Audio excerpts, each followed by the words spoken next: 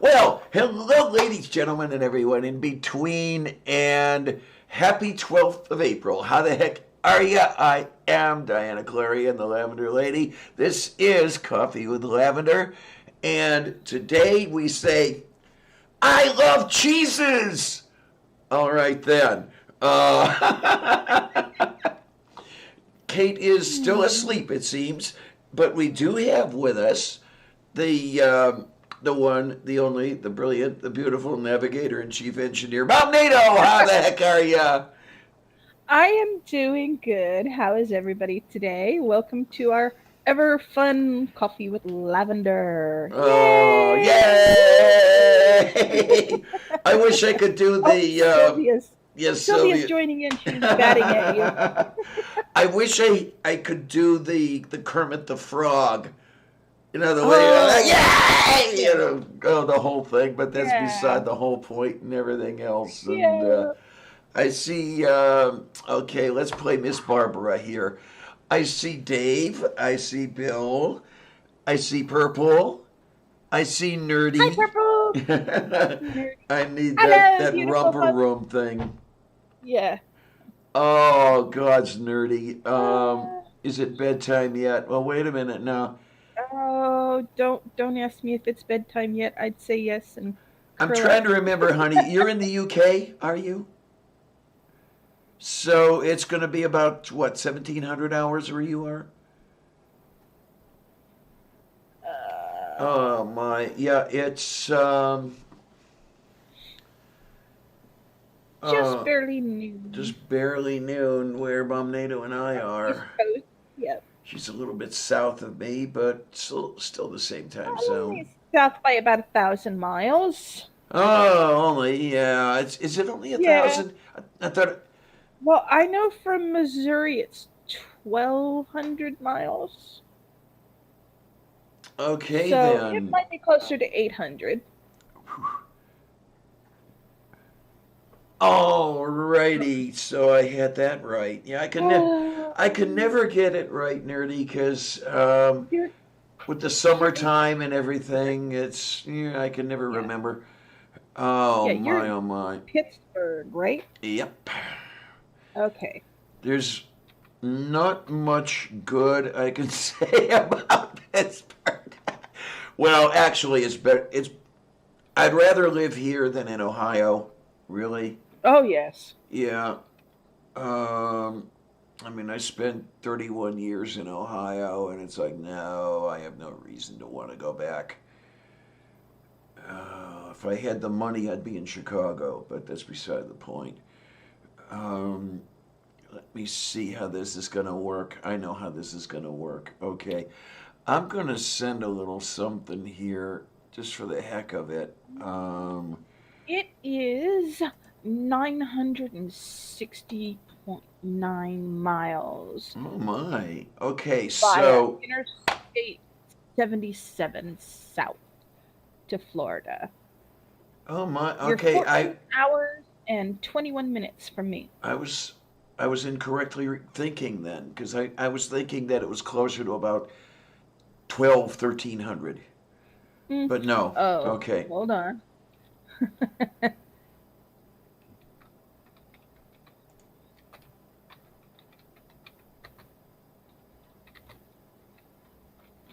All right.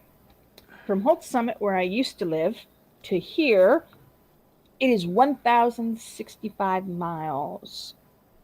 So 15 hours and 18-minute drive in a car. Now, mind you, that increases to almost 23 hours. Actually, it's more than that because we slept. We drove 5 hours, then we slept, and then I drove another 18 hours in a Bushy. moving truck. Yeah. So, Oh my, oh my, oh my, oh yeah, my. can you imagine what it's like to drive a 20-foot U-Haul truck non-stop for 18 hours, I would rather except potty not. break? I would rather not think about it. No, Yeah. I can drive a 10 footer, but I don't like it. Mhm. I was once you drive for like 3 hours in this vehicle, and not the biggest problem for me was not being able to have a rear view mirror.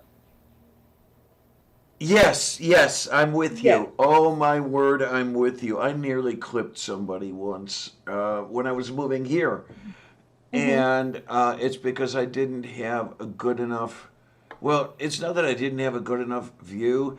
I Hmm. didn't know how to use the mirrors. It's Okay. this is something you learn, and Yeah. Okay. I don't drive a truck that large. Right. Well, And the little round mirrors that are in the corners are for your distance, so that you can see what's coming behind you at a distance. And the regular mirror part is just so you can see side to side. yeah, if you feel like coming in purple, feel Yeah, free. we won't bite you. Promise. Oh, itchy eyes. Oh, Oh. you and that dust stuff going on there. Yeah, I'm gonna have to take some Allegra or something here. Ugh. I tell you though, at least you have a sun porch. I miss a sun porch. I really do. There was, Well, it's technically it's right off the kitchen. It's a screened in porch. It's not really a sun porch because it doesn't get a whole lot of sun. Um, but it does in the summertime. But during the winter, it's not very sunny. hi beach, yay, yay, yay, yay, yay, yay, yay, yay, yay. I know beach. I haven't fixed the closing yet. I'll get there. Really, I promise. I do. I'll get there Uh, eventually. oh Christ. The problem, Ugh. especially with this whole COVID crap going on, I find it really, really hard to get out of bed. Oh, yeah, because there's nothing to do even when you get out of bed. You're going to have to stay home anyway. Nothing to do, no place to go, everything else. Yeah, it's. Uh huh. I'm going to have to see if I can do this. I'll have to call the I'll call ahead to the credit union because I want to know number one when they're going to be open. Number two, if they can spare $30 in quarters because I need laundry money. Oh, laundry. Uh huh. Laundry. Yeah. Now the $30 will last Um, me a while. Um, Most credit unions are open here in Florida. Even their lobbies are open. So I would say alrighty. if your credit union has an online website, It does. uh, then check on the website. They'll usually tell you at this point whether or not they are open for lobby hours. Hi, honey. Hello. How you Hello, Purple. doing? How'd the move go? Sorry, what'd you say there, Ma? I said, how'd the move go? It went good. I'm glad we got that over with before the lockdown stuff started. Oh Oh my yeah, God! What kind of fresh hell would that have been? oh Yes. Yeah. yeah. Well, they only locked down Florida like a week and a half ago, which was really surprising. But they're going to have to do more in Crystal River because we now have 10 cases of COVID-19 in Florida, in Crystal River. Ay, ay. Yeah, Yeah, Minnesota only got the lockdown about 2 weeks ago, but there weren't any reported cases of it here until about 3 weeks ago. yeah. Okay. Because with Pennsylvania, it depends what county you're in. Oh, Um, hello, Smudge. Allegheny County has been under, well, not necessarily a lockdown, but a stay at home Safer at or home. yes, Yeah. that order. Uh, but the red T that goes down the middle of Pennsylvania, north to south, and oh my, is there somebody I know? Gee, okay, now wait a minute. I don't know whether I should let this person in or not. Who the hell is this Kate Farr person? Well, Oh, hello, darling. Hi, hello, hi, darling. Catching sweetness. it How is late. you? Hi, I got a late start this morning. I needed Uh, sleep so friggin' bad. you need sleep, Oh, So, you it's get okay. sleep. Don't worry about it. But what's seriously, up? What's new? What's happening? Yeah, you're just stuck with my allergy Well, this is the So- day, of course, that we celebrate cheeses. And yeah, I love cheeses. I know, Mum NATO. I know. I think I'm that's being okay. blasphemous here. Okay. Oh, love cheese and it. crackers. I say Yes, cheese and crackers too. yes, yes, yes, And yes. actually, I have saltines and I have block cheese. Ooh. Oh my! Oh my! Oh my! Oh my! I Oh might have my! to slice up some cheese and have some cheese and crackers. That sounds really good right It about sounds now. good. Yes. Well, Well, it's I've either that or I can grab one of my little ramen bowls and cook it up and have some teriyaki beef ramen. well, Which sounds better? I've got a crap load of Swiss cheese slices around here. Ooh. Well, I've made 2 Reuben sandwiches in the last week, and if you're going to have a Reuben sandwich, you've got to have the Swiss cheese on it, of course. So, Of course. yeah, I finally got around to it, Kate. What do you think? I also have some hard salami too. Ooh, cheese and crackers with salami on it. Well, I I don't know. I'm not a I'm, big salami people. I don't dig on in many different versions of the word. yes, I'm not yes, big I was salami thinking people. the same thing. If I'm gonna eat some lunch meat that ends in ami, I'm gonna go with pastrami. Oh God, yes, Oh. yes, No, that's okay. absolutely. There's another one. I had the name and I lost it. Darn it! I'm gonna have to think. It's another one that begins with P, but it's not an Italian lunch meat, so it doesn't have the Ami stuff going on. Prodowski, Piccolo. Prodowski. That's it. Oh, I was thinking you were Trotsky? talking. Yeah, it would be P I've R never A. heard of it. I wouldn't doubt it. It's a rather regional thing. The Polish thing. Yes, yes. Praski or Prasky or whatever. I was thinking you were talking about piccolo. Oh God, no, no, no, no. I had too much of that when I was growing up. I don't want to go near Oh it. yes. Ah, that stuff is foul. That and olive What loaf. has got you so upset? My cat is smacking me with his tail as he sits on the back of my chair. But let's go around. Let's go around the horn here. Everybody, what is your favorite cheese? Oh, that one's easy. Ooh. Swiss Emmenthal. Can you describe Havarti that? Swiss. I know the Havarti. Okay, can you explain the Eventhal? It's just like regular old Swiss, except it's a little more intense. It's stronger. Yeah. Okay, okay. I I might like have to that, try it. But if it weren't for that, I'd probably have to go with like Monterey Jack. I like Swiss. I like all kinds of Swiss. Doesn't have to have a specific. I like baby Swiss. I like aged Swiss. Oh, Swiss cheese is the best. Yeah. Purple, are you And hiding? it's also not a stinky cheese. That No. helps.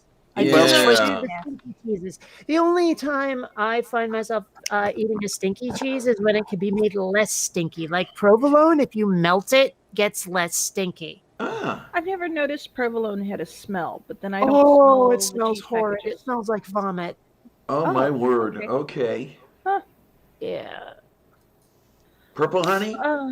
Yeah, Swiss would definitely be up there, but yeah, I guess my first one would be the sharp cheddar and just as Oh, sharp as you yeah. can possibly get it. Okay, I'm with you on there. Well, actually, Extra sharp aged Vermont cheddar. smoked cheddar Mm. would be on the menu Oh for yeah. yours truly Yep. over here. Yeah, the smoked one's good.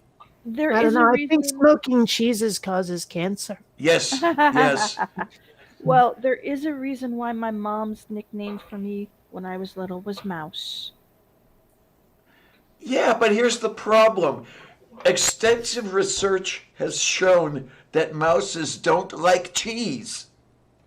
Any mice that I have had in my house have liked cheese. Oh, really? Cheese and peanut butter. Oh Well, yes. peanut butter, yes, absolutely. I Yeah. know that mouses love Yeah. peanut butter.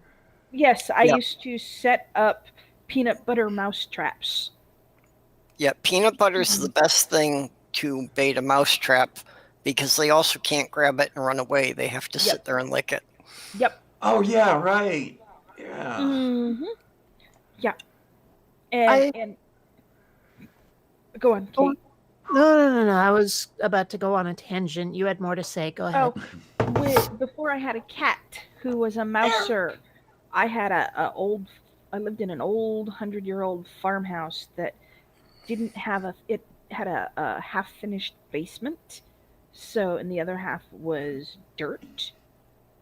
So the mice would burrow through, and they burrowed up through the floorboards of the house behind the Oh cabin. So Lord. yeah, Okay. yeah. Um, Yeah, And peanut butter mousetraps were the best. a I few. used to have a pet mouse named Frankie, and he was weird because he would run up the outside of his hamster wheel until he could stand on top of it. Oh my. Huh. I know, weird, right? But talk about like mousers, cats that do the mousing thing. I mean, I don't have mice in here, but it's California and it's hard to keep clean, and so there's some bugs in my apartment. And Xander likes to eat them. He will chase them. Oh, He will swat them. They will die. He will munch. Oh oh It's kind of my.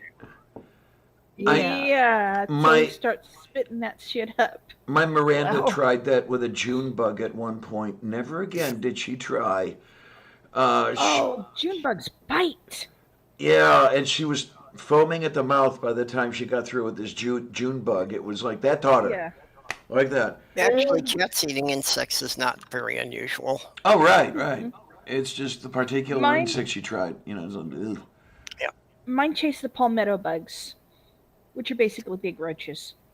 Okay, mm, fine. Yay. Oh They're no. bigger than they're like 4 or 5 inch long roaches that they only come into your house to die. Yes. It's Yes, disgusting. Bill. Gouda. I love Gouda. I really do. mm.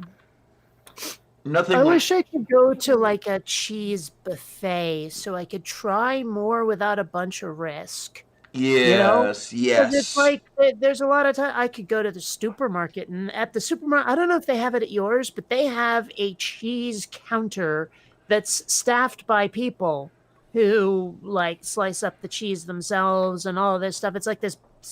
It's the one nod my supermarket makes to being gourmet, right? Okay then. Um, and like I don't know if they give you samples or You anything, but if I could any just like give me a bunch of toothpicks and a bunch of labeled cheeses so I can like find branch out more, you know?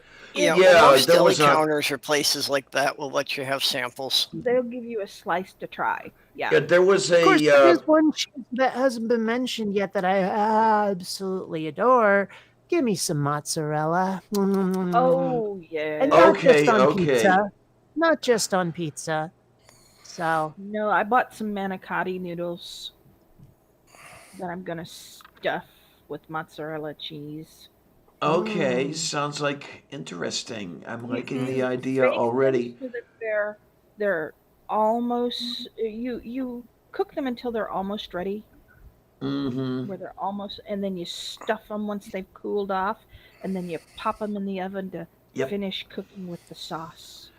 Yeah, there's And that a way the there's a supermarket I used to go to, a Giant Eagle. That's the big chain around here. Whose deli yeah. counter had an actual people person who would cut cheeses up and give mm. them. So you could get, if you wanted, like 2 ounces of something or 4 ounces of something. And I used to. It was like, I've never tried this before. I think I'd like to try it. And I discovered a few nice cheeses that way. There's a. Does anybody here remember or know offhand what the name of the Stilton alternated with a creamier moldy farmer's cheese? cheese. No. Not farmer's cheese. Yeah, it's one of the cheeses not a blue cheese, but it's similar to a blue cheese, and it's Mm. layer caked, if you will. There's a layer Stilton and a layer of this stuff, a layer up this, and that's a pretty darn. My ex got me started on that one. I haven't had that in a while. Oh, let's see what we've got here. I'd better go to this. Mm. Oh that's the yeah, one yeah, that has the yeah. origins of certain foods. Yeah. Booze and cheese are the ancestors of Tide Pods and licking toilet seats. I love it. Am I wrong? No, not at all. Not at all, my dear. Oh, jeez, that's wonderful. Um, But do you have a? I was going to say something about cheese. I don't remember. Well, I mean, the thing is true about the origin. It's like someone somewhere had to figure out how to do this, and that it wouldn't make them barf a second time. Yes. Huh. There's You different know, kinds you can get. still, There's. I mean, there are some things that our mammalian ancestors Double. figured out for us. I can imagine that there were foods that the precursors of chimps and us were eating that as we forked off, we kept eating those things. But then there are things that require the processing, like the cheese. And you have to wonder, where did that get started? Um, Wine? No me. Well, there are deer that get drunk in my backyard, but that's another story. How do they get drunk in your backyard? Apples fall from the trees, and as they sit on the Oh, that's ground, right. You yes. Yep. ferment. Yeah. Mm-hmm. Ew. Ow! Ow! Gross. Ow! Ow! No! No! Ugh. I'm Gross. afraid it's true. I've heard of that and worse. Ugh. Hmm. Well, So, of course, did there. you ever see a British sitcom called Chef? Does not raise I any think I saw a memories. couple No. episodes of it. It's about this like really vicious head chef of a gourmet restaurant named Gareth Blackstock is his name. And he's the sort where if someone screws up even a little, he goes off on this absolutely creative rant, just yelling and screaming in like the most elaborate British insults you ever heard. It's brilliant.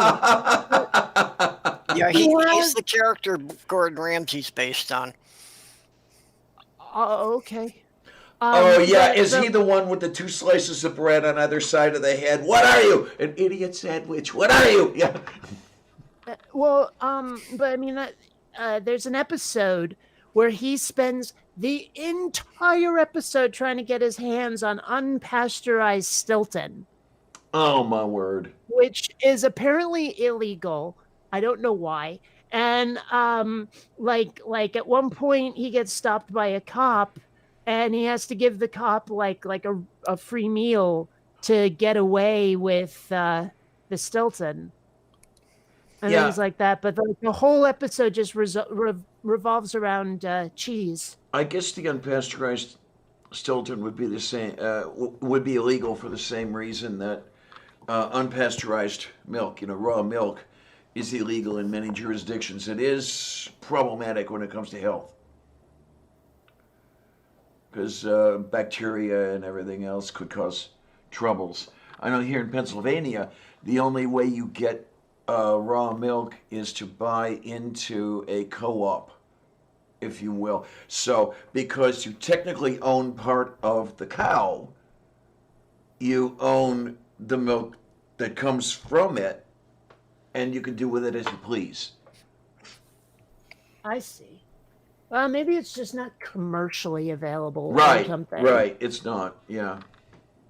But the picture I am sharing now is he's the one on the right, and you can see him about to explode on Everton, who's the sort of bumbling moron who never gets it right, but is really, really trying hard. And he's just screwing up left and right, and Gareth will explode on him. It's brilliant. I love that show so much. Oh my, oh my.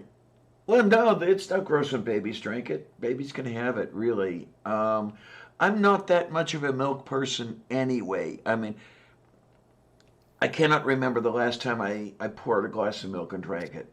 Really.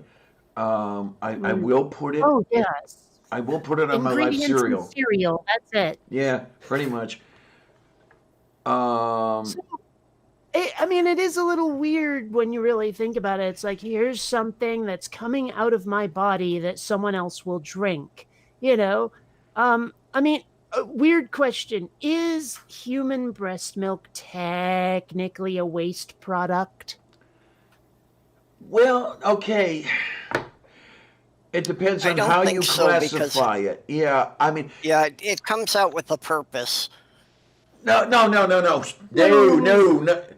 It doesn't have an intrinsic purpose. Okay, let's settle that one once and for all.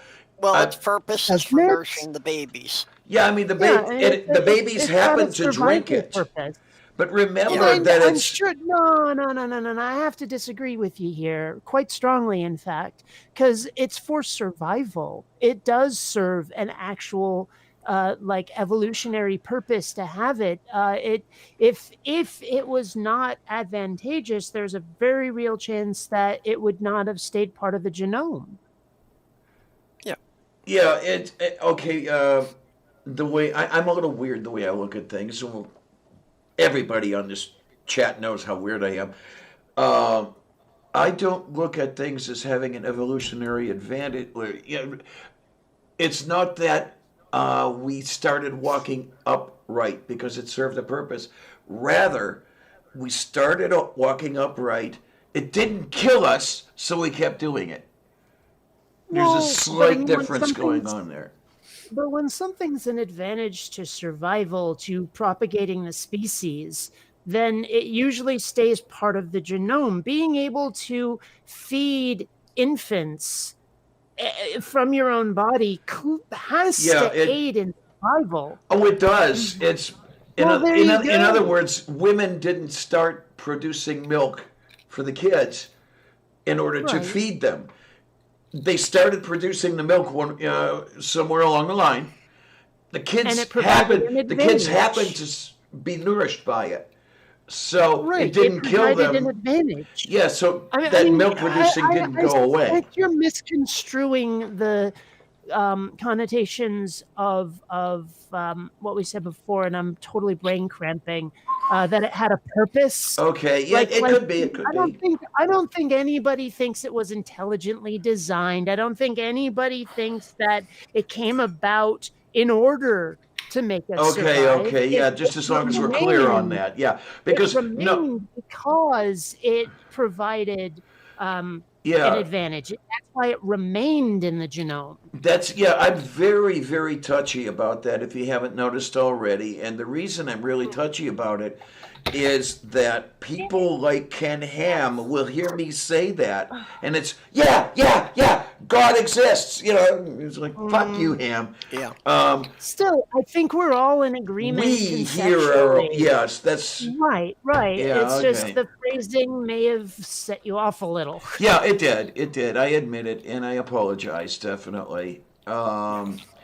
But I mean, we here are scientifically literate enough yeah. to know. Yeah. But it's really At interesting least when I you hope talk we about are. waste product or no, because the milk is actually modified sweat. Yeah. Ew.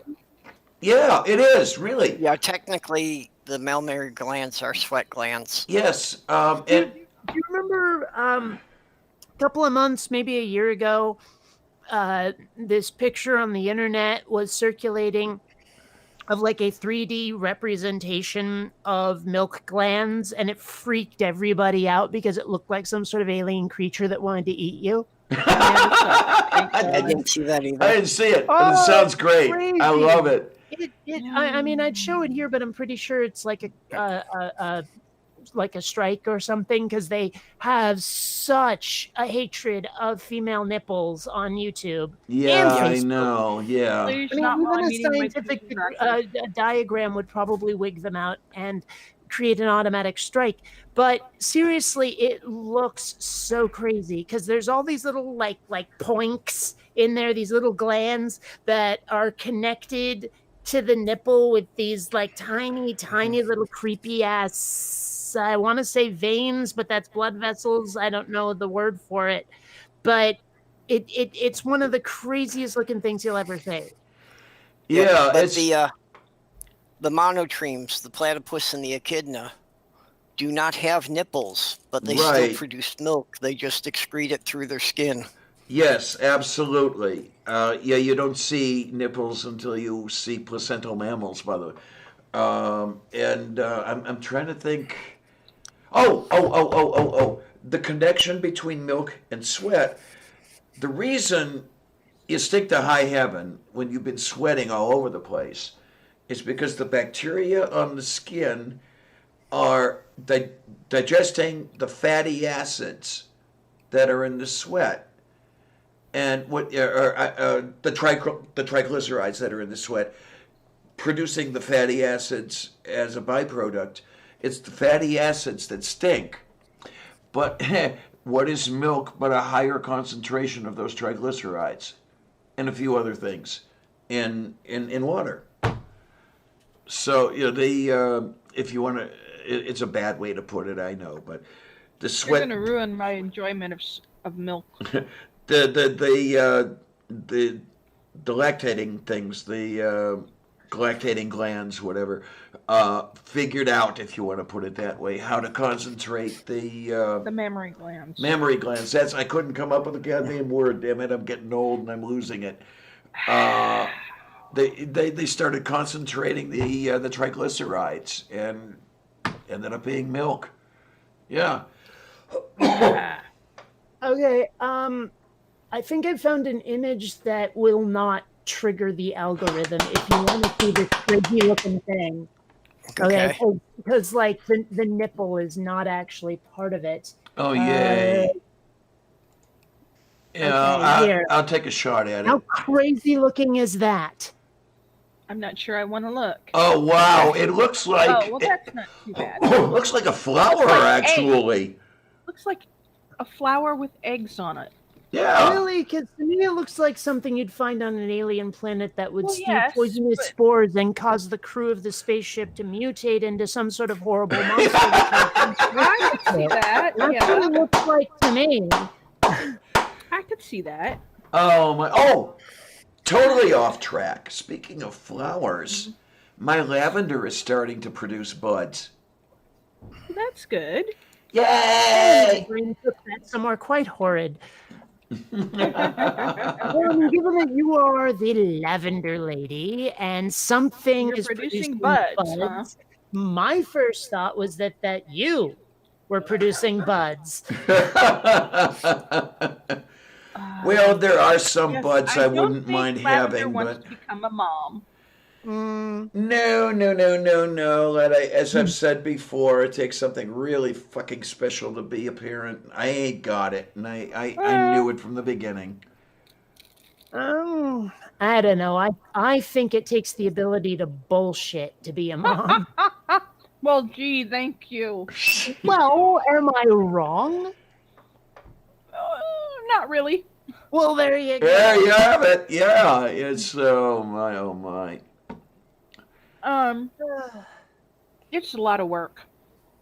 It takes a lot of patience. A lot of patience. Oh, a so lot of I'm ingenuity.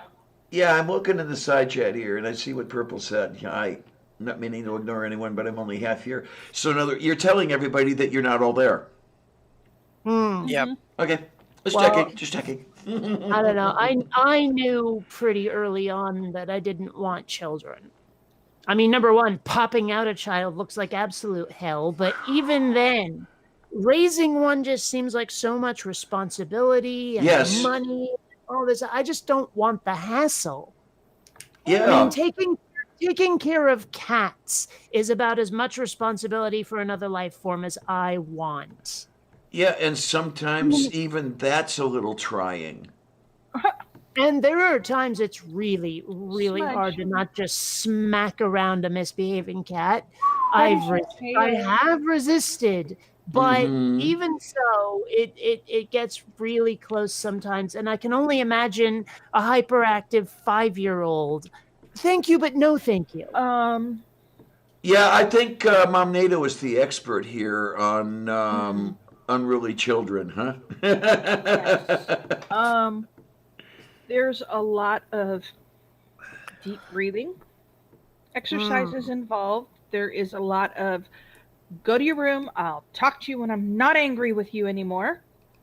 And a Mm. lot of no, you can't beat the child. No, you can't beat the child. No, you can't beat the child. So does blue cheese taste the way it smells? To That I hope my not. It's to my nasty. palate, not quite as bad, but still along the same lines. Why would anyone eat that? It's nasty. Yeah, it's I like the blue cheese when in combination with other things, but to hand me a piece of it and to put it in my mouth, no, it's a little strong. I It's a little don't Well, strong for me. I don't think you should anything eat it. else you find in your fridge with mold growing on it, you're going to throw away. Mm-hmm. Yeah, yeah. Well, I can't eat I don't think blue cheese because I am allergic to mold Mm. and I mildew. just want Oh, nothing to Bill, do why with did you it. retract? I've been And known to retract messages because I misspelled something. okay, and Colleen, please forgive me that I don't know whether to say, "Oh, I'm sorry," or "That's a relief." Well, anybody Um, can have children. All they have to do is find a playground, rent a van, get some candy. You know, There you usually are. There when you you have go. children. bye, Hello, little girl, want some candy? There's nothing Bill. creepy about it. Cheese is curdled milk, Bill. Come on. You take care and be good, huh, sweetie? Yes, eating her curds in no way. Oh I'm just my. saying. That's Yes. Oh, well, you know what Little Miss Muffet and Saddam Hussein had in common? They What? both had curds in their way. Oh. oh. Am I right? Oh. Oh my god. Yeah, well. Well, there's I don't something else I cannot. I don't think I could is consuming whey. uh Yeah, it's what's left over after you've curdled the proteins in the yeah. milk, and it's That could have been bad. bleh, I It don't like that. isn't curds and whey basically cottage cheese. Yes. And why do people eat cottage cheese? That Oh, stuff is cottage cheese so is unpleasant. foul. I Well, mean, like, it tastes like nothing, and it's got the texture of something you wipe up. there Yeah. you go. I do like the what they call the large curd cottage cheese. I like that more than I like what they call the small curd because the small curd has more of the whey. It has more of the liquid, The whereas liquid, yeah. the large curd doesn't have quite as much. And yeah, I'm not much for the whey. Don't give it to me by itself and expect me to drink it. As far as Ugh. that goes, blah, blah, blah, blah. But as a lunch goes, take a small onion, chop it up, put it in a pound of large curd cottage cheese. That's lunch. I love it. Oh, with shitloads of Oh, black pepper. well, okay, the coffee shop I go to for like game night and all that stuff has it's not just coffee, they have a full-on restauranty thing, or at least a sandwich bar. Okay. And they have this triple cheese pesto sandwich that is absolutely to die for. Huh. Yes. Oh my gosh, you have no idea. It's so good. And I mean, it costs a little extra to put meat on it, but it is so damn good with things like, say, pastrami or ham or bacon or roast beef. It is so good. You have no idea. So you wait a minute. You're saying three cheeses and pesto. Yes. What would the cheeses be? Do you know offhand? Oh, Okay. no. I can probably find it Because because I mean, I can just look up the place and I'm sure they have a menu. I'm wondering if it's something I could experiment with here in the Lavender Kitchen, and come up with Possibly. something that won't kill me when I take the first bite of it. Or blow your budget. Yeah, well, Let's see, that's all the coffee. Here we go. Panini style. Triple cheese pesto, provolone, cheddar, and Swiss with tomato, onion, and pesto on grilled ciabatta bread. That's not bad at all. that sounds good. It is It does so sound good. tasty. I get it every time I go to game night. That Because I sounds like all three of those cheeses. And it's the mild provolone and it's melted, so it's not grody. Yeah, I'm sitting here eating cheese and crackers, so I don't have any cheese in the house, and I'm probably not going to get any until those masks arrive, so I can go out. um There's a friend of mine who lives in China actually got a small box of those masks and sent them to me, plus a weird looking gas masky thing. So it's one of those ones where you can change the filters, so you can plug in a filter that works for the coronavirus. And I mean, right now, like he ordered it for me on the 3rd. What is it? The 12th, and Yeah. so the package just arrived in Shanghai like 2 days ago. So it's going to take a while to get to me. But when it does, yeah. The problem with the one with the changeable filters is that Mhm. anytime you've used it, you can't bring the filters in the house because I the see what virus you're will still saying. be the virus would be trapped in the filters, and if you brought it in the house, the virus would get back breed in the in your house. air. I see what you're saying. I don't know. I only personally know one person who's died from COVID-19, and none of the celebrities who've done it are people about whom I ever gave my fandom, or to whom I ever gave my fandom. I was going Yeah. to say about whom I ever cared about, but that's kind of mean. But the very last of my grandparents died of the coronavirus like a couple of days ago. My dad told me it was 6 weeks ago. Then my mom corrected him. It was more like a week ago, but they still didn't tell me on the day, so I'm a little pissed. Oh my. But yeah, very last of my grandparents cacked it Okay. about a week ago from the virus. So it was I'm so probably 6 sorry. days instead of 6 weeks, but yeah. Yeah. I'm So sorry to hear that. Well, we weren't very close anyway, and she was very, very, very senile. But even so, like, no more grandparents. Yeah. Well, I haven't had grandparents since 2004, so I haven't had grandparents since 1986. Well, I don't know. I mean, how old do you think is average for you to be when your grandparents all die? Well, let's see. it depends on how yeah, healthy really your it grandparents does. are. Yeah.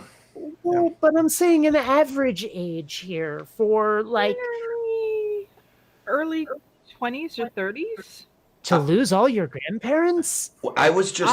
My last grandparent died when I was Well, yes, but are you the 30. average? 33. Yeah, I was just short of 30. Huh. See? I don't know. I mean, I seem to remember the last of my dad's grandparents probably died when he was about, what, 40-ish? Yeah, it all depends on what the life expectancy is in the family. Yeah, I don't know. And when you arrive, I mean, in my particular case, those two went to the baby store and took me off the rack when they were 33 compared to the usual first child, at 22 or 23 or whatever it is. So there is that 10-year difference there. Bobka I'm a little was 65 creeped when out. I came home, for example. Like, if granny- anyone has a child when they're still a teenager, I'm a little creeped out by that. It's I'm not. too early. I'm not. Well, yeah. I'm not necessarily creeped out. I'm somewhat angered because, yeah. I mean, a statement that we used to hear quite a lot way back in the old days, way back in the old days, was children having children, and there Mhm. is some sense to that. Oh You yeah. know, maybe it's like just a quirk of my brain, but I see a difference between the old days and the olden days. Like olden days was probably turn of the last century, not the most recent turn of the century. We're talking Oh, 1900 19 or to so. 20. Okay, yeah. And even Yeah. anything like earlier than that is the olden days. But my experience, my personal experience is back in the day when I was like a kid or something, that's the old days Well, and not the olden days. If you see what I'm Yeah. saying. No, Yes, I get what yes, you're I saying. get I'd you. go with Yeah. that. Yeah. kids having kids. My mom had my brother when she was 17, Oh, sweet mommy Jesus. and me and my sister when she was 19. No, that's way. If you'll excuse the expression YouTube, that's way Way too too fucking fucking early.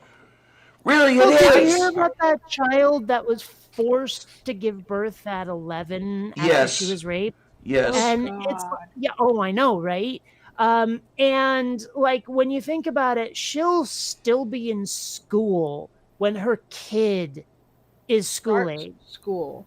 How Yeah. crazy is that? My my perspective on it was I waited until I was 26 to have a Okay, tornado. that's not all that bad, really. Yeah. Yeah. I would think around 25 is around a good point to start if you want to start early. Hmm. Yeah, you don't want to wait too long. Like a certain friend of no, he had two, and then he had two Yeah. more, and yeah. Mm. Well, my ex had her first kid when she was 16, and her mother had her Ah, when she was 16. and So at this 32, her mother was a grandmother. Yes, Oof. absolutely. And I think I've described this before. I'll describe it again. There's a woman that lives in this building who was talking to me one day about her great grandchild.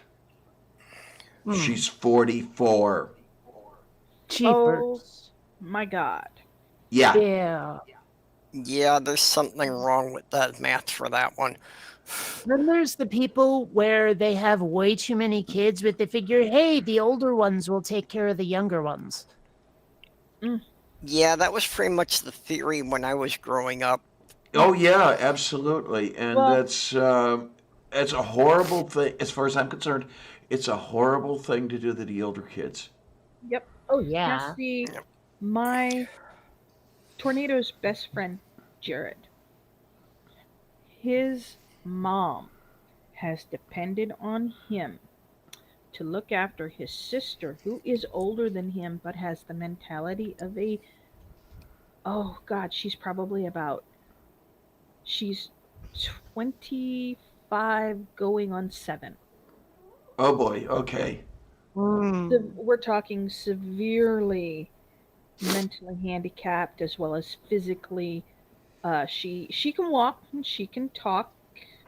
Like, to give you an example of her intelligence, everything that is bigger than a dog and a cat is a cow, as far as Really? All animals right, go. then. Horses are Crazy. cows, hippos are cows, giraffes are cows. I mean, you name it, everything's a cow, except for dogs and Moo. cats. Moo. Right. Mm. And this child, you can't leave her alone with an animal because she doesn't stop to think. You pull the animal's tail, the animal's going to turn around Oh and bite boy. you. Yeah, yeah, yeah. Yeah. Mm. Uh-huh. So when I say 25 going on 7, I mean exactly that. Yeah. Um, and Jared, for as far back as I can remember, probably since he was age 6, anytime his mom wanted something done when she was quote unquote too busy taking care of doing stuff and having to look after her child, it would be, Jared, make yourself and your sister a sandwich. Jared, check on your sister. Jared, get your sister and yourself something to drink. Well, there's To someone who ought to be having kids. Oh yeah. And to this day, Jared looks after his sister, and he's the one working instead of his mom. Oh, Jesus. Okay. Well, I mean, what Right. would happen if he just said, "You know what? I'm an adult. Fuck you. I'm going my He own won't. way." He I wonder. is he is like Tornado, but not as silly, Oh, which is the sad thing. He has anxiety issues out the wazoo. well, it Well, who sounds could like blame this him? mother. Yeah. Yeah. It sounds like either this mother is genetically horrid or she's like a chemical dependent type person. She's not chemically dependent, but um Hi, Greg. she should never have had kids. Hmm. Yeah. Well, I mean, She I'm not exactly in favor of eugenics, but at the same time, there's some people who probably shouldn't breed. well, I was babysitting for this girl. I would watch her daughter at night when she was working night shift for Walmart. I got it to where if Catherine was doing something bad, all I had to do was look at her and say, "Do you want a timeout?" No, and she'd stop doing whatever she was doing. I had her in a timeout one time. It was one of the last times I babysat her, and uh, Christine came in and tried to tell her, "Leave Catherine alone. She's in a timeout." She went back and got Catherine, and she's like, and Catherine, of course, is crying hysterically because Mom is home and she's in a timeout. So, of course, she's crying for sympathy, and she ruined all of the work that I had been getting with Catherine to make her stop doing what she's doing.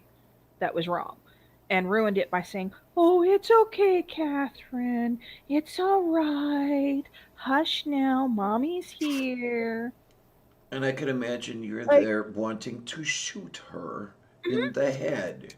Because at 25, Catherine is intelligent enough to know when she's doing something wrong.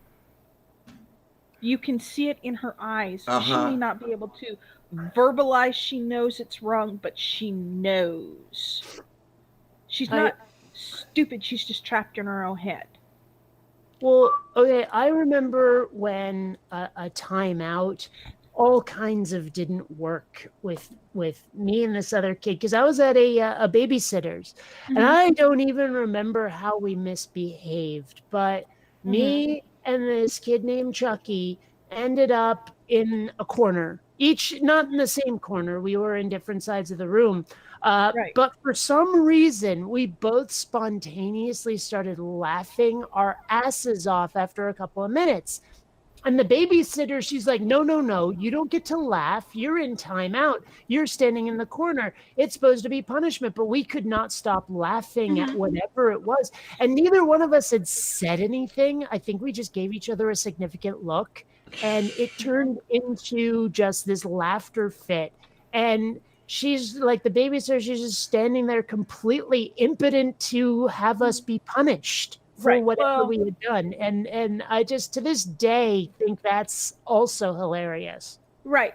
But Catherine wasn't Well, I'm not talking about Catherine. yeah, she just timeouts worked with her, thankfully. Um Okay. because you'd put her in a room by herself with no toys and just in a room that had nothing in it except a bed and a dresser.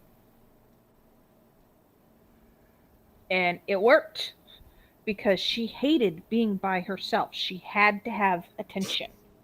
Hmm. Okay, then. Um, and anytime her mom would discipline her, it's, "No, Catherine, we don't do stuff like that. That's bad. Oh, You jeez. need to not do that." It was the baby talk mode, and I'm wanting to sit there and just bitch slap her upside the head because Catherine's not going to know if you don't get stern with her. Yeah, I can imagine that Mama was reading too much Benjamin Spock. She took no, you can't spank her because she's disabled to an extreme To where you level. can't even look at her with a Right. cross expression. Yeah. Right. And oh my god, the few times that I actually spanked Ren. Oh god. Well, I know someone else who desperately needs attention all the time. Drill sergeants. Okay. Yes. Well, the few times that I spanked Catherine, her mom would come up to her and come up to me and go, "You can't spank Catherine. You're leaving marks on her." I left a red swat on her backside that disappeared in 2 hours. I Well, don't think it's going to hurt the kid. well, but the thing is, I mean, I don't agree with corporal punishment. I'm going back to the drill sergeants. They punish in other ways. Make her do laps. She can't run. I'm kidding. Well, actually, the better way to do that would be to make the entire family do laps. Yeah, the way. Yeah. Yeah, one recruit screws up, the entire class gets it. Yeah. I don't know. I thought that dewlaps were a thing of lizards. Okay. Okay. I'll just be over here. Hi, Orla. I didn't see you come in. And Amiga Yeah, I Nuts, mean, who don't you shill but for? in all seriously, I'm not sure I agree with corporal punishment either because it doesn't really teach the kid anything other than to be Hmm. afraid of you. Well, I'm not talking about I don't care. You're still saying you spanked a kid. I'm not down with that. when you've tried everything else. Yes. A SWAT, open-handed, with nothing but your hand on a clothed backside. I'm not talking rulers or anything. I'm talking about you hit them too Well, hard, you're going to hurt yourself. yes, but the principle is that nobody learns anything other than if someone's pissing you off, you spank them. If you spank them, there's no lesson there that actually makes anything sink in. In fact, it teaches people to perpetuate the cycle of Yes, violence. yes, And it yes. Mhm. doesn't and I mean, there are literal scientific studies on this. Spanking can make things worse, not better. If anything, spanking is there for the parents who just want their kids to shut the fuck up. Yeah. It doesn't actually instill any sense of discipline in the child.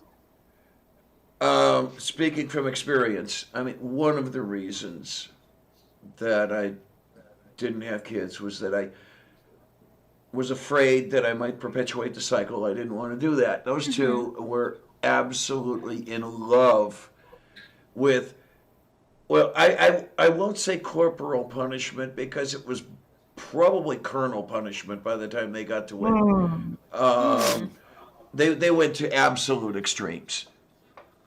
Right. And it was one of my fears, grounded or not, was that I would perpetuate the cycle. Another of my fears were that in response to all that, I would be so lenient the kid would be a piece of shit anyway. Neither of which is a good Right. idea. Yeah, You can't lean too far in one way or the other because it doesn't work. yeah.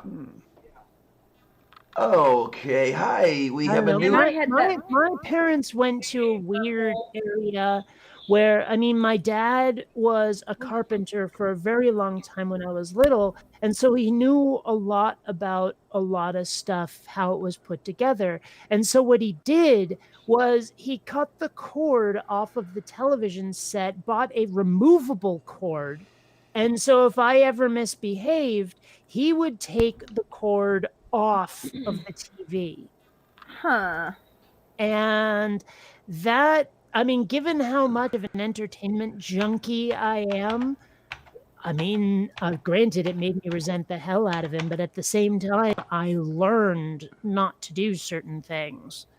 That is usually the way that the experts say you punish your kids is like make them realize that the results of behavior are more attractive than the results of misbehavior. Okay, then. Yeah, yeah. But not in a way that makes them fear you, but rather in a way that makes them see, um I hate to say the error of their ways because that sounds so horrible, but that's We get, essentially yeah, what I it get the is. point anyway. Yeah, I don't know about anybody Yeah. else, but. Okay, hi, hi, hi. Colleen, new person, dirty ex brides, etc., etc. Always glad to see new people around. Well, I mean, how new can this person be if they're able to Oh, type? They've learned a lot, they've been around for a while. we have So, I a. mean, I'm thinking this is someone who's well used. Okay, okay. And I'll just be over here. You like cheese. Yeah. Yes. Yes. Uh, Oh, man. Well, I'll tell you what, Orla. I strongly suspect that he was an alcoholic himself. Um, although I cannot point to any instances where it was glaringly obvious. I don't know. I know he had anger issues. Oh, God, did he ever have anger issues? Yeah, more than half my family are alcoholics. I wish I knew. Like, I don't have any alcoholic relatives that I know about, I have two. and certainly neither of my parents. Myself, my whole thing where all of a sudden my desire for alcohol just went away, and I was never more than a social drinker. Two doubles at the club once a week. That was it. But I don't know. I've had friends who are like, I have a friend right now who she used to be in this abusive relationship, which is so weird because her husband's totally a friend of mine. And I have a hard time picturing that, although I know that a lot of abusive relationships, the abuser seems so nice to everybody else and all that. Yeah, But yeah. she's been talking about she's now 1 year sober and all of that stuff. And honestly, I didn't know she was an alcoholic, though. I knew that when her husband was deployed because he's military, Oh, boy. she drank rather more than she should have. I know that much. But even so, I mean, it's just like weird. I don't really understand what it's like on an emotional level, an empathetic level to have that addiction. I don't. Well, when I was in my 20s, I was a heavy, heavy drinker. Um, when I'm looking back at it, I don't know that it was an addiction. It was just that life was easier when I was drunk than it was when I was sober. Easier to Yeah. take, one of I those deals. have. Well, And and drinking a lot doesn't necessarily mean you're an alcoholic. right, right. It's a question of what do you do when you can't get it? Does that become a problem for you? There you Oh, go. ow! Oh no, Fucking little hell! one. Come on, little one. What are you Yeah. doing Oh here? my gosh. I mean, what I'm wearing on my legs right now is very thin sweatpants, and Xander took a flying leap. Oh, Oy, My. oy. But it's really interesting that I lost most of my interest in alcoholic beverages. Yeah. Um, I can't point to a day that it happened. Can't point to a reason. It was just one day I was a heavy drinker and another day I wasn't. My Um, cousin Eric is an alcoholic, and we're talking 2 or 3 cases of beer at a time.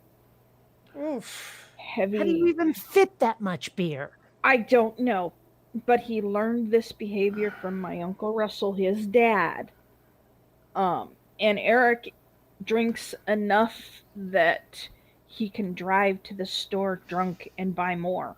Oh boy. Okay. Yeah, which And makes him dangerous Yeah. when Yes. he's drinking.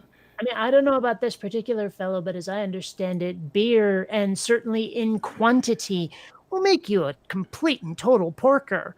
Yes. I Yes. know, Because it's full of carbohydrates. Yeah, I it does know have a lot of empty calories. it Yeah. does, but his family, my family, is tall and thin. He is 6'4" and Yeah. probably weighs 150 pounds. Well, and if he's got a high Mm. enough metabolism, maybe he Yes. manages to burn it off without it really settling Yes. in. He's It also a is truck so driver, so weird how many things there are out there that trigger song references. yeah. I don't know where he puts it all. But he's not fat.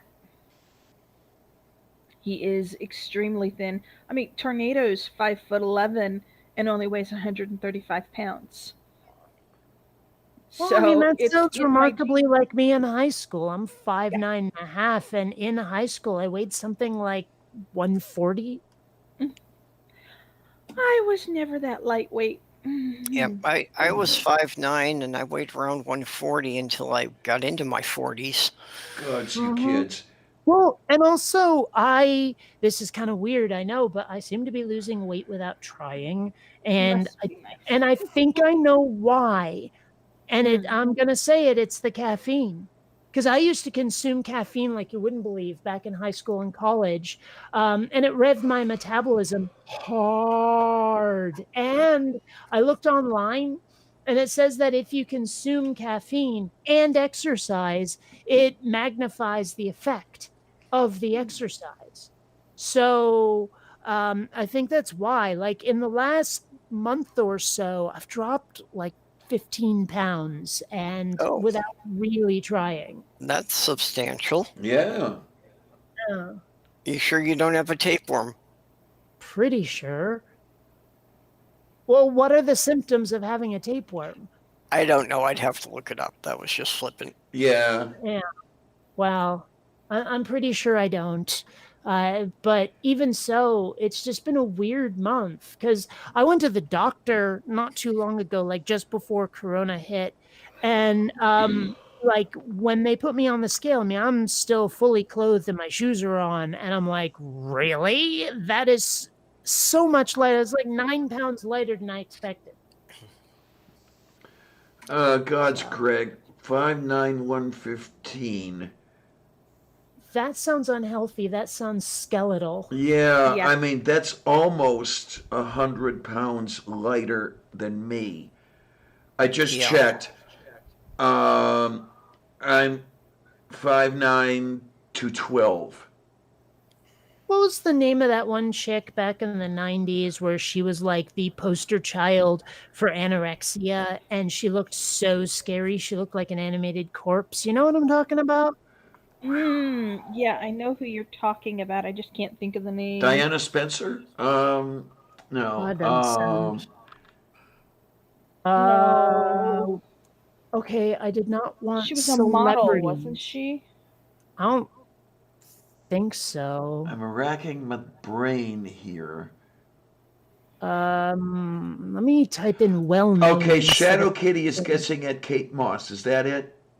No, no, no, no, no. It's not a celebrity. It's not a celebrity.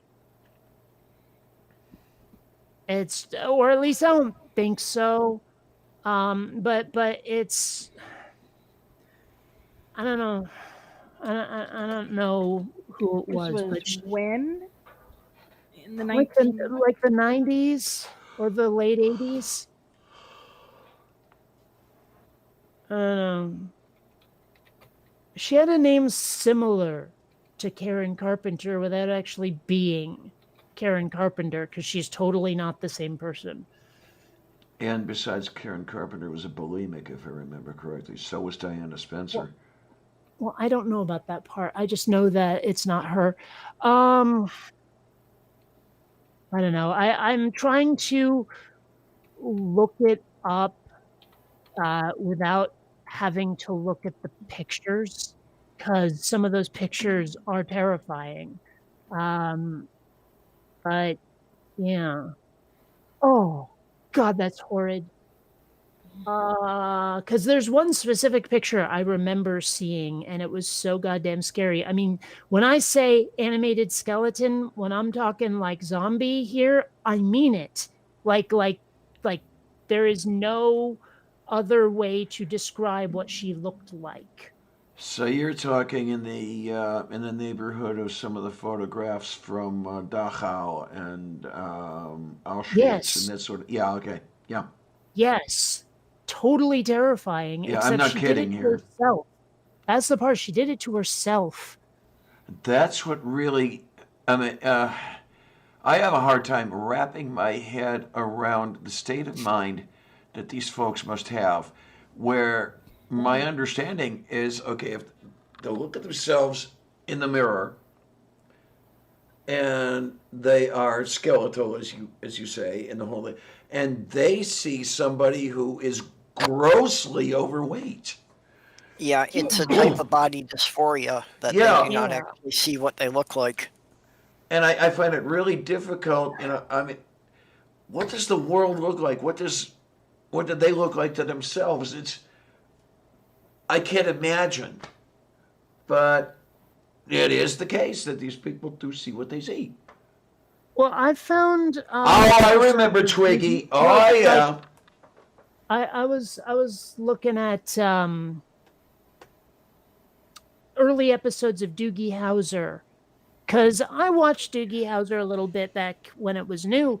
And I was like, let me relive that childhood memory. And one of the earliest episodes is this woman who thought she was hideous, even though she looked like a supermodel, and was addicted to plastic surgery and just kept getting it and Oh my getting it word. and Oh my getting it. word. I know somebody like that. I You do. know, where like she would look at her thighs and go, ugh, that spot right there is just wrong. I need that one spot corrected. And it was that after that after that, like no part of her. And when Doogie tried to tell her, "Are you kidding me? You're totally hot," she lost it, like crying and flipping out. And she's like, "Why are you taunting me like this? Why are you torturing me like this? You're lying," etc., etc.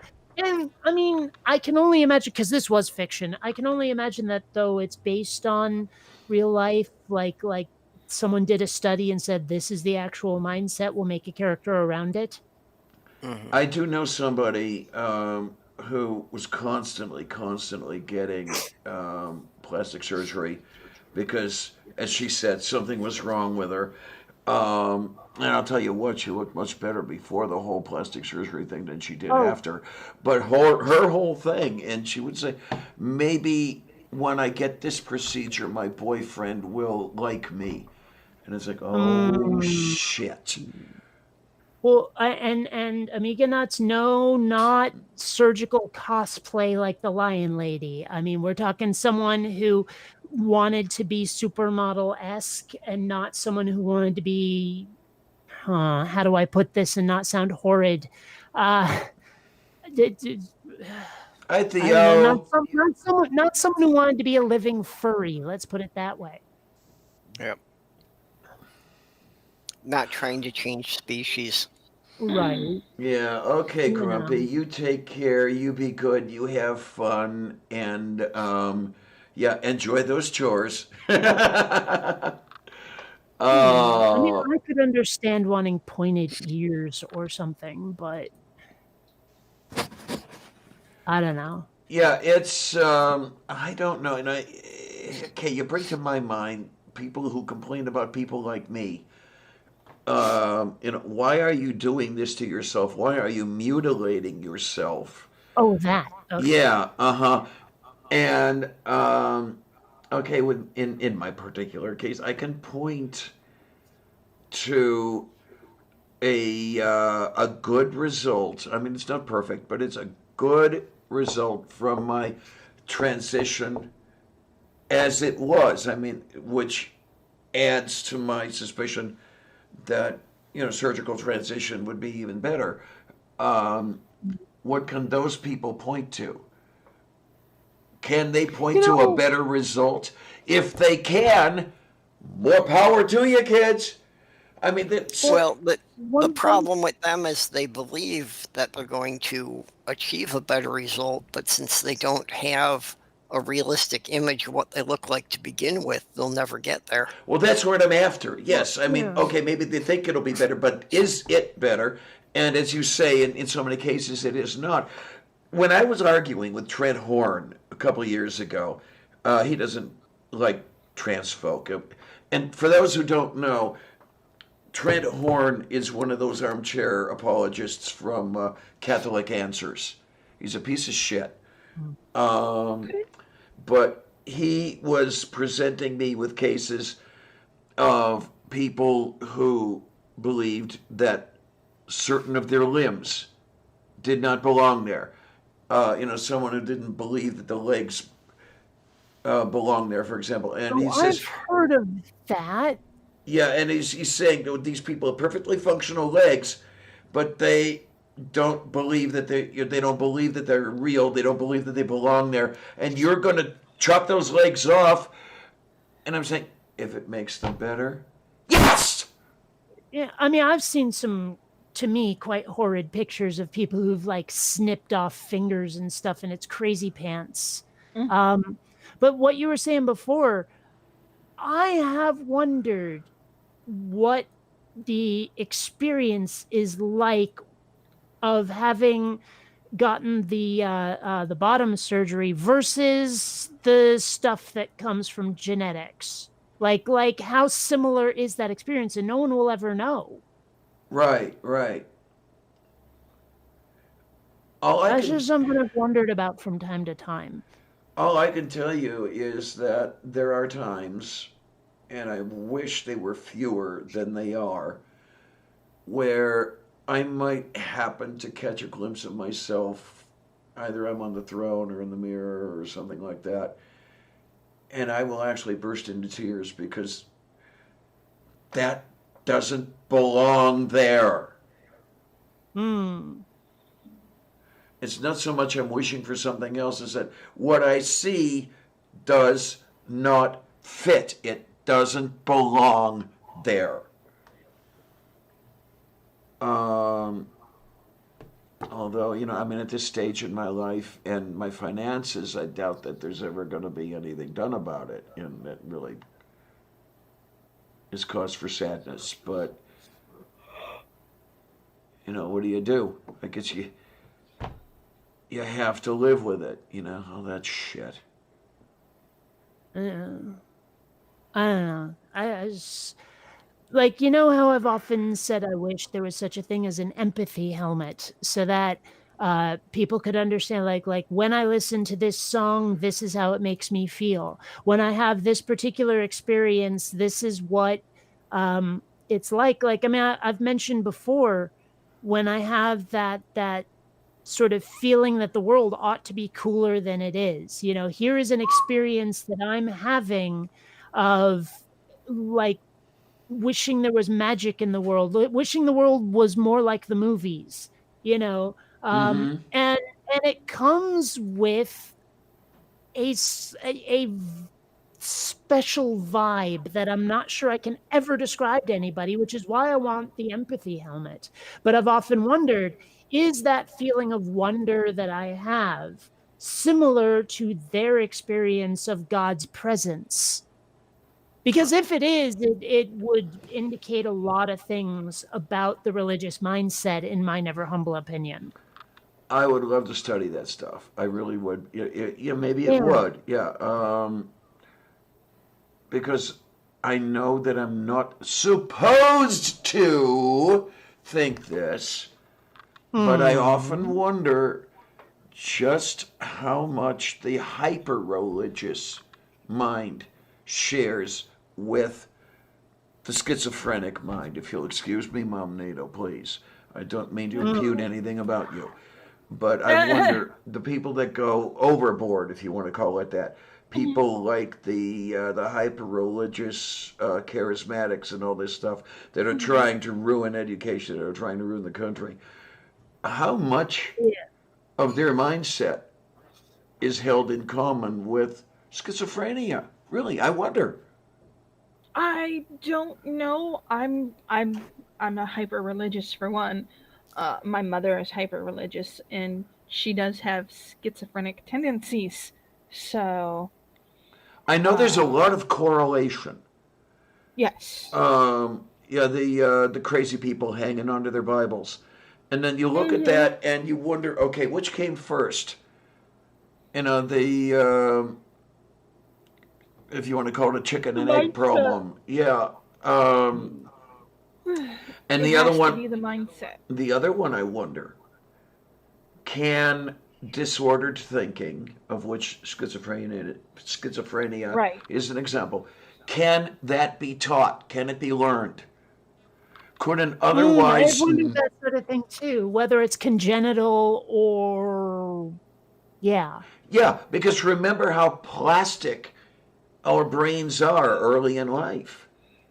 So if you Hmm. teach a person to think in a disordered manner, can that rewire an otherwise normal, if you want to put it that way, person to be loopy?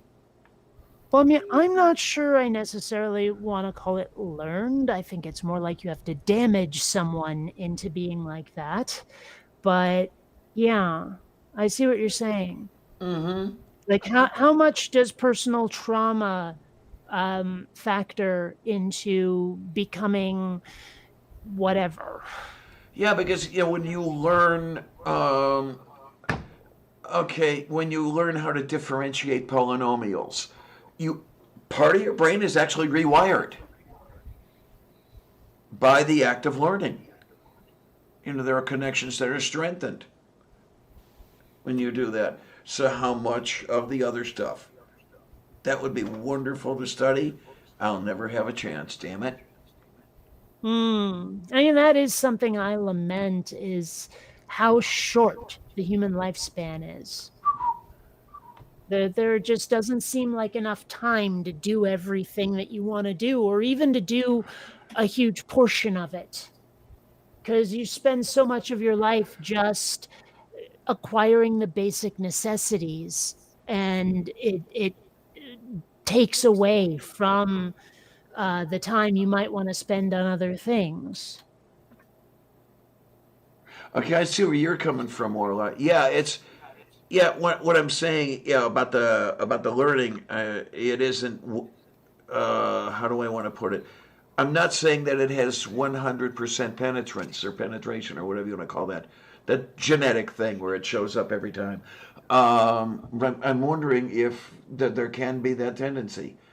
And it's a question. I'm not making a statement. So I'd really like to. Oh, well, I'll never know. So, One of these days, I really need to get tested to see if I'm on the autism spectrum. mm, I um, suspect I might be. and then I suppose the next thing, were you, then it would be okay, what do I do with this? Yeah. Yeah, I mean, I don't know how useful the information would be. It's like when I did that 23andMe test, Uh huh. and now I know my genetic makeup, but it hasn't changed anything in my life other than knowing that information. Your genetic makeup, would that be max factor? No, Oh, okay. you'll just be over there. Yes. Way over there. Well, it Ugh. is something you have to decide for yourself because yeah, I've known some people who feel it helped them get the diagnosis as an adult, and I've known some people who there were good indications they were, and they just decided they didn't want to know. Well, I mean, does knowing help anything? Or for that matter, does it harm anything? Like, if you were to get the test and they tell you, oh, yeah, you're autistic, are there like legal ramifications now that it's officially known? Uh, Nothing Um, legally because it's part of your medical record, so no one else can really see it because of HIPAA laws and such. Well, but I mean, I have to disagree. When they found out that I was having seizures, my doctor was legally obligated to tell the DMV I'm not allowed to drive. Right, but Right. And so autism. I wonder if there's anything about autism where it's like, oh, yeah, this will be dangerous if someone's autistic. Don't let It, them do it, or anything, something like that. It doesn't have to specifically be you're not allowed to drive, you're not allowed to do this, that, or the other thing. But if they find out and it's on an application or something, and they're like, yeah, you're autistic, we gotta deny you. So sorry. okay, military service. Mm. And it also depends upon the severity of your disability. Well, Kate's a little Um, beyond military service. They wouldn't even take you at 44, right? right, Well, but I don't know. But um, it's not like they can draft my it ass.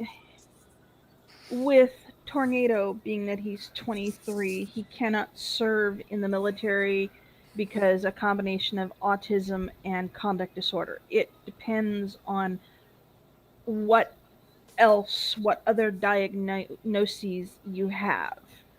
Well, His you know, father was mildly autistic and served as a weather forecaster in the military. So it it depends on severity and um, other issues, other factors that layer in to create I your bet though medical that makeup. he could serve in the military chow line. No, they I'll won't just even be take over that. here. Yeah, Uh, there is a reason why they make you take a mental and physical competency test. Well, one thing that I've done for a little bit of extra cash is studies like marketing studies, focus groups, that kind of thing. Now, it is really hard for me to get accepted into those because my income is low and I'm like not a specific race demographic, and of course my age and all that sort of thing. And so, like, I usually don't tick enough boxes to be accepted in those things. And one of Right. the things that they were going to do, where like I was really close to qualifying for a food survey, until they found out that, and I don't know why it went away, but I used to be lactose intolerant. And they're like, yeah, that's a deal breaker. So sorry. And I have to wonder if with any of these surveys, they might ask, oh, by the way, are you autistic? Oh, deal breaker. So that's the sort of thing where I'm like, if I found out, would it actually be a detriment rather than a benefit? Yeah, it's most of those are for like surveys and stuff. They want to know your physical I know, diagnoses. but I have to So, wonder if it could ever come up, is all I'm saying. yeah, And I've even never if had it's them not ask. specifically in a marketing survey focus group, anything Hmm. like that where they ask all these questions, are you this, are you that? Um, Hmm. it's like when you go to the blood bank, they ask you, are you homosexual, kind of things. Hmm. It's like there are so many things where if you tell folks, it can go like badly for you, That's just in some, terms of you don't qualify. that's something interesting that you mentioned, and that's something that really burns my arse here. Is that Mm. okay?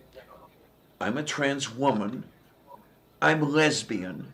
Yet Mm. they call me MSM, which is male having sex with male.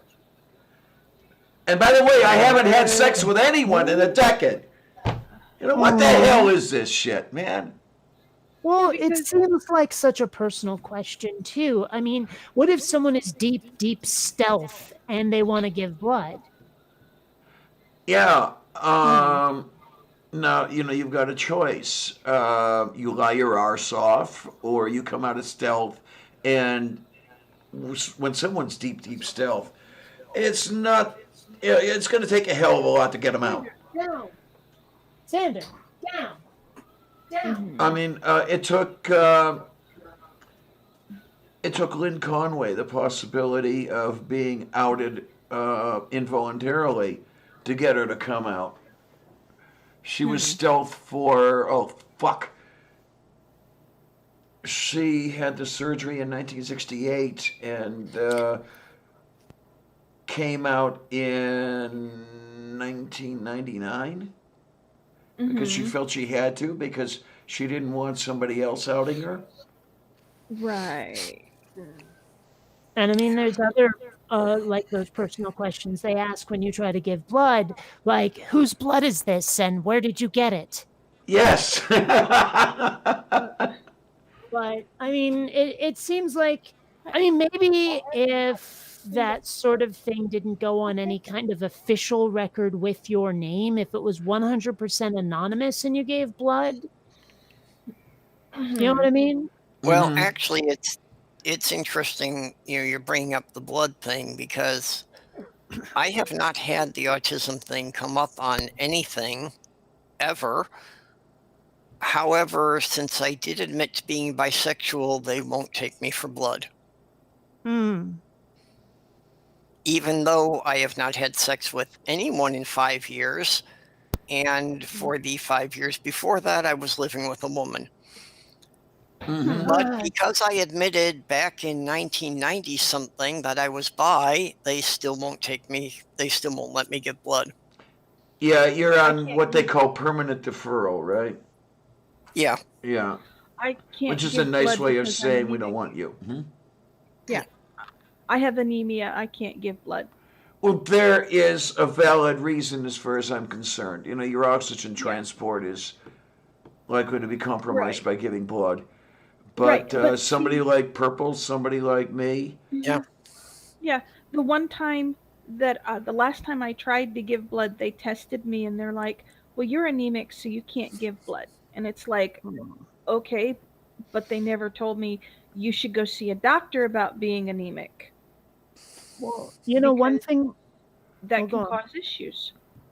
One thing I've heard about, and maybe you've heard about it too, is with the whole coronavirus thing, they have suspended the ban against homosexuals giving blood. And I'm like, well, if you can do it during an emergency, why then can't you you can just just do it? do it. Hmm. Yeah, it seems kind of crazy. Because Yeah. I my don't know. understanding is that they screen every donation anyway. Yeah. Yeah. And you know, I have discovered a bunch of years ago that I have a very, very, very depressing blood type. You know, B negative. Okay, then. Yeah. Yes, And I'm not kidding. Actually, that really is legit my blood type. So Yeah. yeah, I'm an O positive, so Oh, I yeah, think my your dad's blood O type is negative, like. and so he gives blood every chance he gets. yeah, I can give to anybody. My blood is considered the best thing you can get because it can be given to anybody. Wait, O I positive? believe. I think it's O I thought it positive. was Might O be O negative, negative. but it could Yeah, be. I'm Yeah, O my negative. sister's I'm O what they negative. consider the universal donor. Yeah, It's funny, my Mr. sister's Shadow Kitty weird. brings up something interesting. Do they accept your blood if you've been smoking the weed? Because I'm not sure they They care. do.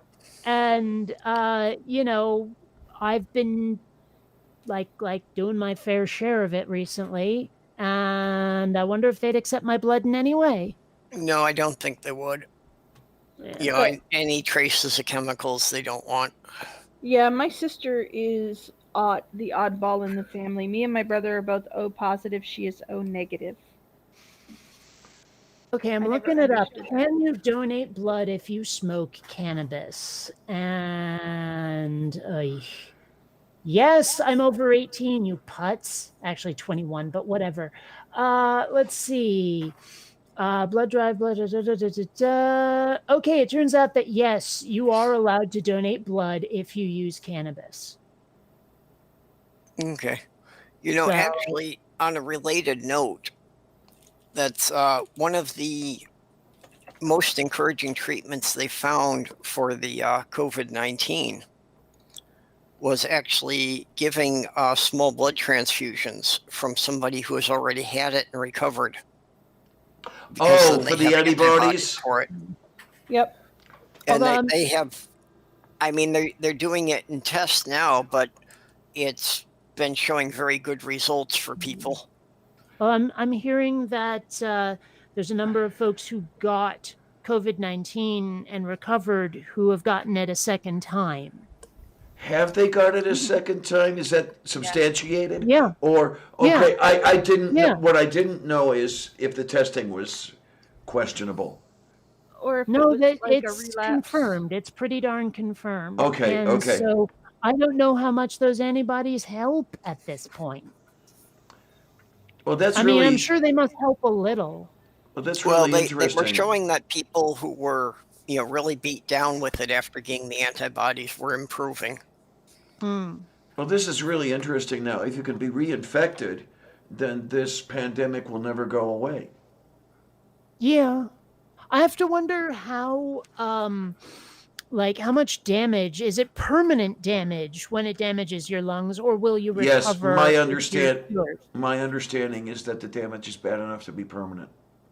See, that's gotta suck pretty hard because, I mean, I didn't really realize why people were dying from it until a few weeks in because no one said. They just said, oh, this will kill you, and it's kind of like flu. But someone finally described the death from COVID-19 as basically your lungs get so screwed up that you can't breathe anymore. Yeah, you and that's basically what you makes basically you drown. suffocate. Well, yeah. But Yeah. still, I mean, it's like scary that it Yeah, can do and that. even the people who have recovered from it, it does leave scar tissue in the lungs that some of the Mhm. bronchia will not grow back. Man, it's scary. And yeah, Amiga Nuts, I know, citation please. I don't have the specific links. I saw it, went, huh, and then clicked close. So I don't have that for you. I'm sorry. Just saying. Mhm. And besides, I'm pretty sure you have access to the Googles. Look it up your own darn self. I mean, granted, I've gotten on people who've said that to me, but even so, it is a thing, and we are live right now, and I don't want to go digging while we're live, but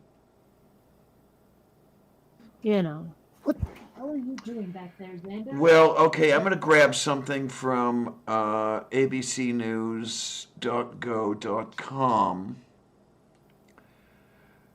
Headline here is questions remain over whether COVID-19 recovery will guarantee immunity.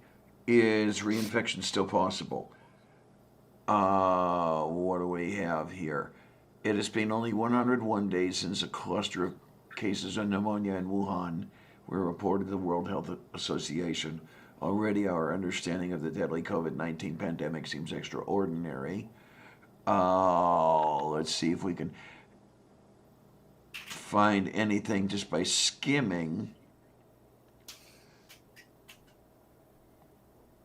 But I bet the people who are into like apocalypses and stuff are just totally jizzing in their shorts right now because the environment's going to shit. We got COVID-19 and this, that, and the other thing, and it probably looks to them like end times. Everything looks like end times to these people. Well, yeah. Yes, but that's why I went to the extreme with them jizzing in their pants. Point Right, being absolutely. I'm pretty sure that they're looking at this and going, oh, it's real this time, bitches. It is on. Yeah, I threw it in the side chat because there's a little too much of that just to read here on air. When I look at it, I'm not exactly sure what's in it, but it is a headline that leads me to believe there might be something in there. I don't know. You know what drives me absolutely up the wall, though, is people who say citation needed and you give them a link and they say, no, explain it to me in your own words. Eesh. Like I'm Yeah. not going to read your link. You type it out for me, please. And I mean, I understand the mindset behind that because a lot of articles give you so much preamble before getting to the point. Like I'm going, I want an answer here, and you're writing a friggin' novel, and you're probably not paid by the inch on the internet. So just say like, here, I've set the scene. Now here's what's going on. But no, it's so frustrating. It's like nobody does just the facts, ma'am, anymore. Yeah. Ugh. I don't know. I don't know. That's an interesting thing that you say there, Greg. COVID-19 may become like the seasonal flu. Yeah, but a kick-ass version thereof.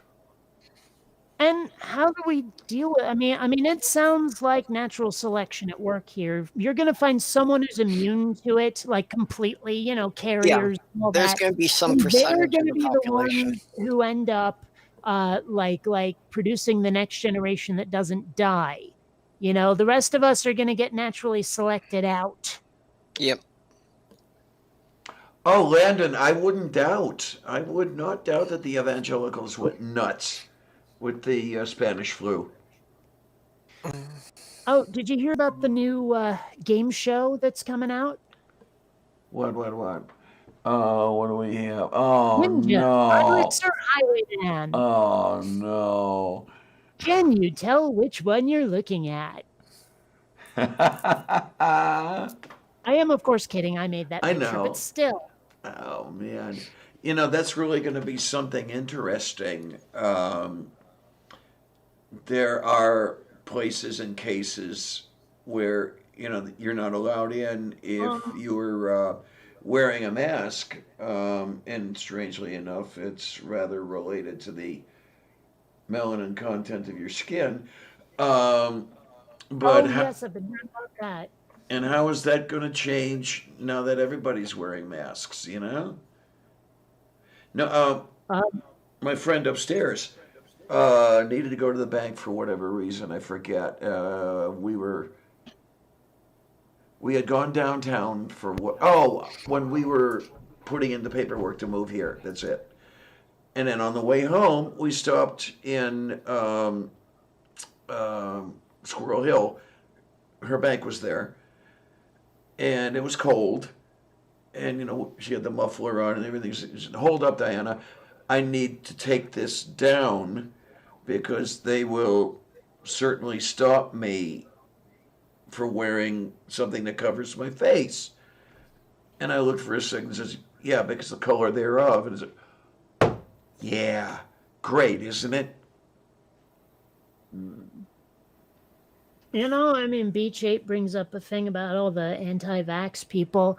I know some folks have gotten grouchy with me for this, but honestly, as long as they're gonna do it, I hope that the virus thins the herd a little of the fundies who insist on denying that this is a thing.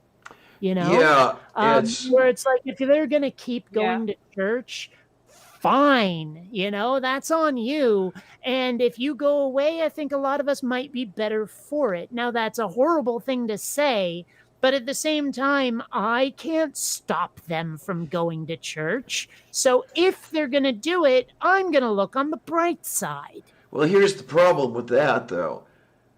They go to church and they share all their diseases.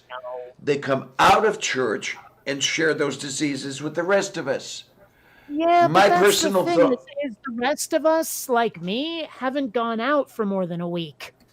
So they're going to be infecting other people who are not taking the necessary precautions. So it's like, okay, we're going to get rid of all the stupid people. That would be nice. I'd really, really like. I don't talk about it very much because they'll all jump on me. But what I wouldn't mind, well, I have said it once or twice. I don't mind these people going to their church services. Not at all. As long as once they're in there, they don't come out. Yeah. Commit suicide by virus. Lock the doors. Yeah, lock the doors behind them.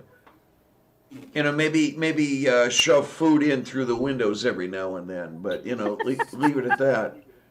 Let them eat the blood of Jesus and his flesh with all the communion wafers. There you go. There you go. Okay, I don't know if any of you were raised Catholic or whatever. Have you ever tasted a communion wafer? Because it's nasty. those rice cakes that have no flavor whatsoever. Yep. They have more flavor than that stuff does.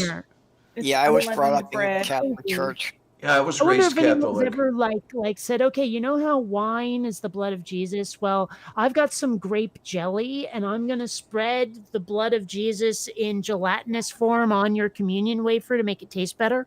There you go. You know, or what would you like take some communion wafers and start dipping them in a little guac or salsa? There you are. Well, There you are. Oh, if you binge on the communion wafers, is that being sacrilegious? I'm, I'm gonna call them necro wafers. All I like that. right. I like it. I like it. For those, The necro wafers is what they are. yeah, for those of you who remember the Necco wafers, yes. Yep. Ay, caramba. Oh my. No, I remember those little crackers that they would give out and everything else. They tasted pretty much like I imagine expanded polystyrene would taste. Mm-hmm. Mm-hmm. No, And- polystyrene tastes better. I used to chew on that. Oh, okay, okay. So we have some Actually, that first-hand explains experience here. Yeah, I like that. Actually, yeah, when I was in grade school, I had some bad habits of chewing on things. So, All right, guys. I am going to go. Getting Okay. sleepy. I'm gonna go take a nap. Tashita. Been up Yeah. since like 4 o'clock this morning, so I'm tired. Oh Same my, here. oh my. I will see you all later. Well, Okay. thank you, Mom NATO, for being here, and we love you and stuff like that. And Yep, you all have a good day and Later. try to stay healthy as much as you can. oh my, Okay. oh my. And hopefully all of our stimulus checks will be in soon. Oh Mm. yeah, they took the money out of my account for what the whole $46 I owed in income tax, but they have not yet given me my one-time stipend. Right. Well, I found a way to file as someone who doesn't pay taxes because I don't earn anything. I found a way from turbotax.com to file for the stimulus relief for free. Oh, what do we have here? All right, I'm liking it. I'm liking it. I'm liking it. Yeah. So, I'll see you all later. Have a good Okay, day. honey. Take care. Bye-bye. Be Don't get good. horribly burned alive by any monsters or anything. Mm. Move Only my beef. dog. Woof. Woof woof. Yep. Yeah, Wow. Greg Hartwick is saying that the communion wafers are just flour and water. Right. Flour and water is actually wallpaper paste. Well, it's I'm not kidding. no, really, it is. Yeah. Well, it's kind of interesting that the technical term for the stuff that those little circles are made out of is paste bread. Yeah. Okay. That is the official name. I hadn't heard that term for it before, but yeah. Like a matzah cracker is more tasty. Yes. I mean, let's face it, matzah is basically just unsalted saltine. Yes. Yes. Yes. More or less, yeah. I want You to know, look here. saltines are pretty bland to begin with. Here we go. Wait a minute. Flour It's paste funny bread 'cause recipe. it's not Let's look that like up. atheist friends who are nevertheless still kind of culturally Jewish, and they're like celebrating Passover, even though there's no religious meaning to it for them. Okay. It's interesting. It's I guess a reason just to gather around the table and enjoy each other's Yeah. company. Which is kind of like you know, my mom is culturally Jewish, and we had some culturally Jewish friends that I don't think were religious either, but we still did like the Passover seders and stuff. Mm-hmm. You know, it was just, Yeah. it was kind of like Thanksgiving. I mean, how many people do Thanksgiving and really think of the friggin' pilgrims? You know, it's usually just turkey, watching football, and arguing with the rest of the family. Pretty much. That's all I ever knew. Yeah, so it's like, I mean, I get it, but at the same time, some part of me is going, yeah, but religion, I don't know. Well, happily, there was not, at least in my childhood, that sort of thing, the extreme connection between religion and Thanksgiving that there was between, let's say, religion and Christmas. Um, that was kind of nice. So Mm. you didn't have to go to church or any bullshit like that. And no, I just had to go to the beverage store with him when he opened for half a day. Um, and that was always a lot of fun. Yeah, I kind of miss the fun of waking up on Christmas morning and running downstairs to get your presents.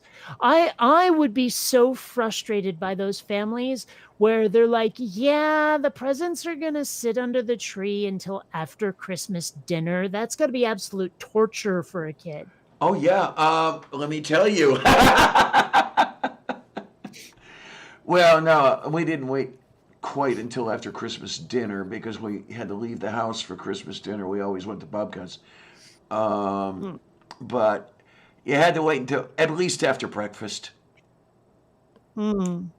And I'm trying to remember here. Well, you didn't necessarily go to church first because so often you went to midnight mass.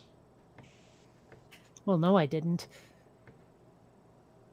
Well, the You you might meaning, yeah, you have. meaning me. Yeah. Mm.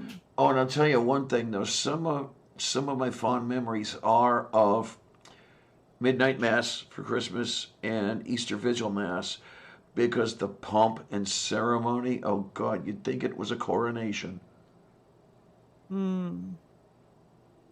Okay. I don't know. I can sort of understand the appeal of being part of something like that. It's just I'd rather be part of something that's more in line with my ideals and values and Yes. thoughts and all. Well, I mean, this was Like when. like, I mean, I can understand loving ritual, if nothing else.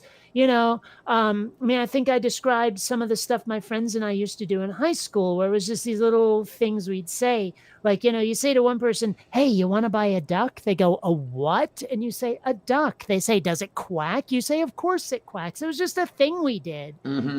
But it was fun because you're part of something. Yeah, it was. This loving the ritual and everything else was when I was rather young. One of the problems with it was that it didn't last very much longer. Well, it didn't last very long after the neighborhood started changing color. Um, Hmm. there were black families moving into the area where the old man had the store, well, where the neighborhood he grew up in. I spent a lot of my time growing up in, say, about 1964, 1963. Prior to that, it was lily white, and the church had the attendance to have all this pomp and ceremony and everything else. But once the once the hunkies started running away, and this is they call it the white flight. I mean, these people sold their houses for whatever they could get, moved out because they didn't want to be next to a black person or a black family. Fucking racists. Um, and the church attendants went right through the floor. That pomp and ceremony didn't last very much longer. Yeah. Um, but oh well, you Man, know. that's just so weird. Like, okay, I get it. I don't much care for, say, gangster culture, the street culture. But, when someone, anyone, it doesn't matter what your color is, isn't involved in that, I'm a lot more likely to like you, and And I don't give a rat's what your skin color is. yeah, and remember now that Well, now I the history understand that you're blaming me. the history Sorry, go ahead. shows that the families that moved in, the first families to move into the neighborhoods, were of an equal or better socioeconomic status than the people who were Hmm. already there. so you weren't running into any of the problems that you would describe. You know, the gangster culture and all that stuff. That came It, later. The white people did that by selling to whoever would buy the house for whatever they could get for it. Then those people would rent the houses out at exorbitant rates without putting anything into the maintenance or anything, running it into the ground. The neighborhoods declined until you ended up with what you've got now. Yeah. The neighborhood where I grew up, the inner city Cleveland neighborhood, looks like a war zone. You know, when you go to the Google Street Maps and everything else, and what I remember of just being there while I was slave labor at the store, it was like fucking Somalia. So I don't know. yeah.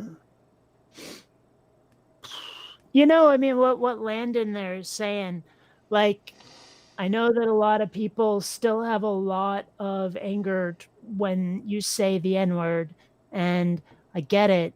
I'm wondering if that will ever be something you can totally say and not have people automatically think you're a bigot. Like, you know how they say taking something back? Yeah, yeah. Like it's gotten to a point now where you can say I'm a dyke and it's okay. Someone else can call you a dyke and you're like, damn right I am, Mm-hmm. and all that stuff. And there are people who are completely straight who can just talk about dyke culture and you totally know they don't mean any harm by it, that they are in fact using your own terms the way you intend them. So I have to wonder if the N word will ever get to that, or if there's just too much cultural baggage and it will never, ever, ever be taken back. Yeah, I I don't don't think know. the N word ever will be. Yeah, I mean, I agree with you. I You just know, have to like you wonder say, though. they've managed with gay and queer and dyke, but I don't think it's ever going to get that way with racial slurs. Which And I agree with you. Well, which is kind of crazy when you get down to it too, because the reaction that so many places and people, etc., have had. How many schools have removed Mark Twain from their shelves? Ah, yes. You can't even use it in a historical sense, and so many other things like it. Yeah, you know Yeah. when the in Huckleberry Finn, where you have That talking one to the character. talking to the character and about I forget what the disaster was, but then what was it? The guy asked, you know, did anybody was anybody hurt? And Huck responds, no, but it killed an N word. And there's that one character, his name's N-word Jim. Oh yes, Yep. absolutely, yes. You know. So there's that. And this is entirely a historically descriptive thing. I mean, my understanding anyway was that Mark Twain was anything but a racist. It was just the culture of the time, I He was guess. And that is one describing, thing I've yes. been hearing about. Disney is talking about like re-releasing Song of the South, Oh and God, what are they no, gonna no, do no, to it? hold on, getting there. Give me a sec. And also like Pinocchio, with the crows in it, Oh with yeah. all the ones in Jim. And they're re-releasing them with disclaimers going, look, this is part of film history. They were made at a different time, and understand that Disney does not endorse this crap anymore. But at the same time, because it is part of our history, we want to put it out there anyway, just so that like the mega fans of Disney can get their hands on other bits of Disney. Yeah, I think that's a bit more dicey when you're talking about children's film. Well, you're not wrong. I'm just saying that that's a thing I heard about. Yeah, and then there are the cartoons that Turner has under lock and key, vowing never to show them again. The World War II era Yeah. um, involving What? Japanese and German. Uh, Ah. yeah, because at the time they were making this stuff to increase solidarity here at home or something. So you made fun of the Mhm. Japanese and the Germans, and Turner Films is that under lock and key. That I have some copies that I Which acquired. one? Which one was the completely white guy who was playing the most racist depiction of, I want to say Japanese, might have been Chinese dude, where he puts in the false teeth and he squints the whole time and he's got those round glasses on him. Oh, I You know what I'm know talking I about? know the one you're talking about. Yeah. Was it a Keystone Cop film? Well, I don't know what the film was. I'm trying to remember the actor. I cannot remember the actor because is it the one where he's sitting in a chair and Well, I couldn't pointing? tell you. I've only seen pictures, still frames. I've never seen the movie. Okay, okay. I Well, But there there is were like also there were a most. couple of characters like that, in some of the live action Disney films even. Mm. Well, okay, I absolutely adore the Tintin comics, but oh the early yeah. ones were really, Oh really, yes, they really, were. really Oh racist. yes, There's they one were. part where Tintin himself disguises himself in what is clearly blackface. Um, Mhm. I've never quite understood blackface, but the thing is that the author dude actually said, "Look, they forced this on me. I was not allowed to do like depictions of black people that were reasonable, that weren't racist." Okay. So, I mean, in later issues, in later episodes of Tintin, he made sure that didn't happen anymore. Like, because Mhm. times changed enough. Yep. All right then. Because as late as 1964, I remember the Mary Poppins that Disney did had some rather interesting depiction of East Asian folk. Mhm. I think I found it. It might be Mickey Rooney. Ah, okay, so this isn't what I was thinking about. Man, this is not the.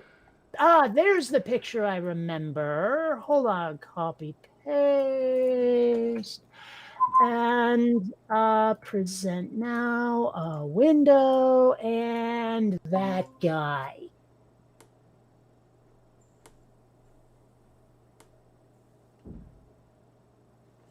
That's what I remember. Yep. Oh, it seems to Okay. be Breakfast at Tiffany's is the movie that it's from. Oh my. But yeah, that's like Mickey Rooney. Yeah, Megan Nuts was also saying Mickey Rooney just as you put that up. So yeah, that's the shit I remember. People told me happened back in the day. Yeah, Was and that? Firechild said Jerry Lewis, and I think that's the one I was thinking of, was Jerry Lewis doing the Oh, same thing. Okay, yeah. Okay, right. man, I wonder how ashamed those people were later. I can't tell you that. Well, is he still alive? That But Jerry Lewis probably wouldn't be very much ashamed because I'm I hear he's a pretty sure. I'm pretty sure he's dead. okay. I'm pretty sure he was a dick while he was alive. So maybe he wasn't all that ashamed. Yeah. I don't know. It's pretty horrible. But I mean, what can you do now? Yeah, Like indeed. it's part of history, if nothing else. Hmm. Wait, was the Nutty Professor supposed to be Asian? I always thought he was just a nerd. My understanding is that the Nutty Professor was just supposed to be a nerd. I don't know. Well, I mean, because I looked up Jerry Lewis playing Asian, and the Nutty Professor came up. Yeah, I don't think that would have been the central character, but He may have played more than one character in that movie. I don't Well, remember the that Nutty version of it. Professor, the Nutty Professor had the buck teeth and that whole thing that were commonly associated with East Asian folks. Yeah. But the character itself, I don't think at all was supposed to be. Well, I don't know, and I'm gonna look it up now. Because the Nutty Nutty- Professor was a retelling of Dr. Jekyll and Mr. Hyde, and the non or what is the suave character that the Nutty Professor became upon drinking the elixir was definitely not portrayed as an East Asian. Yeah, and it says his name's Julius Kelp, which sounds very not Asian. There you Yeah. are. I don't know. Then I don't know what movie it was that Jerry Lewis played an Asian character, but apparently he did. I remember something that involved Jerry Lewis playing a kabuki character, Hmm. and I'm trying to remember what the name of the film was. No, It says here he plays an Asian chef in something.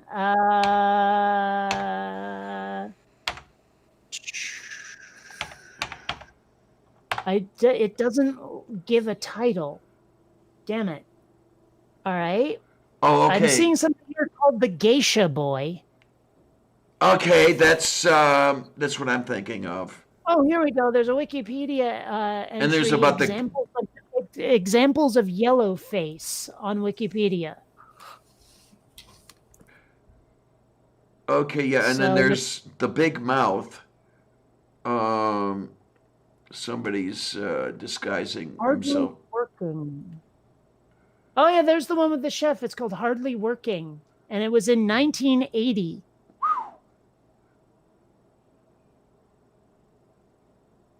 Okay, so that was not the one I was thinking of. Yeah, the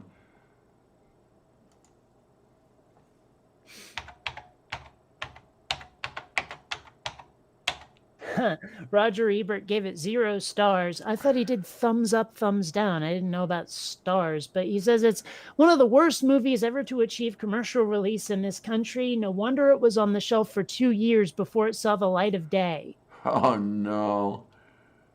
Yeah. Well, if it's got the stars, it was probably one of his newspaper reviews as opposed to when he was on TV. I guess. I think and I'm not even sure if I know this name, but it looks like the only actors in this movie that I've heard of that aren't Jerry Lewis is some guy named Buddy Lester. I have no idea who that is actually, but that name sounds really familiar. And I've never seen any of these movies listed for him. So,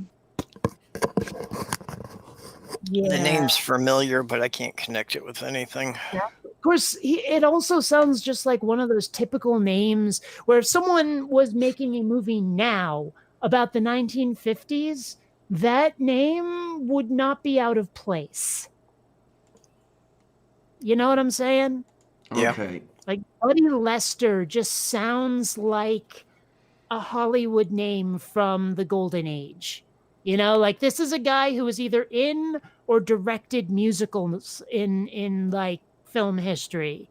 You know, it's like in Animaniacs, there was an episode with like an awards show that they went to, and like the award was being given to a guy named like Weed Memlo or something, and it just sounds just like that sort of 1950s name. Okay then. Because they all seem to have names like that. I mean, it would go right next to Buddy Hackett. You know what I mean? Okay. Oh, I'm not even kidding. No, It's- neither it's one. that- It's his yeah. name. It's a knowing giggle. Yeah. I mean, I don't know. It kind of fits into that thing I keep talking about, how children growing up today are going to have like Grandma Brittany and Grandma whatever, you know, Grandpa Chase Grandpa Brent. There's all these funky names we gave kids to, like in my generation, are going to be grandparents at some point. Hell, some of them might be already, and it's crazy. You know, It's, that never occurred to me till you said it, but Grandma Brittany just doesn't process right. No, Yeah. it doesn't. But kids are going to grow up with that, and they're going to be like, "Oh yeah, back in the day, people were named that." It'd be like Brittany is like my generation's Edna and Enid. You know what I mean? Yes. Yeah. Because it's hard to imagine a kid in elementary school with named Mildred. It's just hard to picture it. Oh Yep. my. Well, the only Mildred I've ever known personally was my ex's mother. Mm-hmm. Hi, Like Anna. How one you of my doing? one of my grandmothers was an Eleanor, but she was nicknamed Gigi. Okay, now wait a minute. Here, I there. know. I What's know. the I path? know. I I don't know. I never knew. But those are such old-timey names in my brain. mhm. Eleanor and Gigi, you know. Hmm. Well, one of his sisters was Eleanor. Yeah. My mother had a friend named Eleanor. That was the only person I've known named Eleanor.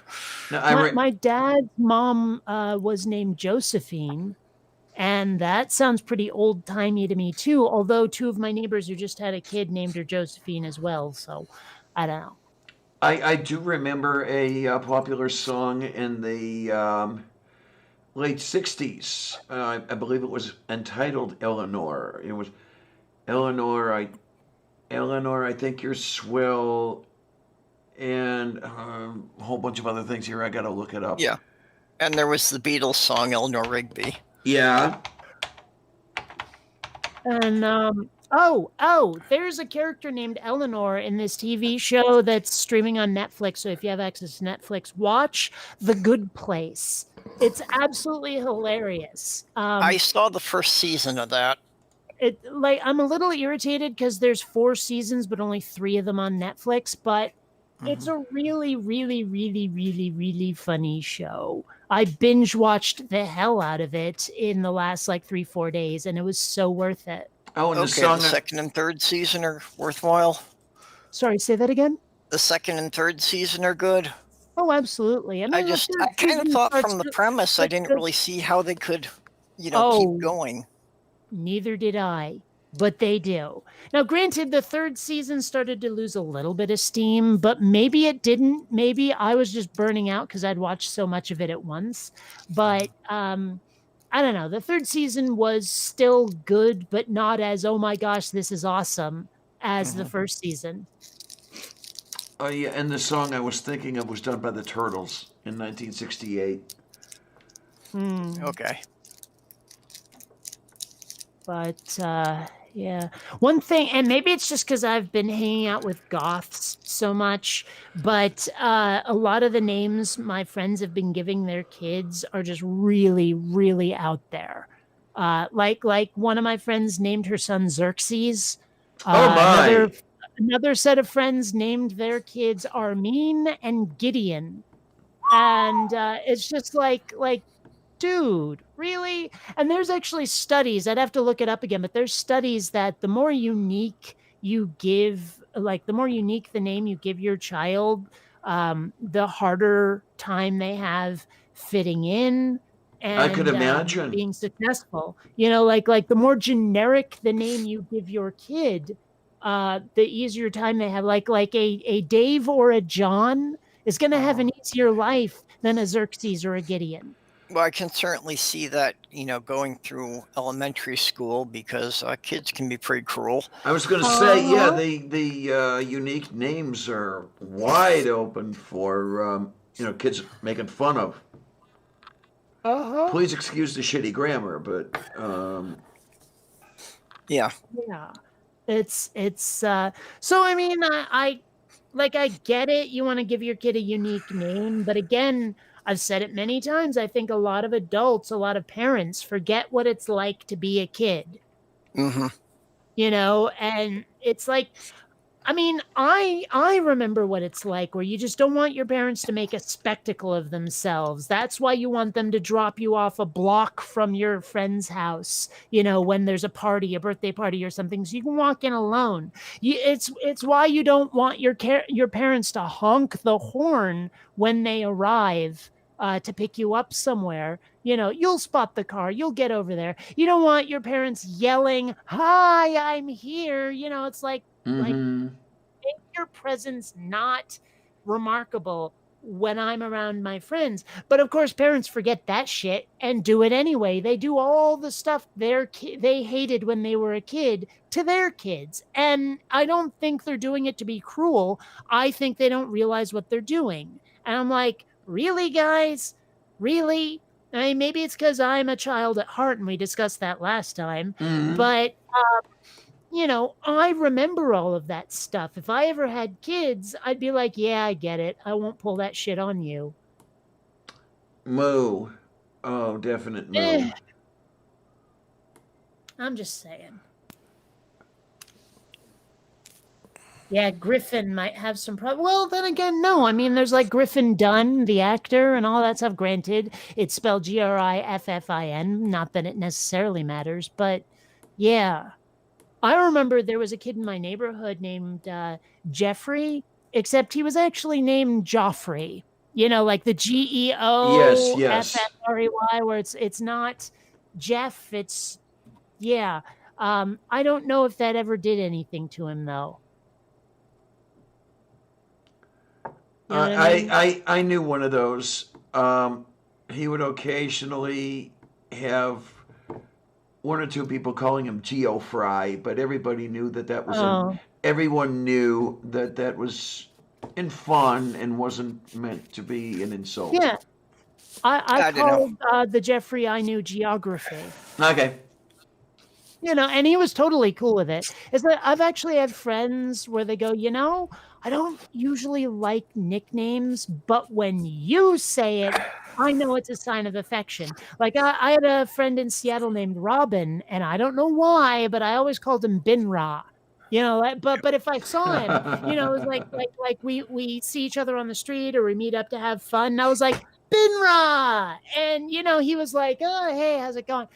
And he knew there was that like it was beyond just friendly, because whenever I move to a town, I inevitably acquire someone where, regardless of their age, he turns into the big brother I wish I had, and that was Robin in Seattle. Yep. There you go.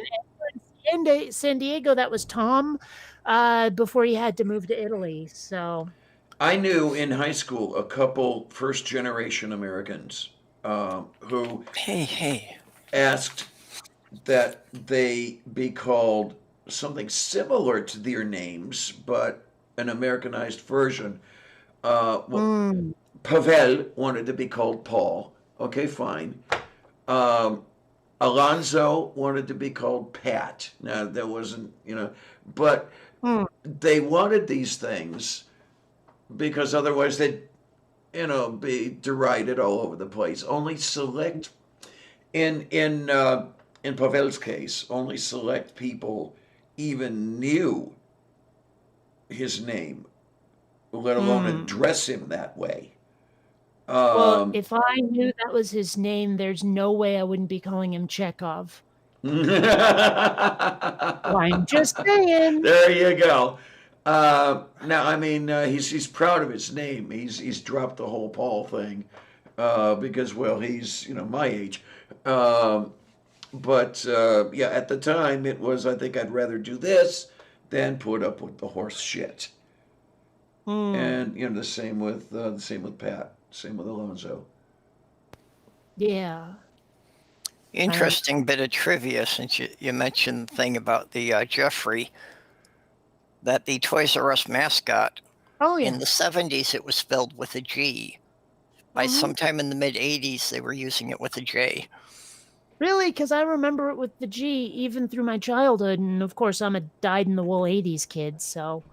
Yeah, well, they changed it at some point in the 80s. Mm. I actually worked at Toys R Us once. It sucked. Well, no, I take that back. I liked being on the floor. Being on the register sucked, especially since I was working there during the Christmas of the Tickle Me Elmo and Talking Buzz Oh Lightyear. Oh God. no, Um, yeah. Yeah. but I actually really enjoyed trying to find that toy the parents knew their kid wanted, but they couldn't remember the name of it, you know? And I was like, okay, what was it? A robot? Was it a doll? What was it? And they would describe it, and I'd have to figure it out from context. And I don't know how often I got it right, but I did my best. Oh, Fire Child. Oh my. Hopefully it's affectionately. Yeah. I don't know. There's a picture I made a while back that is similar to the thought I'm having right now. Here, let me present it. Because I'm thinking another interesting crossover between this and between Star Wars and Star Trek would be Han Sulu. But here we Yay! have Jean-Luc Skywalker. So, Okay.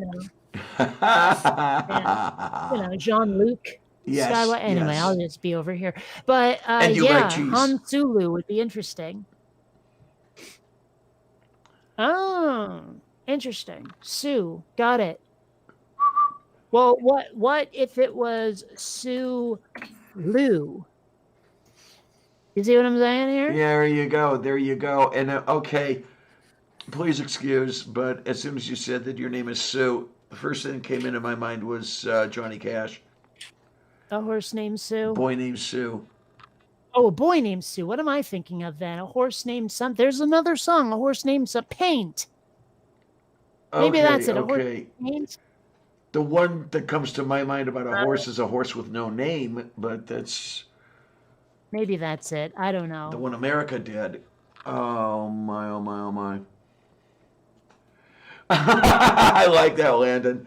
Kids ask for an Xbox, parents get a Nintendo because everything video game must be Nintendo. Yeah, or the parents who said, and I knew kids who did it too, called it Nintendo. Because, I need a Nintendo. Sounds like I need an Nintendo. Yep. And I wanted to fucking smack people for that. But yeah. Oh my.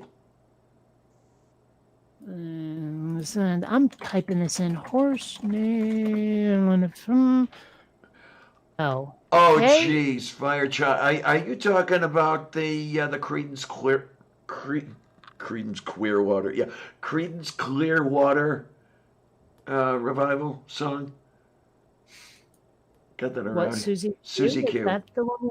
I don't know. I never listened to Creedence Clearwater Revival. They sound way the hell too much like country for my taste. Yeah, don't they? Yeah.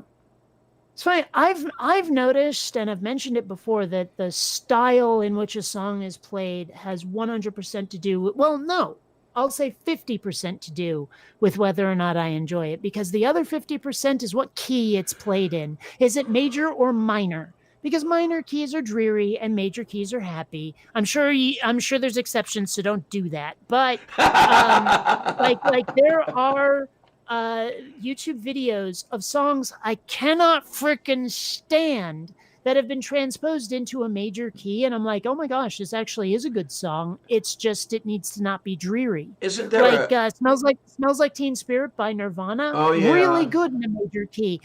Sweet Dreams Are Made of This by the Eurythmics. Really good in a major key. So for me, like the vibe and tone of the song has everything to do with whether I like it. Well, there's a YouTube guy who does those transpositions, isn't there? Well, there's a lot of them. You can find just about any song there is transposed into another key. Minor is more common than major. Like transposing major to minor is more common, which pisses me off, but Okay. whatever. Excuse me, please. Yeah, you get some really creepy sounding stuff when you transpose some of the major stuff into minor keys. Yeah. Wow, I can't even picture "Oh Susanna" in a minor key. I may have to see if that's on YouTube. But yeah, it has everything to do with whether I like a song, like genre and key have everything to do with it. And then there's the so-called gypsy key, which is neither major nor minor. It's closer to minor, but there are a few small changes that are made. That's one thing I've noticed. The further east you go, the more likely you are to find a minor key. Yes, absolutely, yes. I know that's weird, but it's true. You know, some of those weird ass Muslim chants that you always hear on like religious videos made by Muslims, and it's like that warbling. It's like one guy warbling all over the Yeah. place. It sounds kind of like Middle Eastern yodeling, and it's always a minor key. It is Yeah. always a minor key, and it's not pleasant to listen to because of that. Well, that, and I don't much care for like music that goes all the hell over the place like that. You know, and I know that sounds horrid, but it seems to do that a lot, Yeah. and it's not to my taste. You seem to like a definite tonality, as it is known. I want my music to be happy. Yeah, find a tonal center, move around it, don't go everywhere, and be happy, and not worry all that much either.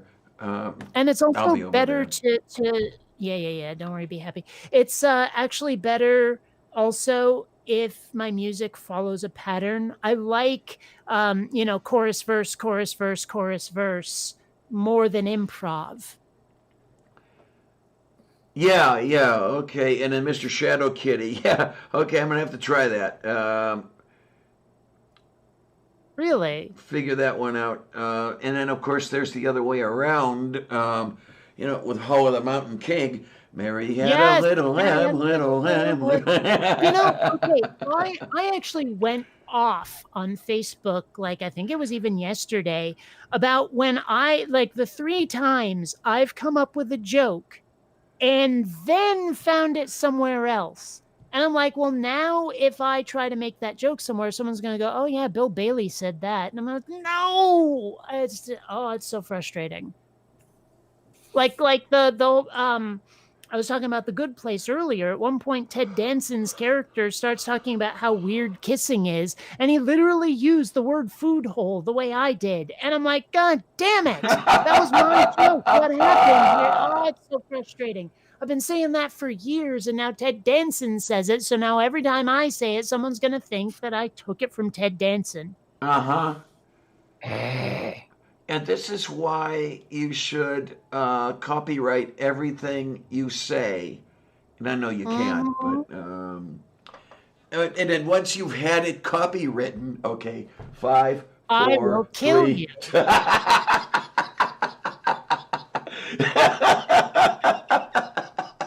Okay, you just signed your own murder warrant. Oh boy! Oh my! Oh, geez. Doesn't that get on your nerves though? Yeah, when people do shit like that. And I will say to the end of my days that opera is yodeling for snooty people.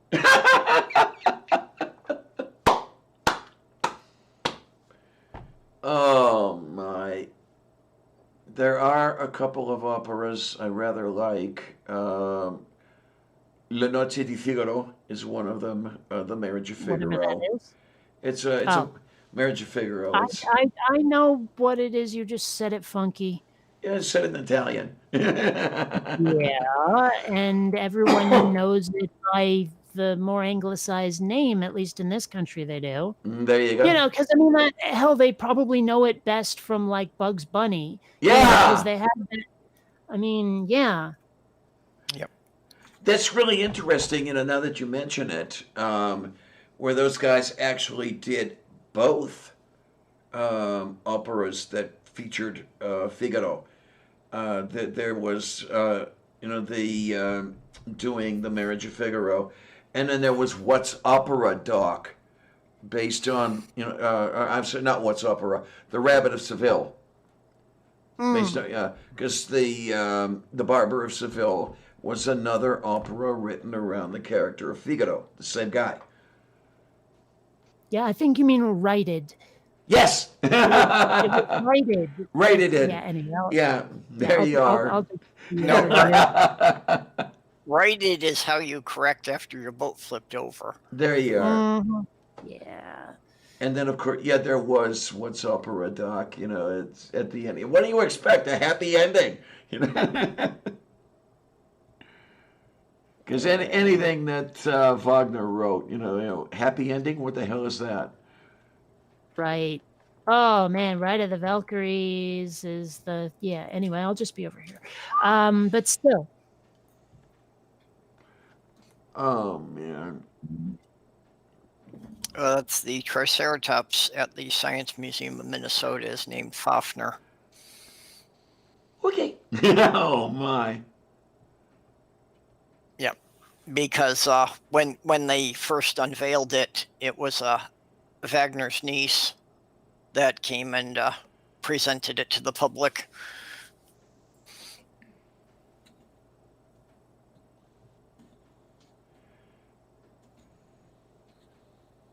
I want to take that yodeling as opera for snooty people, or opera as yodeling for snooty people, and make it into a meme. Yeah, you need to do that. I've never heard anybody put it that way before, but yeah, it fits. Xander, will you please stay put? Man, he keeps jumping up onto my thighs from the ground and jumping back down, and I don't need to be perforated. There you go. Yeah, it's interesting though, where opera is almost as much work as Shakespeare, because both of them, you just don't walk in off the street and expect to make sense of it. Shakespeare, you've got to read the play, read the liner notes, all that shit, so you know what they're talking about. And this, in opera, when they're singing in Italian, or some operas are in German, it's most people who don't speak those languages don't know what the fuck is going on. So you need to read the libretto and all that shit. Well, I mean, I would love someday, and I've said this before, to hear opera sung in a normal voice. You know what I mean? Okay. Because opera is it's howling is what it is. It's just they I know the history where they had to project because there was no amplification, and that's pretty much where the style came from originally. But even so, it's like well, I find it deeply annoying. It grates on my ears because of the need to project like that. Also, way too much vibrato. Oh, okay. Yeah, I'll give you that. Way too much. It's like, moderation, please. Mm-hmm. But still, yeah. I don't know. I do not like opera. Yeah, my ex's father really loved opera, and yeah, it's fine, that sort of thing. But he was one of the few people I knew that actually did like opera. I mean, I don't mind, but I'm not going to run out and attend just because it's opera. You can have Verdi and all that other stuff. I mean, some stuff, highlights are nice, but oh my, I was never a person for musicals, really. Ugh.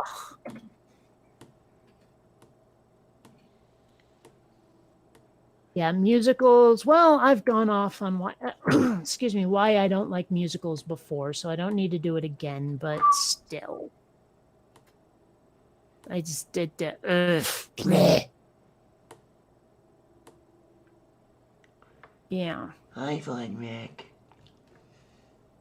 Hi, Von Rick's here again. Yay! Hi, you. Yay! So what? Maybe do we have a regular viewer now? I thought all our viewers were irregular, but okay. Okay. Oh my, oh my.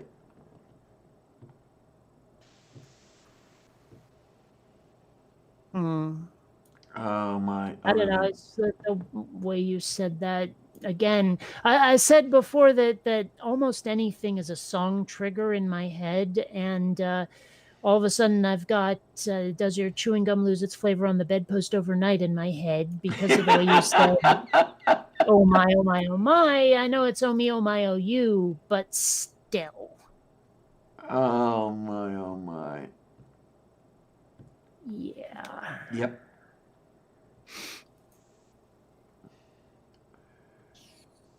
Well, thank you for being up and awake and here. Yay.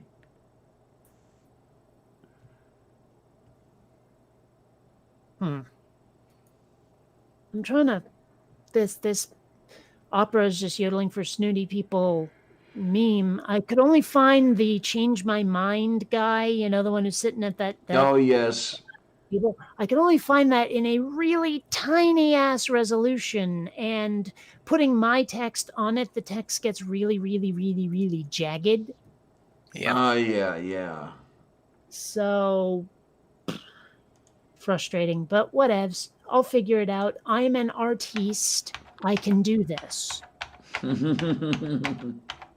just wish there was like an anti-alias function in Photoshop, and I've never been able to find it. Anti-alias? It's a thing. I could explain it, but it's hard. Okay. I probably won't get it anyway. It has to do with turning corners in text, right, or something? And making them smoother. Yeah.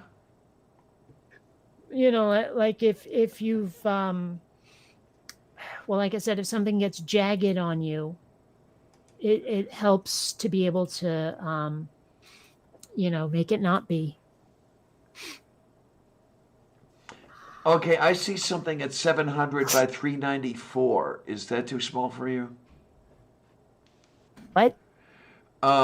The Steven Crowder. No, just say what you said again verbatim, please. Okay, I see something in 700 by 394. Is that too small for you? No, 394 is way too small. Okay. Yeah. Oh, that's why they just named it something funky. Oh, no, they didn't. Son of a bitch. Open the picture you didn't want to see. No, it's not that. They just named the function something weird. It's like I've had that happen to me in a lot of the programs I use, where I'm like, I've used another program that calls it this, and so I try looking for that in the program I'm using, and I'm like, I can't fucking find it. So I look for tutorials, I hop on web boards, and I explain what I'm trying to do, and people go, oh yeah, it's right here. And I look at the function name, and I'm like, never in a million years would I have called it that. And when I ran across this, I never thought it would be that. It's just really frustrating. 1536 by 1152. How's that sound? That's more than perfect. All right, let me grab it. Oh my. Save image as. Okay. Yay. All right, now I'll send it. Where are you? Over here. There you are, over there. San Diego. I'm in San Diego. Look.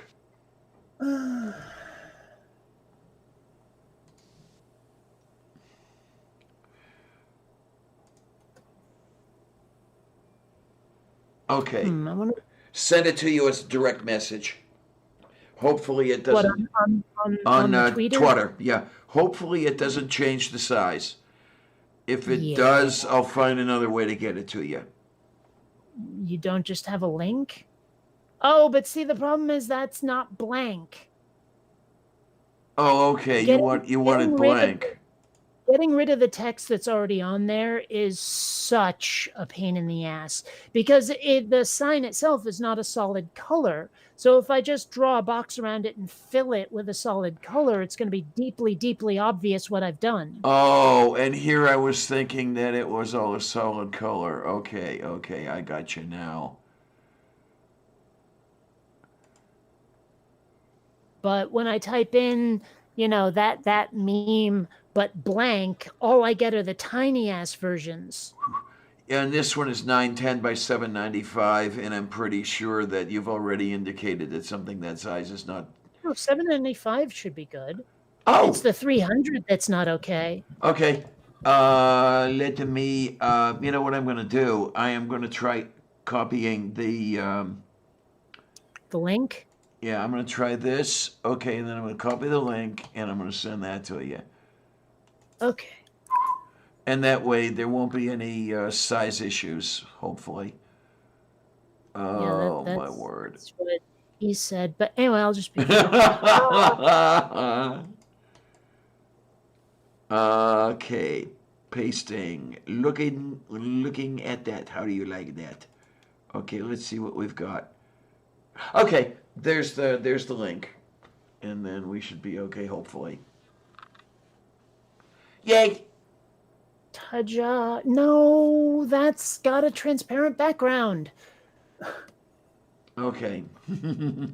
I'm just not getting it right, am I? No, it needs to be the guy sitting in the park with a blank sheet in front of him.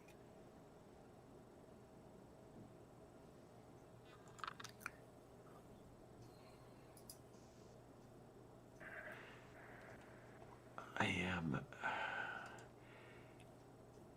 Yeah, but this one is into 300s now. I mean, there is one with the thing blanked out, but it's 482 by 361. That's totally unacceptable. Yeah, it's too small. The text gets jagged. Yeah.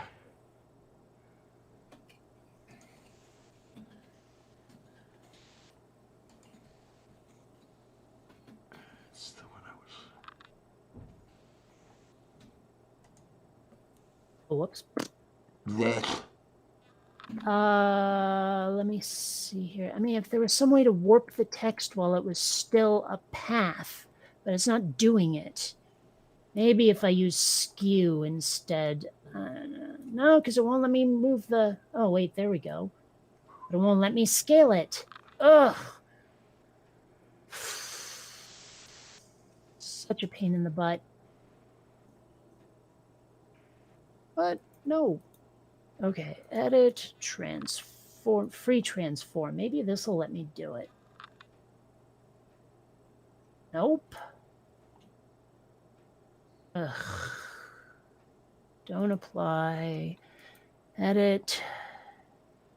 Maybe if I can do transform path or convert to path. Okay. Move. Well, I'm gonna go here. So. Yeah. Ah, here we go. Convert to shape. Okay. Yes, there we go. Now it'll let me do it. Oh, what a pain in the tuchus. Yeah. Well, at least there's progress. Yep. Well, Purple Honey, you be good and take care. And thanks for coming by. Seriously, loved having you. Yeah, well, I was up this morning, which is the problem. I've also been up since 4 and just frustrated with not getting anything done. Mm-hmm. Sure, everyone knows that feeling. Well, I was trying to redo the sound from my Easter video and spent 6 hours on that, and the program crashing repeatedly and not letting me access the file. Yeah. So I thought I was going to have a video out today, but it can't happen. Guess not. No, I mean it's well, where you are, it's 1:45, but still. Yeah. But yeah, I'm just being foggy. I might as well go lay down. Yeah. Okay. So, yep, later. Well, take care, honey. Or else. There we are. There we go. Got it. Yay! So, yay. I'm going to have to post this to the Facebooks and the Tweeters. Move beef. Yeah. Ew! Huh? A What? friend of mine just shared something that I want nothing to do with. Oh my gosh, that's horrid. Present now a winder and share. Oh my! Oh my! Does anybody want that? No, Oh, not I. merciful Zeus. People are so gross. Oops, not what I wanted. Hat. All right, well. Let me stop presenting this here. Where the hell did the window go? There it is. Stop sharing. Move beef. I could not have heard that right. What? Well, it sounded like you said moo beef. Close. It was move beef. Oh. It's one of those words influence stupid. Well, one of my favorite. You ever see Farscape? No, I have not. Okay, well, one of the bits in Farscape, one of my favorite jokes, like they have these translator microbes. You know that every sci-fi has to have a way to make it so the humans can understand the aliens. And Okay. in Farscape, like John Crichton gets injected with the translator microbes so that he can speak to the rest of the alien crew after he gets abducted. And at one point, he's trying to explain to Aaron's son, one of the aliens, he's like, we're going to do this thing and it's totally going to work. Slicker and snot. And she's like, the translator microbes had to get that wrong. It's like that cannot be what I just heard with my translator microbes, cannot be what I just heard. And I get it. Slicker and snot is not exactly, yeah. Right.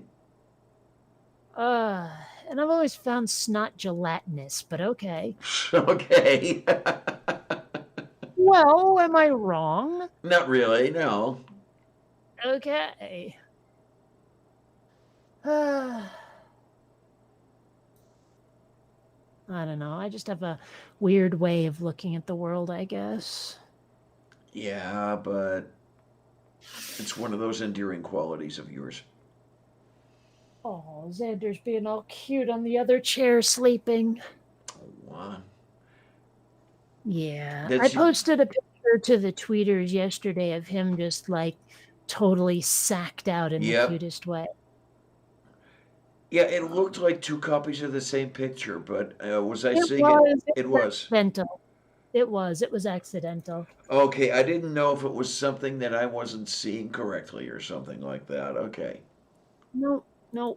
But yeah, here we go. This is the picture right here. For those who didn't see it, he has this weird, like most cats I know would reel their legs in for sleeping like that, but Xander just loves to put his crotch on the ground. Yeah, then you've got But the looks like it just went splat. you've got the kitty bagel over there on the bed, just curled up. Yeah. I wish I could do that, except I'm not sure I want to smell my own butt. Well, would you? I have a feeling that might be one of those things I'd pass on. Yeah. Take that and run with it. Yeah. That's an expression I've never quite understood. I mean, where are you running? Are you being pursued? Is it a marathon? What? Okay. I'm not sure. I don't know. It's an idle curiosity. I don't even need the answer. It's just, yeah. I don't know.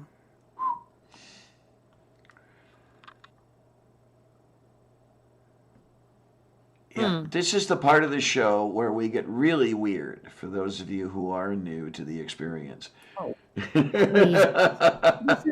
This isn't really weird.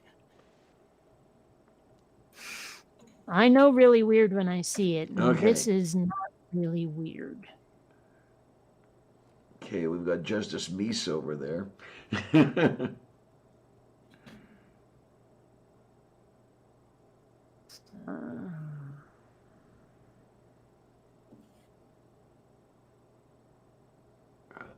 My, oh my, oh my, yeah, let me,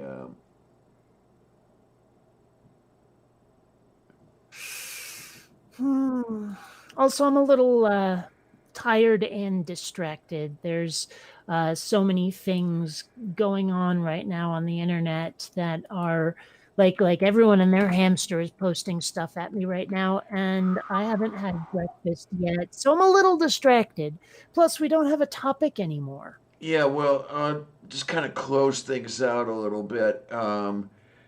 I was in a Twitter discussion, if you want to call it that, a couple days ago, where I was lamenting that the worst of all possible choices is the presumptive nominee, and I put this, if you guys can hear me, on the tweet. You know, look back at all the times Democrats ran a safe moderate, and you have Oh yes. those wonderful things. Somebody came back at me with this, and for those of you who have the text small to where you can't see it, the best person doesn't always win. I wish progressives were humble enough to accept that while you think Bernie was the best pick, you are just as likely to be wrong as the rest of us. But the greater good is still to vote for the nominee. Now, first of all, I didn't even mention Bernie. I just mentioned what a shitty choice Biden was. And second, by his logic, shouldn't he be happy with Trump in the White House? Because his favorite didn't win, and the best person of the two of them, the best person did not win.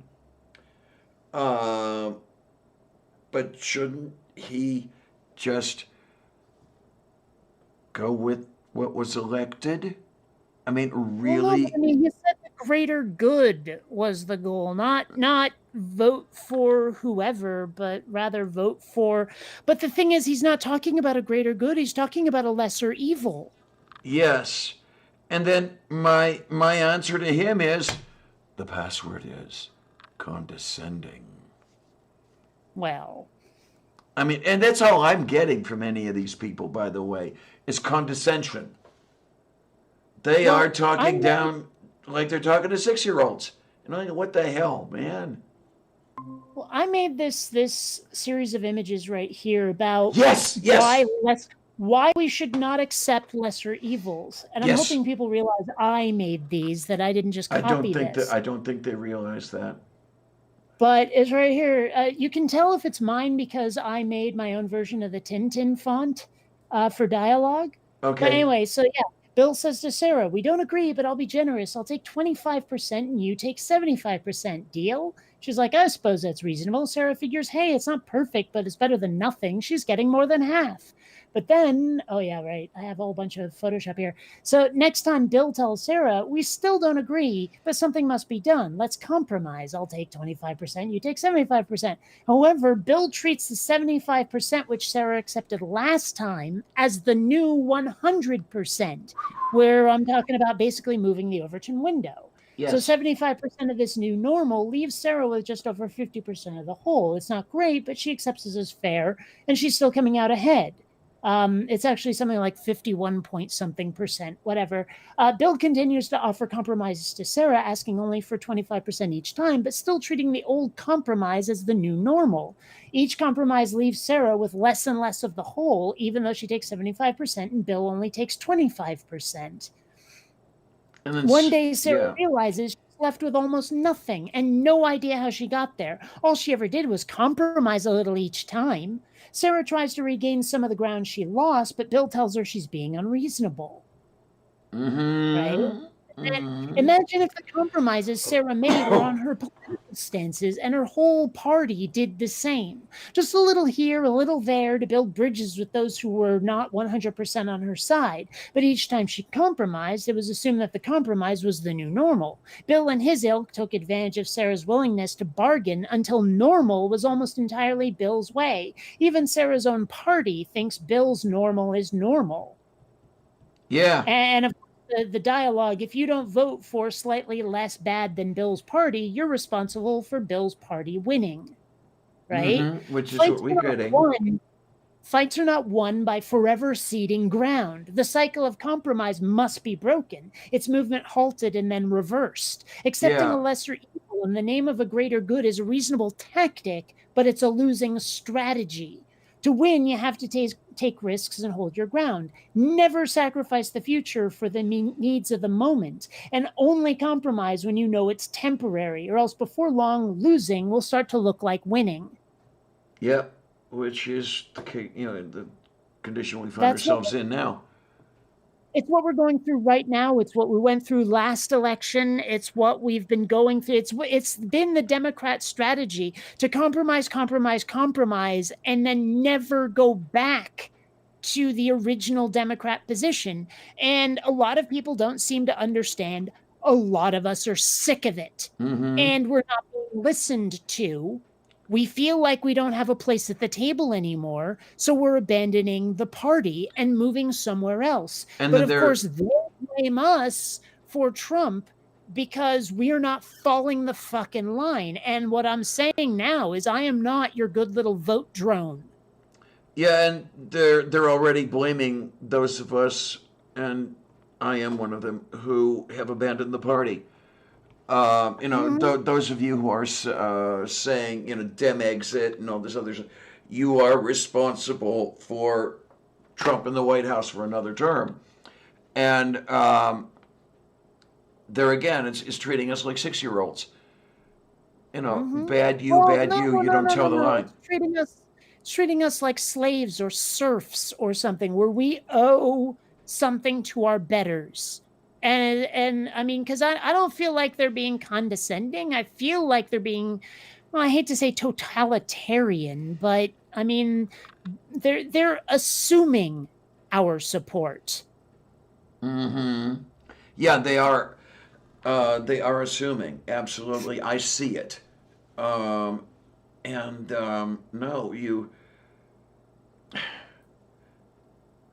if I ask for dinner and you give me a plate of shit, I'm not going to be saying my compliments to the chef. No.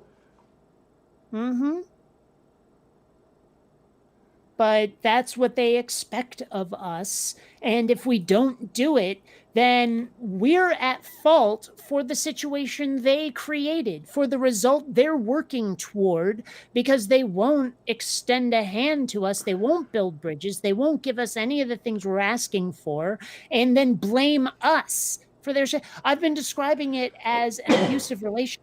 Being a Democrat absolutely is exactly like an abusive relationship. Yeah, absolutely. And the latest news that Biden is willing to give us a little something, willing to compromise, and dial the Medicare eligibility age down to 60. What? Yeah, that's not even a public option. That's not even, what was Buttigieg saying? The Medicare for all who want it. It's not even that. Right. I'm so sick and tired of it. I just want to burn the system to the ground and start over at this point, because it's too sick, too corrupt to actually help us achieve our goals. And that's part of what people don't understand. I have goals. If you're not going to work with me to accomplish them, I'm not going to help you accomplish yours. Like I will extend a hand to the people who want, Captain Status Quo, handsy Uncle Joseph, if they will do the same. But the compromise always goes in one direction. The blame always goes in one direction. The you have to fall in line always goes in one direction. Yes, absolutely. And I'm not happy at all. Um, I'm starting to wonder if it isn't time for a new age of city states. Well, okay, Gavin Newsom, governor of California, has started calling California a nation state. And I strongly suspect that we may be headed towards Calexit, and I would not object. Oh man, that's yeah. I mean, I don't know if we can do it without blood, without a civil war, but I hope that we can. Well, I remember excuse me, reading at least one article many years ago. Well, not many years ago, but years ago, um, about a possible Cal exit that did involve military action and was suppressed. Something that Purple said like a day or three ago was that the U.S. would not give up the San Diego naval base. Right. And he has a point. He has a point. And also, I mean, California all by itself is the 5th largest economy in the world. Yes. And I think the U.S. might have an issue with losing that as well. Of course they would, So yes. I don't know. And the Constitution in no way allows for secession. I mean, it doesn't expressly forbid it. It just doesn't have provisions for it. And so we don't really have a way to exit a toxic situation. It's not there. Mm-hmm. So what do you do?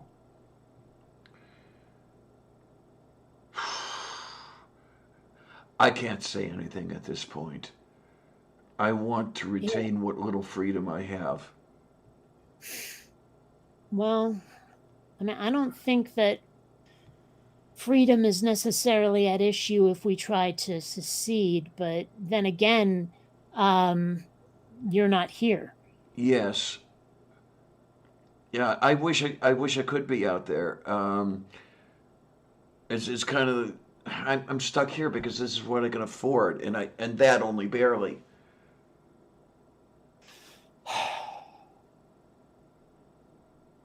It's just so deeply frustrating. I mean, when the world spins out of control in a direction you don't care for, what do you do? There's something I've thought of, and I may have to take that route eventually. I don't like the idea, but I suppose it would be better than the alternative. I don't know. Well, I've had. Well, what is it? I can't talk about it because they'll pull the video. Ah, okay. But it is personal, so I think you have an idea of what that is. I think. Yeah. But I would very much like an option that achieves my goals. Yeah, so would I, really. I was talking online. I forget when it was. It was on someone else's night where they were doing stuff. They were saying that Australia might actually take me if I wanted to emigrate. Oh my. So it's worth looking into. Was that when you were... the brain not work now. Jen of Jen's Little Corner. Why am I totally blanking? But anyway, she's Australian. Yes. She was describing places that are like LGBT friendly in Australia, because I thought the whole place just hated, queer folk. But apparently there's some places that you can fit in. And I was like, oh. Because the main reason I was considering New Zealand is I was told it was a lot more LGBT friendly than Australia. So there's that. But apparently, what I was told about Australia is pretty much just confined to the outback. Okay, okay. And yeah, Von Rick, I'd love to take Oregon and Washington with us. We just form, let's call it Pacifica or Cascadia or something like that. And I would not mind joining with Canada, all three of us. Tell you what, United States, let California and Oregon and Washington go to Canada. You can have Quebec in trade. Oh, yay. You know. It's hard not to get depressed about all this because nothing is going your way and you're completely out of control. Yeah. You know, Well, what you I've you I've have come no to leverage. I've come to the conclusion that the two parties are just two labels for the same thing. Yeah, I pretty get the much. feeling that the Democrat Party, for example, wants to either lose and have the Republicans in power, or place a Republican with a Democrat voting registration in power, so nothing changes and they all have their cushy whatever. Hmm. You know, Yeah, well, let the rest they of would us. rather lose with a centrist than win with a progressive. Yeah, yeah. I mean, okay. Well, they're not going to win um, individually. They're going to lose their ill-gotten gains. They'd actually have to work for a living. They Well, they couldn't wouldn't have. even though. They wouldn't even though. They would just have to accept less than they're getting now. They'll still be millionaires. They'll still be billionaires. They just won't be as million or billion. I mean, they regard wealth as an end unto itself Yes, rather they than a do. means. And And that is the problem is for them, money is keeping score. and And that is a toxic mindset that needs to be gotten rid of. as far as that goes, is it the alt-right playbook, or is it another place that I saw where those of great wealth regard any downgrade as reprehensible? Yeah. Yeah, that was the alt-right Yeah, if playbook. you're making, for those who are not familiar, if you are making, say, 5 million a week, if you make 499,999,999 and 99 cents, that's reprehensible. And Um, and I'm not finding it, but there was an article that no joke said that Republicans think that they are the only ones allowed to rule. Actually, Von Rick, the Republican Party was founded shortly before the first U.S. Civil War. And the party has that name because these were people who wanted to preserve the republic. They wanted to preserve the Union. It had nothing to do with slavery. Abraham Lincoln couldn't give a shit, couldn't have given a shit about the black man. He just wanted to keep the U.S. in one piece. Yeah, I hate how a lot of Republicans will try to say, "Oh yeah, the Democrats were the ones who did slavery," and it's like, Well, they were, yeah, but yeah, oh, the no, I mean, parties, yeah, the but they party. were the conservatives back That's what then. I was about to say. The parties realigned right around the time, strangely enough, of the Civil Rights Act of 1965. Well, and I'm getting the impression that we're about to see a similar realignment. Because one thing that keeps getting pointed out to me at least, and certainly to a lot of other people who say, like folks who watch Jimmy Dore, for example, have noticed that when Trump is running against a Democrat, he will pivot to the Democrats' left to win the election. Like he literally outlefts the Democrats on some things. And the Democrats are starting to get more and more and more and more conservative. Now, Trump is usually lying his ass off when he does it. Was what I was going to say. Yeah, it's on the But it's he a still smokescreen. does it. Because What? there were a lot of folks like former Democrats, or at least former Democrat voters, who voted for Trump in the last election because he was running as a populist. It Yeah, didn't work, because he didn't do it. But it's part of what got him elected is people just were desperate for change, and Trump was offering and it. he lied. And so they took the bait. Well, he was lying when he offered the change, as we can see. Yeah, Right. he is a fascist who was running as a populist at the time. So, yeah, I don't see a realignment there. I see lies. Well, no. You Well, misunderstand me, though, is that the Democrats are stuck in the mud where they won't pivot left to out left Trump. They're like, no, this is our message. We're sticking to it. And it's a center right message. That's why they keep losing, is they don't realize that what they have to do to win is to out left Trump. And so, if that's the case and the Republicans actually do start to move further left, I think we're going to see another realignment. well, there's the problem. I don't see the Republicans moving left. What I see is everybody moving even further right. Well, yes, but the Republicans are moving to the left of the Democrats, who are moving right.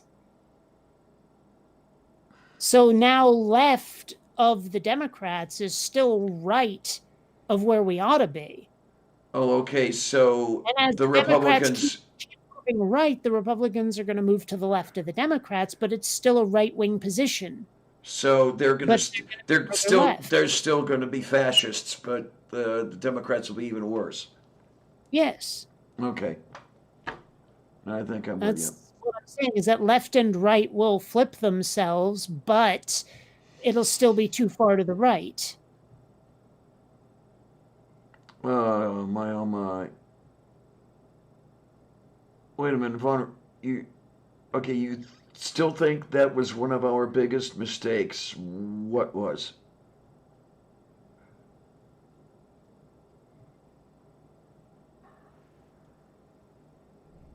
That'll be interesting to see how that plays out.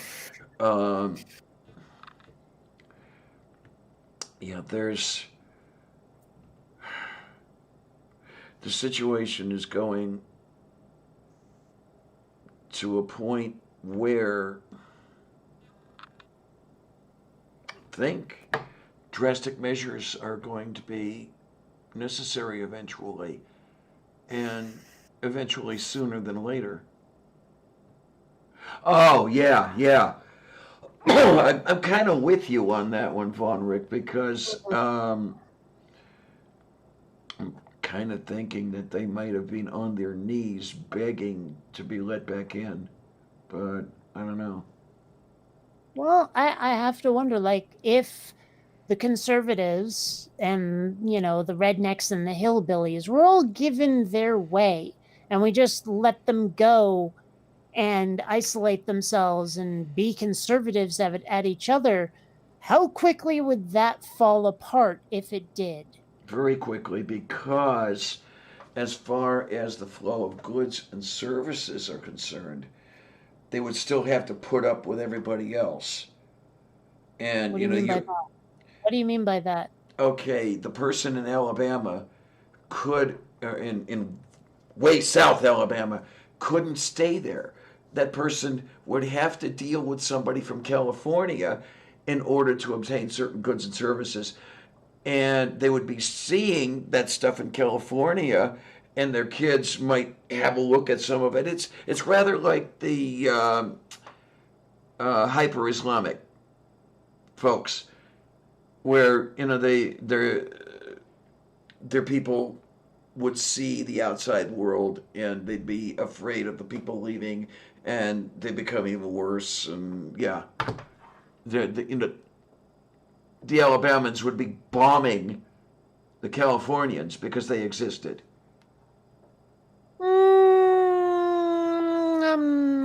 Maybe. I don't know. I mean, because I'm not sure they'd be able to portray California the same way they portray the Middle East, for example. Okay, because what I'm saying is mainly the Alabaman is the imam who is looking at the naked women in California, the who are not in full burqa and everything else, and saying how horrible that is, and it must be eliminated from the face of the earth. Well, I don't know. I mean, you look at a lot of the Muslims out there who have become radicalized. Most of them hate the US because of the shit we're pulling on them. If we just let them do whatever they wanted to do and minded our own goddamn business, I'm not sure they'd think about us at all.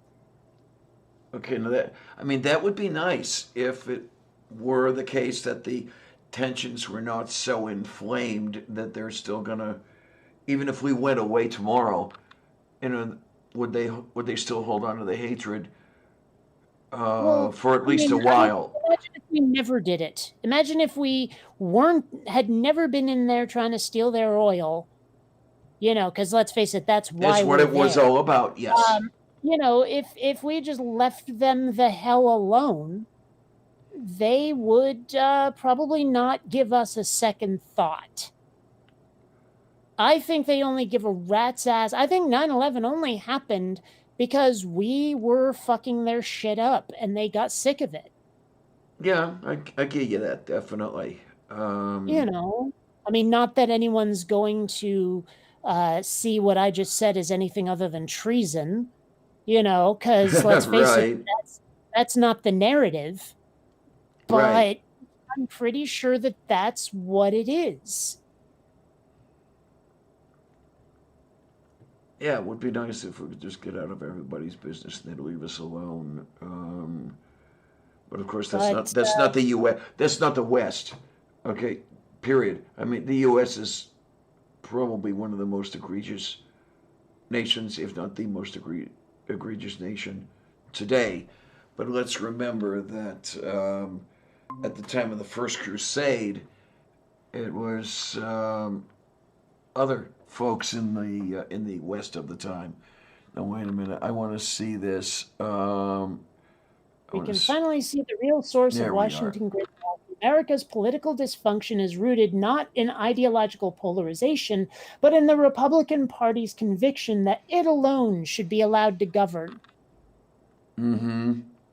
And you see that when, like, Obama tried to give them a Supreme Court justice that was not way the hell to the left. And they said no. They Yes. said, we are going to not confirm your justice. We're going to wait and see if a Republican wins the next election. And then we're going to start confirming justices. And they And are and the left and right Republicans, packing the courts. like no matter who wins this next election, if it's a Democrat, they are going to block any Supreme Court justice nomination as long as they have to have a Republican's appointment. Yeah, they'll allow the court to dwindle to one justice if they have to. Yeah. Or disappear Because altogether. they think they're the only ones who get to be making the decisions. And I mean, what comes to my mind, it is, in my mind, necessary to let them know in no uncertain terms that that is indeed not the case, that they should be the only ones to govern. But I have a Well, there's feeling no way to that I do have a that unless you feeling that can the let the met Democrats. I have a feeling that the method that would have to be employed is something, were I to say much about it, I'd be hearing knocking on my door. Well, I think what we need is to run a Democrat that unifies people instead of divides them. I mean, that's the thing is, like, I forget if it was in the alt right playbook or somewhere else, but they were mentioning how the the right wing is a very homogenous group that values group loyalty over anything else, whereas the Democrats are more like diverse and intellectual and who have their own ideas that are not the same as every other Democrat. And so there is no party loyalty, and it's like herding cats. And so, unless we get a Democrat that can unite everybody instead of one that basically says, okay, this is what it is, and fuck all of you if you don't agree, and we'll blame you if you don't do our bidding and all this shit. Until we get that, we can't tell the Republicans jack shit. Mm-hmm. I mean, that the is thing the is, way to do it by peaceful means, is by having a unifying Democrat. well, I'm thinking that a unifying Democrat is not enough. It can't stop at the office of the president. It has to go all the way down to mayors and precinct committeemen and all this other stuff. We have to entirely clean house. But it all descends from the same place, because a lot of why Congress went so rabidly Republican is because the Democrat presidential nominee was so uninspiring that a lot of people just didn't go out to vote at all, never mind down ballot races. So, I mean, until we get that unifying Democrat candidate for president, we won't see that cleaning house that you're talking about. I mean, it all starts at the presidential nominee.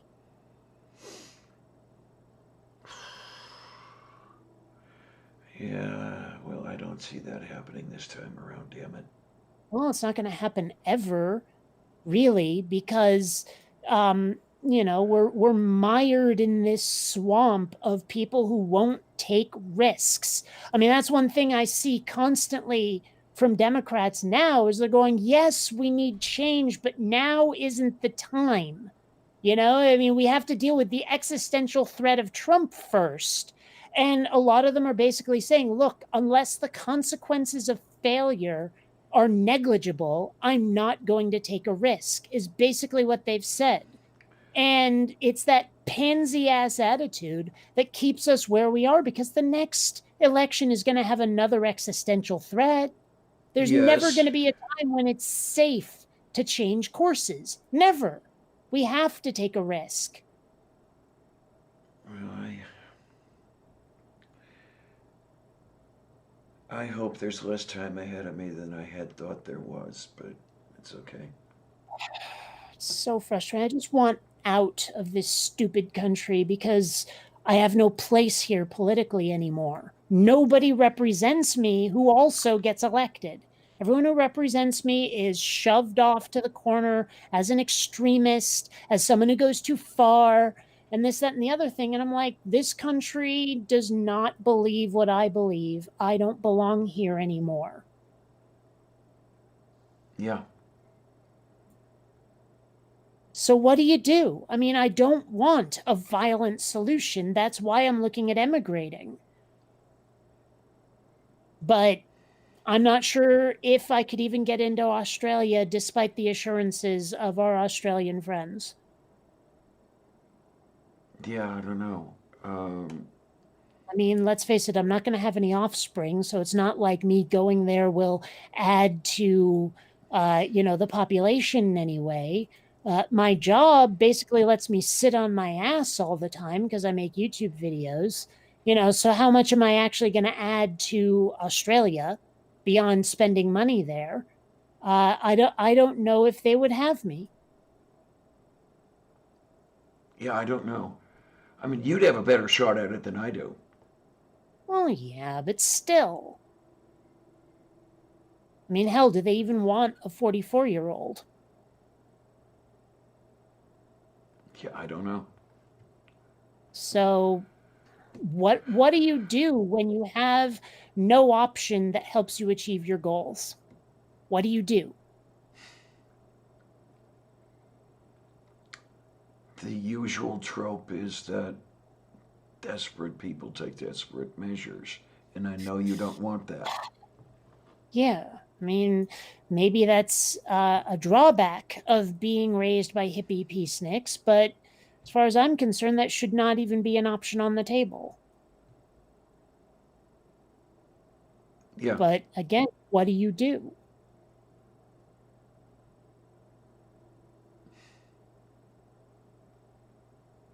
I mean, the feeling helpless and like you have nowhere to turn is what radicalizes people. And Yes. I've tried to make this case to the blue no matter who people. Like, you keep throwing people under the bus often enough. If you keep telling people fuck you often enough, they will abandon you.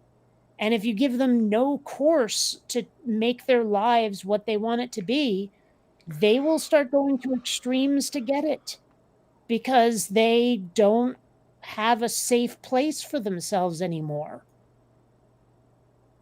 Yeah. So, I mean, again, what solutions are there?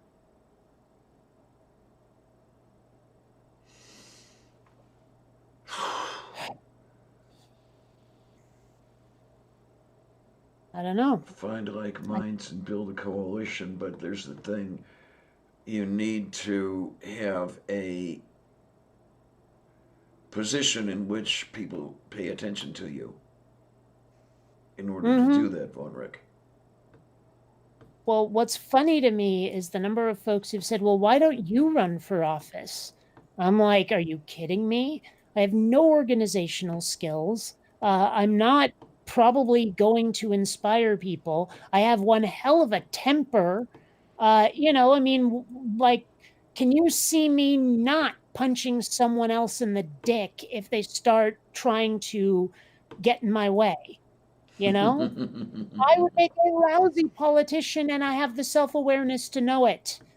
So no, I'm not going to run. I could pull the strings from behind the curtain, from behind the scenes, but I could not actually be the figurehead, and I know it. Plus, I mean, as much as I would own the fact that yes, I've rollerbladed naked in parades, someone somewhere is going to try to use that against me. Now, granted, the tactic would be to own it, to be like, oh yeah, it was an absolute blast. You ever been to Seattle? You ever been to the Fremont Solstice Parade? Seriously, go. It's a hell of a time. I don't know if they'd know how to deal with that with someone who's completely unashamed of something, but they would try it. They would. And Yeah. there'd be people there'd go, I don't approve of your lewd behavior. I can't vote for someone who would rollerblade naked in a parade. I would make a lousy politician. So that's not an option for seeking change, is me running for office. Plus, I don't know what you do in office. I mean, what is the day-to-day grind like as a politician? The only basis I have for even guessing at it is watching The West Wing, and it's probably nothing like that. Nowhere near as glamorous. Yeah. How much paperwork does a president have to do? Yeah, You know? even I couldn't tell you that. Yeah. It's just I don't know anything about that. I have friends and acquaintances who know all this stuff about how government works and about history and about foreign policy and all this stuff, and I'm sitting here going, while you were reading about that, I was kind of reading sci-fi and fantasy. I know none of this shit. The amount of research I would have to do to become a politician. And how many politicians started out as lawyers? I don't know shit about the law. No, I'm not running for office as a solution. Mm-hmm. So, what other options are there?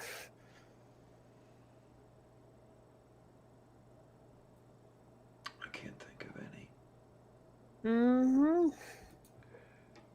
I'd rather just leave the country than take extreme measures. Oh, excuse me, football. I mean, I'd consider it for someone to take me, but. Well, that's one thing. I mean, get married to someone from a foreign country. Doesn't always work. I know, but still. I mean, it's an advantage. Because I mean, I'd rather have it than not. Canada, for example, does not automatically grant citizenship to the spouse of a citizen. Sure, I'm not thinking of it as automatic. I mean, it'd be nice, but it seems to me that if you are married to someone from a foreign country, it helps. You know what I mean? Move. I'll have to ask one of these days how things are going. Well, I know now with the virus thing, everything's on hold, but how things are going with Nadine and Josiah. With what of the what now? Um, okay, in our community, there are a couple of people, Nadine Callan and Josiah Hansen, um, Oh, who would like to become Mr. and Mrs. Move him up to Newfoundland where she is. But it's not the easiest thing in the world, to my understanding. hmm. I don't know. Wonder how many of these countries get as grouchy about illegal entry as we do. I've seen and read some things here and there that there are other countries who do. I cannot remember offhand any names, Hmm. but I know with the mass immigration north from the embattled Middle East, the refugees and everything. There was a lot of contention in the EU about who was going to take whom and all this other happy stuff. Hmm. Yeah, xenophobia is a bitch. Yeah. I don't know. There's like I've been using Google Earth VR to explore Vermont a lot, looking at old places and all of that. And there are some very, very, very open places on the Canadian border where you can just stroll over. Still, Oh yeah, and I wonder if they'd get grouchy about it. I mean, wow. you'd have to not do it on a road, but you could just walk into Canada. There's no fences, there's no guards, no nothing. And then I take it you'd be going in with what was on your back and in your wallet. Well, I don't know about that. I'm just saying you could do it. Yeah. You could illegally, by not going through customs, go into Canada. Like, no problem whatsoever. I And remember a time when you didn't even need a passport to go to Canada. oh, I remember that. I used to go back and forth quite a bit. Um, Actually, I bet Canada still lets you in. You just can't get back to the US without a passport, I bet. I cannot remember if that's the case anymore. I know it was Hmm. at one time, but I don't know if Canada ramped up the rules to match the U.S. rules or not. I don't know. I hate the fact, like, how a lot of Americans, when they go to Europe, will pin a Canadian flag to their backpack so people don't know Yes, they're American. yes. Man, I do not want to be ashamed of my country the way that I am. And there's that whole depiction of the wall Martian on the scooter with the assault rifle shouting America, fuck yeah. That is the mental image a lot of people have of Americans in other countries. And I'm like, we're ashamed of those people too. Yeah, unfortunately, the loudest mouths get the most attention. Mm-hmm. But it's like, yeah, we're not all the hillbillies of the globe. Thank you very much indeed. Okay, Firechild says you don't need a passport both ways. Hmm. As of when, I wonder? How many years has that been the case?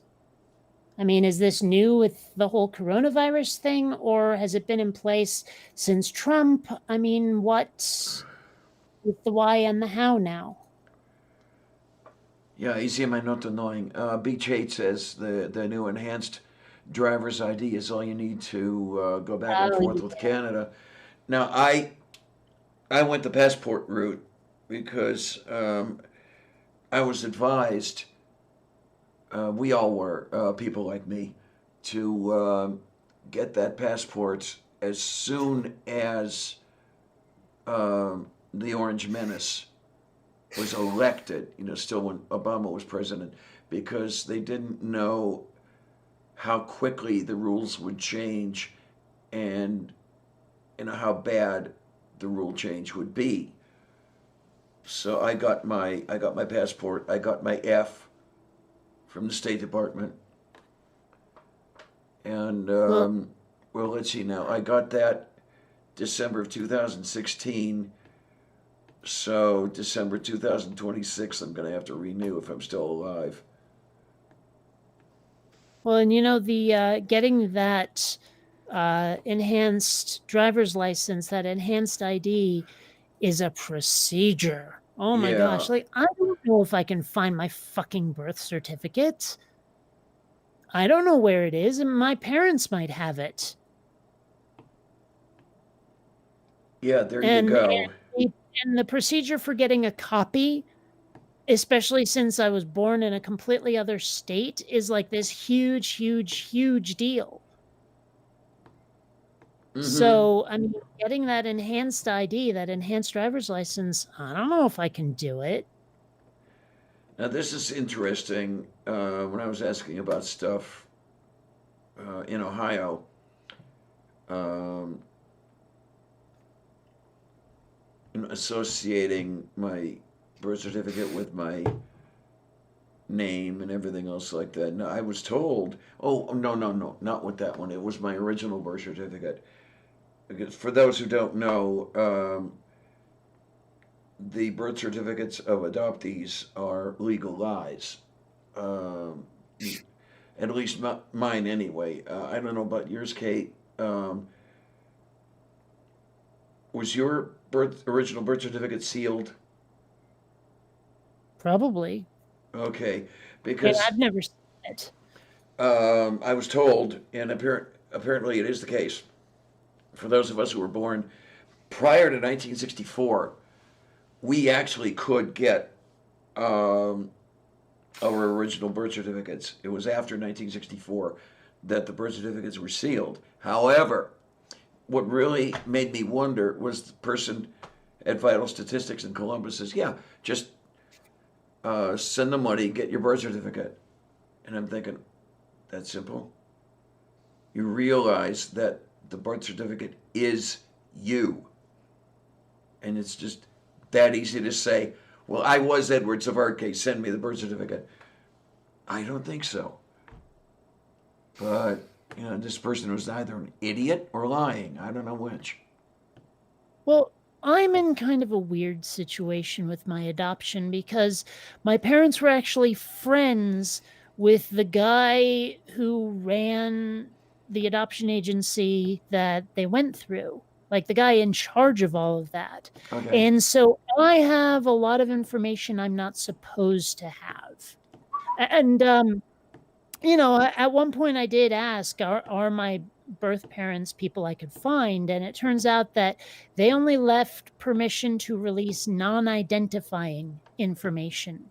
So I cannot contact them unless I hire a private detective or go through some service that tracks down your parents And they'd be and things really, like really that. happy with you if you did. Yeah. But I have a lot of information I'm not supposed to have, like the fact that I have two half siblings out there somewhere allegedly. Oh. I actually have uh, at least okay. I have my birth parents' first names, and I have a last name, but I don't know if it's hers or his. So I Well, could that does narrow it down potentially considerably. find. Oh, it does. And so I could potentially find them. I also vaguely remember at least what he did for work. I think, I don't know, it was a long ass time ago that I saw this info. Um, but honestly, I don't know. Uh, I don't know a lot. But I know more than most adoptees. Okay. I don't even know if they'd want anything to do with me, either one of them. Yeah, there you go. And if if there's anything that gets on my nerves, it's um, kids that were adopted out, looking up their birth parents, expecting to have a relationship, and Hmm. being disappointed when it doesn't happen. I'm not even sure I want that. I think I might even just want like pictures or something. I don't know. I mean, sure, I'd like to know things about them, but what if I discover that they're rabid and screaming Trump supporters? What if they're very, very, very anti-LGBT? You know? All right, now the way I would look at that, and I really do think that I would look at, even when I found out, it's like, okay, they've had nothing to do with me. I've had nothing to do with them for over 60 years. What does it matter what they are? What does it matter what they do? What matters is what I are and what I do. For example, the slimy bastards. They are a couple, or were a couple of Nazis. Uh, they Uh-huh. they would have been rabid Trump supporters had they lived to vote for him. It's not my problem. And Well, I but mean, the that's the world thing. considered them to be my parents. Sure, but nature versus nurture. How much of who I am is shaped by my genetics? Possibly some tendencies, I would say. Yeah, possibly. But Yeah. So I here's mean, the thing: you are not a rabid Trump supporter. You're well, I not, or at know. least I would hope you're not. Rabidly anti-LGBT, LGBT, etc., etc. Um, so it shows you can kind of overcome that shit. Well, but did I have anything to overcome in the first place? For all I know, they're as like lefty as me and my adoptive parents. I don't know. Yeah, and if I mean, they, that's the thing is I'm curious about all of that stuff, but I'm not sure I necessarily want a relationship with them. oh right, right. I absolutely see where you're coming from with that one. Me, I don't want a relationship with adoptive parents. I mean, were I to find them, I joke about this. I think I have with you already. It would be so much fun to go looking and find out that bio mom is a bull dyke married to bio dad who is a drag queen, and I have two trans siblings. That would be Hmm. great, you know? Uh, Oh, one of the bits of info I have that I forgot to mention. I know that my birth mother tried to keep me, even though she was a single mom. okay. And she traveled, oh God, I want to say to Arizona to live with her mother. It didn't work out very well. So she went back to Vermont and then gave me up at 3.5 months. Oh And my. I was in the system until I was 5 months old when my adoptive parents got me. Okay then. I know that much, and I'm probably not supposed to know it. I don't know. Probably not. Um, I would say probably not, but who knows? I mean, all I can really do is put two and two together for myself. Um, in the it looks like I was adopted at 7 months Hmm. because of the baptismal record. Um, I used to have, I don't know what happened to it, a baptismal certificate that showed me baptized in February of 1958. That I'm going to assume, probably validly, that was when the slimy bastards took me to Nativity of the Blessed Virgin Mary Church and had the water poured all over me. I'm also assuming that I was baptized at the home, at the adoption agency, the infants and children's home. So I was probably baptized twice, which Hmm. says a I lot have about the. no idea.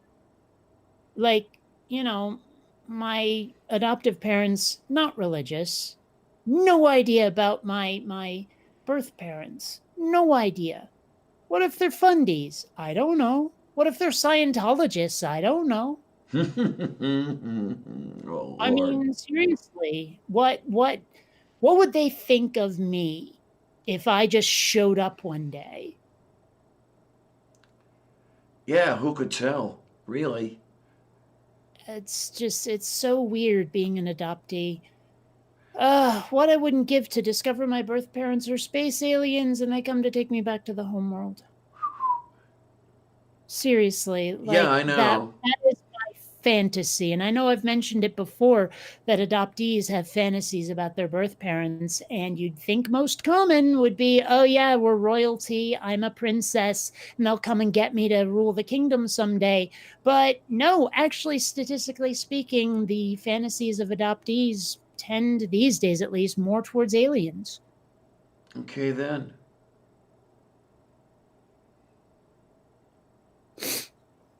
Um Yeah, it's See, they're talking about pineapple pizza in the chat right now.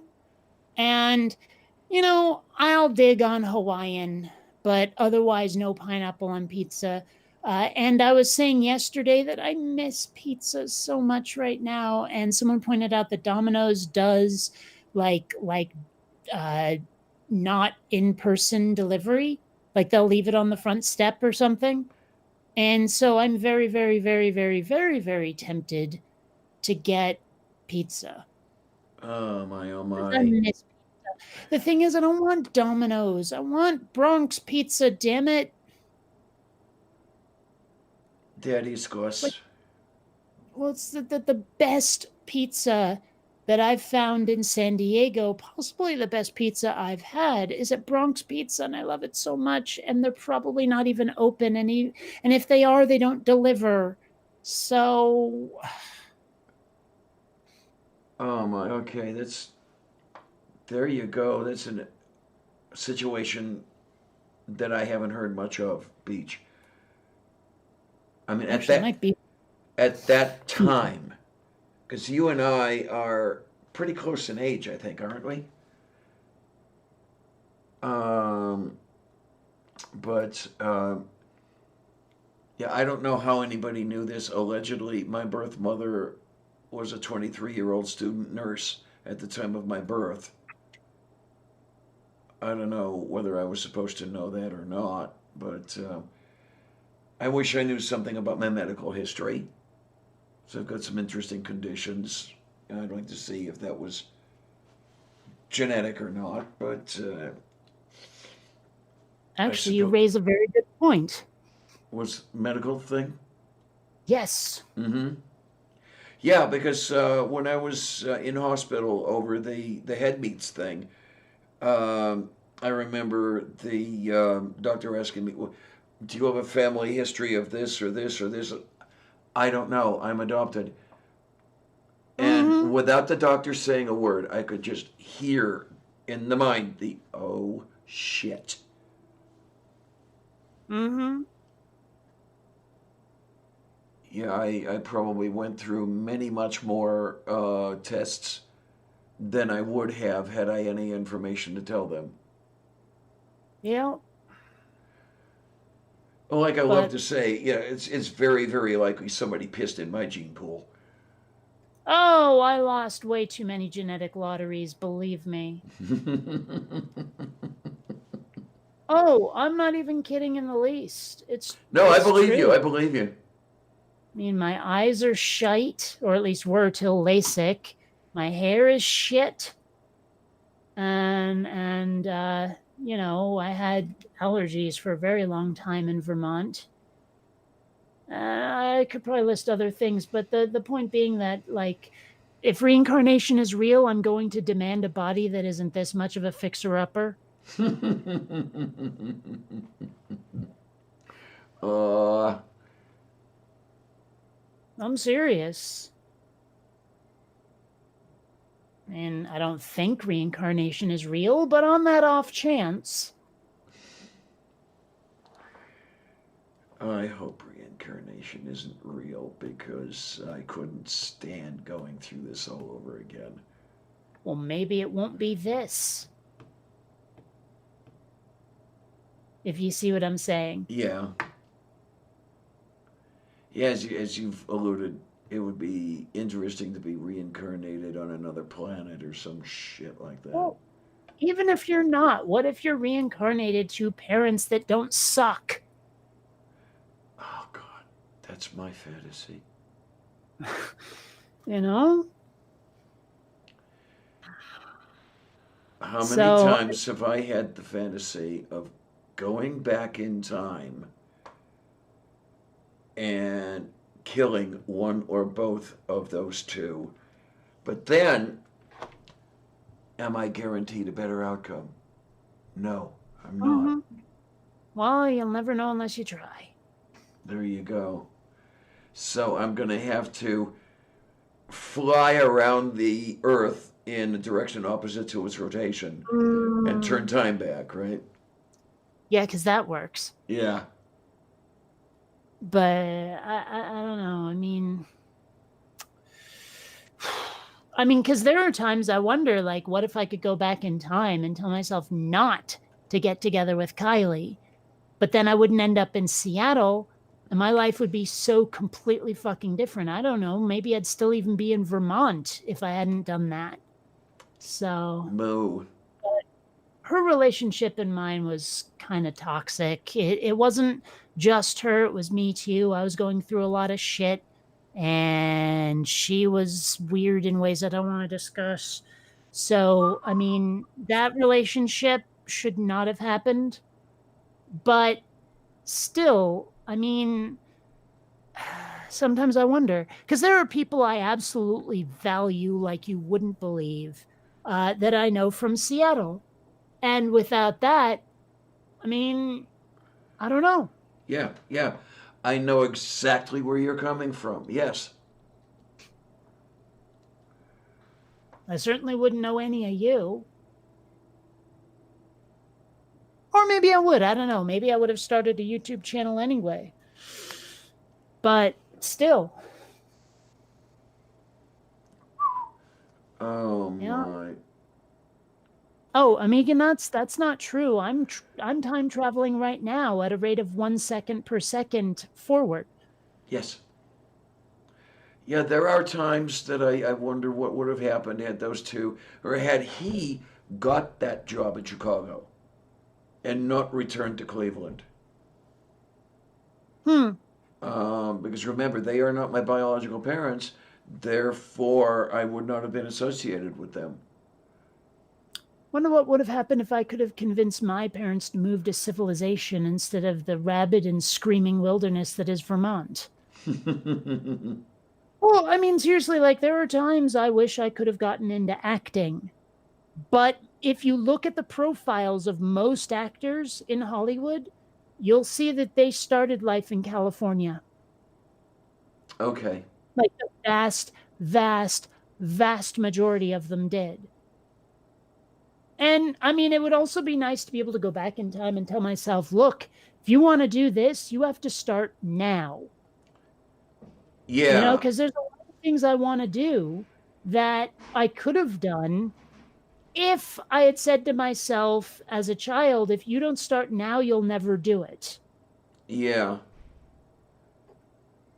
So I do have the fantasies, the thoughts of, okay, going back in time and telling the 8-year-old me, run.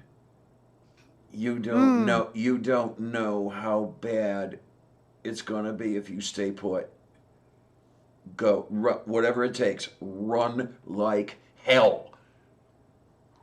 But and there's so many things I wonder what might have been had this been different. I don't know.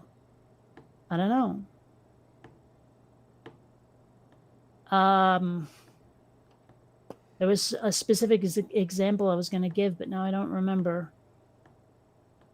Of like something, had it been different, I kind of know where the oh, that's what I was gonna mention. Right.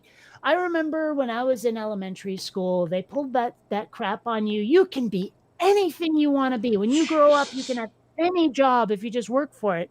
And if I had been able to raise my hand and go, yeah, what if you want to be a ballet dancer and you look like you start as a child and you learn it and you're really good at it, but then you hit puberty and you have like a double D and you're 6 feet tall, all of that training's wasted and you will never be a ballet dancer. Same thing with ice skating. It turns out that there is a maximum height for being a fighter pilot, and they never would have taken me with my bad eyes if that's what I wanted to do. Mm-hmm. You know? So, I mean, no, you can't be whatever the hell you want to be. There's just certain like factors you cannot change that are completely out of your control that if you did them or if you tried to do the thing, you couldn't do it. It's just impossible. Yeah. You know? Yeah. Like hell, I could have just raised my hand and said, I'll never be a dad. There you go. That kind of thing. And they probably would have rolled their eyes and said, okay, fine, Captain Pedantry. But what are you gonna do?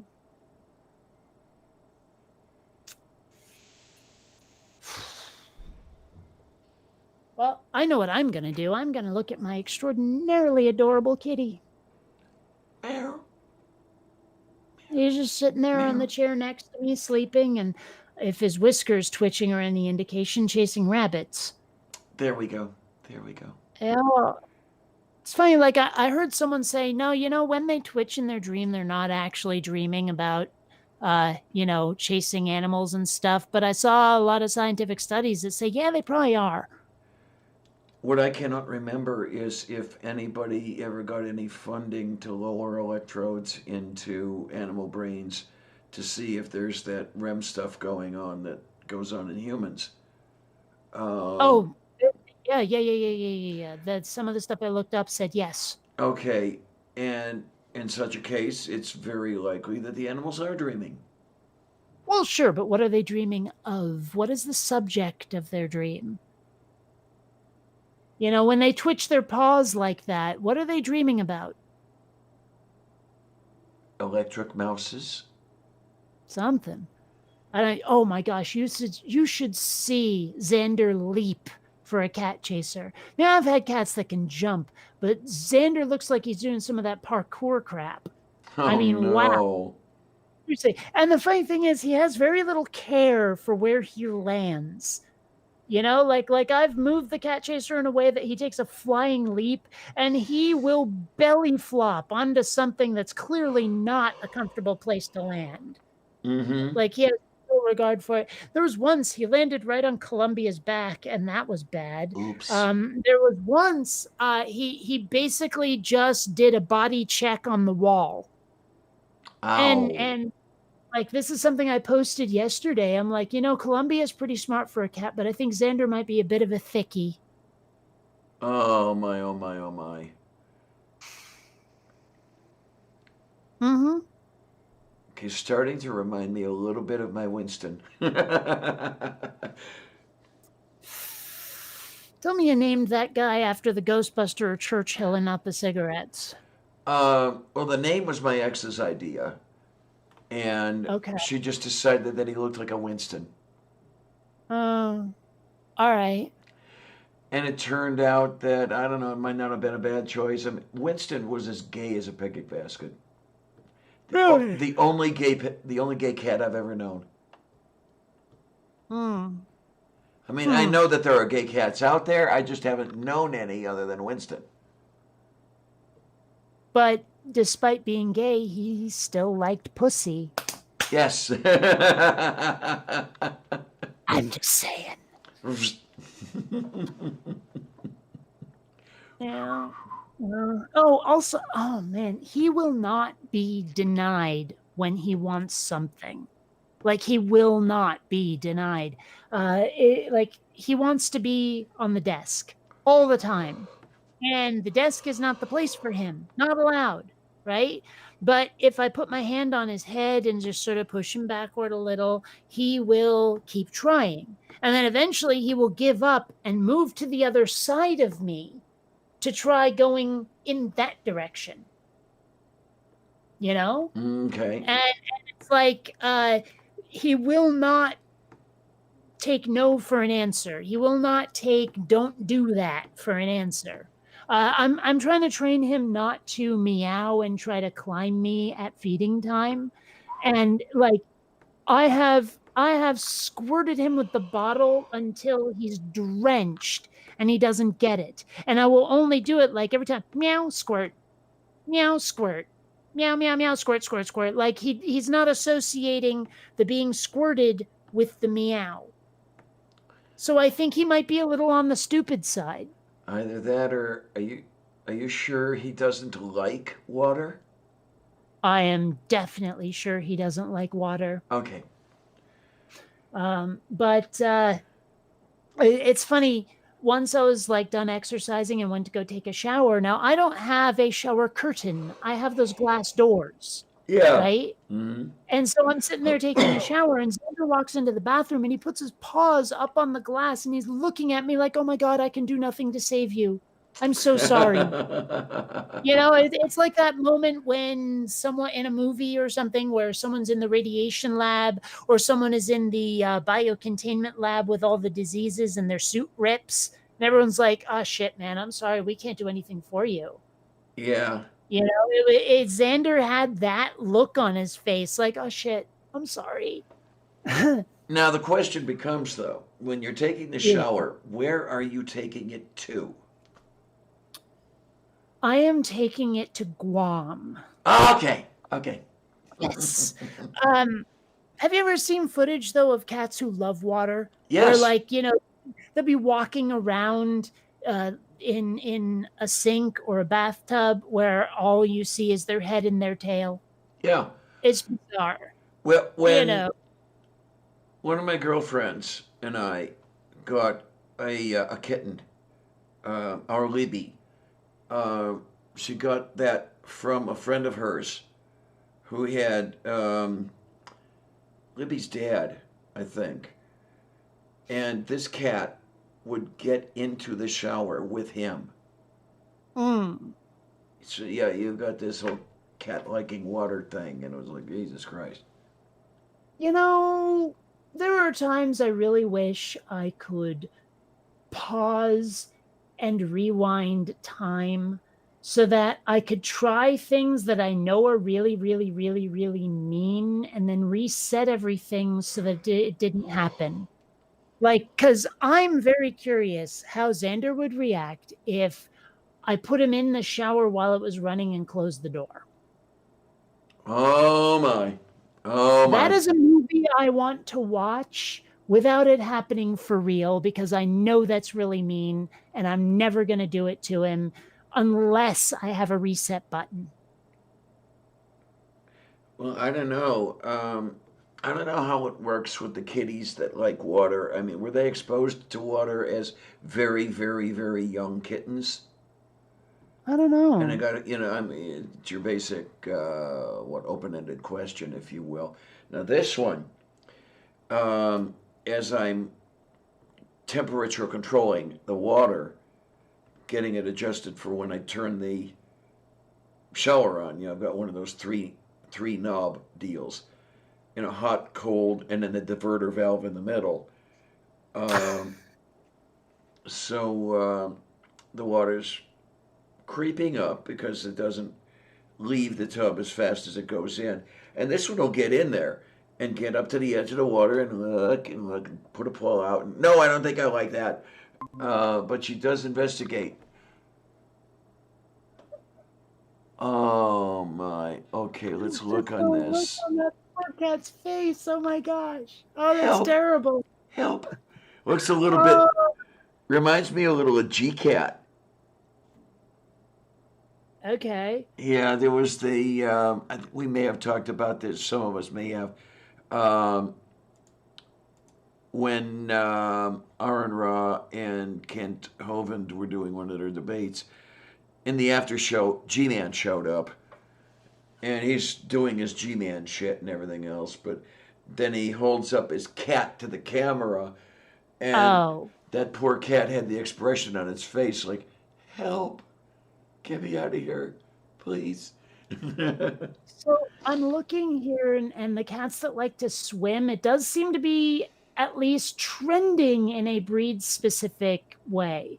Because it says that Maine Coon, Bengal, and Abyssinian tend to swim more than others. Oh. Like, I mean, obviously it's not universal, Mm-hmm. but that's the trend. Hmm. That's one thing that's really hard to get some people to deal with is when you're describing a trend rather than a specific instance. Like, this is not universal is something a lot of people don't like to expect or to accept. They Mm-hmm. love pointing out exceptions. I'm like, okay, here's a thing that happens. Oh yeah, well, here's some examples of when it doesn't. And I'm like, oh yeah, those are exceptions. They're like, yeah, but it's not a universal rule, so you're wrong. Ugh. Eek, yes, absolute. It's like dealing with a climate change denialist where you go, the earth is warming up. Oh yeah, well, look at how cold it was on this day. Yeah, but that's the weather, not the climate. Oh, for You fuck's can't get sake, them to. yes. Oh, Like honestly, I have. Go on. was it Louis Gomert with the snowball? I don't know Yeah. if it was him. No. I actually kind of have a similar objection to the people who love to point out that there are women who are like huge and really muscular when they say trans women shouldn't be in cis women's sports. I'm like, again, weather, not climate. And I mean, I'm all in favor of equality, and I do think that trans women should be allowed in women's sports. But I also think that it'd be a much better idea to have weight classes instead of sex classes, just so that a person's wedding tackle is unremarkable. Okay You know what I then. mean? Yeah. That it's not a factor. Your genetics aren't a factor. Any of that. It's like if you're this tall and weigh this much, your BMI is this much, whatever. Then you're in this class of athlete. You compete with these people. You know, Mm-hmm. I think that would be the only fair way to do it, because otherwise you're going to have people making these weather versus climate arguments, and it's never going to get us anywhere. Of course, most of the people who are making those arguments don't even care about the level of competition. They just care about the trans athlete. Well, yeah, but I mean, still, it's just when you try to point out to people, hey, these cats hate water and these don't, and they'll point out exceptions at you until the cows come home, and you're like, yeah, but trend, it doesn't. They don't listen. At that point, they've decided you're wrong, and that's like I've got this one guy posting.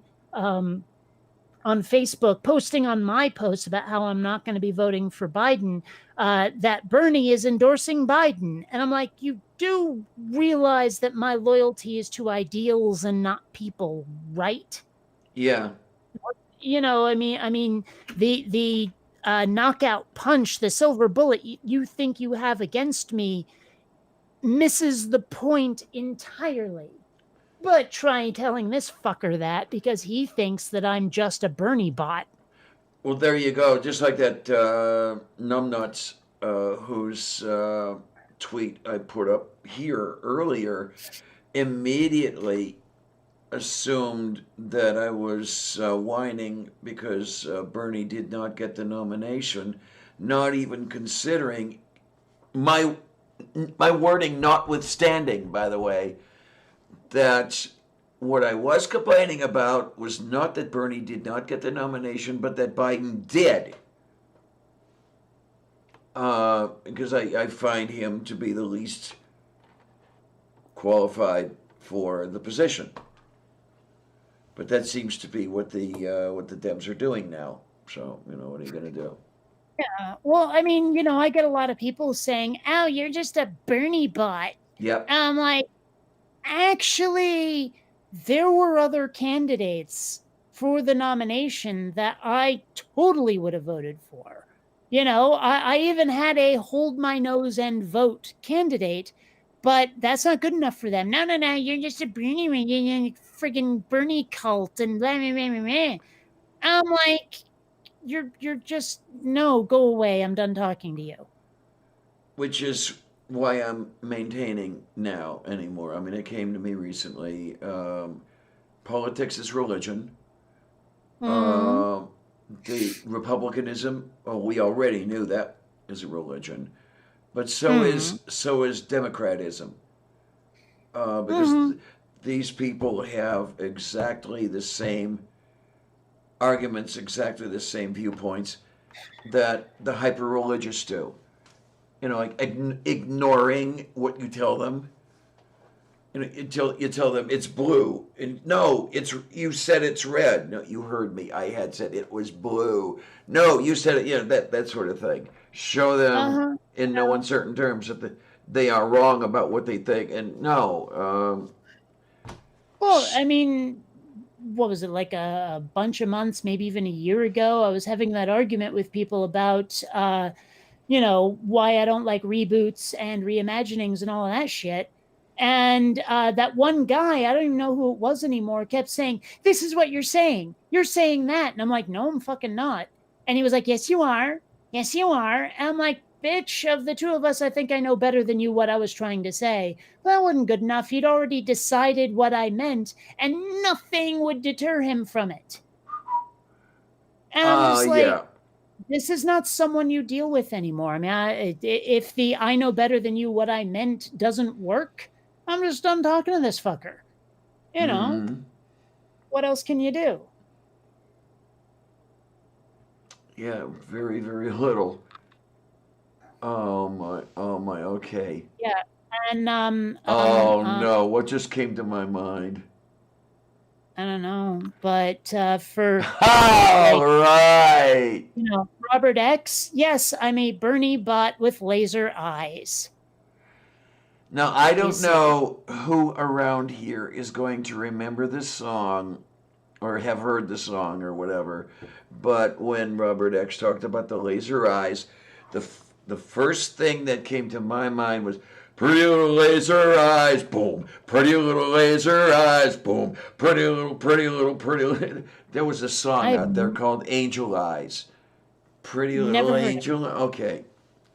It's an I don't know old. what popped into my mind actually. Do you remember a song called Ponderous? Or maybe it was This Is Ponderous?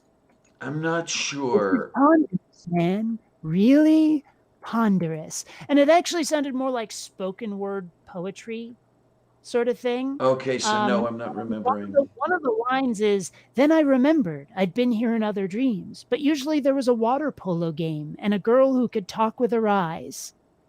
Oh my, oh my, oh my. Yes.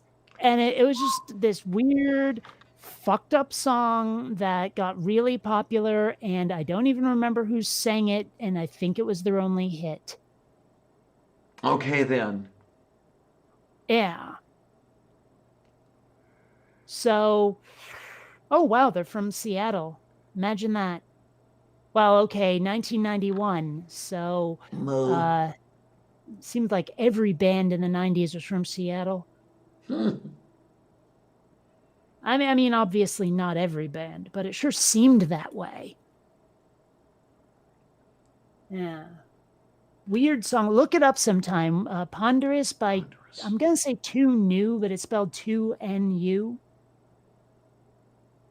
Weird, weird song.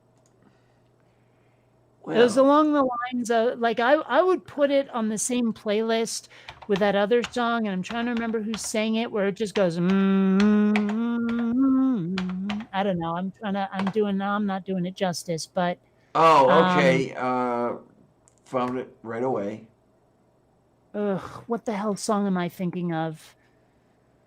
Whoa, whoa, whoa, whoa, whoa, whoa, whoa. What? What? Wait a minute. I have to. Okay, here we are. Okay, part of the lyrics. Oh my. Yeah. Papa chuka maka nanu singaw Meling Kapalana Wani Domo Ching Pao. Sounds like me!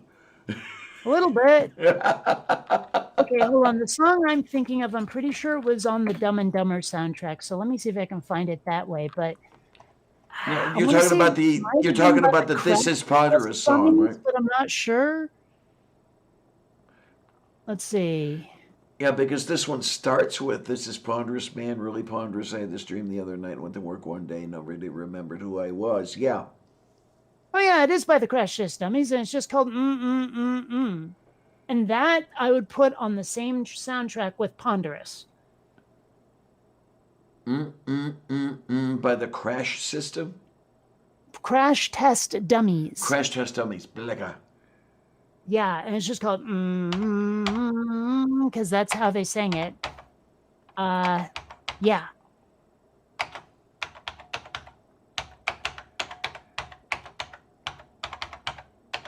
This is the craziness for to you. Okay, Crash Test Dummies.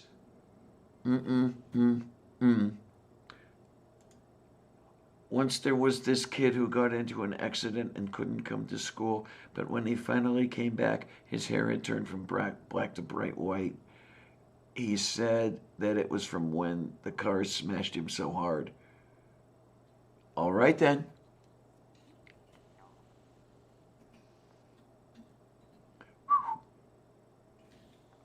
Couple songs to look into there. Definitely not Neil Diamond type songs. Not even slightly. I mean, this came out in like what, 94 or some shit? And the 90s, it would take so much for me to explain my feelings about the 90s. I hated it, but there were parts of the 90s that I enjoyed, but for the most part I hated it. It's hard to explain. It's really hard to explain. And this is one of the reasons I want that empathy helmet. But it just seemed like everybody in the 90s really wanted to be either depressed or to have no thoughts whatsoever. If that makes sense. Yeah. It just, I hated the 90s so much. Oh, well. Moof beef.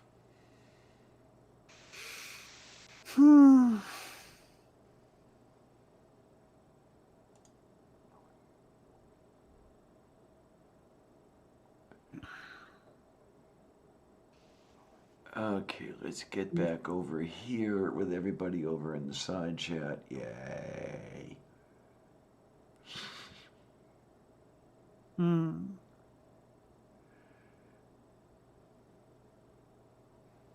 My word, we still have 8 people watching. Can't imagine why. I'm sure you're quite the draw. I don't know. Some might say I'm the drawback. Not I, dear. Well, I know you wouldn't. I mean, come on. I think I can be forgiven for taking that for granted. Yes, you can. Most certainly. Oh, man. Wait a minute, Amiga Nuts. That ABC News article is a bit misleading. Actually, a little more than a bit. Which article is this? I was going to ask which one was this. The one about Biden being more Republican than anything, or what?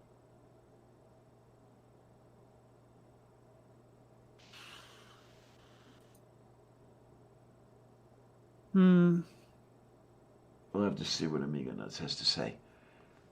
Yeah. Starting to wonder when I should seriously consider food. I have not had food yet today. Oh, no. And it's like 20 after 1. Yeah, and literally woke up at 9:01 and then came to this. So Well, I'm most certainly happy that you did come here. I mean, geez, yeah.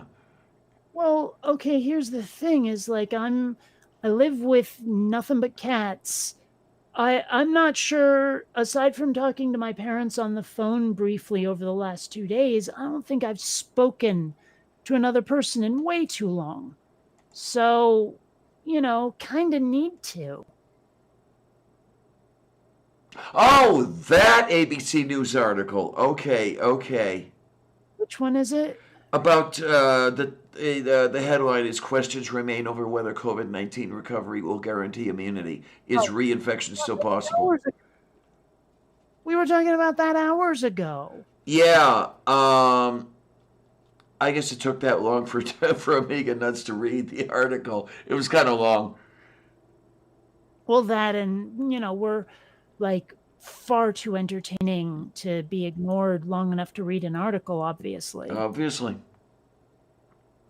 Oh my.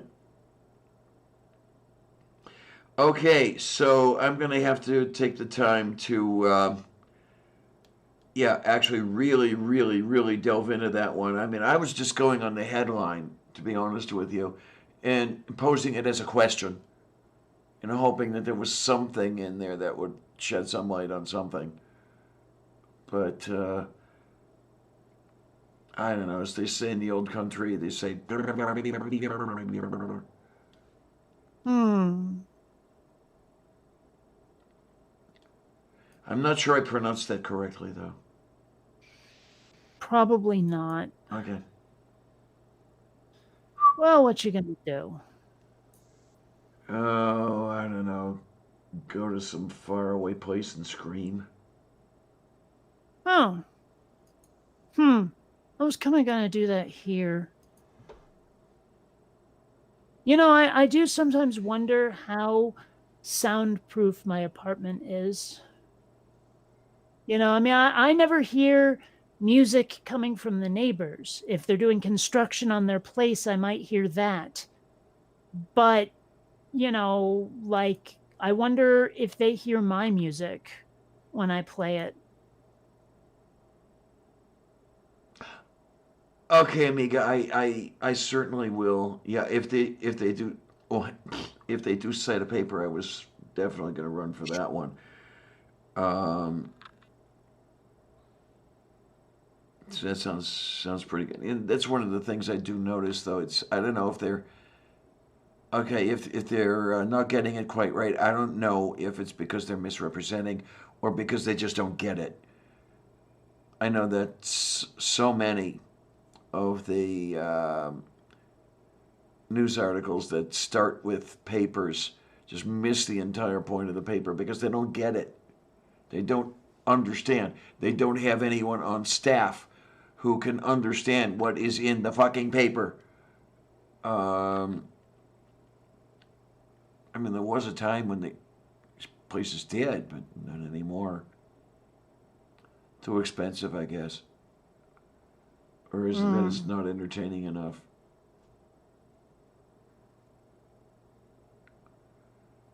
That порожнее. Yeah. I wonder if you can get gloves that you can use outside for not with the COVID like protection, because I haven't been going out and buying food partly because I have no way to protect my hands. I'm trying to remember what I remember hearing about drawbacks to the gloves.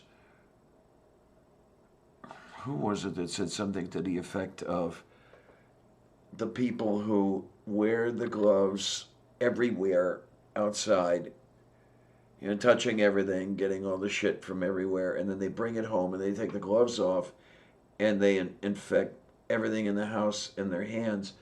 I don't know how close that is to what actually happens, but it's an interesting thought.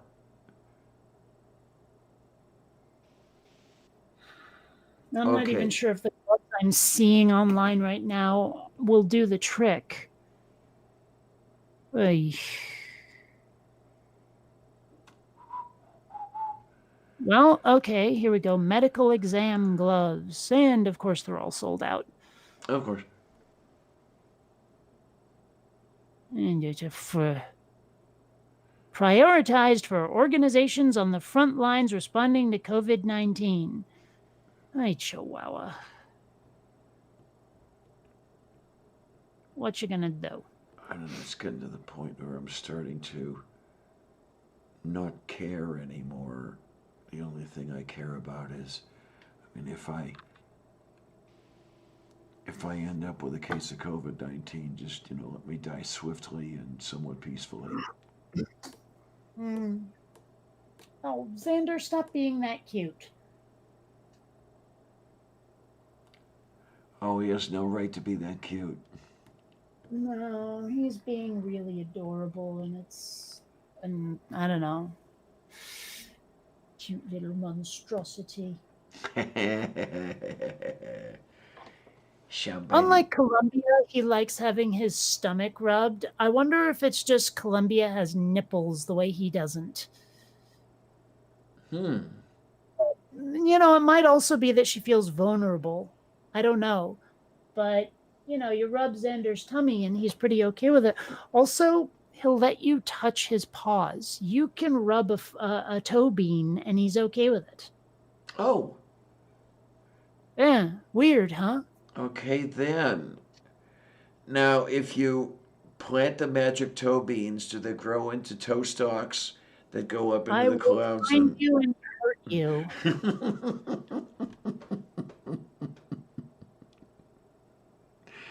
Oh my, I bet everybody in the audience would love to see that.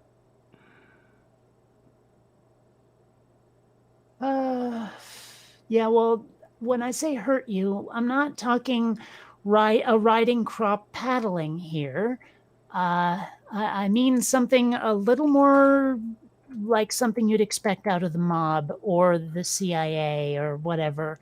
We're talking Guantanamo Bay here. Well, I don't know. Maybe maybe those people are the kind of people who would like to see that shit, Well, maybe, but waterboard Clarion, yeah.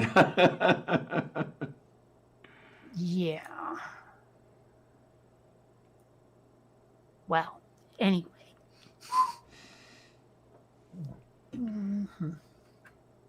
One weird ability cats have that I've noticed is they know when they're about to be photographed. And so when you grab your camera, they change position. Yes, that one.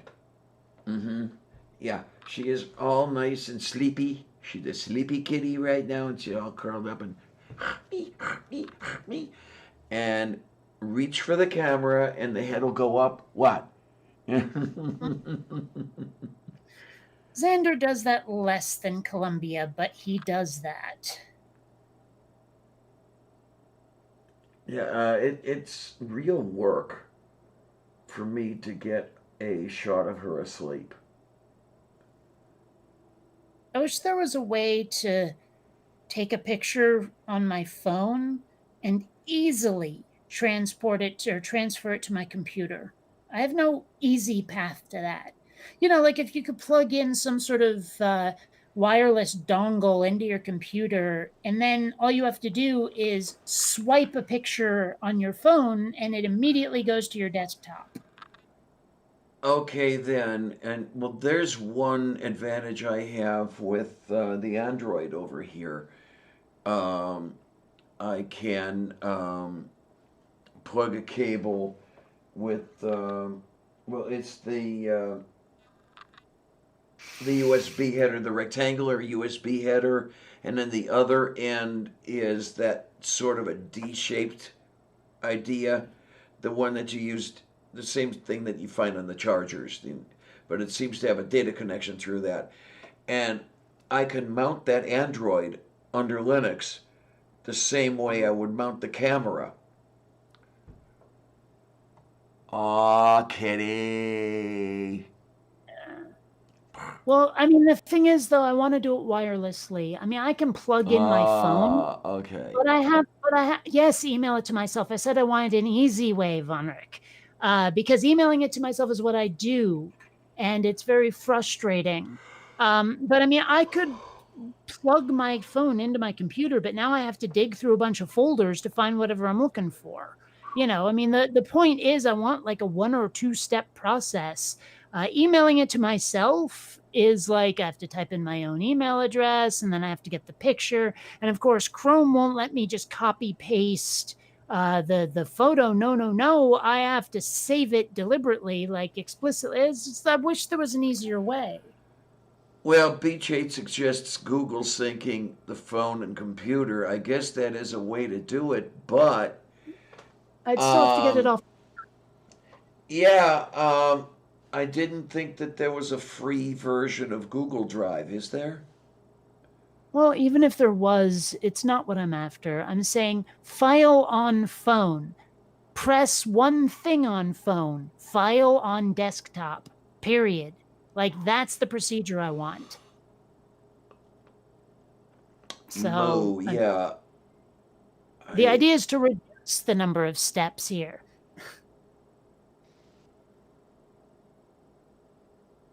But yeah, Xander's a little cutie when he's asleep like that. And that's when he's on his best behavior too, right? Mm-hmm. Well, okay, one thing I really need to do, I have gotten a lot of stuff, both from other people and ordering it myself from Amazon.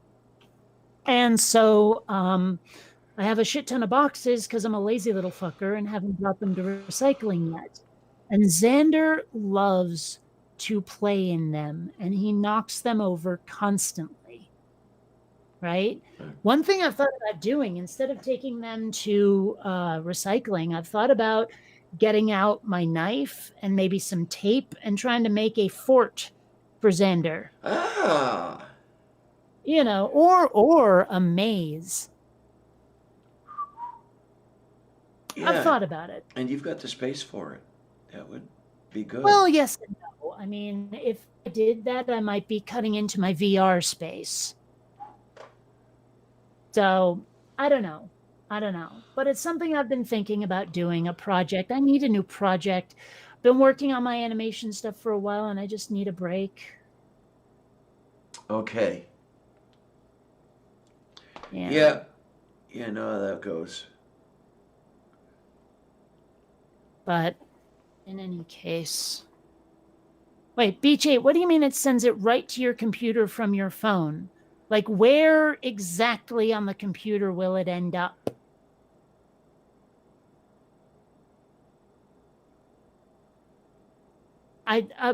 It sounds still to me like you're talking about it being on the web somewhere and I can download it to my computer. The point is, I want phone to computer directly. The file goes straight from the phone computer.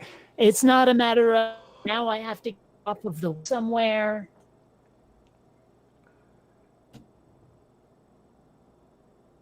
I wonder. Yeah, it doesn't look like you can do that anymore, Robert. No, they took that away. They took that away last week. Why would they do that? Why would they do that? Because they're arseholes. I used to go there whenever somebody new would show up here on the channel.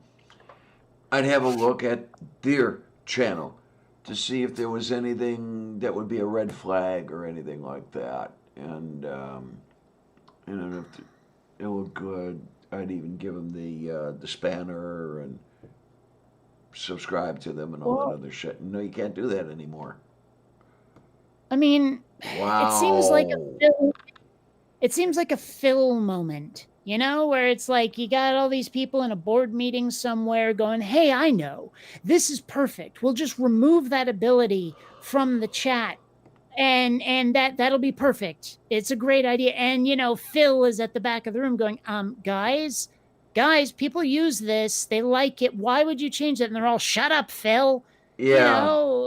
Someone somewhere to argue against it and be shouted down. I want to know what their reasoning was, their rationale, because someone somewhere said, here are the benefits of removing that as a possibility. Well, the conclusion I've finally drawn is They like to make changes for the sake of making changes. I mean, look what It they're does. look what they've done over the months and whatever to YouTube. I mean, Mm-hmm. they've totally screwed up the entire interface and everything else, and piece by piece, no less. They're just um, who is it See, that's BJ, that still doesn't really answer my question. Because it'll be in the Google Photo folder. Is that folder on your computer?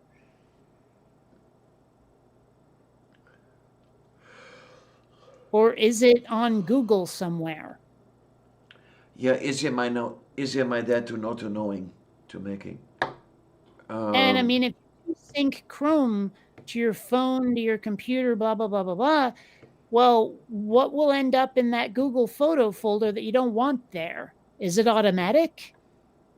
I mean, this doesn't answer my questions.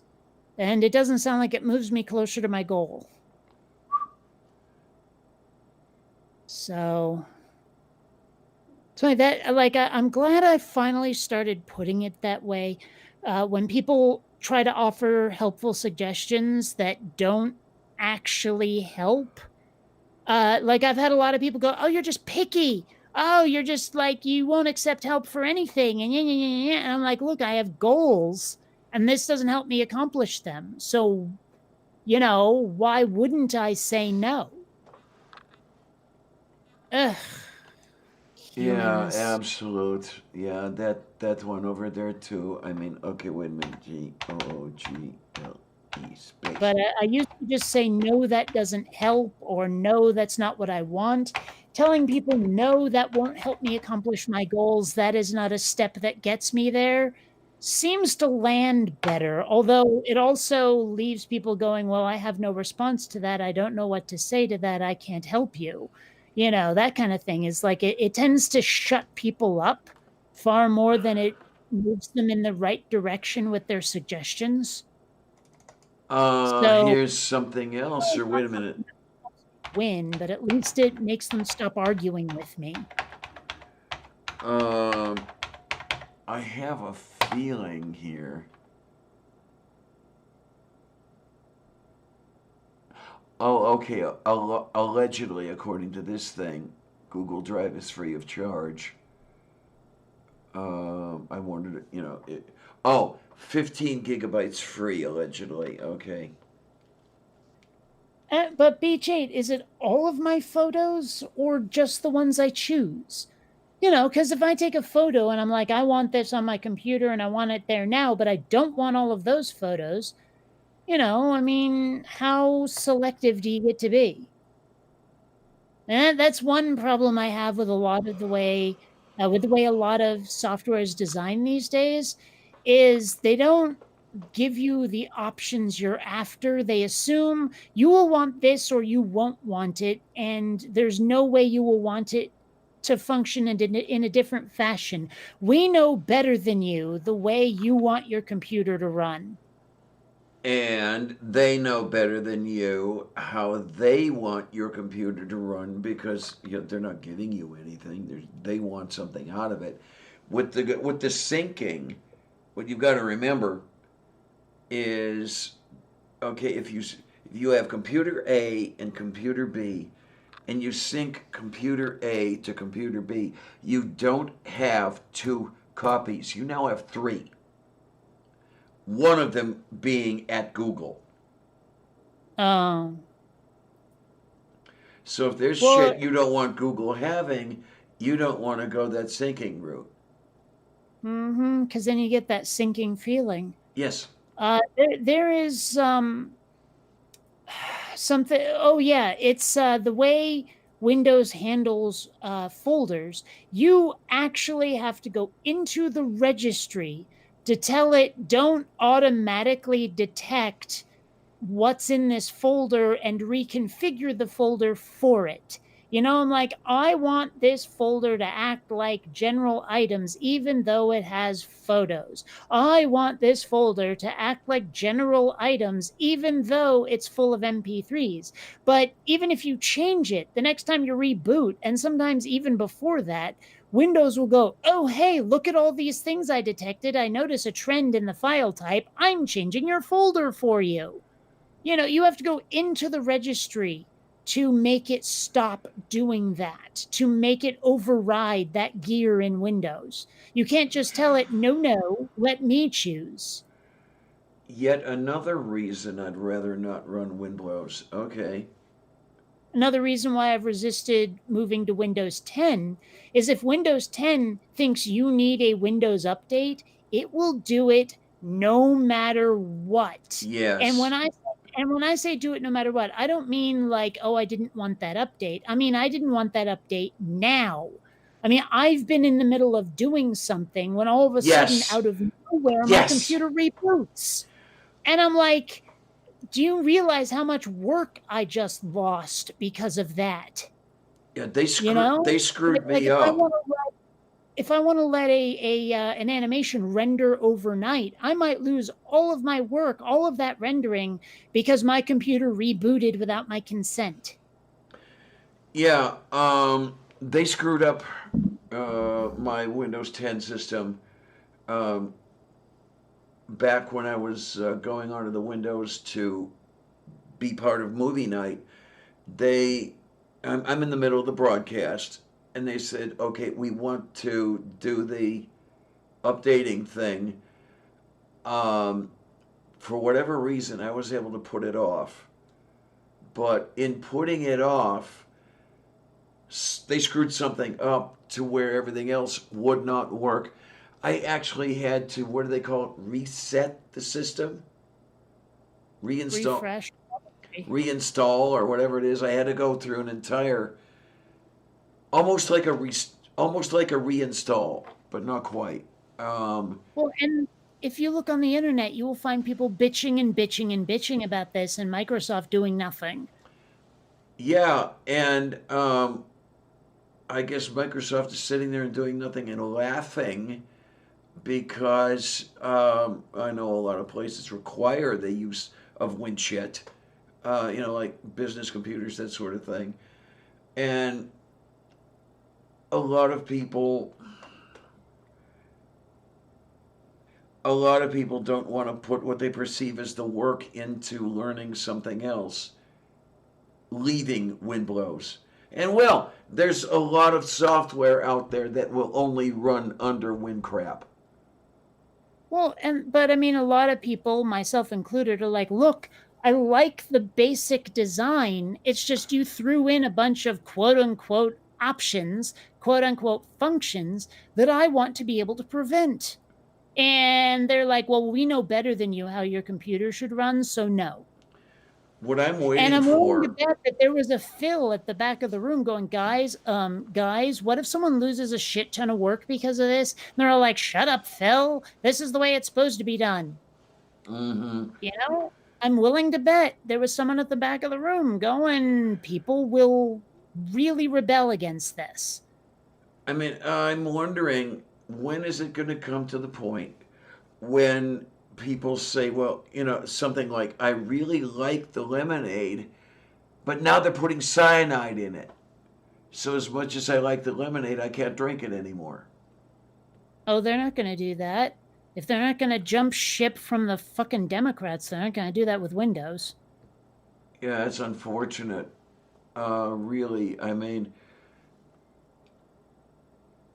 I still see my being in this system, on this system, as a net positive. I wouldn't have stayed here 20 years, were I not to see it as a net positive. So, well, go on. Yeah, some things are a little problematic. I don't know if it's the Linux or if it's the way I'm using the programs or something. Maybe there's something I haven't learned about the programs yet that I still have to learn. I don't know. I don't know. I mean, so far things are working pretty well. Well, my brain just went down a rabbit hole that has very little to do with this, but I wonder, how obviously people aren't going to be traveling for a while because of this idiotic virus. you know, but if you made reservations long before COVID-19 was a thing, I want, and you know how usually when you cancel plane reservations, they keep a certain amount of the money anyway. Yeah. I wonder if they're waiving those fees now or not. Who could tell? Well, obviously, people who've tried it could tell. Yeah, but those. Okay, yeah, gotcha. That. I'm just saying, because my dad's supposed to visit me in May. Look at how much that's not going to happen. But I have a copy of his itinerary. He bought the ticket. Are Okay, they going to charge a then. service fee to cancel it or to change it? Because I think that shouldn't be allowed. Right. Right. I mean, I know the airline industry can fail because of the lack of travel, but at the same time, that just seems like robbery. I mean, I guess they'll probably claim, well, it's not our fault, it's an act of God, so to speak. But even so, that just seems like robbery. Yeah, well, you want to talk about tickets? I'm not getting. I know I'm not getting money back for a couple baseball seats I bought, Mm. so I'm going to lose about $80. Well, have you tried? I've read their terms, and Oh, yeah, it's treated as the same as a rain out. And the way it's working, no, there's not going to be another game available to rain out to. So it's like, okay, I'm out. Yeah. What are you gonna do? complain. That's what I'm going to do. I may or may not. I don't know. I may or may not make the ultimate complaint. Um, The ultimate complaint. because I'm living without baseball as it is. I don't know that I'm gonna go back. What, just not watch baseball ever? Yeah. I mean, I'm That getting doesn't make accustomed. sense. I'm getting accustomed to not watching it. Still. Am I gonna make? You know, am I gonna put out the work to? Well, the work and the money. Well, I Um, mean, I can understand not going to a game, but you might watch it on TV, right? well, Or the internet. that costs me money as well. Does it? Yeah. Are you sure? Because I know that you can get sporting events streamed with commercials. Okay, because the way I had been doing it, I was paying about 130 a year for a season of Major League Baseball through Major League Baseball. Oh, don't do that. No, no, no, no, no. You go to like one of the major news networks, TV networks like NBC, CBS, whatever, ABC, Fox. They will have sporting events that you can just watch on the internet. There'll still be the beer commercials, but you can watch them. Well, I can put up with the beer commercials because they have the commercial time on the MLB thing, but it just says commercial in progress. You know, they don't. Yeah. So it's not that you're gaining or losing any time. Well, and I mean, hell, you can watch the Super Bowl every year. I know that.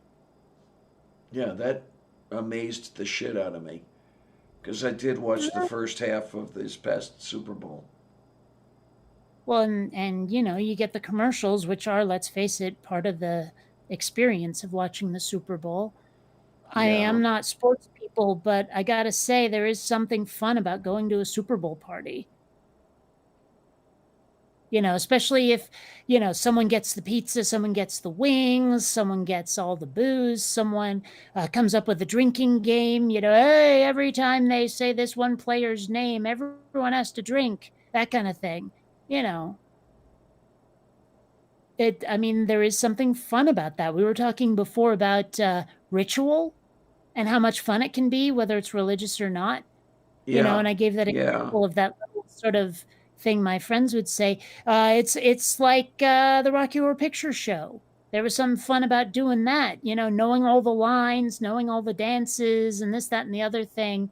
You know, all the callbacks. It's there's something fun about just being with a group of people and doing that, and it's the same thing watching the Super Bowl. I'm trying to remember the last time I was at a Super Bowl party. It was sometime in the 90s. Let me think about this now. 95. Hmm. Well, I remember, what was it, 2 Super Bowls ago, I think.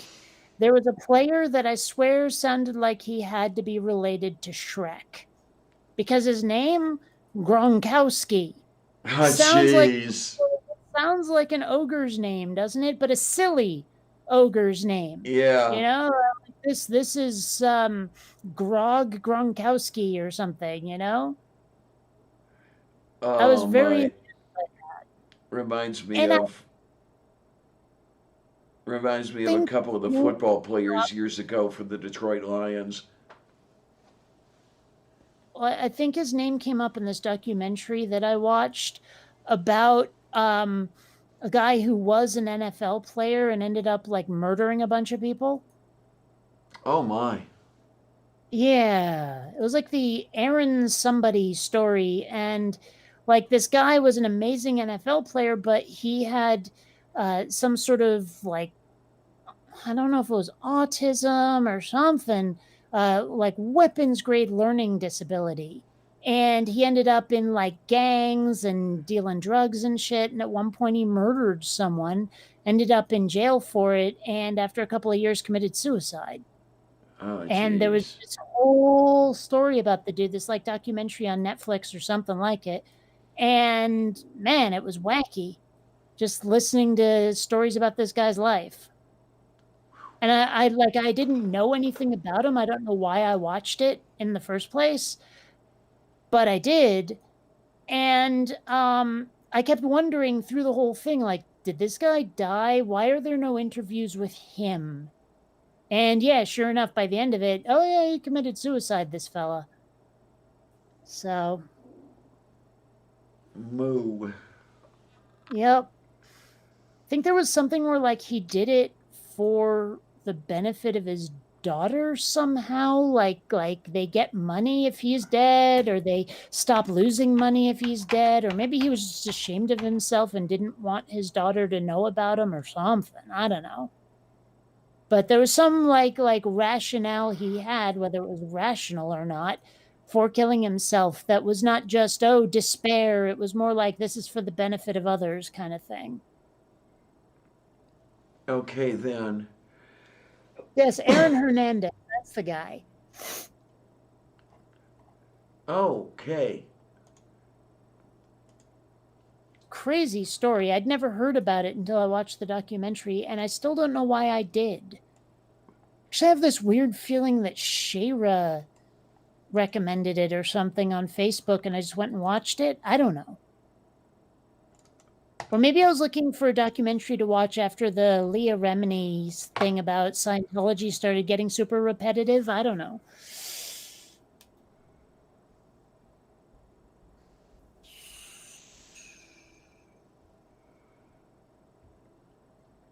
Oh my.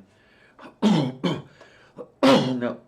Hernandez is a name that I would associate with baseball before I would associate with football, but that's just me. No, I get it. I get it. And wasn't there like a super, super famous baseball player with that name? There were quite a few baseball players with the name Well, Hernandez, yes. And okay, super famous, I mean, like Babe Ruth level of famous. yeah, I think there were a few of those. Huh. Let's see what we got. I don't know. Okay, we have. Like a Hank Hernandez? Maybe I'm wrong. Well, we've got an Aaron Hernandez playing Yeah. for. Let me see if we can find. Okay, in the minor league system for the Angels, for the Los Angeles Angels in the minor leagues, What's his name? Aaron Hernandez. That's the name of the football player who we were just talking about too. Yeah, yeah. The name Hernandez comes up quite a lot in baseball. It seems that in the late '60s, a trend began with a lot of players in the area of the Caribbean, um, Central America, that sort of thing, started becoming prominent, and you saw the Latin names quite a bit, and Well, there was a bit of racism when you started to see that trend. was there? Oh, more than a little bit. Oh yeah, I have to wonder if that happened with basketball. I don't know. I don't know. Because, I mean, let's face it, that is a pretty, uh, it's dominated by people of color, let's put it that way. Yes, it is. So I have to wonder, like, oh my gosh, look at all of these fill-in racist name for black people in this sport. I'm not watching it anymore because of all of those darn N-words or whatever. I have to wonder, like, how many times did that happen? Yeah, it's. Trying to remember the player's name, and yeah, I'm going to hate myself for this because he was a very, very, very prominent player. Um, Career cut short by plane crash. Um, I can see his face. Damn it! Well, I know how Kanye West recently crashed his helicopter, but I don't think that's who you mean. Kanye West? Isn't he a basketball player, I think?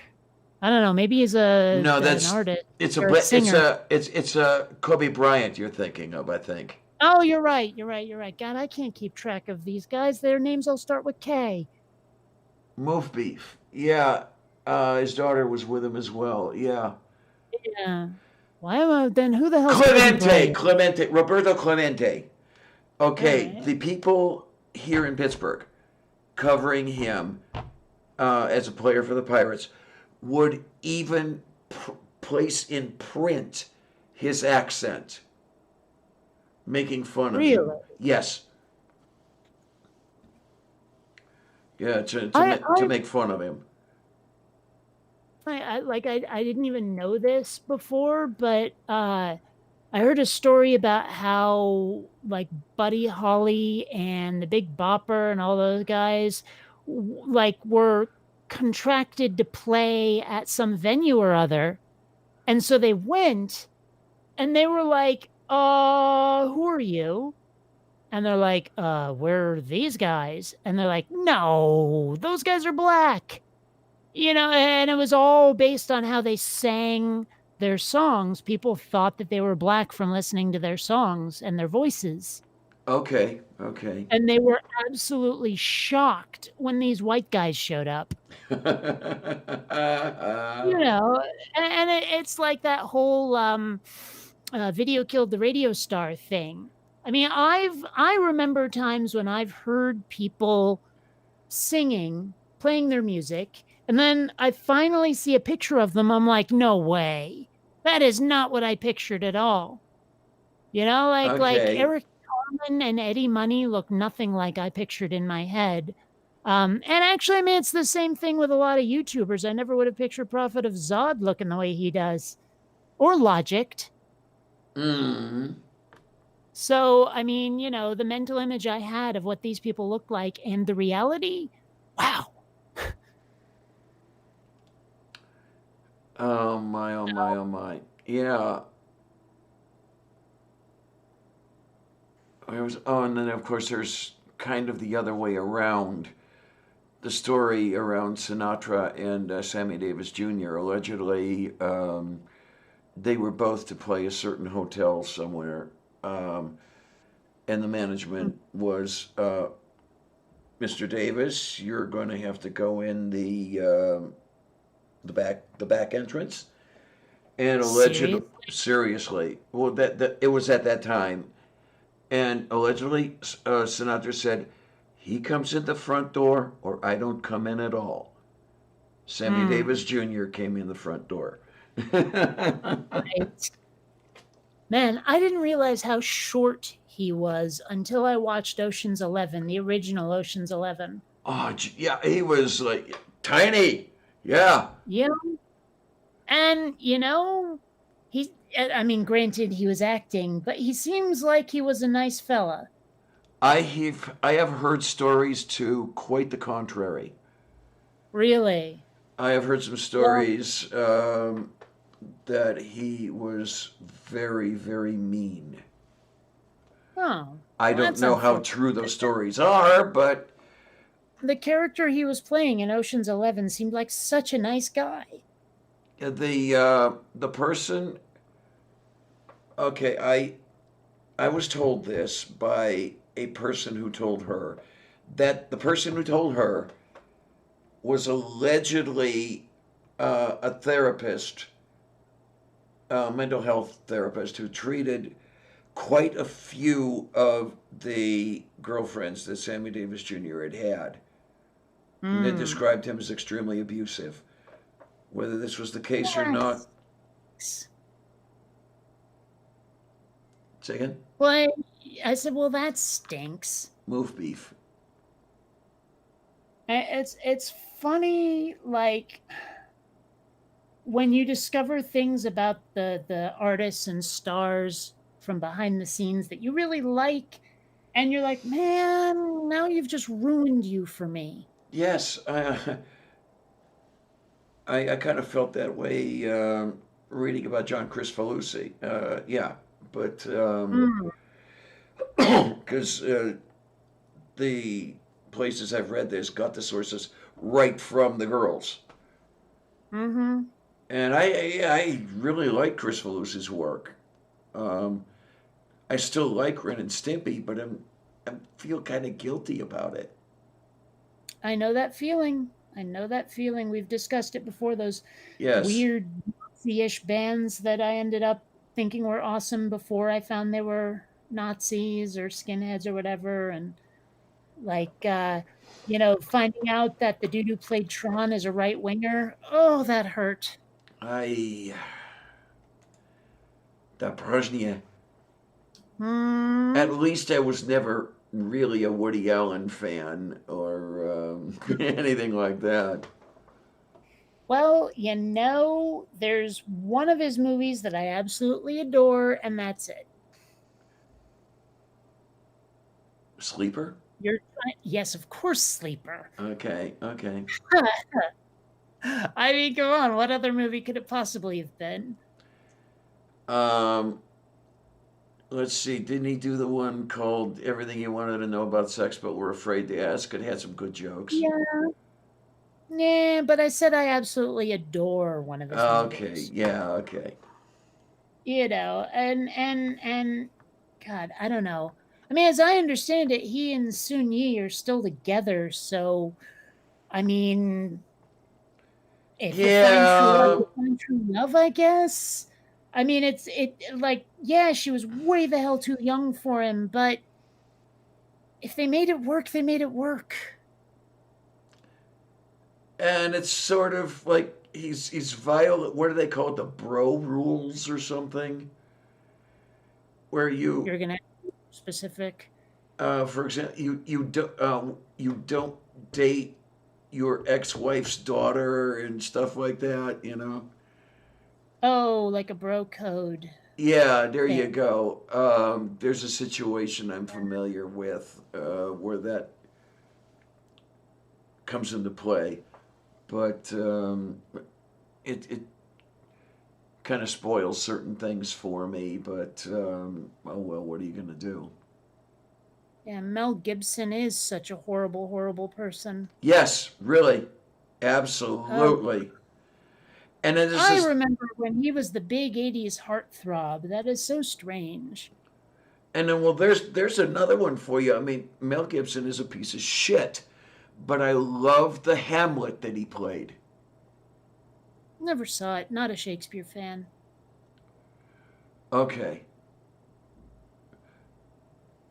Eh, Yeah, I consider Mel Gibson's Hamlet to be better than Olivia, Olivier's. Yeah, but then I again, think you mean Olivier.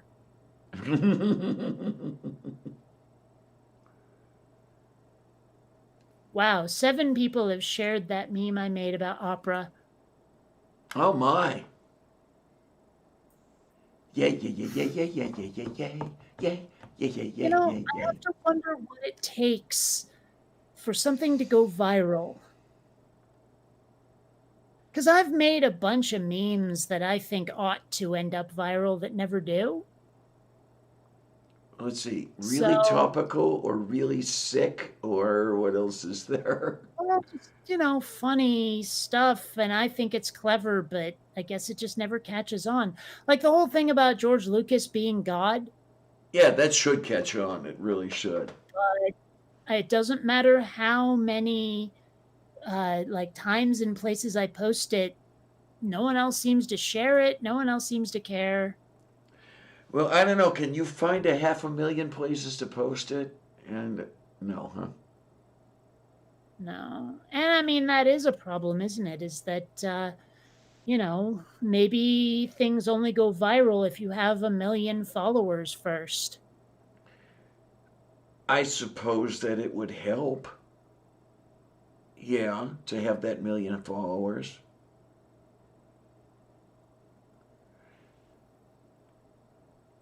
I mean, you definitely deserve the million followers. We got to get to work on that. I shan't object to the help, but I'm not sure I agree with your characterization. All right, 2 million. Yeah, yeah. Oh my, I think you really need more followers and especially more subscriptions. Mm-hmm. I mean, if these guys in Australia can have, what is it, 5 million subscriptions for throwing shit off a tower and seeing what happens when it hits the ground, then you could have, you know.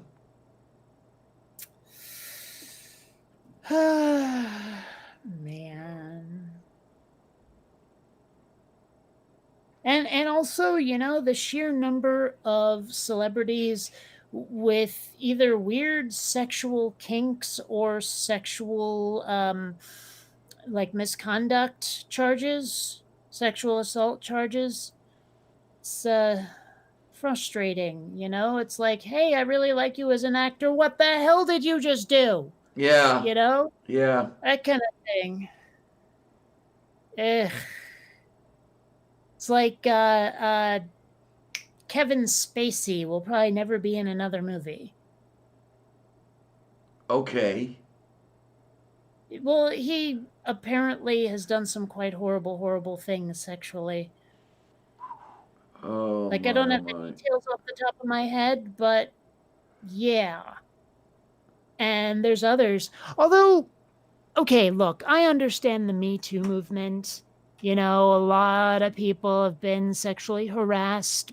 Like a lot of women have been sexually harassed by men. But at the same time, it does seem a little unfair to like for the public to convict somebody before they're convicted by the law. Yes, Like you yes, could I probably understand. ruin a guy's career just by accusing him. Yeah. And that's all it takes. Like he doesn't even have to have done it to ruin everything. And I'd like to believe no one's done that yet, but if they haven't, it's coming. Oh And I yeah. think that's really, really, really unfair. I like it's kind of like if someone's on death row and they didn't do the murder, I would very much like it if they weren't on death row. It's the same basic principle, Right. you know.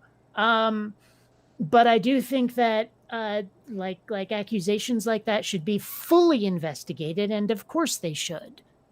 Well, But sure, yeah, yeah. I mean, hell, I feel the same way if some guy said that a woman made unwanted sexual advances. I think we should believe him too. Mm-hmm.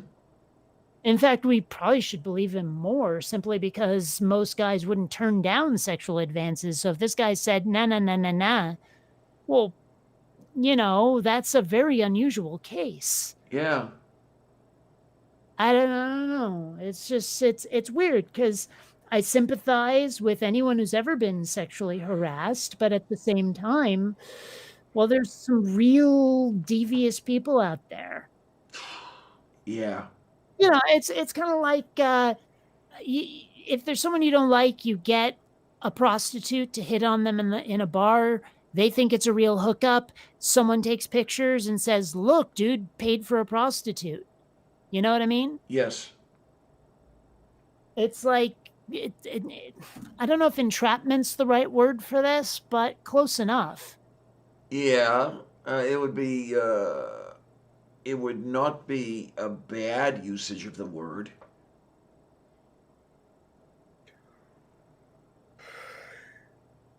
Oh God, both of us are yawning. I think for me, I'm just crashing because I haven't eaten yet. Well, shit, we've been at this for 5 hours. When you, Anders, stop that! You stupid cat! Oh my God! what do you do? Like, okay, he will sit on my lap, but he'll hang his butt off of the edge of my thigh and slowly, gelatinously, in that way only cats can do, start falling off of my lap. And then suddenly realizes it, and the next thing you know, he's clinging onto my thigh like he's about to fall off a cliff. And of course, what I'm wearing right now is very thin, so he's about to draw blood. And hold on a sec. The standards should be applied equally. Which standard exactly? Wait. It's probably we should believe the guy more if he turned down a woman's advances. Probably that. But I don't know. I mean, the frequency with which a claim is made and the reasons why, I think, should be a factor in how much we believe it. It's like, wow, that is a really unusual accusation. Do you dismiss it out of hand or do you investigate it specifically because it was so odd? Yeah. Oh, whatevs. Oh my, oh my, oh my, oh my.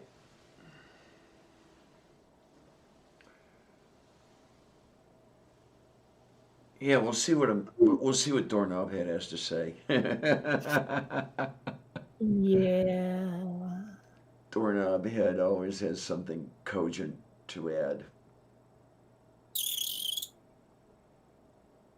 Oh my. Something about cheese. Yes. Oh my, I've still got about a pound and a quarter sitting in a defriginator. A Oh, look. kitty with the body of a bear would be absolutely adorable. Yeah, come to think at it.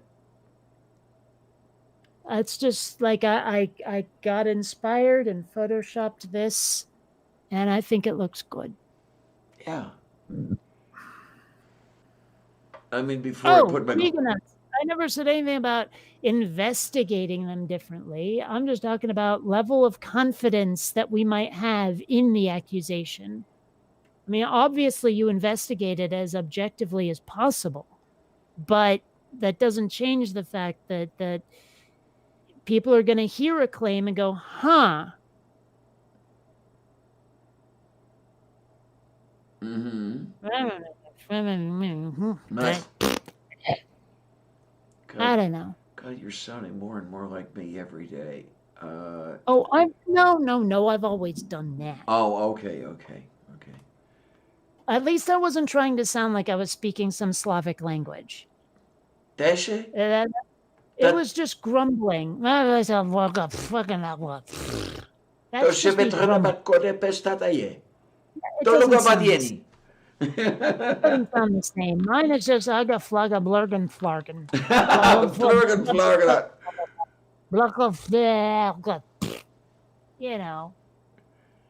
First we have the chocolate, then we have the Right. mousse. Here, mousse.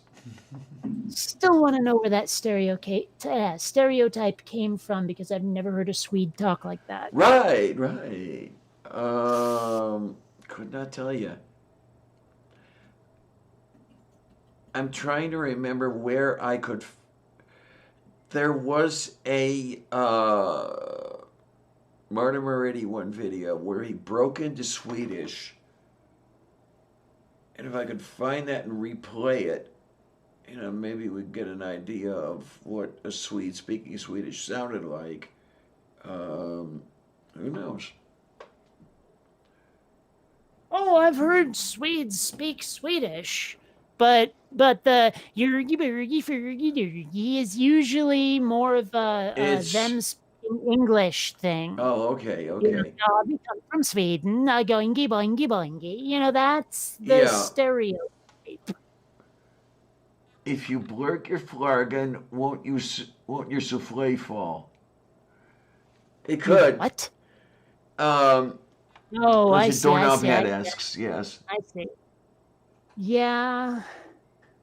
I don't know. And I mean, I've listened to a lot of Swedish music, and I don't know. I mean, well, part of it is just that the way things are spelled are not very phonetic looking to someone who speaks English. But once you realize what all those wacky umlauts and shit over vowels mean, whoa, am I wrong? Oh no, you're not wrong at all. No, what came to my mind was the opening to Holy Grail. Oh, yeah, mind you, a moose bit my sister. Yes. And they've got all the slashed O's and all that other shit. Yes. The spiders put Ugh. themselves in the tofu. Oh my. Right. I don't know. I mean, there is a song, and you should totally look it up, called Somar Teeter by Yelena Teeter, and it is so good. Oh. I think I might have put too many L's in there. There, and you're never going to spell Yelena Teeter properly. There, I put it in the chat. And it's actually the bear band that Per Gessler was in before Roxette. And it's one of those very sort of simple 80s tunes that, like, I'm trying to, like, sort of along the lines of Centerfold by Jay Giles Band. Oh, okay. Yeah. Oh, I'll So- tell you. I mean, Centerfold is catchy, but there's very little else by Jay Guile that I can put up with. There's very little I can name. And one of the songs of theirs that really gets on my nerves is called First I Look at the Purse. Not familiar with it even slightly. Oh, okay. It's all about imagine some unnamed, unseen character singing the lyrics, instead of the entire band. And it's about how he won't date a woman unless he knows she's wealthy.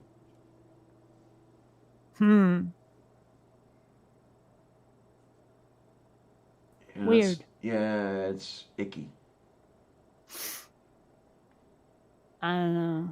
I watched the movie Sneakers last night, and when these clients show up, one of the first questions asked is, "What do their shoes look like?" And the reply is expensive.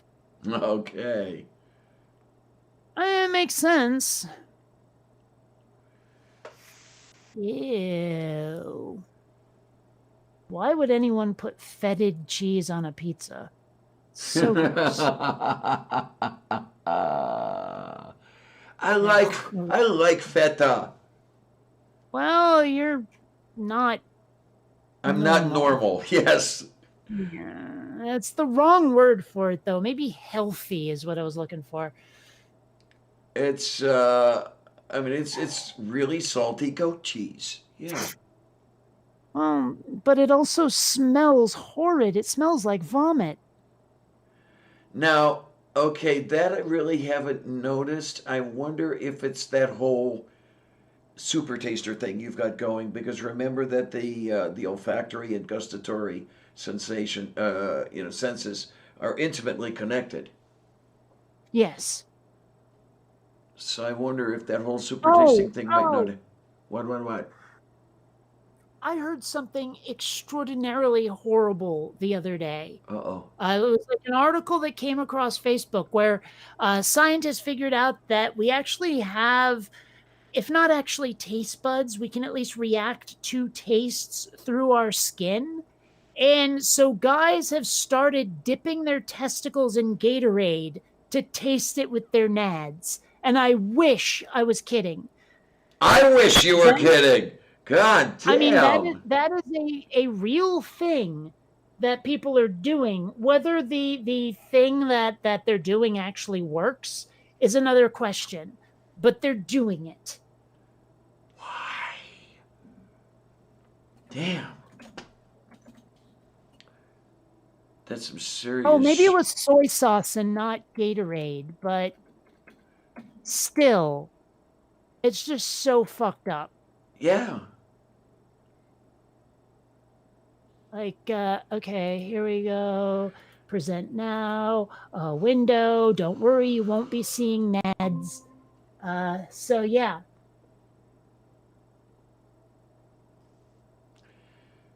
TikTok users. Well, okay, that explains a lot. I mean, I honestly don't. I can't even. Taste buds are located on the tongue. Taste receptors can exist throughout the body. So people are, no joke, dipping their nads in soy sauce. Jesus Christ. I never thought I would hear myself say this, but that would almost make more sense as a prelude to teabagging. But oh well. Hmm. Hmm. Sorry, I'm ordering a goddamn pizza. I'm that hungry. And damn it, I haven't had pizza in so long. I don't care how much it costs. And I'm thinking whether I should add sides like breadsticks or something. Probably not. I've already made the pizza gigantic. Like, I'm ordering the biggest pizza they What is? I got. was going to say, what is this? One of those 36-inch pizzas? No, it's 16 inches, but still that's the biggest one they got. Okay then. I think there's I'm one. just I think there's one that place around hungry. here that'll make a 24-inch.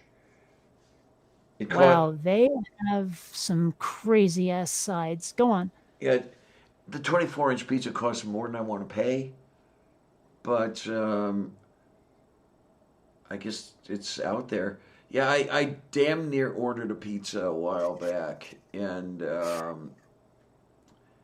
I forget why I didn't. It had something to do with delivery, but I forget exactly what it was. It may have simply been that I was too lazy to go out and wait by the building entry door. Yeah, Hmm. that's the pain in the ass about this building and the other one. I think I've mentioned before. They have the locked security doors to let you into the building itself, but there's no buzzer system.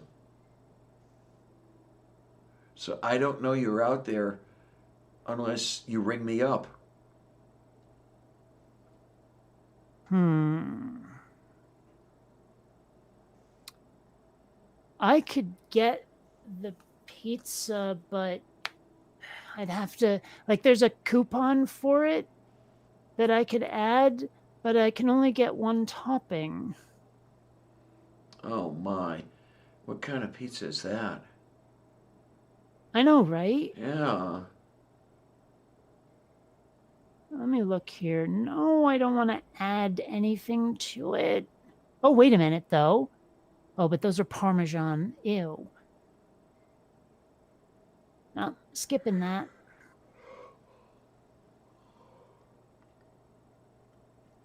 Ooh. Well, I saved 5 smackers, so that's good. Yay. Why on earth would I want a garlic dipping sauce for my pizza? I mean, maybe it's just me. I don't think of pizza as a dipping thing. Neither do I. I mean, I would think the breadsticks, but in the pizza, no.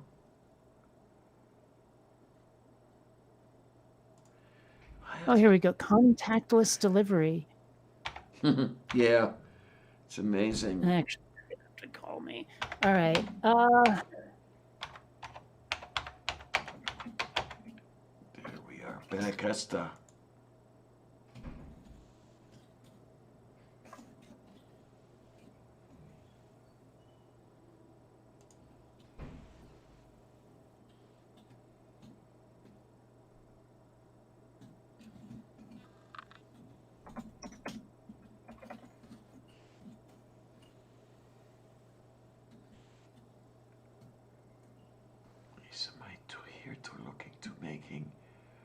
Is in my note to knowing, no, I'm not buying any pizzas. I'm just looking to see where was the place I saw.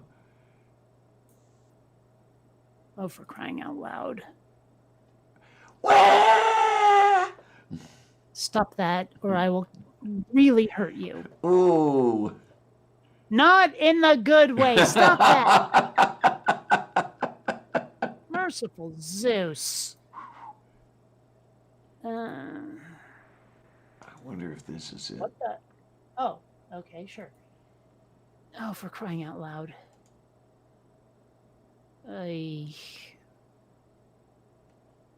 Whatever. Place your order. Oi! For crying out loud. You rat bastards. I hate all of you. Every last one of you. Sorry, I hate websites that want you to do this, that, and the other thing just to do the thing. Yes. Yes, confirm my email address. Oy. Oh boy.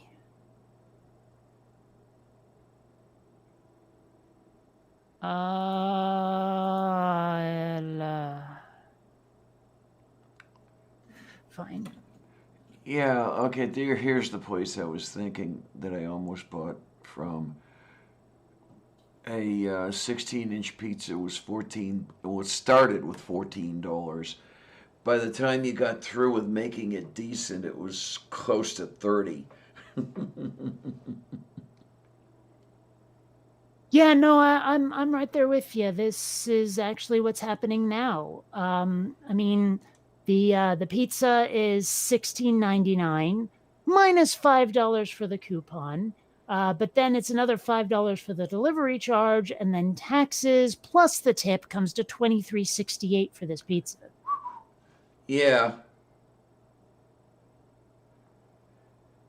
Okay, now I find it rather interesting that Mario's Pizza House, the one I was just looking at, is still advertising their New Year's Eve special. What? Oh, for fuck's sake! Fine, I will go get my freaking son of a. Ugh, I'm trying to I'm trying to order with PayPal, and they say something funky about you got to do this, that, or that. I'm just gonna get my card. Bullshit. It is the poo-poo. That's what it is. Poo-poo, I tell you.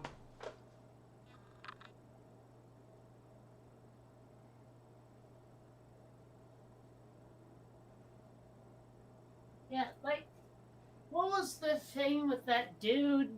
Like, he was African or like Middle Eastern or some shit, where he was trying to describe how good he was Oh, you eat the poo-poo. What the hell, man?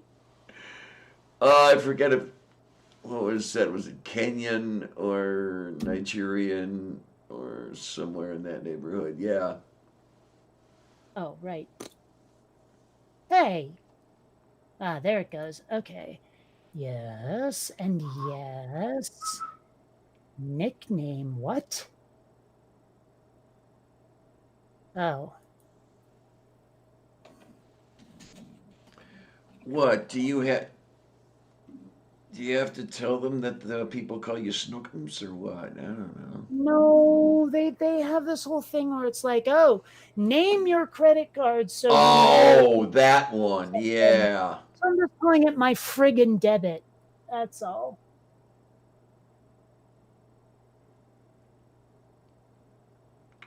Yeah, there was one that demanded that I nickname the card. The others were optional, but this one wouldn't let me do anything until I gave it a nickname. All right. I am going to put on some clothing that's more appropriate for going out to pick up a pizza. I mean, I'm not leaving, they're delivering it, but you know what I mean. Move beef. Yeah. Okay, I will get rid of this thing and I will get rid of this thing over here. And you know what I'm gonna do? I'm actually gonna have to, oh my word. Oh my word. God, I'm old. I have advice for all of you out in Lavender Ladyland. Don't get old. It isn't worth it. Caramba. I have to take a small side trip. Please don't go away. I will be back shortly. Kate will probably be back before I am, but we'll see what happens. Oh my. You mean like right now? Oh, okay. I'm taking a small side Yeah, trip because I'm totally here. So if you want to talk or want to hear me talk, well, I'm yeah. available, is what I'm saying. Oh, what I wouldn't give to have a cool accent. Oh my, oh my, oh my, oh my, oh my, oh my. I have to clean this cat box. Oh my. Yeah, live fast, die young, and leave a beautiful corpse, right? Oh my. And it's a little late for that for some of us, but hey.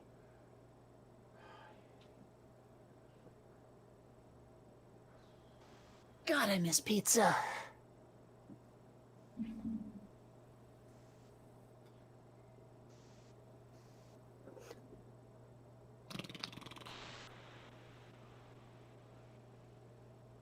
Yeah, text me. Fine. It's interesting to me they have a delivery tracker for pizza where it'll actually say, oh, we're prepping it. Oh, we're baking it. Oh, we're checking it for quality. Oh, we're delivering it. And then they have a GPS system that Oh my. shows you where the car is, which is kind of cool.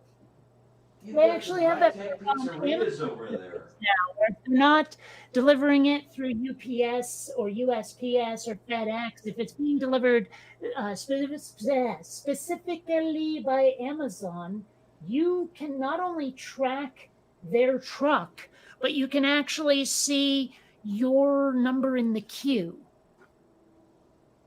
Oh my. I know, right? That is totally, absolutely amazing. And I'm not being facetious when I say that. I find that is quite amazing. Now, okay, we got rid of the coffee. Now we're gonna put some more in there, and it's got to be the case that I now weigh 2 pounds less than I did when I went in to the crapper. Because PP does weigh something. Yeah, it does. Let's see here. So, okay. I don't understand people who don't like olives. I mean, okay, granted, green olives are nasty, but black olives are amazingly good, and I don't know why people don't like them. I find that very odd. Also, another thing I'm very curious about, green onions, green olives. Yes. Are they that nasty directly off the vine, or is it because people put a pimento in them and they stuff them in some sort of weird pickly shit? Like I wonder what a straight up green olive tastes like without any modification. That's an interesting question. That really is an interesting question. And then, okay, here's the other one I want to know. The green olives. Are they green because they are unripe? Or are they just plain old green, because that's the way they are? I think it's the way they are. Okay. I mean, maybe there I'm we go. wrong. I could easily be wrong, but that's my suspicion. Because they're the same size as black olives. Mm-hmm. I mean, maybe that's not the right indicator to be looking at, but I don't know. Yeah, I really don't understand the world of olives. And I am, But black olives are really good. oh man, I haven't done it in a while, but I can open a container of black olives and eat the whole damn thing. Oh, I could do that too.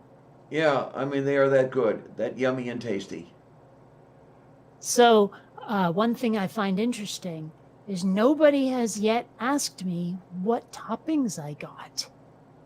Oh, yeah, okay. What toppings do you got? Not telling. Okay. No, I'm kidding. I'm kidding.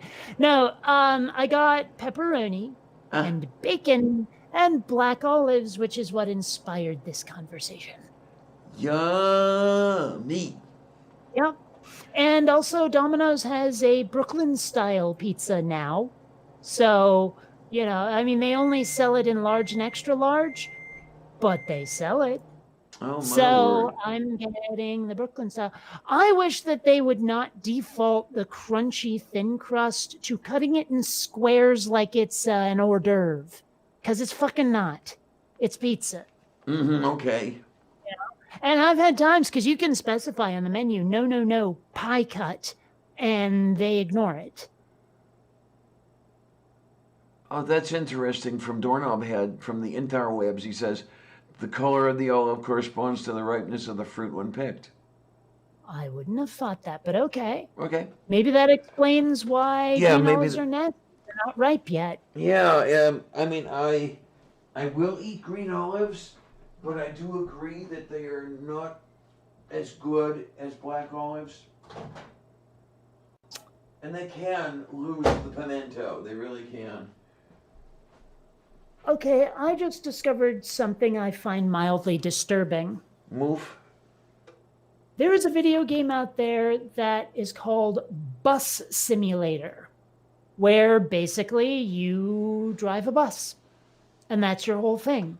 Is the game is driving a bus around a city. Now it looks like a really elaborate city. It looks like something out of Grand Theft Auto.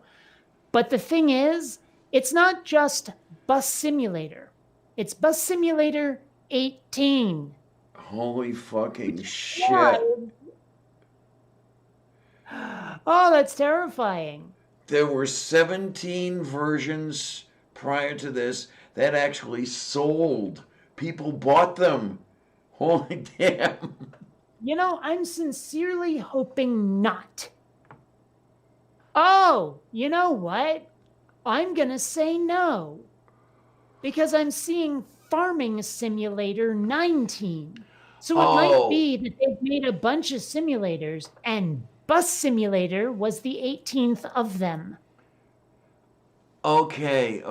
Yeah, I have actually seen Farm Simulator 19 in Squalmart.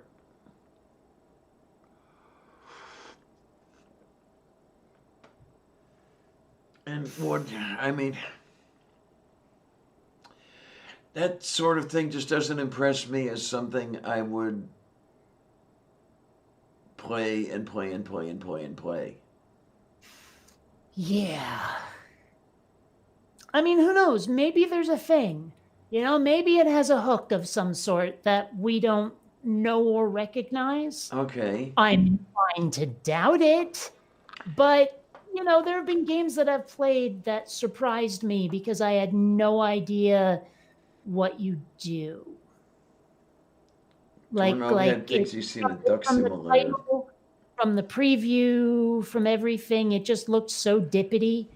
And then I tried it and I was like, oh, well, they probably should have told you about that part, shouldn't they? Moo. Hey, great idea. How about a simulator? Actually, I'm pretty sure that exists. Oops. Yeah. There's also a build a PC simulator in like VR and stuff where you literally just put together a PC from parts. Okay. Yep. Now, I assume that you can like earn better parts of a computer. It's like, oh, look, I got a much better motherboard and processor because I succeeded at this task, or, that kind of thing. But I don't know. I haven't played it. Wow, a Chinese brush simulator. Okay. A granny simulator. Oh, Lord. Oh, God. Okay, so it says here, in Granny Simulator, there are two players, a feeble old grandmother and her lovely grandson. The grandmother's objective is to complete her everyday routine while the grandson utilizes uncanny violence and pure brutality to stop her. What? Wow. Not assist her? Jeez, man. Oh, apparently not. Wow. And it looks like it's not a two-player game. I think you just choose which one of them you want to be.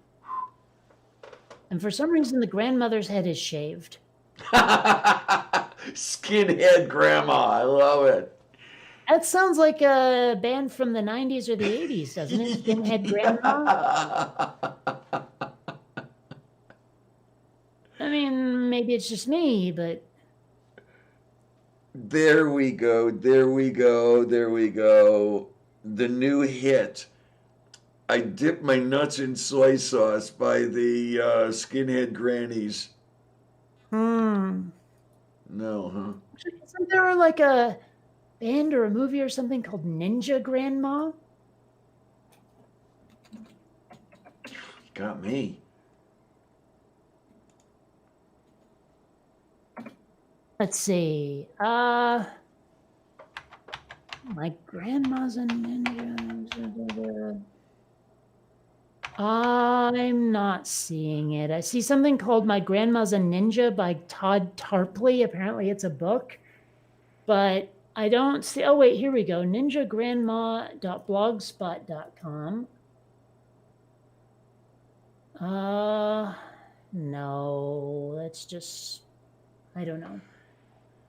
Oh, well, maybe I'm making it up. Maybe I'm misremembering. Oh, my.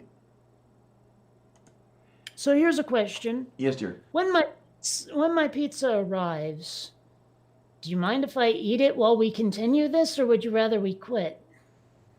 Oh. I mean, I don't know. I want to hear the smacking in the microphone. Well, with which are you more comfortable? I'm just hungry. Because, I mean, if... well, let me put it this way. I'm offering to eat on camera if that's cool with everybody else. I mean, I won't mind all that much, really. I mean, I've never eaten on camera. No, I just wanted to make sure that people were okay, because I'm probably going to be making some weird sounds. And what the heck, if you say something and I feel the need to interject, I might just talk with my mouth full. Oh, no.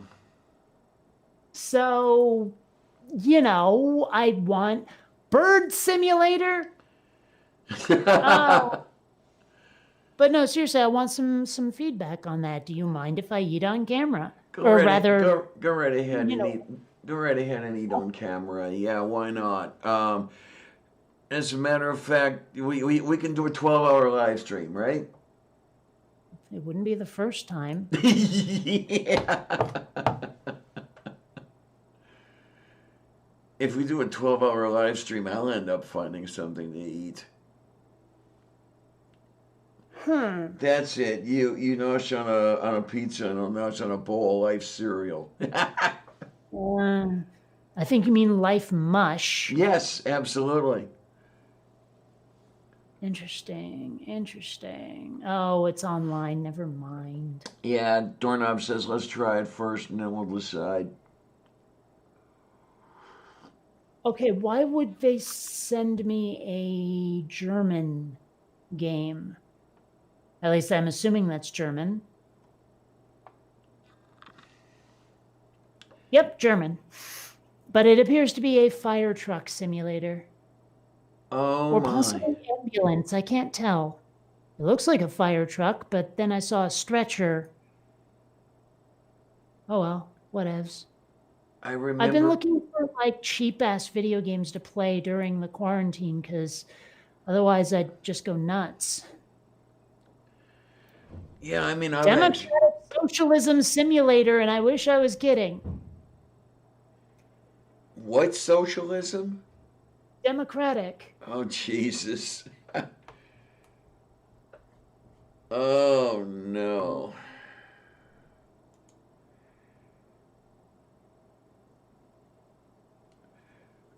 Oh, my. Mage Grey Wolf just had a couple pieces of quiche. Why? Like voluntarily? Yeah, he made it.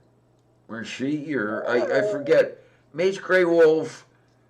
Are you lady, gentleman, somewhere in between? Well, I mean, I don't know. Quiche is really just scrambled egg pie. Change my mind. No, I'm with you. I'm with you on that one. Oh, you. Oh, envy. What? Mage Grey Wolf has a couple chickens.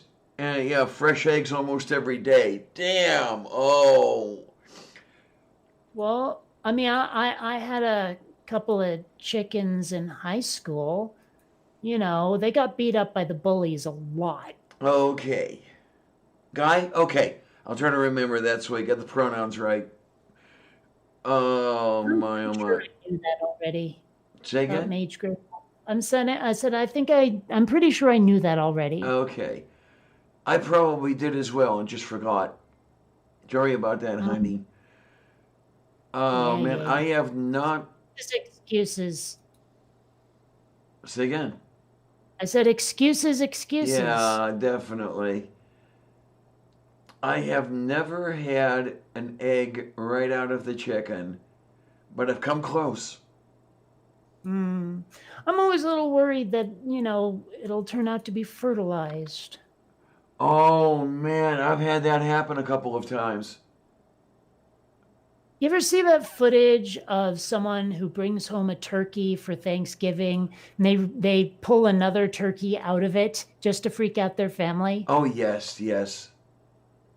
Where it's like, and one of the girls in the video, she's like, "Oh my God, I was pregnant." And it's like,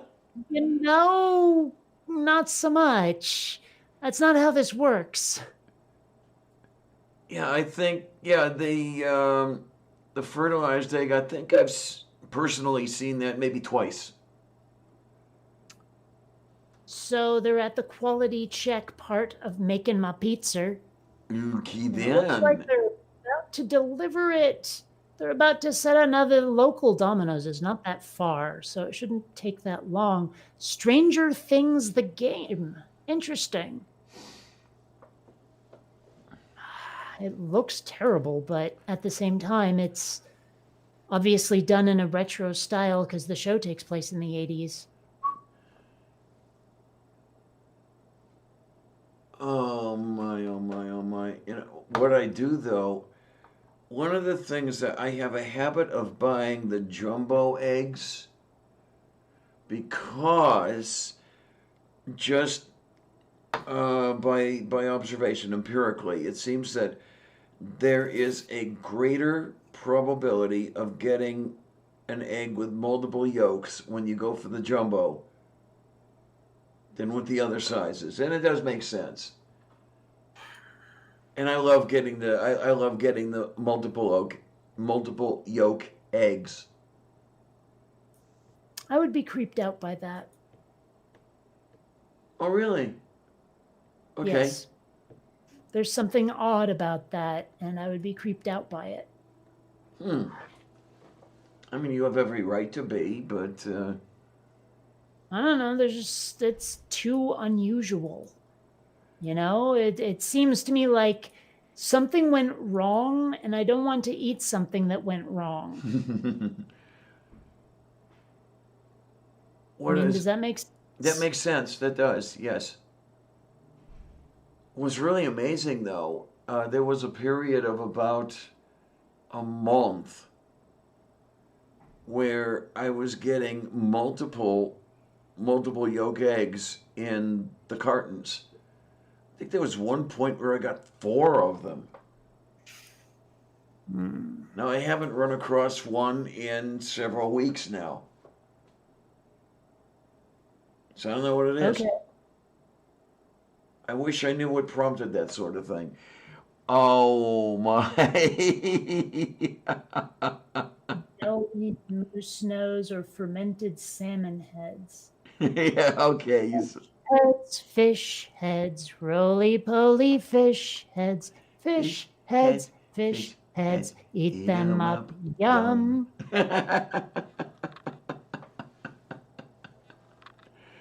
You've heard that, right? Yes, I have. Yeah. What amuses me is that one of the people involved in it is the dude who played Lanier in Babylon 5, and he also was the original Will Robinson. Bill Mumy. Really? Yep. I did not know that he was part of that. Yep.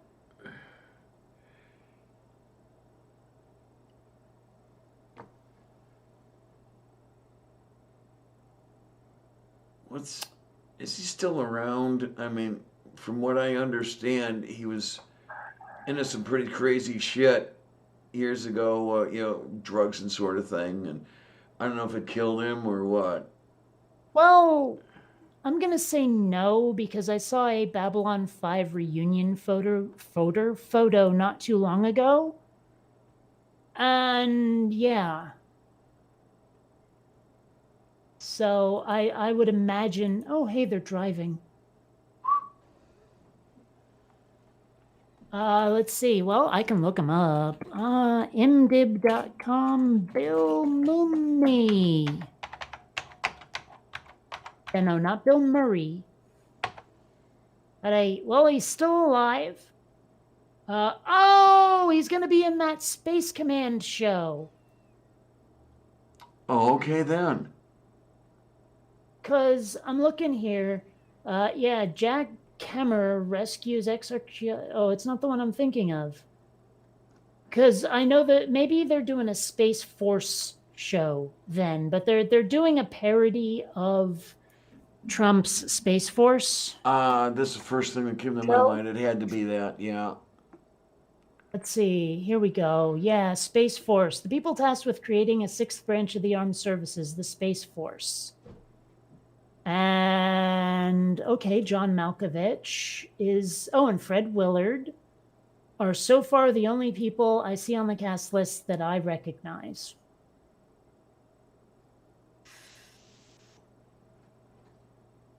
Yeah. Oh, Lisa Kudrow. All right. That's funny because, I wonder what's going to happen to Hollywood, right? Where everyone's quarantined and shit. Oh, yeah.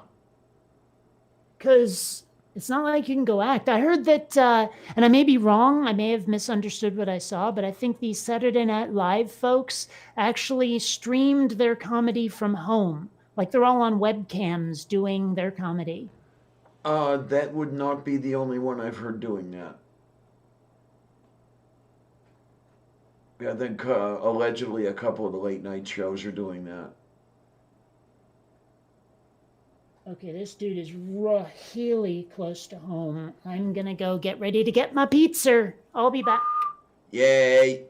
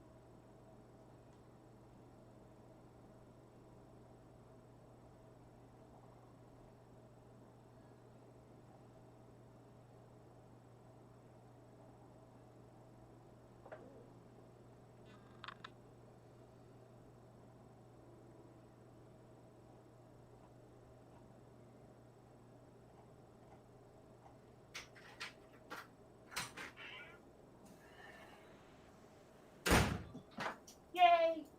Food! Yes, die Katen hasen der Pizza. And is make with the eaten. This is the yummy and the tasty. Plus, the driver dude was clearly a ninja, if that mask was any indication.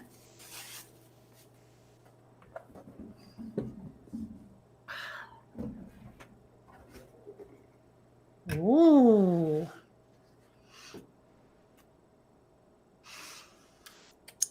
Kate is make with the numbins. Actually, gonna let it cool a bit. It's at that point where if you try to eat it, the cheese will come off. Yes. And there is the thing too about the cheeses is if you try to eat it when it's too hot, it adheres to the roof of your mouth and burns like crazy.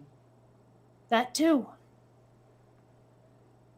I am going to have to rewatch the remake of Lost in Space because apparently Bill Mumy is in it somewhere. And I must have missed him. Oh my. Yep. Columbia's attracted to the smell of the pizza. Xander seems largely indifferent. I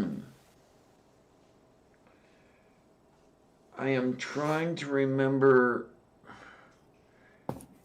Sylvia's reaction to pizza. Well, I wouldn't call that stuff pizza. It's something I got at the grocery store, which is something else entirely. You know, one of those freezer case pizzas.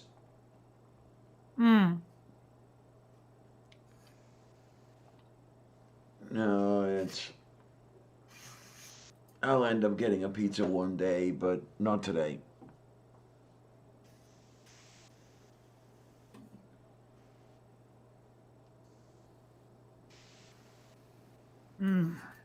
What is a Yum?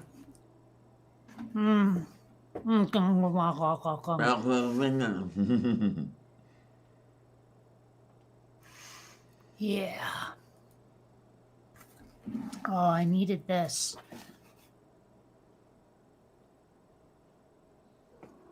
It is a good thing then that you are having this.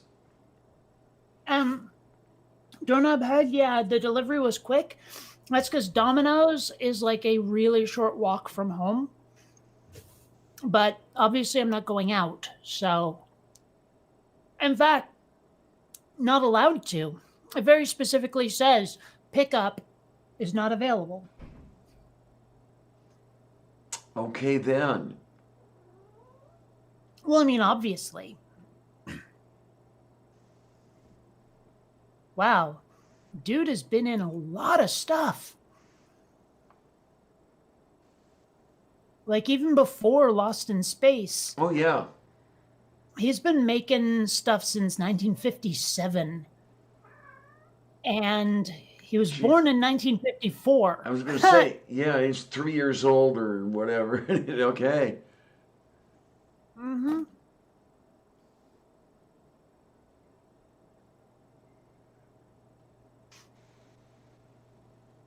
You ever see those child actors who were absolutely adorable when they were little, and when they grow up, not so much anymore? Yeah, definitely. Right? You remember that kid who was in what's the one? I See Dead People, the M. Night Shyamalan Ding Dong movie, whatever the hell I'm thinking of. Okay. Sixth Sense, that one. He did not grow up looking like someone who belongs in Hollywood. Okay. And I mean, by their standards, I think he looks just fine. But and then oh, who's the other one I'm thinking of here? Oh, yeah, Sean Astin, who played Mikey in the Goonies, got kind of thick-bodied. Like you would not, if you put the two side by side, you could see the resemblance, but you might not think they were the same person. Okay, then. Mm-hmm.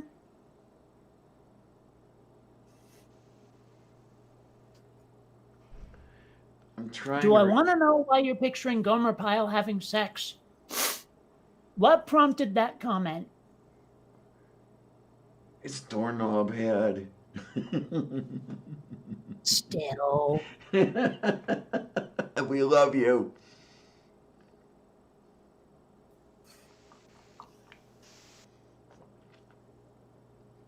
I don't know. I mean,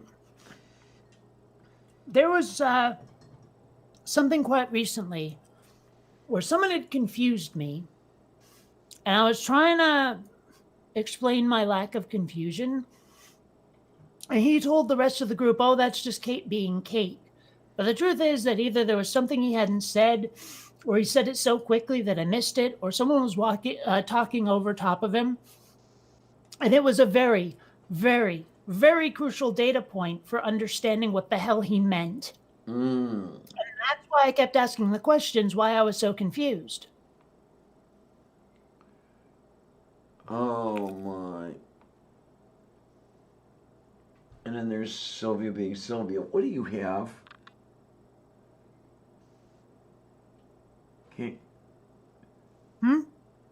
She's got something. I don't know exactly what it is. What are you tearing apart? Oh, you're talking to Sylvia. Yeah.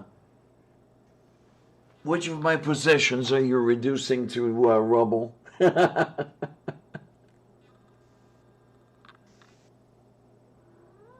What? Why are you being Sylvia, huh? She's the Sylvia kitty. I do not remember him guest starring on Deep Space Nine.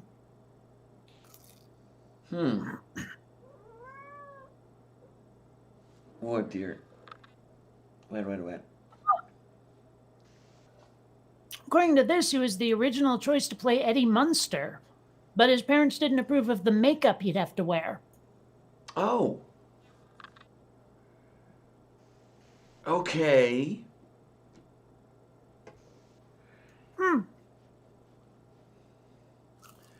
I guess he was a popular tyke, huh? Looks that way. Well, yeah, he's friends with a lot of people from Hollywood.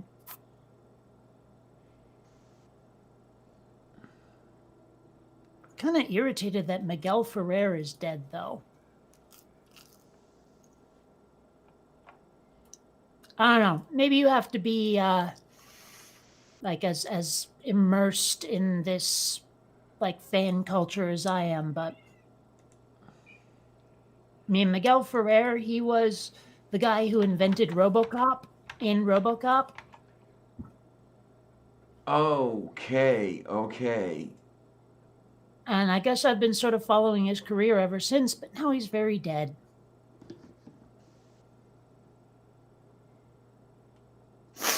Geez, recently. Mm-hmm.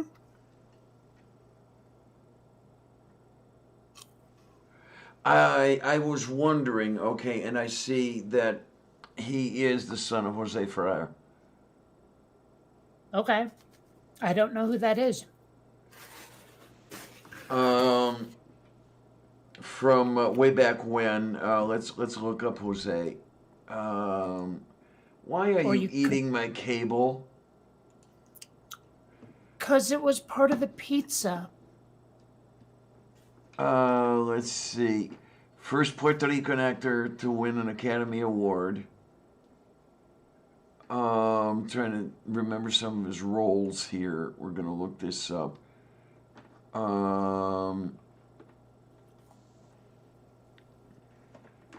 Okay, one of his roles was Cyrano de Bergerac. Um,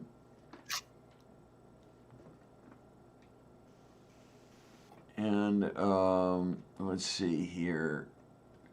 Oh, he was in the Cane Mutiny. Director for a while. Honey, please do not eat the cable, please. It's my cable. Mine. Yeah, eat the satellite dish, because, those are mostly obsolete at this point. Yeah, there you go. Oh, and Miguel's mother was Rosemary Clooney. Oh. Hmm.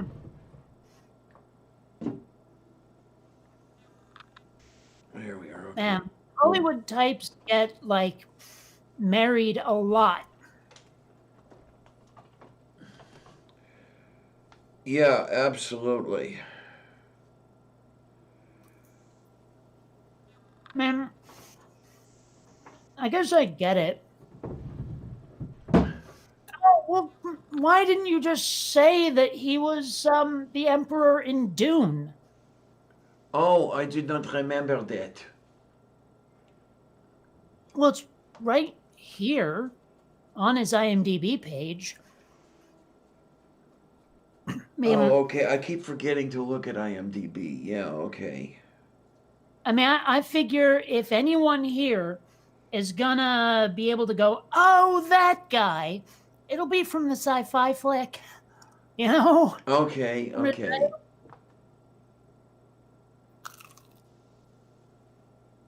But yeah, apparently he was the Emperor in Dune.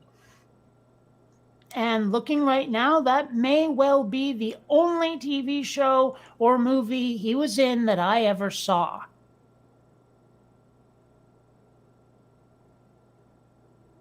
Oh my. Yep, pretty much.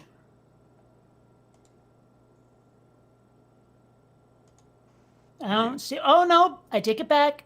He was in an episode of Magnum PI. Ah. Mm-hmm. Okay, there's a movie called Dracula's Dog, and I'm a little disturbed. I think I remember hearing about that one. Yeah. Because, oh my, who was it? It might have been my sister in one of the rare moments that she and I got along, going back and forth with takeoffs on that name, and Dracula's Dog's Fleas came up. Mm-hmm. It is interesting that the lore of vampires has changed a bit. I have to wonder, making vampires out of non-humans, is that a thing or not? I didn't know it was a thing. Well, I mean, it's certainly been a thing in various stories, but I don't know. Oh, okay, here we go. Yeah, from Doorknob Head, Dracula's Hamster. Hmm. Dracula's cockatoo.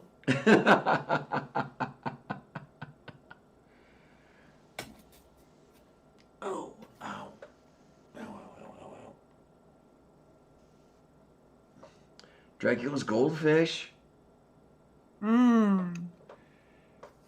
Dracula's Burmese python. Dracula's pet rock. Yes. It's got to take them all. Dracula's toaster. Right.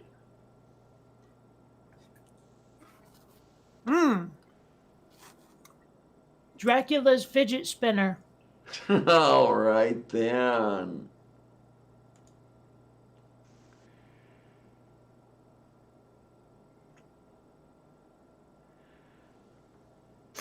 Yeah, I don't spin my fidget spinner very often, but what can I tell you? Oh no! What? Mage Grey Wolf saw one movie that had vampire cows. I think I know the movie you're talking about. Although I might be thinking of vampire sheep. I think it was a New Zealand movie. Well, that would make sense.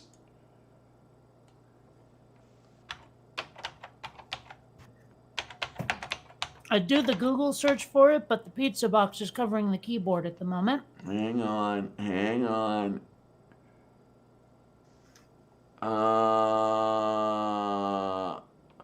Okay, something called Black Sheep, 2006, New Zealand, featuring zombie sheep. Maybe that was it.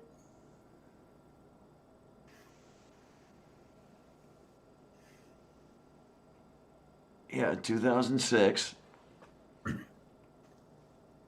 have to wonder, though. I mean, non-human vampires, do they have the cognitive ability enough to know to stay out of the sun?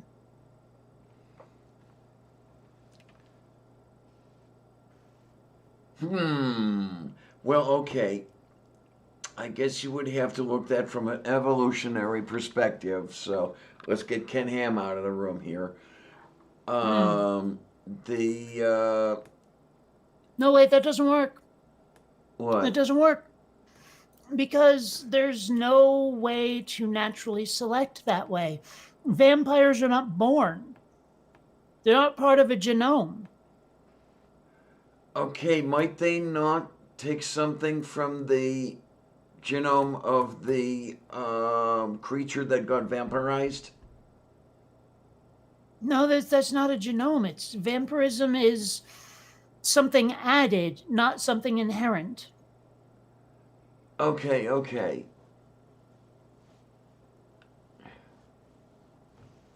I mean, it's closer to a disease than it is to genetics.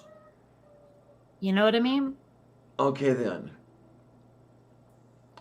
The lady has So a it's point. not like the desire to stay out of the sun will be selected for by pressures. Now, I've heard some weird explanations for why vampires don't show up in mirrors. And one of them is that light bends around them. But that can't be true because then they'd be immune from the sun. Yes, yes. Others have said they don't reflect because you can't see their soul or something. But I have to wonder, like, why do you see their clothing? Or why don't you see their clothing? Yeah, yeah, you would think you would see this this cape just floating. Yeah. Hmm.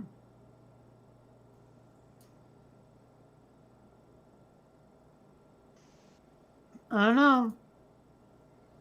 I mean, this is one of the few times where you can legit say it's magic, it doesn't have to make sense. Well, sure, it's all fiction.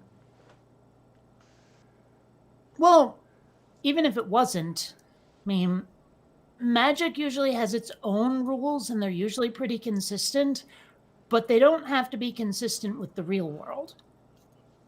Right. You know, the more scientific, non-supernatural world.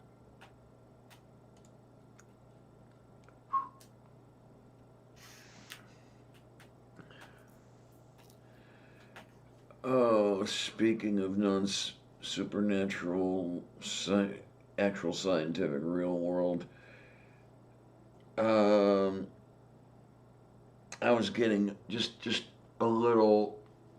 I was not wanting to see all of the Happy Easter bullshit on Twitter that I was seeing, but I guess you have to expect it. Uh-huh.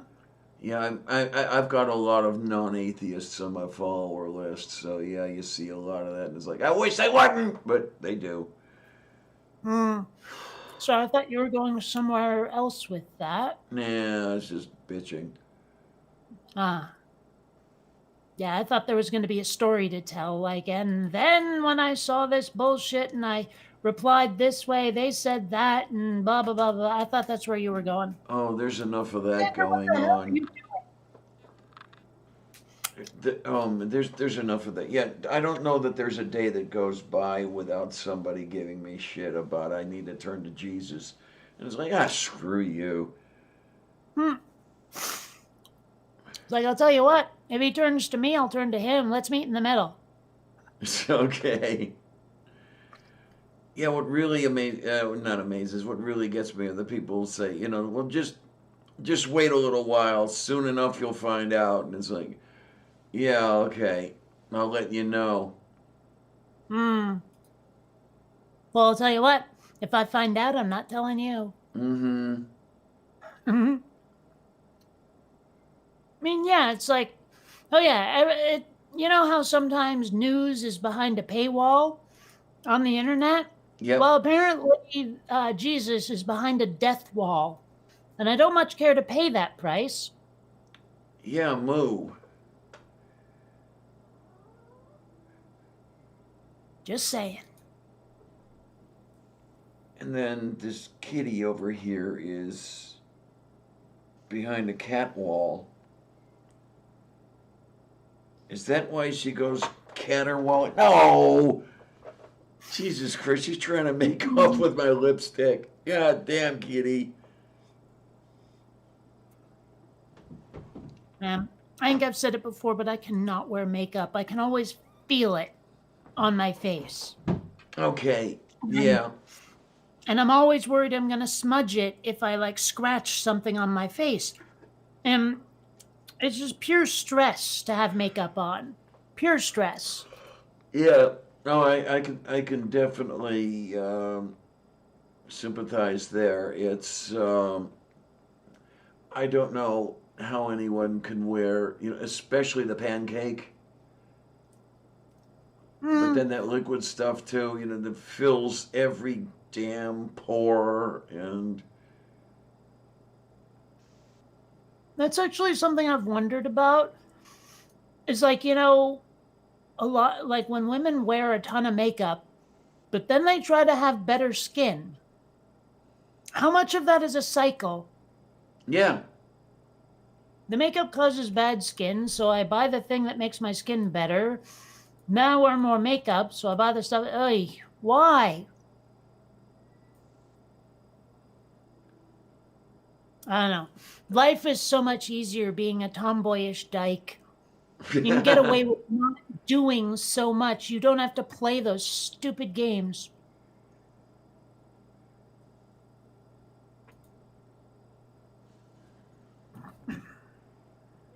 Yeah, it's got to be shitloads easier than the other way. Well, I'm a little bothered by the portrayal of women in movies and television because there's really only one or two types of women. Either the ball busting professional woman, or the trying to find a guy obsessed with shoes and clothing, kind of girly girl. That's like all there is. And the world has lots of different types of women in it, darn it. Mm-hmm. Not just those. Not everyone's Rachel Green from Friends. Thank you very much indeed. Okay, then. Not everybody is Penny from The Big Bang Theory.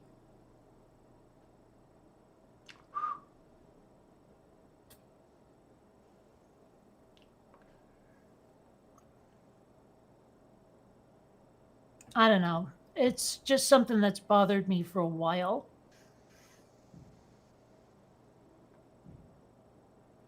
I don't know. I guess these are portrayed in the manner the executive producers think the audience wants. But that's the thing, though. I mean, sometimes it feels similar to politics, where they think they know what the people want without ever talking to the people because they're in a bubble. Yeah. I'm pretty sure there's a Hollywood bubble. Oh, yeah. I mean, it's kind of sad that the closest portrayal I've seen of someone who's like me was on Orange is the New Black. You have to have a prisoner who's been convicted of a crime to get close to what I'm like in Hollywood. And I think that's just horrible.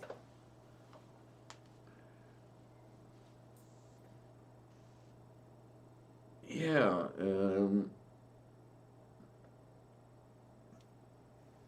I mean, you hear a lot of people of color. I really actually don't like saying that term. It's too clunky. But, saying like, I want a hero that looks like me, which is why there's been so many like reboots and reimaginings with race flipped characters. But there's no hero or heroine, rather, that looks like my dumb butt. That doesn't exist. It's not a thing.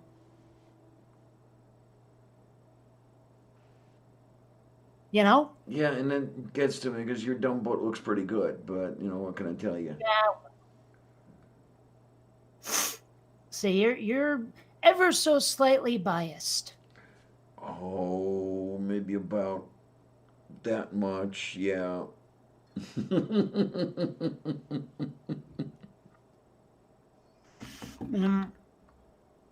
Honestly, if I ever want an objective opinion about me, you will be the last person to whom I go. No, I take that back. Next to last. I'm not going to my mom.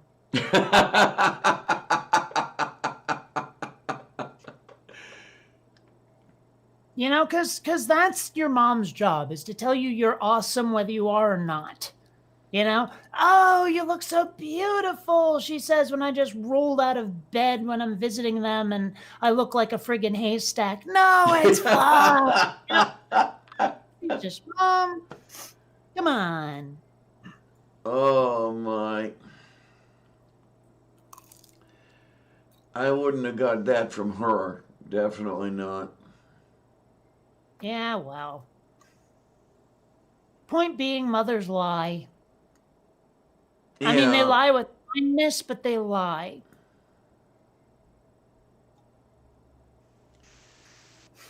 Or maybe they don't. Maybe they just have those rose-colored glasses. This one's my kid. My kid looks good. No matter what. I do perceive some of that in some women with kids, yeah. Well, I know that Mom NATO has the whole "my kid is great" thing going. And she just said it in so many words, really. And I mean, he's okay, but I think there have been a couple of times I could have cheerfully throttled him, but go on. yeah. But I mean, I'm thinking that that's probably the norm. Those orders of magnitude differences.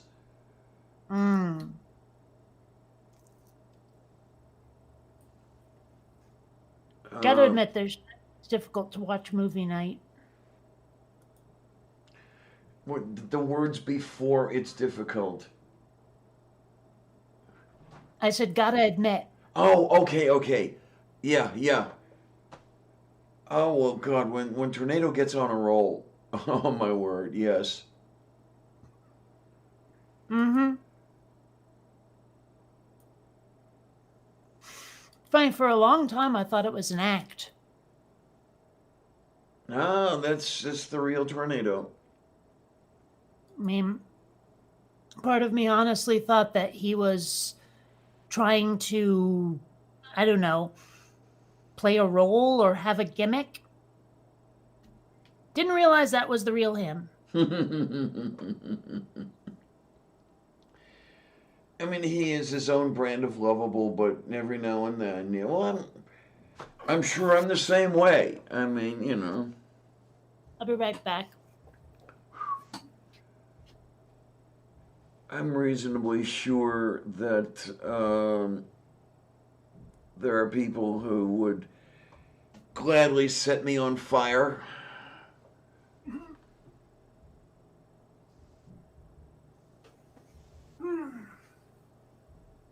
Oh, I feel so much better now. Oh, yay.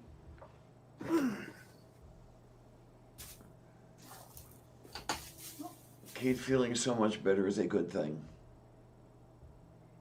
Oh, food, food, food.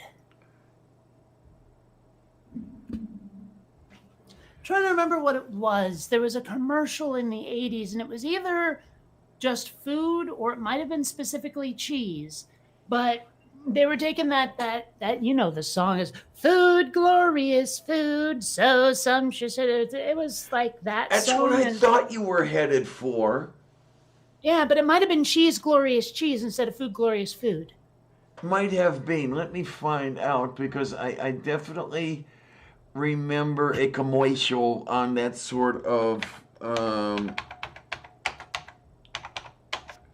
Okay, okay, it's cheese, glorious cheese. Yep. Yep.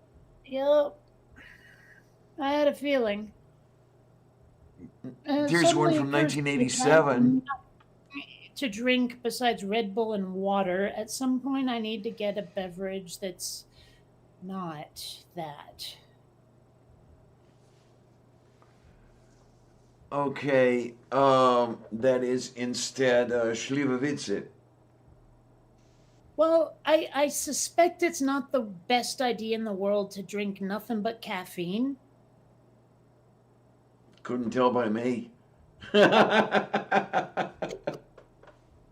No, but seriously, like one of the things I've been doing, because drinking water is like good for your health, and apparently it even makes you smell better.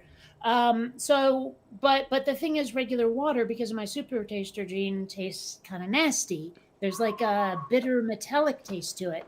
So what I've been doing is I've been putting 2 level teaspoons of like either Kool-Aid or Tang to cut the Mm-hmm. bitterness, and then filling up a, how big is this? Like 1.6 quart bottle, and Okay. that with water and 3, like I said, level teaspoons of drink mix. I'm drinking one of those a day. So, yeah.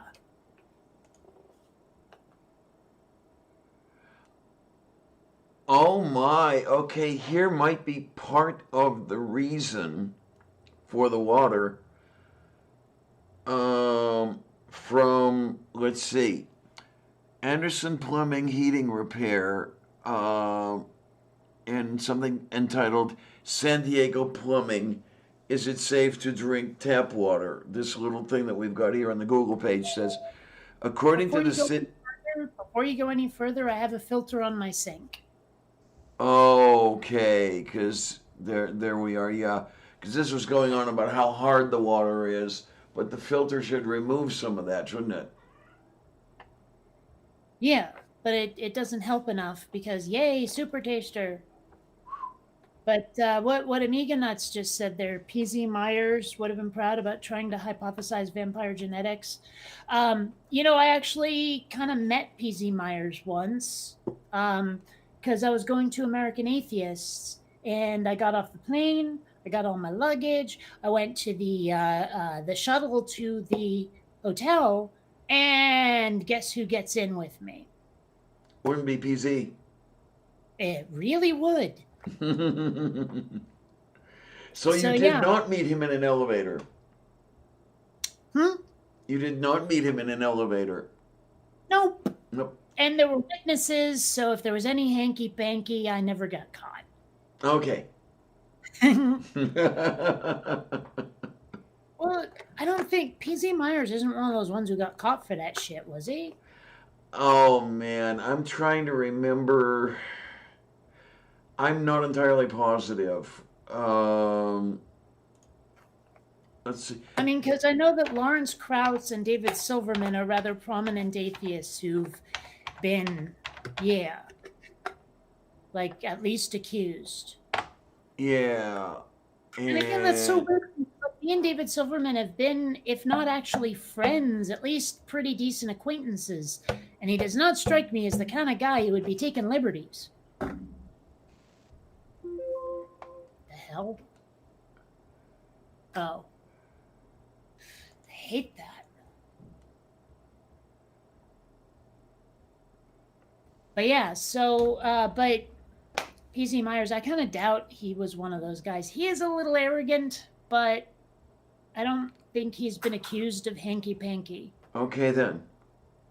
That is good thing. If I'm wrong, tell me, but I'm I pretty don't. sure. I don't know. I was just. I was just throwing that out to, in a vain attempt to be humorous.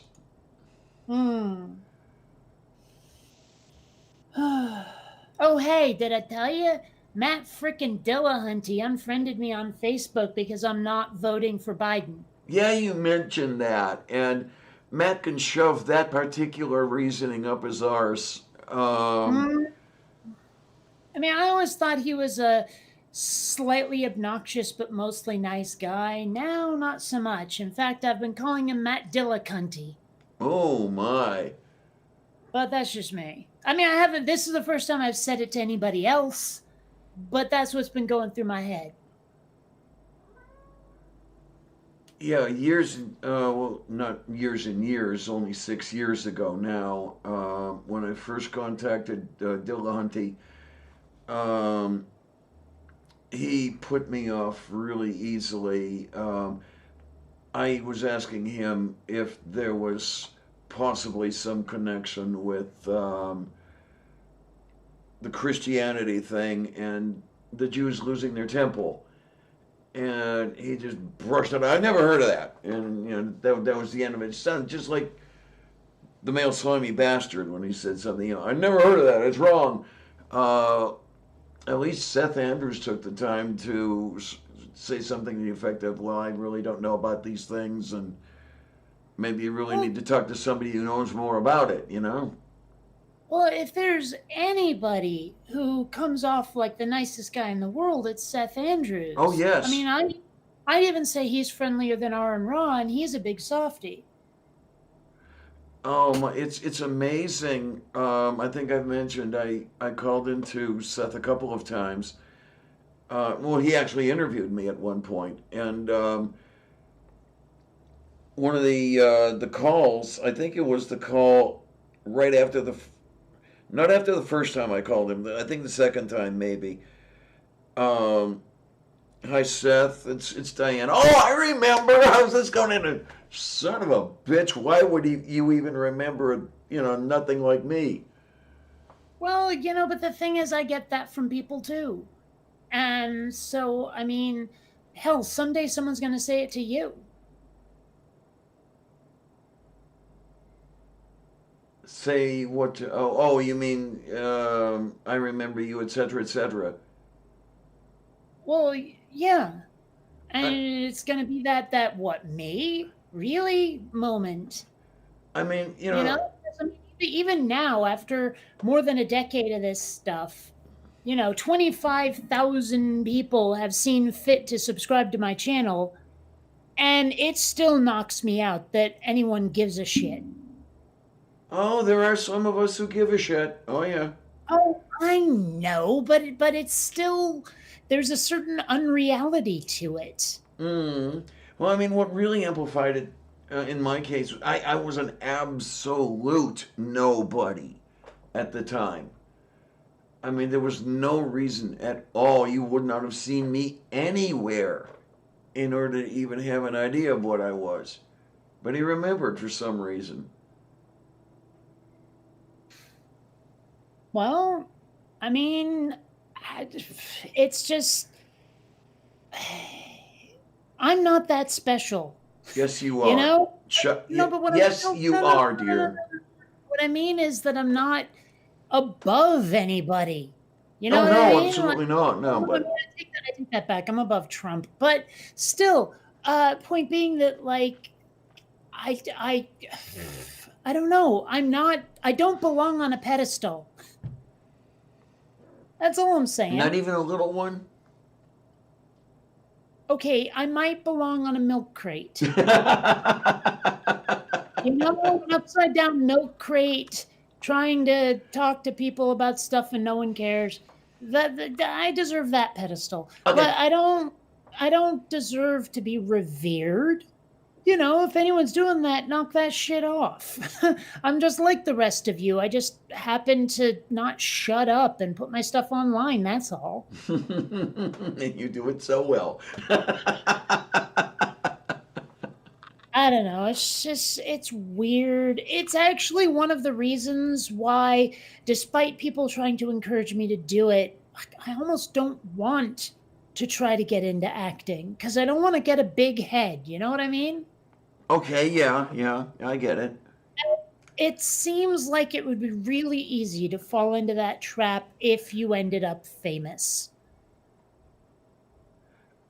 Yeah, it very likely would be. It would probably take a lot of work to not fall into that trap. Yes. Yeah. So, I mean, given the human predisposition to like attention, you know? yeah. I don't know. It's a thing. Like, and I mean, maybe I deserve some of the praise I get, but it's hard to take. Like I don't mean I resent it or anything. I mean, I don't know how to react to it in a way that A, doesn't come off as arrogant, but two, doesn't come off like I completely don't deserve it. I mean, it's a fine line to walk. And Mm-hmm. then It is. I realize that I don't want to react badly. All of a sudden, I'm self conscious and I'm worried I'm going to be disingenuous. Like maybe they give me some legit praise, but I go, no, no, no, because I don't want to sound like an arrogant prick. And I'm second guessing myself all over the place. And the next thing I know, it's like not even worth getting the praise in the first place. It becomes stressful and I don't want it. You know what I mean? Yeah, yeah, definite. Um, So it's just meh. I don't know. But I guess it's part of the territory. It's par for the course. Can't put yourself out there and not have people start to love and hate you far beyond what you deserve. shut up, Clarion. No, I mean, I'm serious. Oh, I know yeah. The more you're known, the more it gets blown out of proportion. Mm-hmm. Exactly. And I just don't want to play along, especially if I don't deserve it. And maybe I do, maybe I don't, but I don't want to. I'd rather err on the side of humility. Let's just put it that way. Yeah, and I suppose life is a lot easier if you don't receive all the adulation. Yeah. Yeah. There's that much less to deal with. Yep. I don't know. I mean, it's like that little light up bionic dance plaque thingy that what's his name, Greg? gave me. I want to say it was Greg. Um, it's like the fact that anyone would take the time and spend some money to send that to me is just crazy. Yeah, but it's such a nice gesture, and yeah. This cannot possibly be who I think it is. Someone just tried to friend me on Facebook. His name is Stephen Collins. That cannot possibly be the Stephen Collins I'm thinking of. Maybe, maybe Uh, not. I want to see a good picture.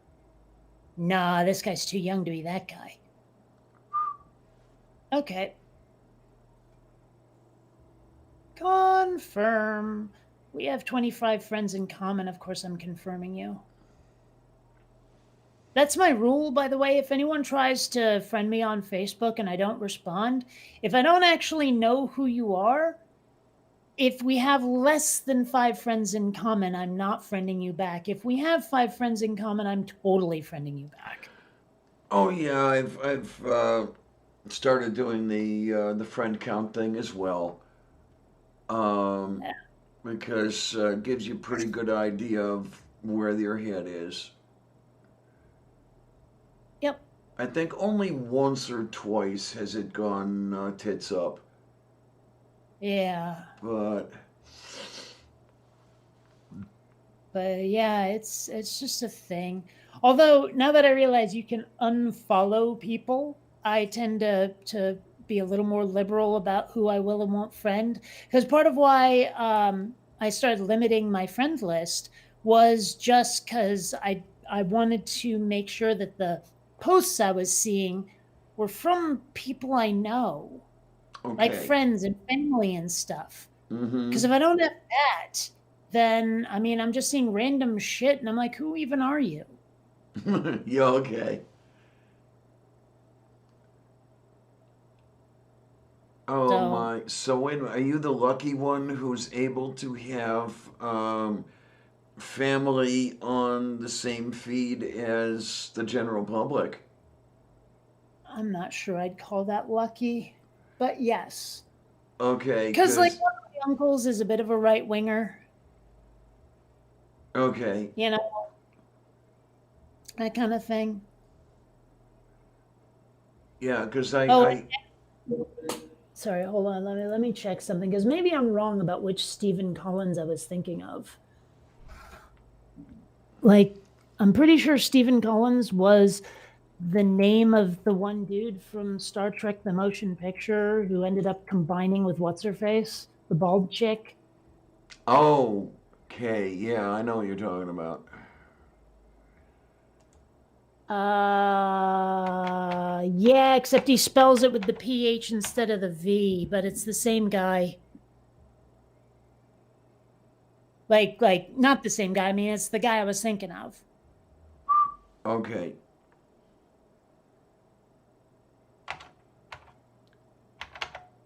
Ray Grant. Why do I know that name?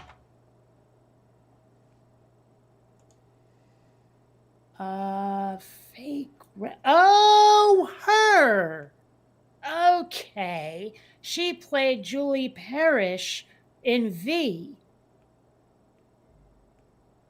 Okay. Juliet Parrish, right. Okay, that's why I know that name.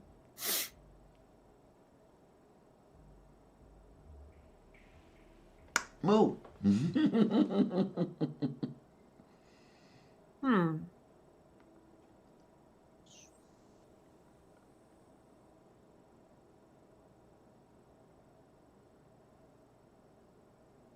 So I'm looking at his trivia. So apparently, in October of 2014, the New York City Police Department began investigating Collins after an audio tape leaked to the media revealed a male voice purported to be that of Collins admitting to past sexual abuse of a minor. A Los Angeles Police Department spokesman stated Collins had been investigated by the department in 2012 after receiving a claim from 40 years earlier regarding sexual abuse. The LAPD further stated their investigation did not allow them to substantiate the allegation.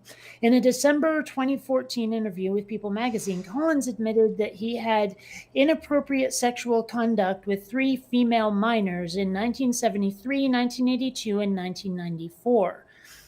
I'm going to say I don't believe this because there's no Oxford comma after 1982. Oh, okay. Yes.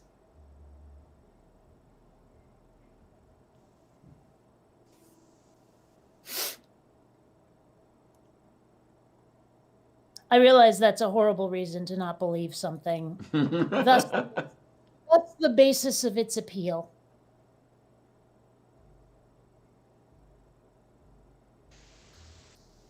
Is it just me, or have we run out of stuff to talk about? Oh, I don't know.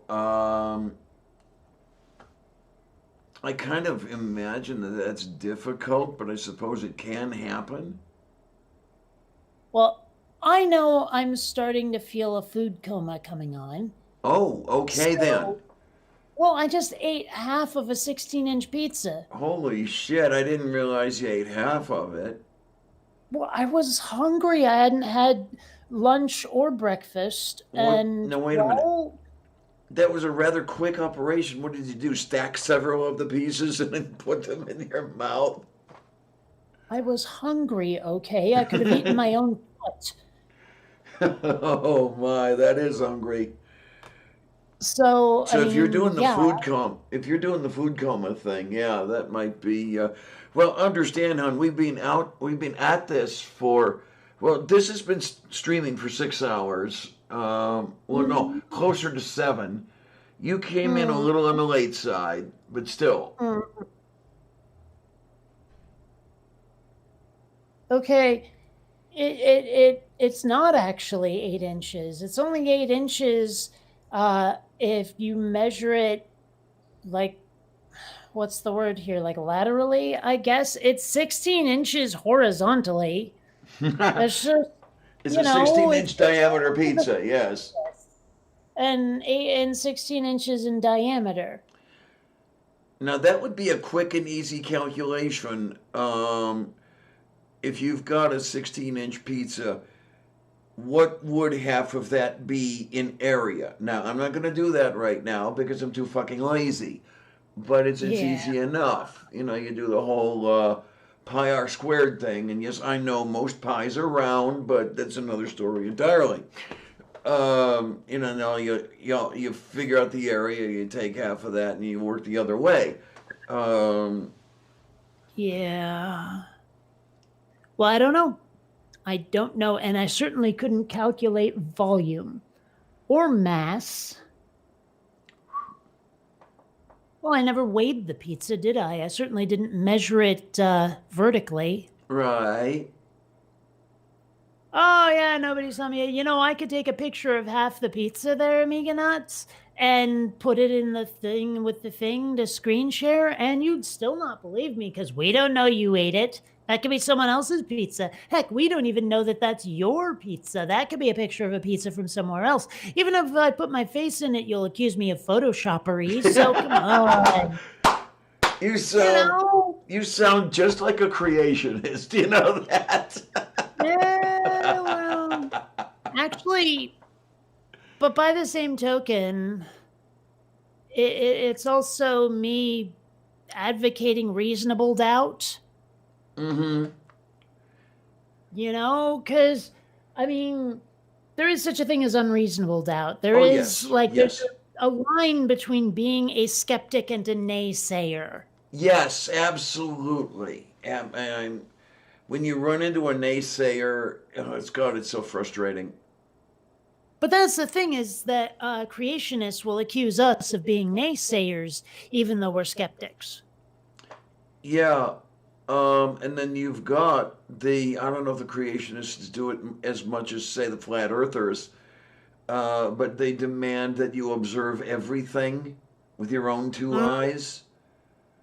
Mm-hmm. And like extrapolate from known data. That's not allowed. Yeah, it's unreasonable to read a paper published by a team at a university, published in a respected journal, and journals don't get respected for no reason at all. Okay, guys, but that's not allowed. You have to do it, and Doorknob unfortunately, head, I'll murder you. say again, hon? As a doorknob head, I'll murder you. Oh, what did he do now? Yeah, there you go. 8 inches. And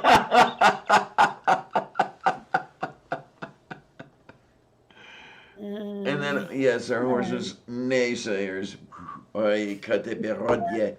Well, have you seen that meme that's going around where it's like, oh, atheists say you can't see God, so he doesn't exist. Well, you can't see the coronavirus, so it doesn't exist. Jesus. Gotcha. And, of course, everyone just goes, bitch, microscope. Yes, I'll have a couple times put up the picture, and yeah, here it is. But of course, Yeah. they'll say that I didn't see it with my own eyes unaided. So, Sorry, Xander attack. oh I think he was my, attracted by the sound of the fidget spinner. you kitty person, you. Oh Put your my. face on that. It will hurt you.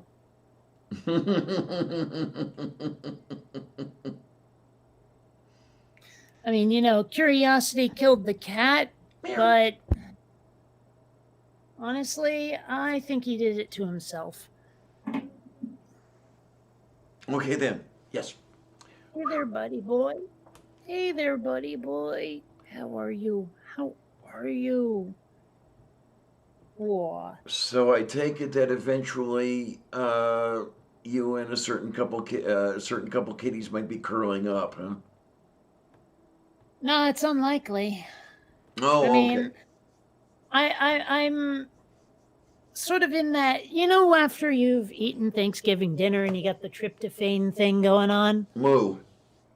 It's kind of like that. I'm not sleepy, but I'm definitely lethargic. Okay then. But also, there have been very few times when I've been able to be in bed, have both cats curled up with me, and it doesn't turn into my body as a battlefield.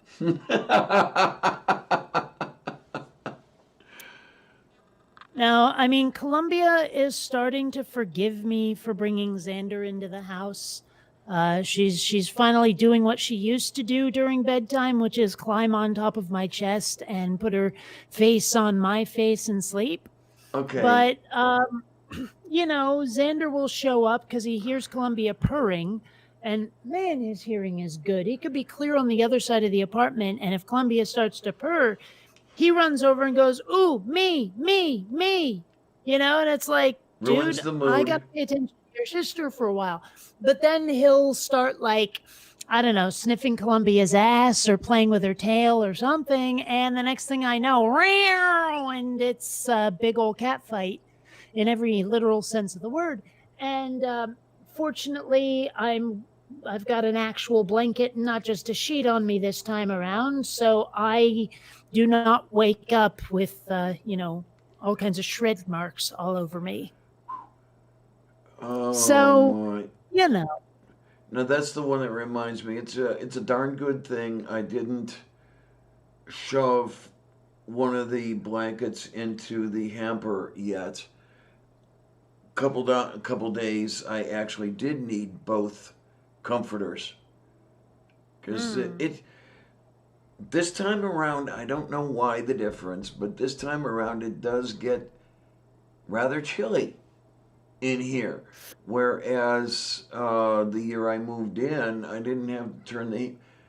Well, no, I did not turn the heat on at all. There were a few days where a normal person would have turned the heat on, but I just reached for the fleece wrap, and it got down to 58 in here a couple times. But I don't know. As time goes on, the same temperature's feeling colder.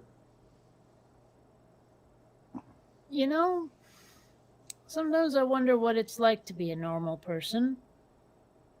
Don't look at me. I have no idea. Yeah.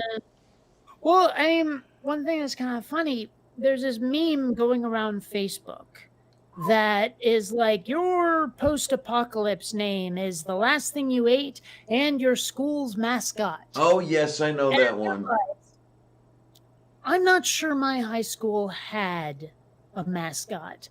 I mean, we did and we didn't. Like we had a cartoon caricature of something that I guess was our mascot, but we never had the guy in the suit. You know, the one who dances with cheerleaders, that guy. We never had that. Okay, yeah. And or if we did, I never saw it because I never went to a game. But, you know, when homecoming rolls around, they get everyone into the auditorium and try to fire us up about the team, Lord. you know. And so like if there'd been a mascot, a guy in a suit, I probably would have seen it. But I mean, just to make sure, I contacted a friend of mine from high school because we're friends on Facebook, and she didn't know either. So you know, I mean, we both remembered the weird little caricature character, and we were both always a little weirded out by it because our team name was the Rebels. And to be perfectly honest, the character that represented our school looked kind of like a Confederate soldier. Oh, my. Okay. But at the same time, rebels could have referred to, you know, rebelling against the British, for all I know. Yeah. So I was always a little weirded out by that guy, you know, that character.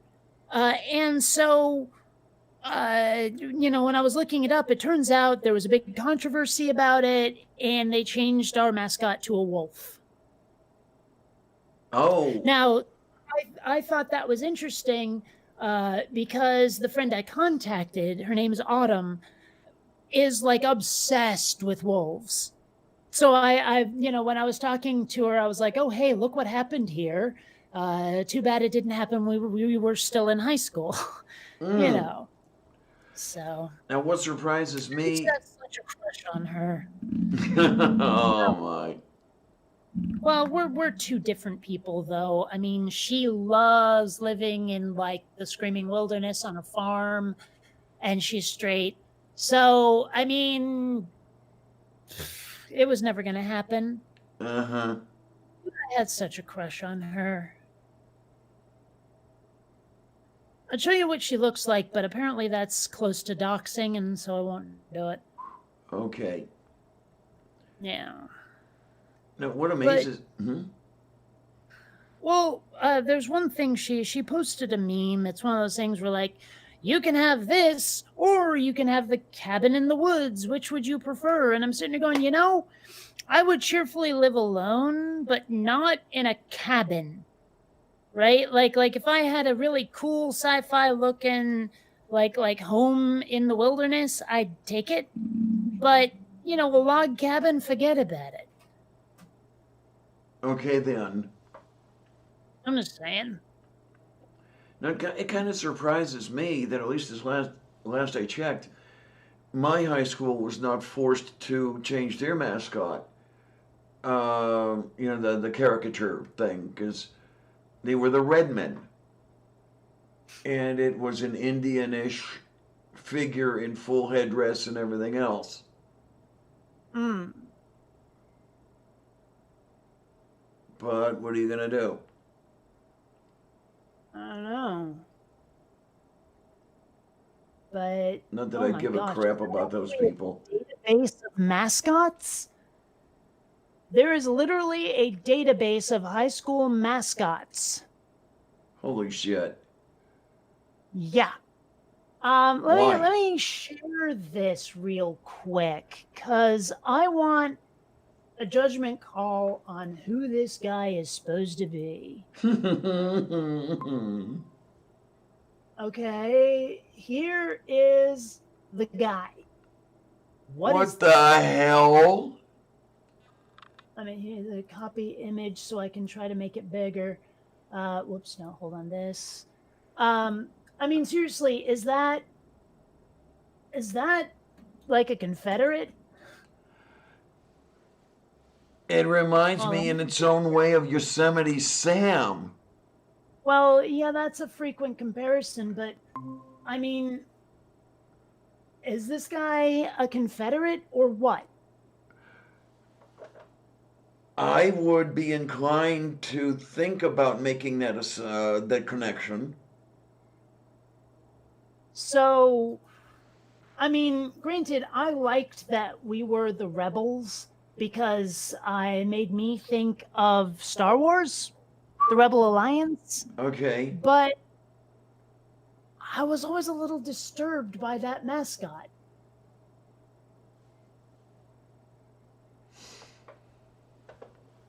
I can understand why. Yes, I can. Yeah, So, it says it's sort of a. Yeah, there you go. Beach 8 thinks of it as well. I don't know. But we are the wolves now, apparently. And I say we, which is kind of stupid of me, but seriously, yeah, South Burlington's the wolves now. Actually, the mascot looks pretty cool. Okay. So, let me put it there, and let me share this real quick. Present now, a window, wolves, and here we go. Oh, let me look here. We're gonna have the look. I mean, that's not a Okay. bad mascot as mascots go. It's not bad at all, really. Yeah. Yeah. So, I mean, I I didn't feel comfortable doing the meme. Let's just put it that way. Okay, then. Now, I mean, I could see, especially, okay, I can see the South Burlington Wolves, especially in preference to the South Burlington Echidnas or the South Burlington Flatworms. Yeah. Okay. You know, what the hell, right? Sure. Yeah, this is discrimination, for example, against monotremes. You don't see the Pissville platypuses. At least not that I've looked. Have you ever heard the They Might Be Giants song called Mammal? If I have, I don't remember it. Okay, because you said monotremes and echidna, and those are all listed in the song. Oh, okay, okay. Standing in between extinction and the cold and explosive radiating growth, so the warm blood flows through the large four-chambered heart, maintaining the very high metabolism rate they have. Mammal, mammal, their names are called, they raise a paw, the bat, the cat, dolphin and dog, koala bear and hog. One of us might lose his hair, but you're reminded that it once was there, from the embryonic whale to the monkey with no tail. So the warm blood flows with the red blood cells like a nuclei through the large four-chambered heart, maintaining the very high metabolism rate they have. Mammal, mammal, the names are called blah, blah, blah, blah. Then placental, the sister of her brother marsupial, their cousin called monotreme, dead uncle Allotheria. Yeah, and then it goes through the chorus again, but after it gets to koala bear and hog, the fox, the ox, giraffe and shrew, echidna, caribou. Oh my. That's one of my favorite songs on that album. Sounds like something I'll look up. Giants are great. I actually haven't listened to them in a very long time, but if you're gonna get anything, look for what one of the albums is called. Oh yeah, Flood, and I want to say Apollo 13. I don't remember. Let me see. TMBG Apollo 18. It's Apollo 18 is the name of the album. Those are the two albums I think are best. Is Apollo 18 and Flood. Oh my, that's kind of a sore spot with. And John Henry. John Henry's a good one as well. Oh my. But Flood is the one that has Particle Man on it, and it also has Istanbul, not Constantinople. Okay then. Okay. Now, Factory Showroom is the one that has New York City on it, but I mean, it's decent. I like the other two better.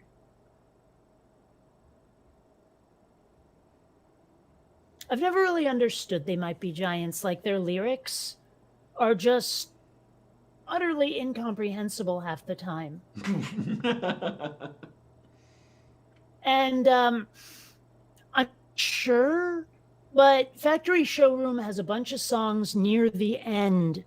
Like when it was on tape, because I first got it on tape, it was like this weird anthology of what I assume were songs they started and went nowhere with. And but if you have it on random play on the CD, the whole thing is individual tracks. And so you'll get like you're listening to a song and then a song and this weird like 10, 15, 30-second little blap of something and then song, another one. It's weird. Like they got one called Aren't You the Guy? And the whole thing is just, aren't you the guy who hit me in the eye? Aren't you the guy who hit me in the eye? That's the whole thing. Just those two lines there. Oh my. Called, Who's Knocking on the Wall? The whole thing is who's knocking on the wall, like that. And that's the whole thing, you know?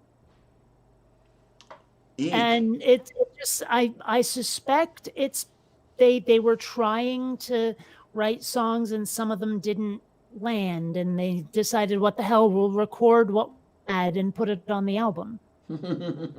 Great way to fill space. Yeah. Like there's one, literally the whole thing is, what's that blue thing doing here? That's the whole song. Oy vey.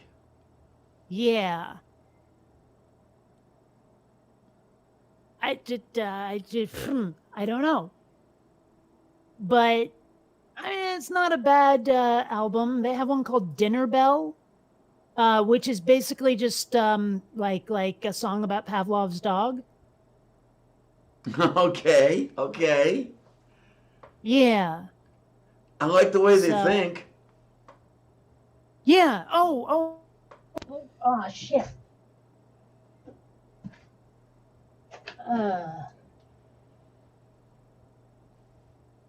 Where'd it go? Microphone ended up unplugged. Eek. Yeah, but I don't know if you'd enjoy their style of music, but I think you'd enjoy the lyrics, if nothing else, the mindset, what they do. Only one way to find I'm just out. saying. Yeah.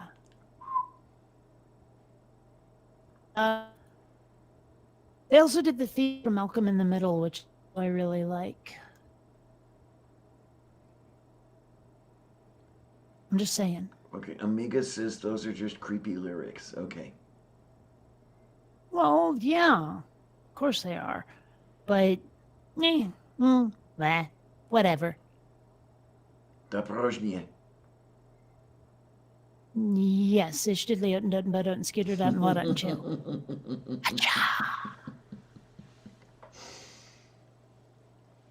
It just doesn't work without the wacha. Yes, at you the got end. a point there. You know? Oh my. Let's see, what were the tracks on this one? Here we go. Oh, yeah, that's the one I was thinking of. They also did a really weird song called The Guitar that's like a mashup of their own song plus The Lion Sleeps Tonight for no good reason.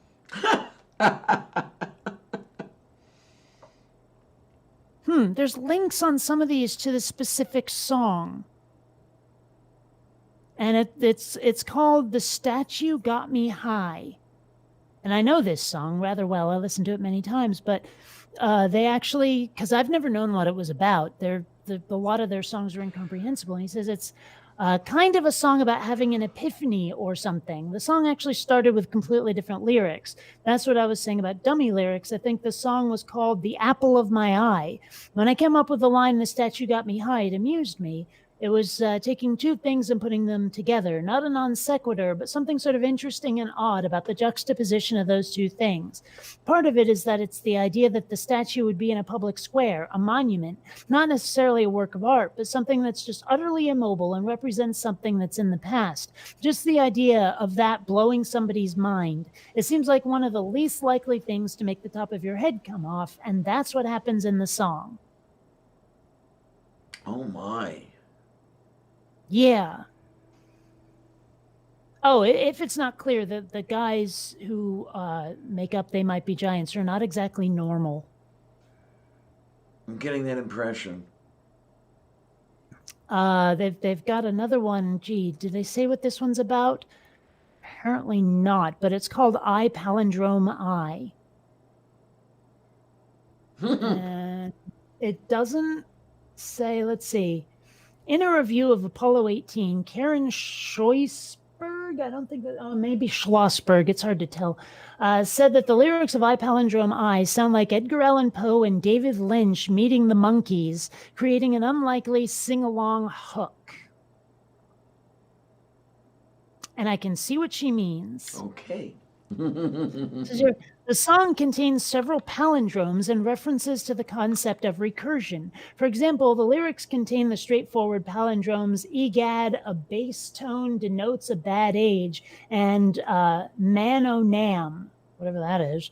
The middle 8 consists of what critic Stuart Mason calls a sentence palindrome, in which the words, rather than the letters, are the units in a sequence which reads the same backwards and forwards. The lyrics also reference a snakehead eating the head on the opposite side, an Ouroboros, which reviewer Ira Robbins interprets as a grim life mask carved from the conceptual clay of reversible phrases. Okay. Yeah, well, I don't know.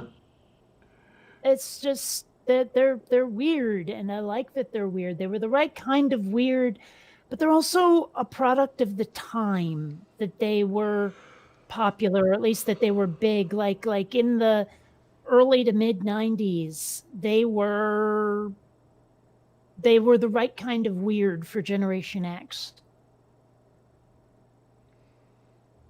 If that makes sense. Yeah, I think it may. I think it may. I think to Omega Nuts, who was thinking what the insert some word here was that, it may be interesting. Right, hon? And John Henry, do they? No, there's no links to songs to describe what the hell they mean on that album. Although there is a song called Meet James Or, and I have no idea who the frig that is. But they have a link to who he is. It says that he was a baron, a Belgian painter and printmaker, an important influence on Expressionism and Surrealism. Okay. Okay. So you have the surreal. Do you have the memorial or no? She's gonna hurt I like cheese.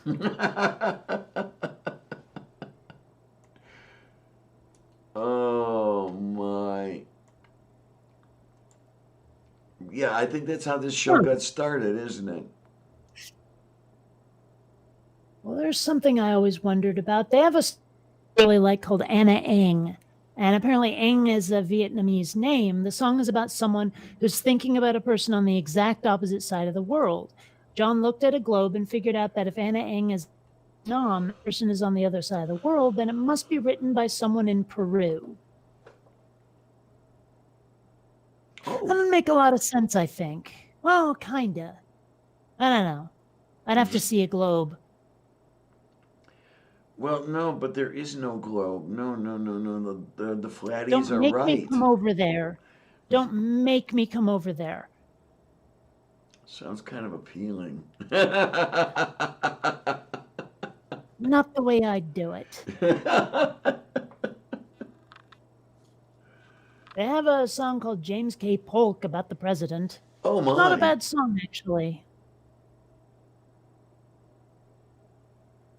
Yeah. Oh yeah, there we go. Oh yeah, that's right. I forgot Cub did a cover of Vacation.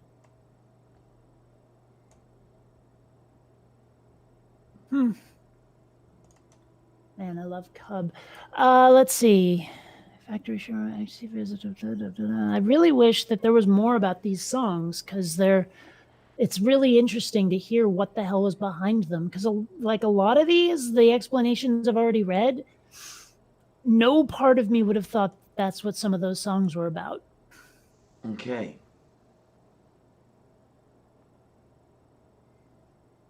Oh yeah, I want to know what Birdhouse in Your Soul is about. That's a weird song. Oh, and there's a link for Dr. Worm as well. I don't know what that one's about. Let's see. Interesting title. Positive attention from critics, sure. Doesn't seem to really say what it's about. Oh well.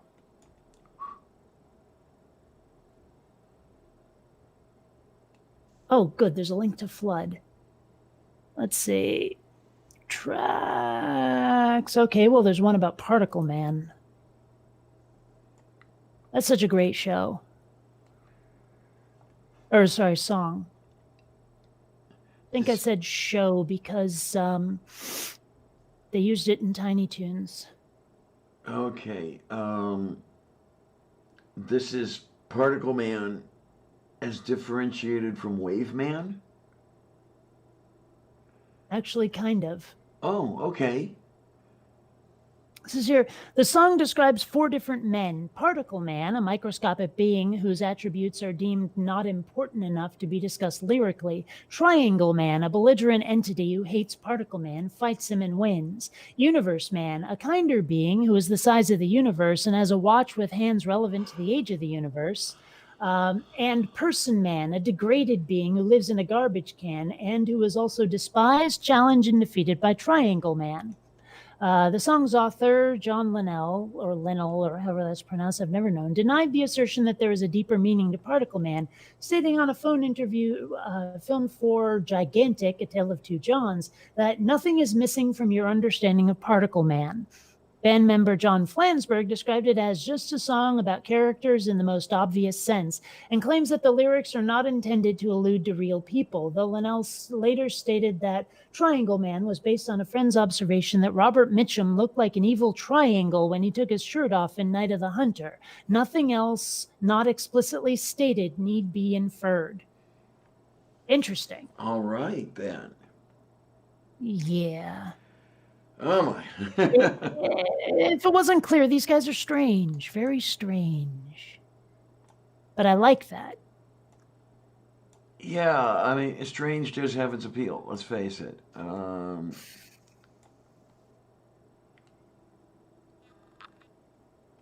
my. Hi, new person out of the desert. Yeah, I remember you. How you doing?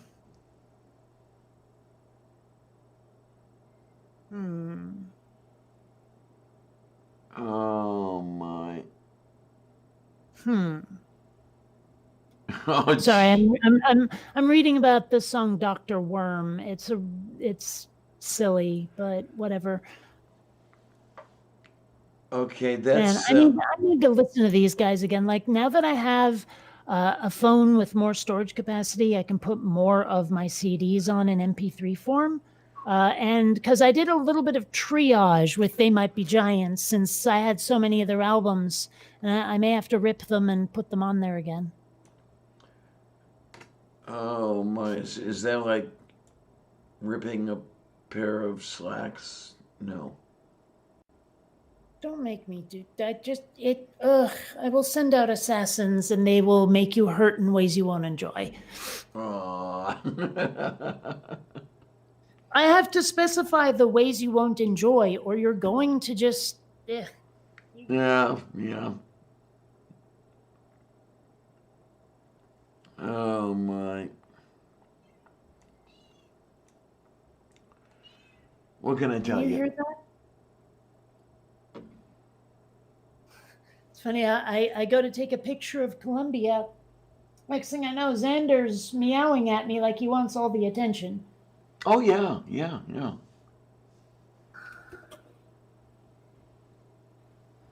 Absolutely. That's the wonderful thing about being had by multiple kitties. Well, yes and no. I mean, there have been so many times where I'm petting Columbia and it's really nice. And the next thing you know, Xander's chased her away. I Yeah, really hope and those two get to be okay with each other because, um, like maybe when Xander's less of a kitten, they'll develop more of a rapport. But then again, Kitty and Rover never did, so who knows? yeah, it's I don't know. Cats are selfish bastards, just like people. Well, maybe that's because cats are people. Yes. And for the most part, kitties are better You people too, than stop people it. is. Hmm? Sorry, I was petting Columbia, so Xander got in her face about it, and the next thing I know, they're thwacking at each other with their forepaws. Oh my. I And don't. like I was realizing the other day when they were doing something in the other room that was making a lot of stuff crash, I shouted, "Hey, you two, stop it!" And I'm like, "Wait a minute! Oh fuck, I'm a mom."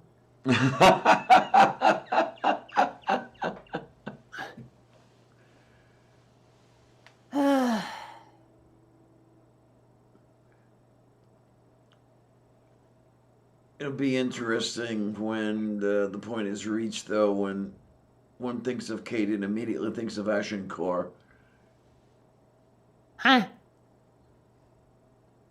No, huh? You're gonna have to expand that As for in the me. I'm Battle lost. of. What about it? You being a I'm battle. You being a battlefield. Then you picked that battlefield? I don't know, just because it sounded good. Okay. Yeah.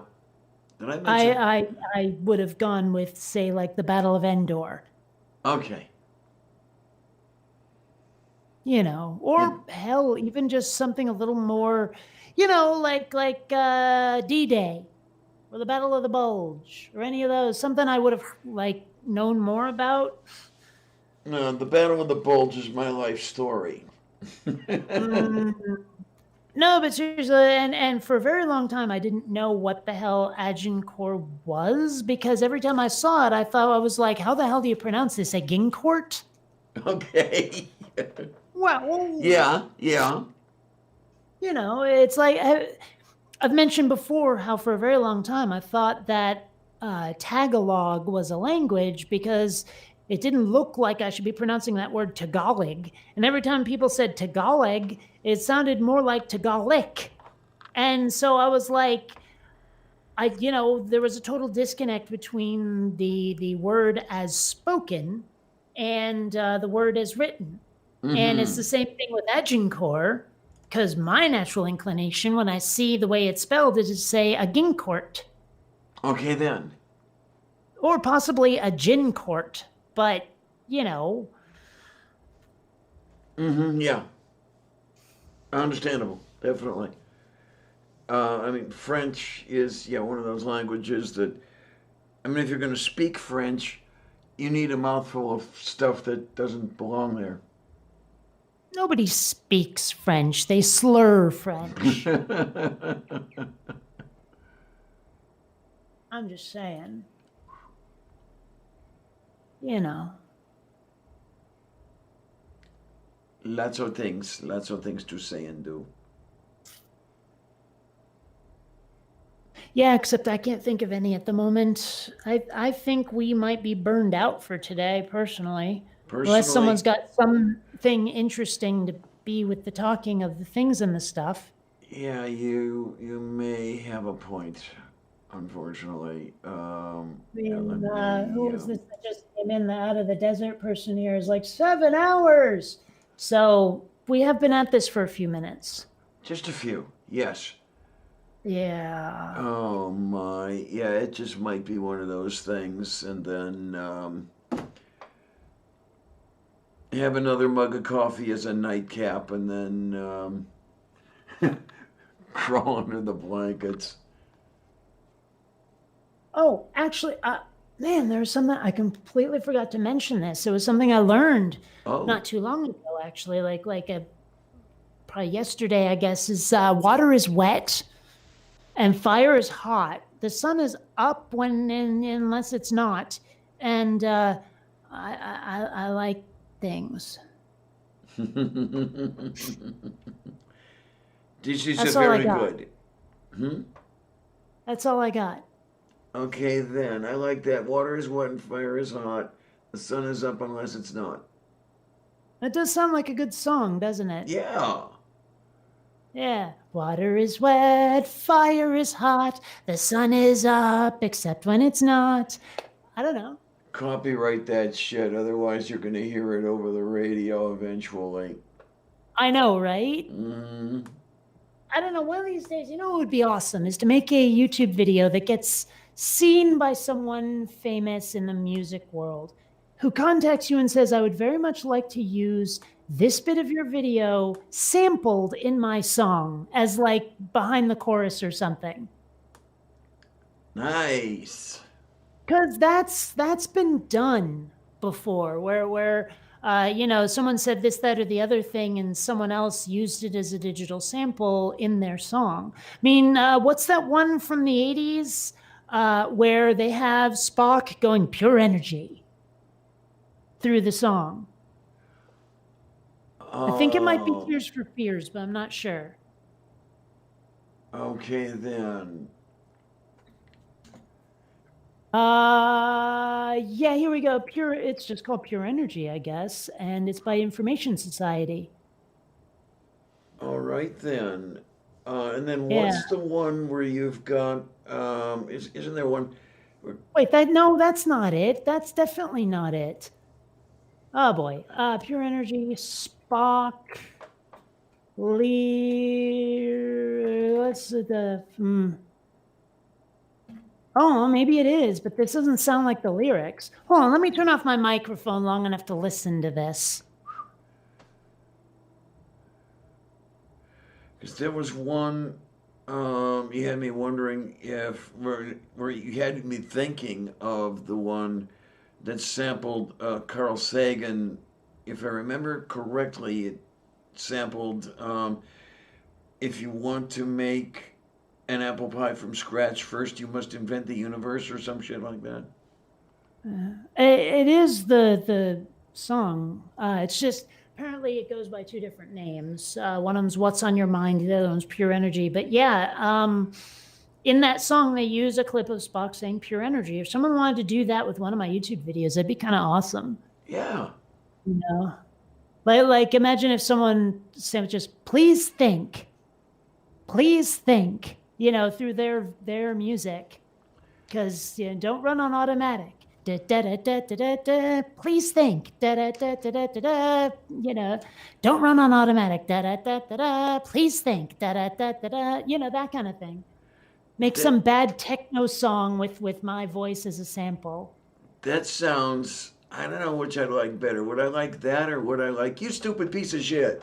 Well, no, seriously. But yeah, seriously, that would be. Like, Oh man, greetings, fellow space travelers. Da da da da da. Greetings, fellow space travelers. Da da da da da. I don't know. I would buy all the copies, definitely. Wow. Still, I mean, that's just. So I forget why we're talking about sampled stuff now. How did we get started on that? Wait a minute. Let me think. Let me think. Ooh. Oh, that's what that is. What? Who? Where? When? I think it was the pizza guy trying to call me. Like you ever pick up your phone and like you have a missed call or a message or something and it just Oh, vibrates ever so slightly? okay, yeah. Yeah, yeah.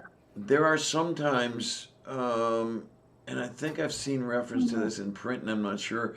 There are sometimes I strongly suspect that I get an incoming call without my phone doing its ringy dingy thing. Um, but I don't know why anybody would do that. Well, here's a question. When Yes, I dear. went out to get the pizza, did you hear any music? Yeah, I think I did. Well, that would have been my ringtone, I think. Okay, I'm pretty sure, I'm 98% sure that I did hear music. Yes. Well, that would have been my ringtone. Move beef. I'd try to like sing or hum it, but I can't. It's like It's okay. Yeah. it's not the and also the lyrics aren't in English, so Are they in fluent stupid? no, they're in Japanish. Okay. There's this song called "Dear My Friend" by Every Little Thing. I adore that song so fucking much. It's got the best energy. Rollerblading to it or playing VR to it is one of the best things ever. Okay then. Uh, no, Mage Grey Wolf, not good enough. Not good enough.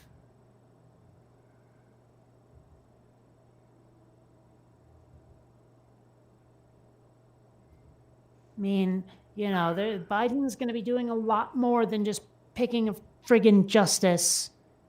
So, And this, also, God, it all depends on his VP too. I mean, if he picks a rabid and screaming progressive for his VP, I have a decision to make. yes, I same here, and I have suggested to him.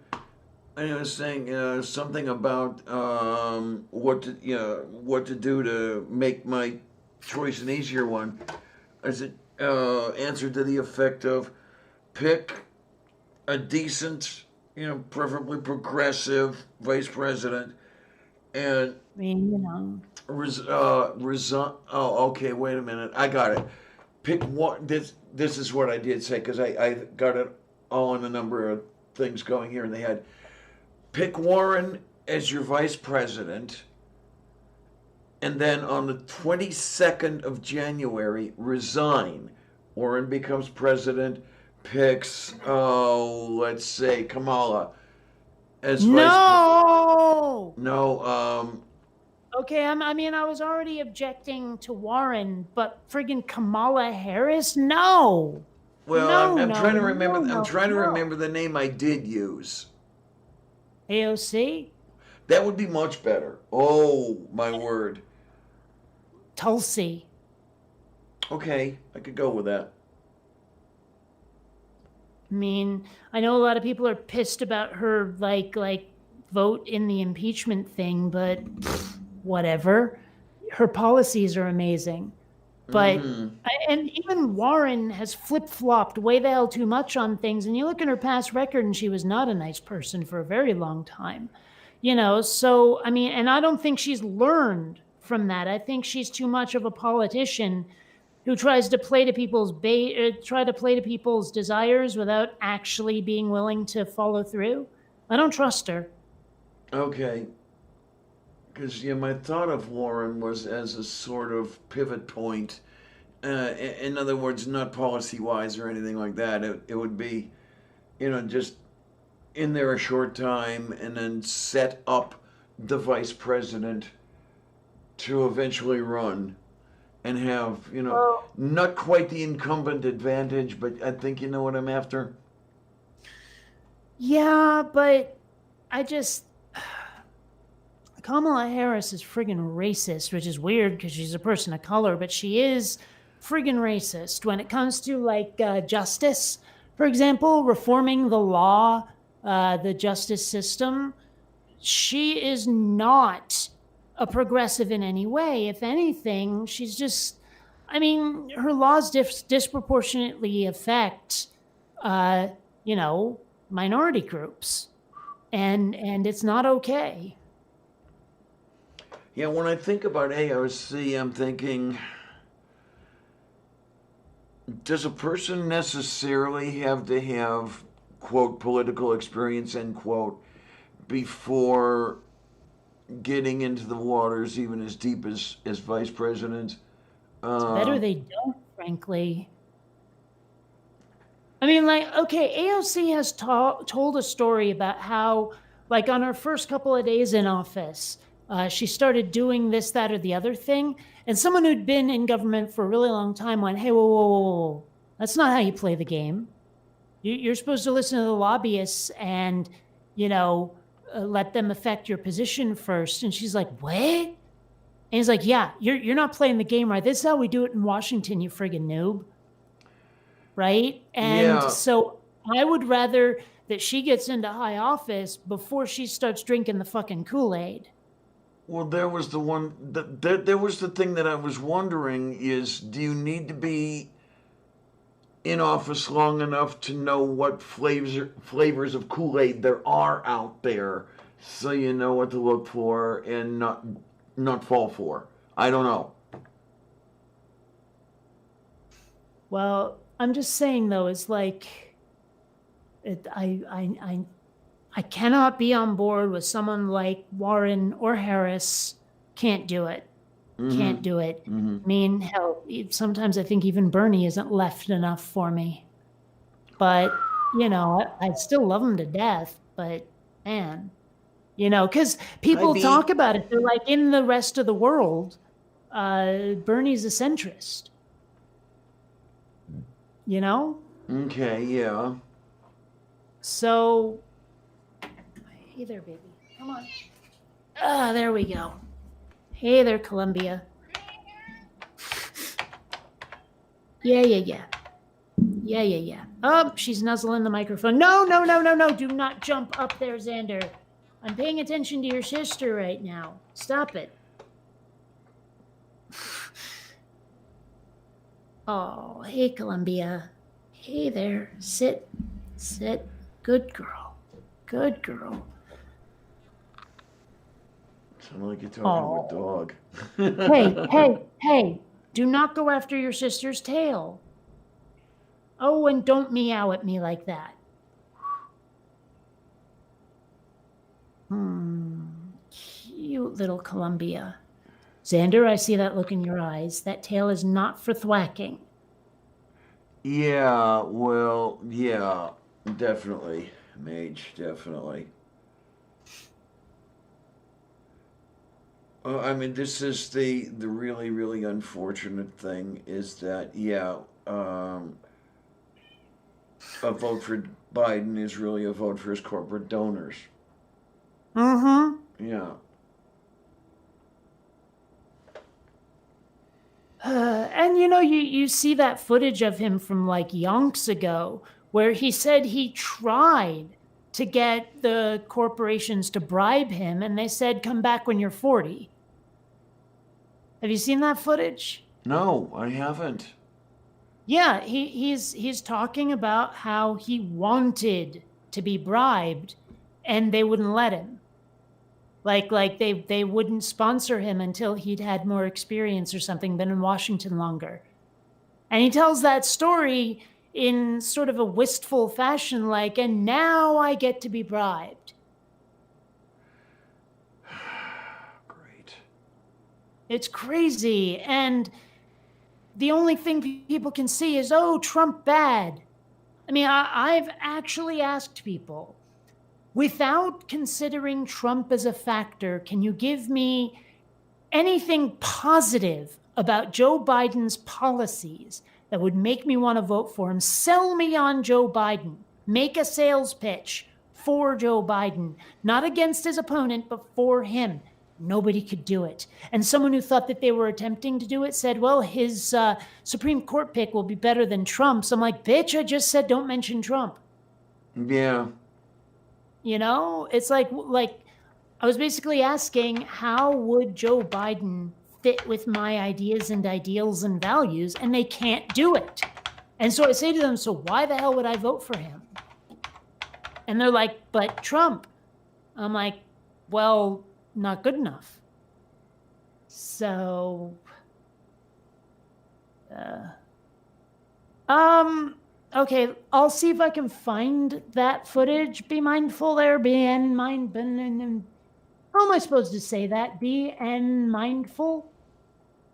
I don't know. Anyway, I'll look for it. But, I may not find it right away. And if I don't find it right away, I'm probably going to end up playing something copyrighted. So let me see here.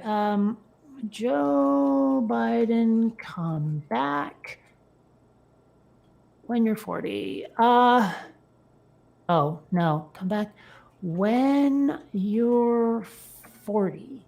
Let's see if that's it. No, the problem is that comeback is coming up as him having a comeback. Okay,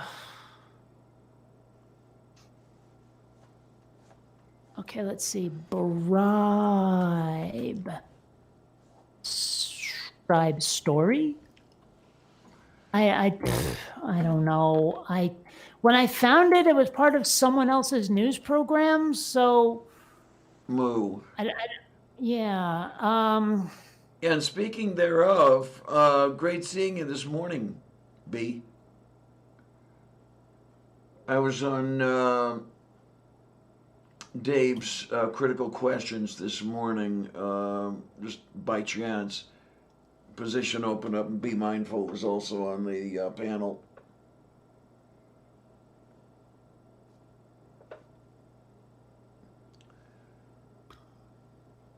Yep, Biden's a Republican of the 80s. Oh, yeah. But it's just, that's the weird thing is you tell people Biden's a Republican and they look at you funny. I'm like, Obama called himself a Republican. Yeah, and I have around here somewhere the link to that footage.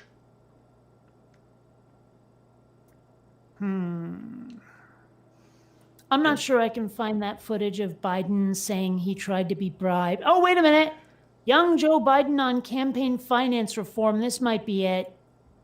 From 1974. Mr. Lowenstein, why should the Hold on, let me.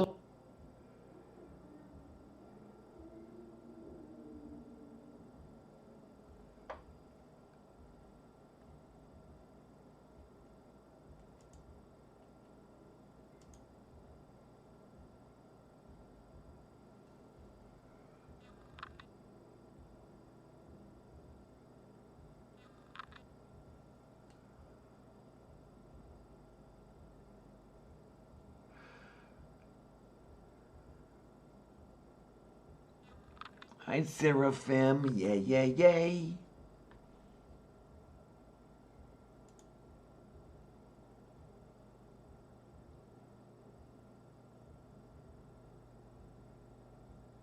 Okay, then.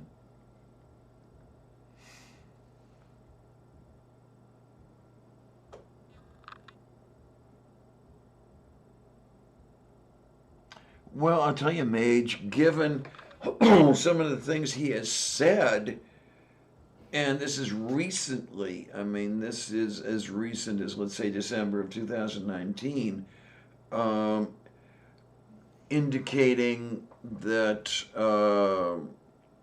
he was considering, he would not reject the possibility of a Republican as his vice president, saying that we need the GOP to be the balancing force. It's like, what the fuck, man? Yeah, I know the feeling, Seraphim. I definitely know the feeling. Yeah, let me have the look over here and see what's happening with the thing and the stuff and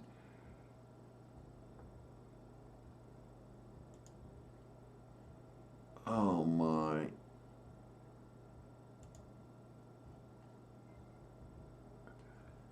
Did you disappear on us, Kate, or what's up? I'm not sure. I posted a link in the chat, and I'm not sure if that's actually Okay, okay. excuse me, what I'm looking for, but I was listening to it. Okay, It's fine. 12 minutes long is the problem. Yeesh. And I mean, it almost sounds like Joe Biden is trying to say in that clip that, like going to corporations to get money is a degrading experience. But at the same time, like at one point, he actually says, "I'm not sure you should say I'm not corrupt, but thank you for the sentiment." Oh, jeez. Okay, Like he then. literally said that. But point being that it becomes pretty clear that Joe Biden sold out hard and decades ago. Yeah. So no, I didn't disappear on you. I was trying to do the No, homework what that I the people in the chat were asking of me, despite the fact that they should probably just do it themselves. yeah, no, I just didn't know if your electronics got lost. No, Because it does I happen. was. Yeah, I know. I was doing the thing with the thing, and Okay. I didn't want to play sounds over you, especially if they're copyrighted. So Mm. Yeah, yeah, with the thing, you want to make sure that the thing has the thing, but it can't thing too much of the thing because you know how okay, things you're not. go. As, maybe I need more caffeine. I don't know, but I'm definitely not entirely awake at the moment. Yeah, well, I sort of can't blame you for not being entirely awake. I mean, God, it's an hour since the last time we wondered whether or not we should continue this. Yeah. Yeah, it's 7:45 here. Well, it's 4:45 here. Gosh, has it really been all goddamn day?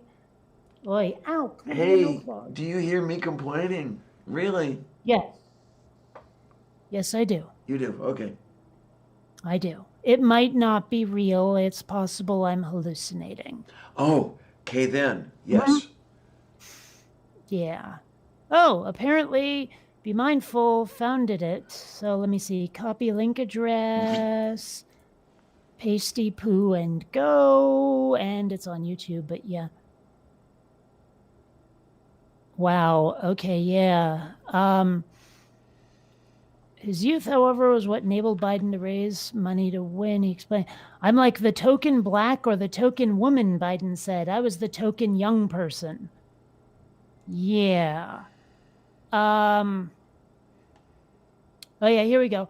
"I went to the big guys for the money," Biden said. "I was ready to prostitute myself in the manner in which I talk about it. But what happened was they said, 'Come back when you're 40, son.'"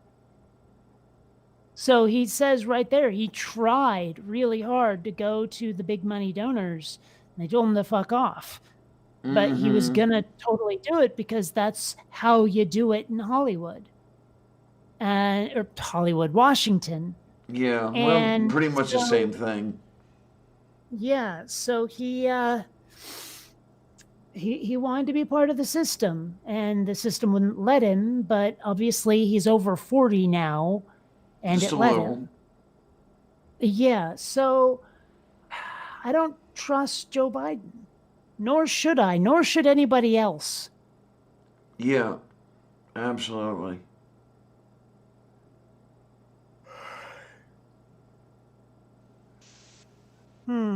Yeah, it's really interesting when you come down to that he complained in 1974 that big donors are able to decide who can and cannot run for office, and much before that as well.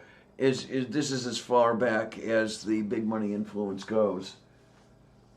Um, As far back as I can remember, I always wanted to be a gangster. You've never seen Goodfellas? no, I have not. Oh, rip my heart out and stomp it, why don't you? I'm terrible. Man, never seen Goodfellas? Oy, next you'll tell me you've never seen My Cousin Vinny. Say that again. Oy, man. Uncultured swine. I'm surrounded by uncultured swine. Pretty much. And oh.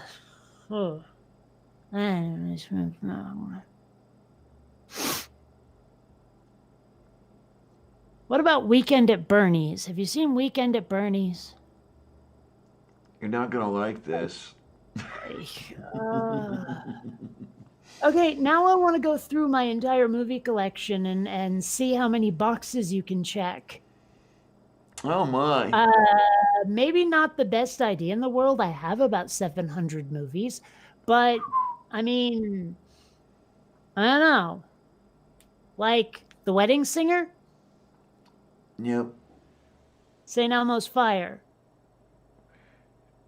Wait a minute. I'm trying to remember if I have seen. I don't John Hughes Rat Pack movie. don't think I have. Okay. Some Kind of Wonderful. No, definitely not. 16 Candles. Yes. Okay. The Breakfast Club. Yeah. Better Off Dead. No. Weird Science. Yes. Heathers. Doesn't even sound familiar. Okay, that's unfortunate. Coming to America. No, I have not. Like Stripes. Yeah. Okay, good. Trading Places. It Dan sounds... Aykroyd, Eddie Murphy. Oh, yeah. Jamie Lee Curtis. Throw Mama from the Train. No. My Science Project. Yes. Oh, good. Matinee. No. Actually, I meant to ask you this earlier. The Princess Bride. Half of it. Aye. Okay. Idiocracy. Nope. 50 First Dates. Jersey Girl. Can't say that I have. Office Space. No, definitely not. Harold and Kumar Go to White Castle. No. Adventures in Babysitting. No. War Games. Yes. Stand By Me. Nope. Oh my gosh, really? No, I haven't. I've heard it, but I haven't seen it. Oh man. The Toy, the one with Richard Pryor, not the original. Oh, yeah, yes. Yeah. Have. Greedy. Who? Greedy. Greedy. No, doesn't sound familiar. Okay, it's like Michael J. Fox and Kirk Douglas and Phil Hartman and a whole bunch of other really famous folks. Okay. Where was I? American Graffiti. Yes, absolutely. The Goonies. Wait a minute. You know if you had. That's those character. You don't give them the water and the stuff, right? Oh, that's Gremlins. Oh, I'm sorry. No, okay. No, the Goonies is the one with the treasure map and the truffle shuffle and sloth and one-eyed No. Willie. And all that. No, okay. No, I guess I haven't. No. The Karate Kid. Oh, of course. Airheads. No. Wayne's World. No, I haven't seen. I've seen clips, but I gosh. haven't seen Wayne's World, the whole thing. Flight of the Navigator. No, actually, I have not seen that. Explorers. Doesn't sound familiar. E.T.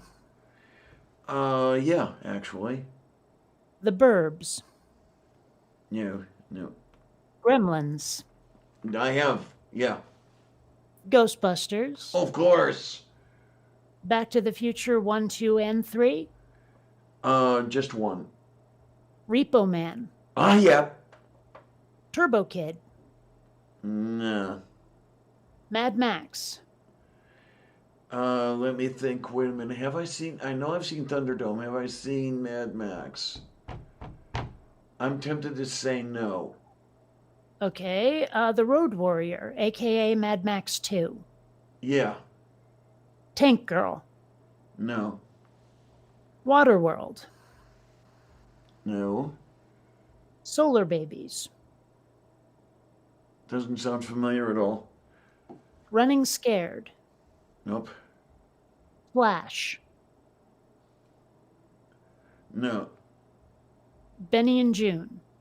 No. Ruskies. No. Planes, Trains, and Automobiles. A lot of no's coming up here, aren't there? Taking Care of Business. No. Romeo and Michelle's High School Reunion. No. Real Genius. That sounds like one I have seen. It's the one with Val Kilmer, and it's like set in college. There's like a bunch of really high IQ nerds who do stuff with lasers. Yeah, it sounds familiar. You need to see it. Okay, let's see. Those were all TV shows, so never mind. Okay, Beverly Hills Cop. Oh yeah. Air Force One. No. The Hunt for Red October. Yes. Clear and Present Danger. No. True Lies. Nope. 48 Hours. No. Eddie Murphy and Nick Nolte? No? Okay. Strange Days. Nope. The Boondock Saints. Yeah. The Whole Nine Yards. No. Three Fugitives. Uh-uh. Fletch. Oh, the one with Chevy Chase. No. What am I looking at here? Get Shorty. Mm-mm. Ace Ventura Pet Detective. Absolutely. Goodfellas. That we've established I have not seen. Okay. Ocean's 11, not the original. No. Ocean's 12. Uh-uh. Okay. The Terminator. No, I haven't. Not Oh, not the you gotta whole be kidding me. not the whole thing all the way through. No. You're killing me, Smalls. Okay. Let's see. Where was I? Enemy of the State. No. Big Trouble in Little China. Mm-mm. Escape from New York. No. 6 Days, 7 Nights. No. Point Break. Uh-uh. Iron Eagle 1 and 2. No. Top Gun. No. Red Dawn. Wait a minute. Russians invade during the 80s. Yeah. It's got half the Brat Pack in it. I'm tempted to say I have seen it, but I'm not 98% sure. I think I have. Okay. Demolition Man. I think I have. Cocoon 1 and 2. Cocoon 1. Okay. Village of the Damned. No. Really? That one surprises me. Okay. Where are we here? Men in Black. No, actually. Alien Nation. No. Enemy Mine. Uh-uh. Predator 1 and 2. Neither one. They Live. Does not even sound familiar. Oh, wow. Okay. The Faculty. No. The Forgotten. Uh-uh. Strange Invaders. No. Invaders from Mars. No. I see we're doing this alphabetically. Let's see. Tremors. No. Oh boy. Okay, I see we need to enhance your education here. PCU. Uh-uh. The Adventures of Ford Fairlane. No, I haven't really. Watchmen. Nope. Deadpool. Oh, no, I haven't seen any of the Marvel stuff. V for Vendetta. Yes. Oh, good. Half the ones on that shelf are already Marvel, so let's skip those. Super 8.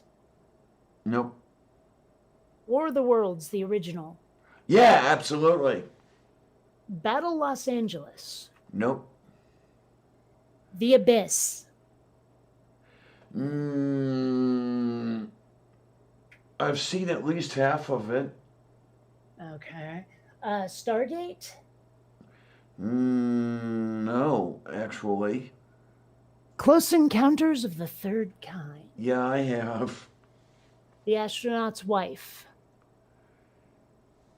No. Chud. No. The Stuff. No, actually, no. It's not the RoboCop. right stuff anyway. RoboCop. Yes. Okay, good. Let's see.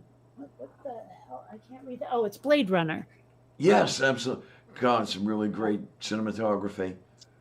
Oh, the visuals are lovely. The story is ass.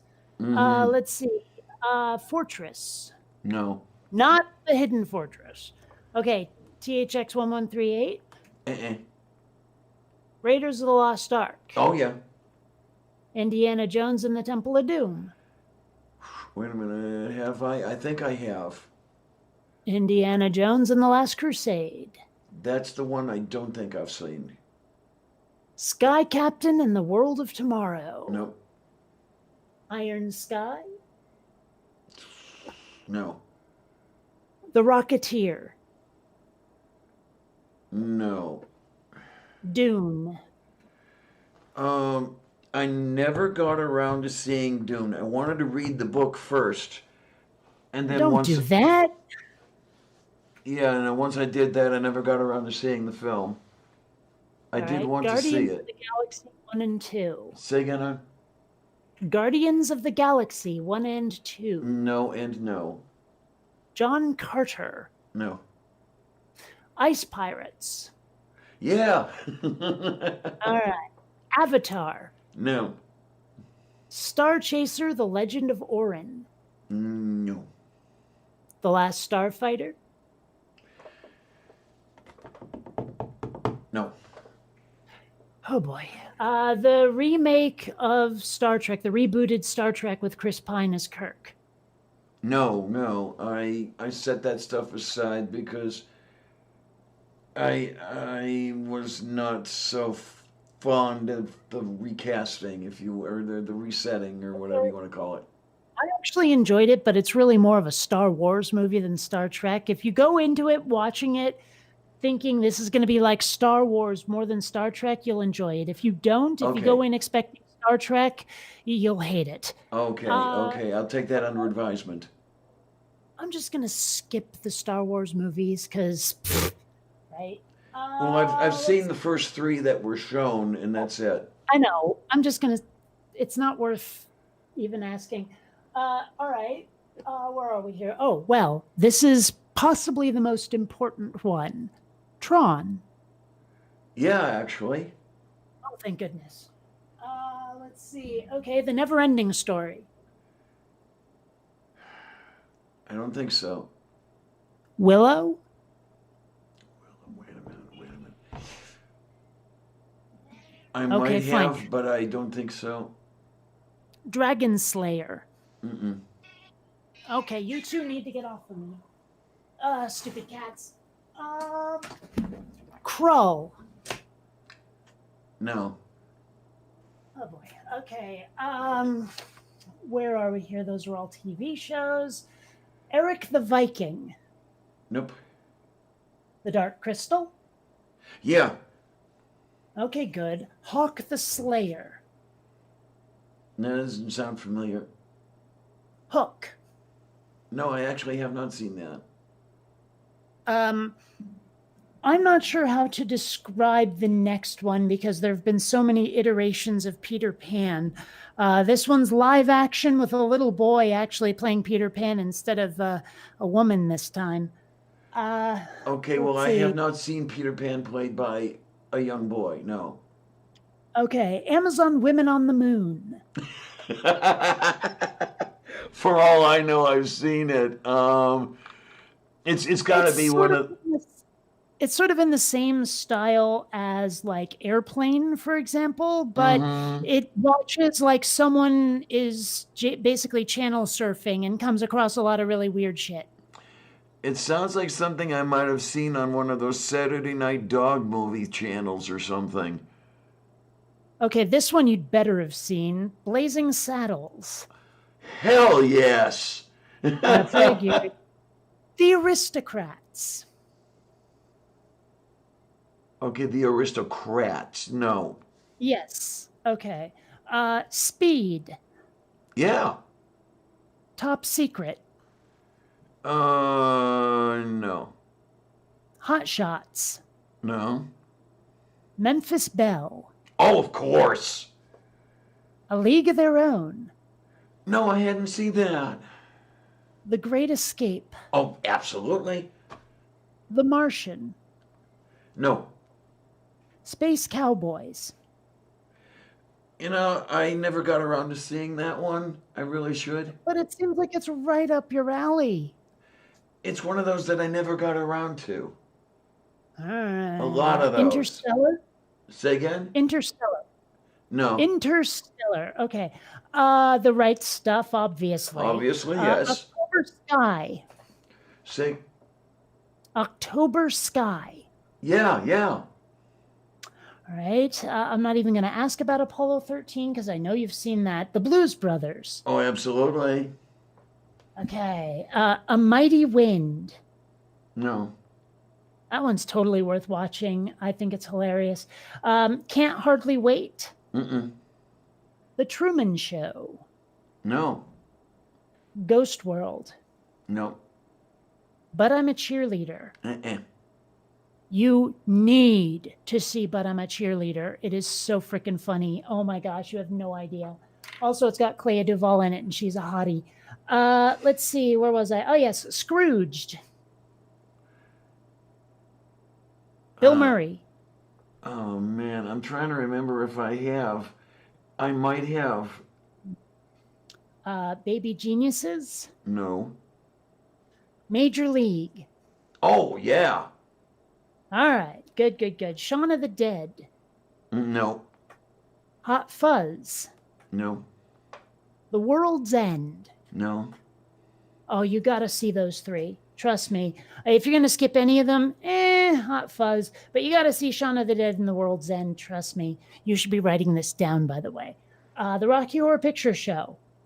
Yeah, absolutely. Okay, good, good, good. All right, what do we got here? Yeah, I'm going to have to replay this, but we'll get there. Let's see. Where are we here? Say Anything? Wait a minute. It sounds like one of the... It's a Brat Pack movie. It's got John Cusack, the one where he's holding the boombox over his head. That's why I recognized it. My ex loved that stuff, so yeah, I would have ended up seeing it. Brazil. No. Zathura. No. What About Bob? No. In the Army Now. No. The Andromeda Strain. Oh, of course. Caddyshack. Absolutely. The Gods Must Be Crazy. You know it. Summer Rental. No. Parenthood. No. Stardust. No. Okay. Silent Hill. Does not sound familiar. Dawn of the Dead. The remake. Oh, yeah. What Dreams May Come. No. 28 Days. Nope. Teenage Mutant Ninja Turtles. No, actually not. The Three Amigos. Oh, there's another one I should see, but no, I haven't. Big. Yes. Oh, good, good, good, good, good, good. Don't fall over. Okay, where was I? What the hell is that one? The cover's too dark. Never mind. Oh, no. It's not even the second one. It's just the first one. It was really bad. Stakeout. No. History of the World Part 1. Yep. Brewster's Millions, the one with Richard Pryor and John Candy. Actually, no. Oh my gosh. Okay. Back to School. Oh yeah, the Rodney Dangerfield thing, right? Yep. Yep. Encino Man. Encino Man, no. The Secret of My Success. No. Johnny Dangerously. Oh yes. Summer School. It sounds. Don't worry about it. It was bad. It was really bad. It's Uncle Buck.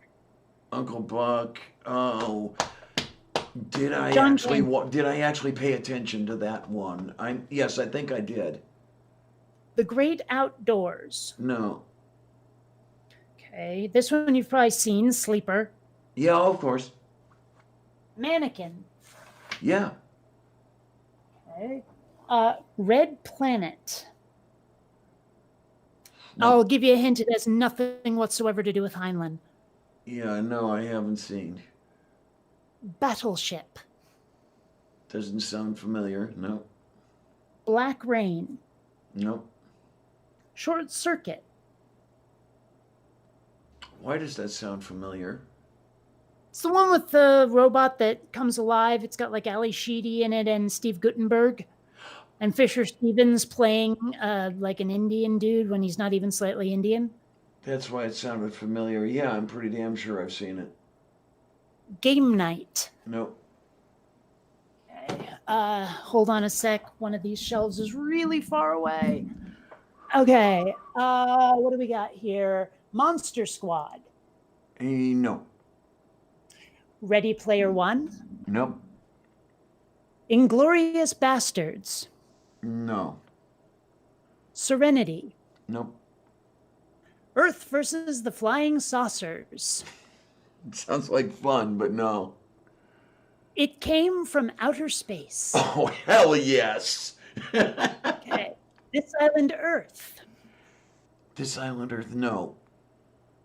Oh my gosh. Okay. Them. No. Forbidden Planet. Absolutely. Plan 9 from Outer Space. Of course. Real Steel. No. When Worlds Collide. Oh, yes. The Ref. No. The Room. I You'd know it if you'd seen it. Trust me. Yeah, my understanding is it's horrible. Oh, it was an endurance trial watching the whole thing. Was that the one where the people were around the table discussing their... No. No, okay, so no. No, this is the one with the really tall foreign dude who could not act for shit and couldn't direct either. Okay. Here's a fun one. Howard the Duck. I did not see that one. It's okay. How about any of the vacation movies starring Chevy Chase, the National Lampoon movies? Let's see. I've seen The Vacation. I've seen the Christmas themed European one. Vacation? Say again? European Vacation. I'm- Christmas Vacation. Vegas Vacation. Yeah, Christmas Vacation. I've seen. Good. Was the first one simply called Vacation? Vacation. Yeah, It's I've the one seen where they that go to one. Wally World. Yeah, I've seen that one as well. Okay, Risky Business. No. Airplane. Oh, of course. Yes. Funny Farm. No. Rat Race. No. No. Meatballs. Meatballs, yes, of course. Child's Play. No. Dumb and Dumber. No. The Golden Child. No. Home Alone. Yeah. The Lost Boys. No. Oh, you are so fired. Oh my gosh. Go out and watch the friggin' Lost Boys. Kate and Leopold. No. I Love You to Death. No. Cloak and Dagger. No. The Wizard. Oh, that one. No. with the Nintendo thing and the autistic kid. Okay. The Black Hole. No, actually, I haven't seen that. Skyline. No. Valley Girl. No. North. Uh-uh. Midnight Run. Uh-uh. Ted. No. Dirty Rotten Scoundrels. No. Tango and Cash. Nope. iRobot. No. I had put that on my list, but I haven't seen it. What was the one after iRobot? Braveheart. Yeah. 3 O'Clock High. No. Buffy the Vampire Slayer, not the TV show. No, Okay, I haven't Kane seen any of the Bowman. Buffy. Say again? Or sorry, I was looking at something else. That's K-19, the Widowmaker. No, this is K-9. The one with Jim Belushi. No, it doesn't sound familiar. Critters. No. Red Heat. No. True Stories. No. The Last Mimsy. Uh-uh. All right. Toy Story. Let's see. Yeah, I have. How about 2 and 3? No. Oh boy. Okay. Tangled. No. Monster House. No. Robinsons. You cut out there for a second. Meet the Robinsons. No. Oh, I see why I cut out. This thing wasn't even facing me properly. Stupid cardioid mic. Okay. Hoodwinked. Nope. Big Hero 6. Mm-mm. Despicable Me. Actually, no. Wreck-It Ralph. Uh-uh. The Incredibles 1 and 2. No and no. Wall-E. Oh, yeah, that one. Yes, I have seen. Good. How to Train Your Dragon. No. Tintin. No, actually. Ratatouille. Uh-uh. Finding Nemo. Uh-uh. Robots. No. Aladdin. No. Wow. Okay. Cloudy with a Chance of Meatballs. No, actually, but the title sounds great. Space Camp. No, actually, I haven't. The Simpsons movie. Or wait a minute, Space Camp. Is that the one? Where the kids get launched into orbit accidentally? Yes. I have seen it. Okay, good. Nausicaa, Valley of the Winds. No. Okay, Akira. No. Okay, Benny and June. No and Wait, no. we've done that already. Never mind. Okay, Clockwise. I left out Clockwise. No. Okay, well, that's pretty much everything on my shelves. I have a couple of others in crates that I can't get at. Oh, wait, no, there's another shelf, but it's covered by stuff and too far from the mic, so never mind. But, No, yeah, horror films there I are have a not lot of- seen. No.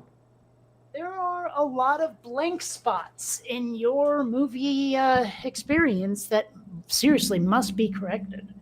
Okay. Oh, I left out The Last Action Hero. No, I haven't seen that one. Chihuahua. All right. Man, what have you been watching? A lot of Bart Ehrman on YouTube. A lot of rewatching Christopher Hitchens debates. Fiction. I meant fiction. Very, very little, actually. Very little. I can see that we're going to have to start completing your education properly. Okay, then. Yeah, throughout my life, I have not been known for reaching for fiction. And then when I would reach for fiction, it would be well, I don't know if I could get away with calling it the classic science fiction because this stuff is from an era probably prior to what most people think. Jules Verne, for example, H.G. Wells. I mean, Jules Verne. Him too.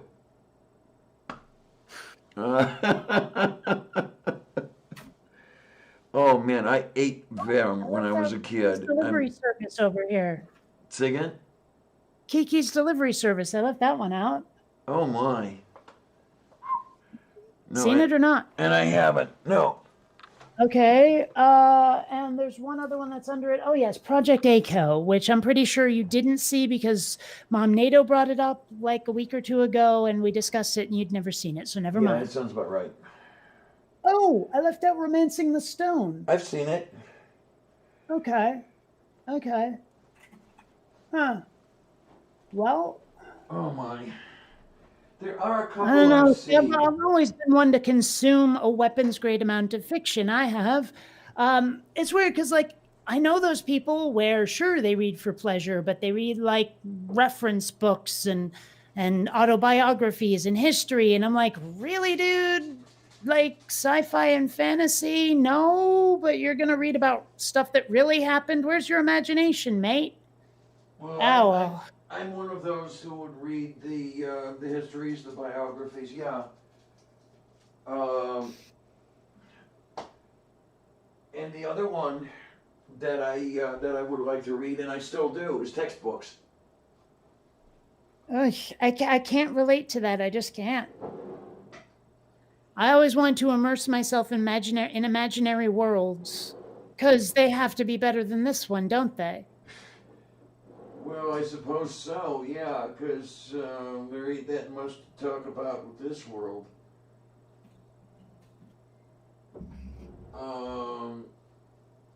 There were several books on celestial mechanics that I ate up, like candy to a kid, or the engineering behind how to build an efficient rocket engine, shit like that. Because you see, if you look up how to build an efficient rocket engine, you can build a rocket around it and launch a cat into outer space. Why would you? Well, I don't know why you would, but actually you could launch Neffy into outer space. How's that sound? Nephi. You mean Nephilim free? Yeah. Okay. Never heard him called that. Oh, I've heard him called Neffy whole bunches of times. Yeah, and trying to remember, he's trying to become relevant again. I'm trying to remember who the hell he debated recently. I think I actually saw a clip of that debate, and I don't remember either. It was one of those memorable things, yeah. You like tag team with some other theist, or another theist was the moderator or something? Something like that, yes.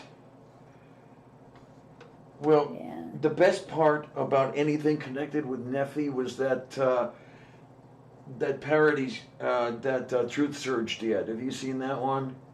You have to have seen that one. I don't know. It's a parody of Behind Blue Eyes. It's called Behind Crude Lies. And You know, there are two movies that I've never seen that have very similar titles, and I'm curious what the hell they are. okay. Because they're The Cook, the Thief, His Wife and Her Lover, and there's The Favor, the Watch, and The Very Big Fish. Huh. And then there's And the like cat. one came out in 1991, the other was 1989. I don't know what the hell they're about, but they have such similar titles that I'm really curious. Yeah, and with the similarity of the titles, are they somehow related? Probably not. Hmm. Let's see here.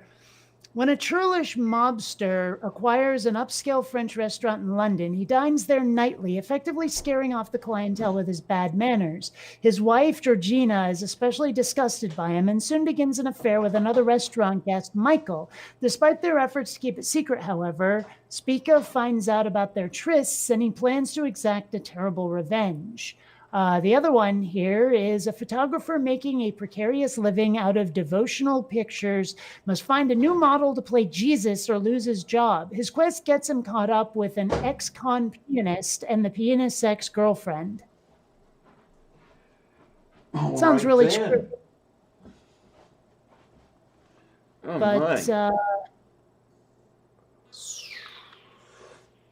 I got another one. I don't actually own it. I watched it streaming not too long ago. Earth Girls Are Easy. No. Brother from Another Planet. Uh-uh. The Man Who Fell to Earth. No. Oh boy. Okay. Highlander. Yes. Oh good. Oh good. Okay. No, there are movies I have seen, and I have copies of quite a few of them. It's just that they're out of reach from my desk here. I could start naming them, but it would be a little bit. Let's see. For example, The Quiet Earth, I absolutely loved. Let's see what else. Well, of course, The Holy Grail. Okay. What about The Adventures of Buckaroo Banzai Across the Eighth Dimension? No, I actually haven't seen it. You have to. It's required. Okay. What about The Blob, original or remake? Both of them. Okay. The Cable Guy. No. Cowboys and Aliens. Uh-uh. Robin Hood Men in Tights. Yep. Oh, good.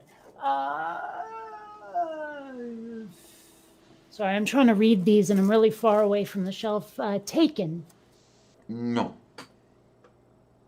All right. Man, that's all I got because those titles are really far away and I can't read them from here.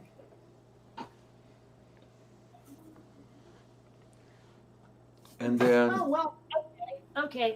Megamind. No. Okay. The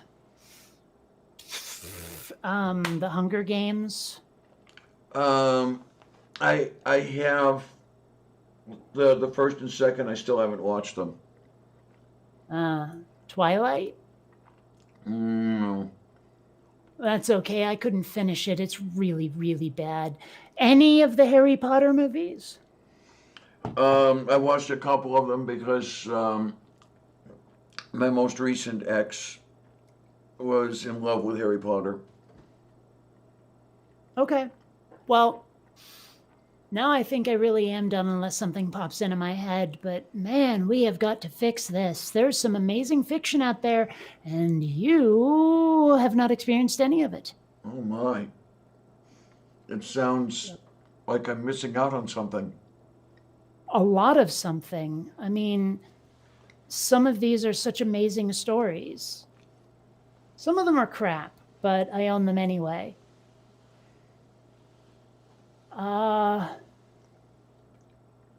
Yeah. Have you really never seen Predator? No, I've not seen Predator. How can anyone manage to live in this world without seeing Predator? And I mean, Big Trouble in Little China. Come on, man. They live. Oh, these are like classic 80s sort of sci-fi, not quite horror movies.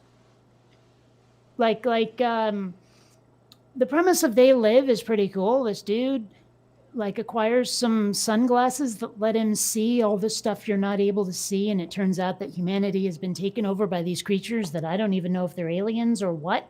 But yeah, it's the one with the line, I'm here to what is it? I'm here to chew bubble gum and kick ass, and I'm all out of gum. That's where that line comes from. Oh, okay. Oh, you're killing me, Small. Speaking of which, what the hell is it called now? The Sandlot. I loved The Sandlot. Okay, then. Good. I know I've mentioned Star Chaser: The Legend of Orin before because it's such a blatant Star Wars ripoff, but that's probably the basis of its appeal. Okay, yeah. Now, I mean, like, it doesn't even try to hide the fact that it's ripping off Star Wars, not even a tiny, tiny bit. now I have seen stuff like The Great Race. Those I saw daring, that a long time ago. those daring young men in their flying machines. Never seen that. Um, let's see what else. Oh, of course, Strangelove, Doctor Strangelove. Well, I loved that one, actually. I am not a fan of Kubrick, but that is a damn good movie. Mm-hmm. It is. Let's see now. A Clockwork Orange. I couldn't finish it. I got to the part where he was assaulting someone with a giant white dildo, and I was Yeah, like, you know, it's a pretty. It can be upsetting. Yeah. I don't know. I just thought it was stupid. But I mean, maybe I watched it when I was too young for it. Okay. Yeah, and I guess I kind of felt he had to do that to set the tone of what an evil piece of shit. I forget what the character's name was. I want to say Alex, but I might be wrong. I think that sounds familiar. Yeah. But man, how is it that you've never even seen Office Space or Idiocracy?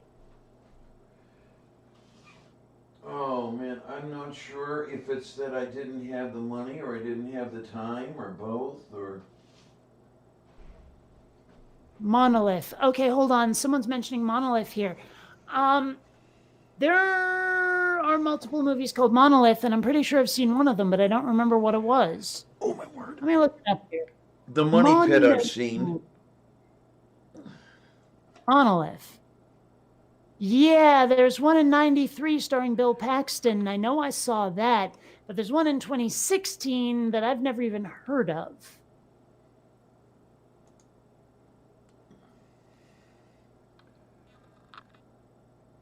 Yeah. Oh look, I can see the screen through a hole in a piece of Swiss cheese. The Money Pit. Right, right. I've seen it, loved it. I'm just looking at the chat. People are mentioning apparently by letter. Like right now they're on M. Yeah. So yeah.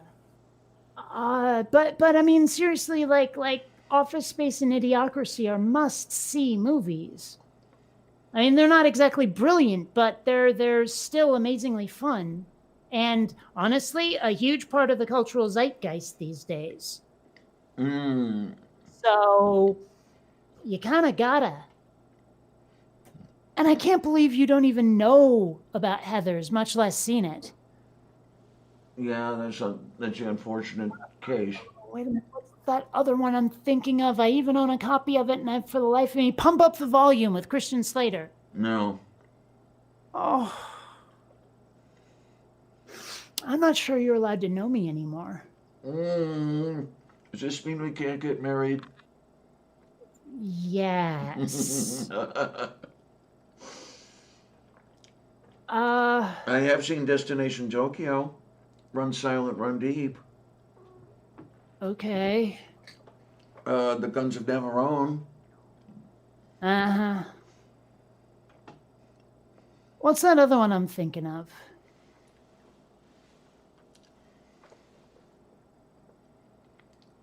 Columbia, you'd better be sitting and not peeing.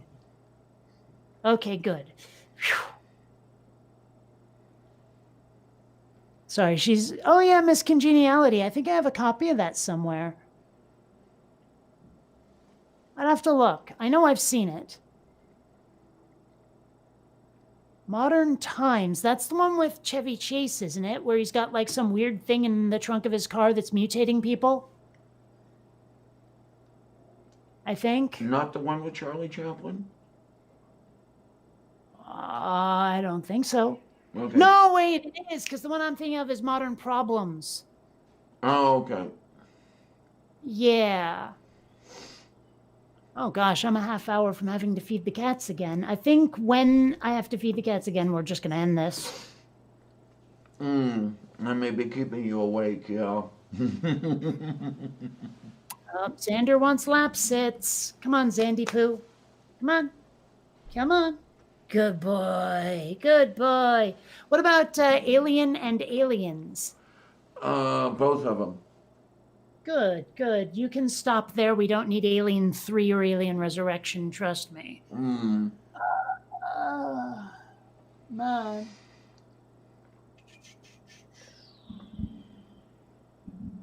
mean, I could start going through TV shows, but what's the point? Man, I have not watched much television at all, really, when you come down to it. Even when I had, most of what I would watch when I had a television was back when Discovery Channel was good. Ate that shit up. Um, Wouldn't know about that. when the Learning Channel had anything worth watching, used to eat that. Okay, but what about like real television where they tell stories? Oh wow. Actually, I did really like Outer Limits. Okay. Twilight Zone, I was a fan of. How about something made after I was born? I think I started running out of stuff like that because usually didn't have the time. You're going to tell me you've never seen Babylon 5, aren't you? I've actually looked at clips and pieces, and I want to see it because I've looked at the stuff that's on the YouTubes, and it says, yeah, this is something I wouldn't mind seeing. I just haven't found the stuff. At one point, Harlan Ellison plays a telepath. Oh my. So I take it then that it took him that long to get involved with any of that stuff again after he and Roddenberry had their tiff. Didn't know about that part. I forget exactly what it was, but Ellison hated Roddenberry. Okay. You've seriously never seen Enemy Mine? No, I'm not. Oh, it's a great flick. It's got Dennis Quaid and Louis Gossett Jr., right? And basically, Dennis Quaid is a human, and they're like humanity is fighting these aliens called the Drac, and Louis Gossett Jr. plays a Drac, and they both I forget if they bump into each other or what happens, but they both end up crash landing on the same desolate moon, forced to survive despite the fact that they're obviously at war with each other. They're forced to live together in order to survive, and it's actually a really well done flick. Oh my, okay. I have seen films with that theme. Oh, how many of them are there? Yeah, there was one set on a Pacific island where you had an American squadron and a Japanese squadron forced to survive together. Okay. I don't remember the name of it. Well, this is more of a one-on-one thing. Ooh, what about Battle Beyond the Stars? No. Oh boy. Well, okay, I've never seen Seven Samurai. Have you? No, I have not. Someday. What about the Magnificent Seven? Oh, of course. Okay, because Seven Samurai, Magnificent Seven, and Battle Beyond the Stars are all the same story in different settings. Yes. That I knew about Seventh Samurai and Magnificent Seven. Yeah. Well, Battle Beyond the Stars is the sci-fi version. It came out in the wake of the Star Wars wave of sci-fi that happened. Mm-hmm. Yeah. What about Alita, Battle Angel? No, it doesn't sound familiar. Oh. Okay. Trying to think here. Oh, it's a mad, mad, mad, mad world. But of course. Okay. It seems like the likelihood of you seeing it goes up proportional to how further back in time it was made. Yes, that is true. That is true. You really need to see Matinee. I mean, like, really need to see it. Okay then. See, Matinee is set in 1963 in Key West, right when the Cuban Missile Crisis is about to happen. Oh And a boy. producer named Lawrence Woolsey decides it's the perfect time to open a movie about a giant radioactive ant. Oh my. Yes, and Lawrence Woolsey is played by none other than John Goodman. Ah. It is an absolutely brilliant movie. It's directed by one of my favorite directors, Joe Dante, who also did Gremlins and Explorers. And, ooh, I forgot to mention Inner Space. Have you seen Inner Space? No. Oh, boy. And he also directed The Burbs. And did I mention both Gremlins movies? He directed those. And, I mean, oh, and Small Soldiers, for that matter. Have you seen Small Soldiers? No. Oh, boy. I Okay, have well, seen Joe Fantastic Dante, Voyage. not the same thing at all, although actually Inner Space and Fantastic Voyage are very similar. That's what But reminded me. Joe Dante rules, and you got to see his movies. Mm. And He then there's- directed one of the segments in the Twilight Zone movie, if that helps. Okay then. Yeah. That actually, Uh, however, is one of the Twilight Zone properties I did not see. I did not see the Twilight Zone film. What about Poltergeist? Yes, I have seen that. Okay. What about Christine? No. Carrie? Yeah, I have. Okay. What's the one I'm thinking of here? Wow, I'm so totally blanking on the title. Jack Nicholson. Hotel. Here's Johnny. What the fuck am I thinking of here? Oh, No, The Shining? no. What? The Shining? Yeah. No, I have not. I've just seen some of the clips from it. What about Psycho? Yes. The Birds? Oh, of course. Okay, I actually haven't seen The Birds. Sneakers? No, Sneakers. Okay. Well, now I'm tempted to go through my Netflix list and see what I've watched and if you with the thing. How about Groundhog Day? No. But when you started mentioning some of the films, I have seen Rear Window. Okay. The Shawshank Redemption? Yes. Tootsie? Yep.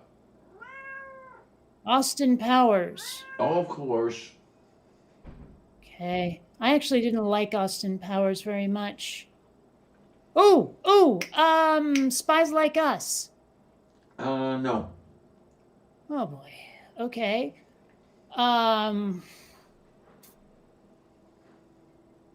Outbreak. No. Okay. The Matrix. No. Inception. No. How about what the hell are those M. Night Shyamalan Ding Dong movies? The Sixth Sense. No. The Village. Unbreakable. All right, how about Tarantino, like Pulp Fiction?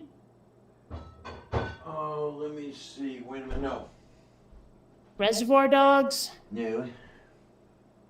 Oh, jeepers. Okay. People are probably going to hate me for this, but Kill Bill sucked. Hated Kill Bill. Oh, okay, because I haven't seen it. Excuse me. Well, don't. It is so bad. People tell me that the second one is better, but the problem is that the first one had like zero story. And, you know, like people tell me, oh yeah, the story's in the second one. I'm like, well, then why would I frickin' watch it? You know? Okay. I mean, if I have to go through 2 hours to get to the good part. Yeah. I'm with you there. You know what I've actually never seen, but totally can because it's streaming, is Dirty Harry. Oh man, yeah, I've seen that, and it's quite it's worth spending some time with. I've also never seen The Dirty Dozen, and I've never seen Taxi Driver, and I've never seen other stuff. The Wicker Man, Oh, Driving Miss Daisy. I've never seen. Never seen Jerry Maguire. I've never seen True Grit. I've never seen Sling Blade. I've never seen Sweeney Todd, but I don't want to. I've never seen The Natural.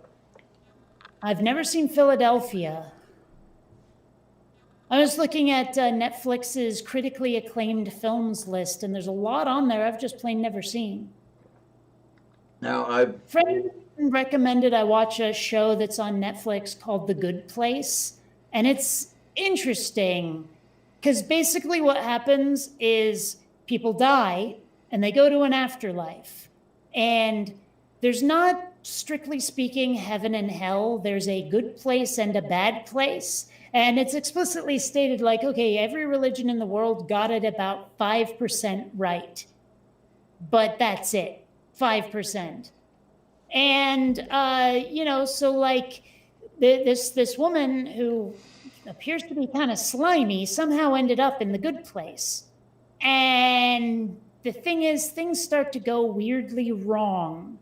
And she's not entirely certain why. And I don't want to say any more than that because that would really fuck it up. But it is totally worth watching. If you can get your hands on The Good Place, it's streaming on Netflix. Do it. Unfortunately, there's 4 seasons, but you can only see 3 of them on Netflix, and that stinks.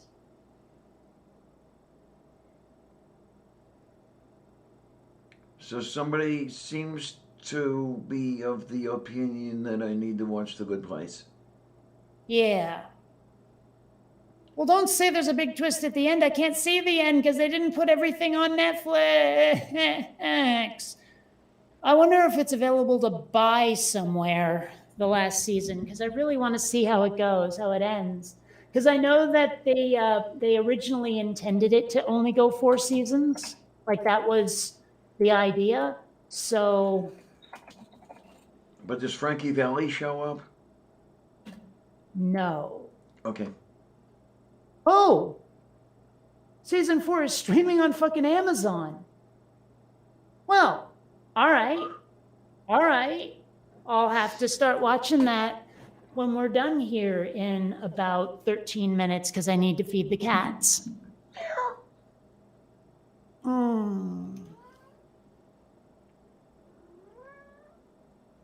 Oh my God, did they seriously make a live action version of Watership Down? Oh, for fuck's sake, why would you do that?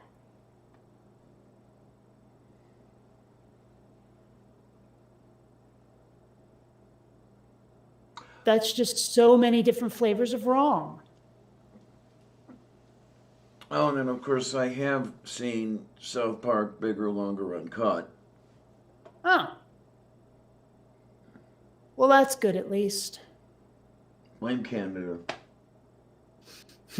I do love that song. You know, I'm not one for musicals, but I love that song. Everything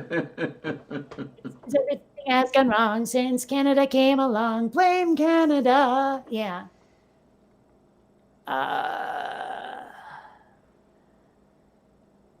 I've never seen a lot of these things I'm looking at. See, that's part of the problem is I'm never sure what to try. There's so many choices.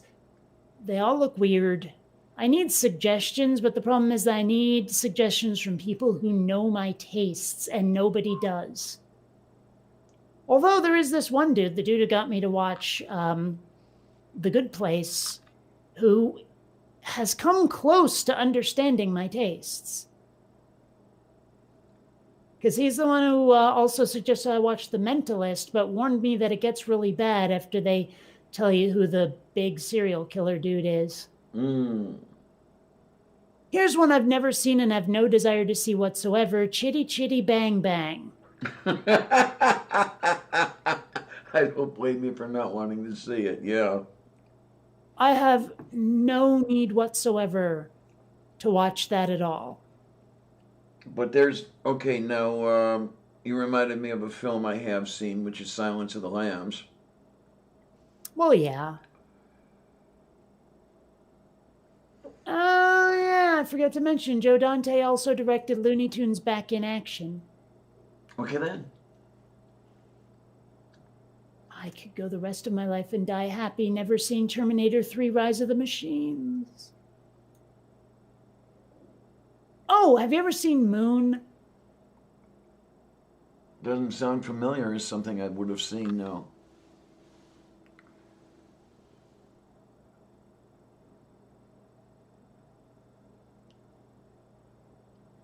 I've seen Moonshot.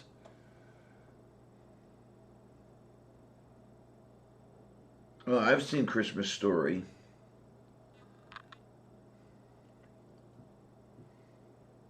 How could I not? The ex was in love with it.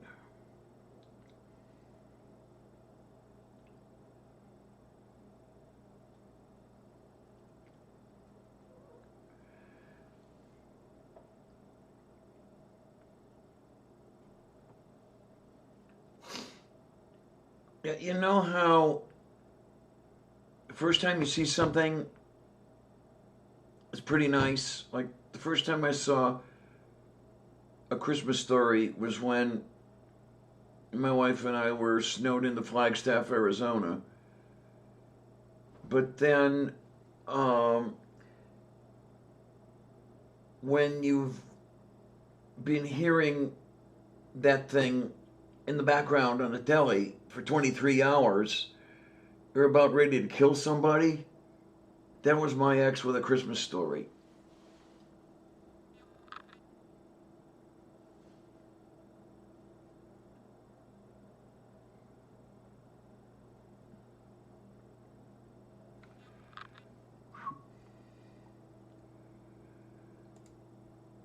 Oh my.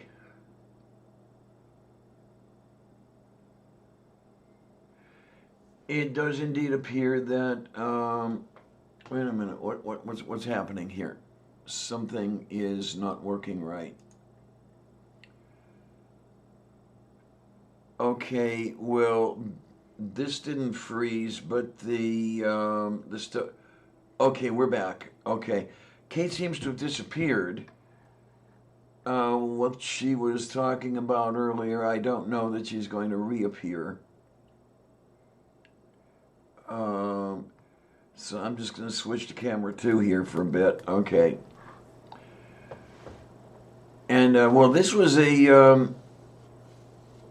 really fun way to spend, what, about 8 hours? Yeah, pretty much. Well, from the start of the stream, it's turned out to be 9 hours for me over here. Because it's just minutes away from 9 p.m. where I'm sitting.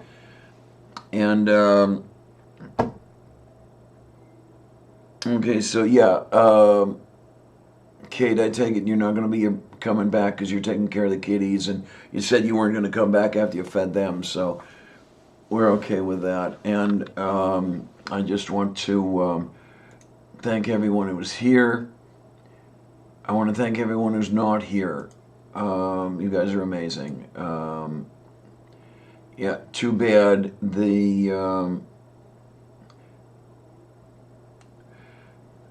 Oh, yeah, it looks like the YouTube is frozen. Why is the YouTube frozen? I'm looking at the. Yeah, I don't know what's happened here. It appears maybe that whatever it is. Okay, tell me, you guys, if you can hear me say, whatever happened, I'm not sure of. Type that if you heard it.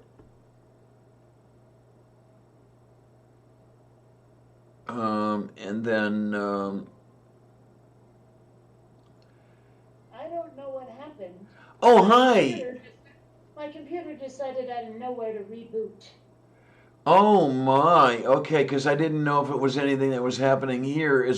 Okay, I'm gonna refresh. No, don't bother. I need to feed the cats anyway. We were about to end in a couple of minutes. I just wanted to let you know what happened.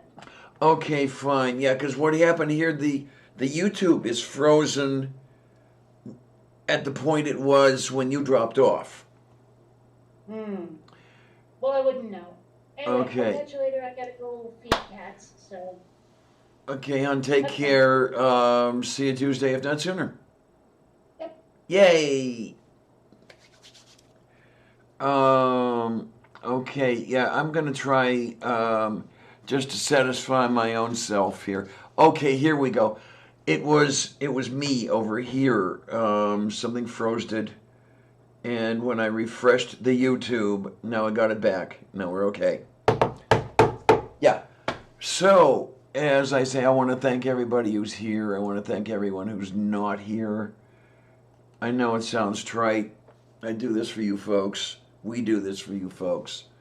I just love this. With people here who, for whatever reason, like to see my dumb butt, hear my dumb voice, and I don't know. Well, if you guys tell me that the only reason you're coming here is to see and hear Kate, I can't blame you. Oh my, oh my, and amiga tasu for that is, I don't know. You are too generous and too kind and too quatlurious, or what the fuck, I don't know. I still haven't emptied the coffer from the last time you threw quatloos at me, darn it. Well, okay, that meant that there's some quatloos there that I can use to buy a pizza or something like that. I haven't had a pizza in ages. But I do want to thank you, kids. It's an honor. It's an honor to have you guys around. It really is. And I'll keep doing it as long as you keep wanting it. So, yeah, we went over a little bit. But, yeah, I will mention, yeah, I don't know if Beach is still, Beach went away, right? Yeah, I have to say to Beach that I apologize for not having adjusted my ending credits yet. But, well, thank you, Colleen. Really, it's, I never thought I'd be in a position like this, when I started this stuff 2 years ago. And this is the amazing thing. It's been 2 years. I mean, that's an amazing lifespan. It really is. So, yeah, I have all the best lifespans. And, okay then. What I will then do is, I will say to you, dear folks, thanks a lot, troops. See you on the other side.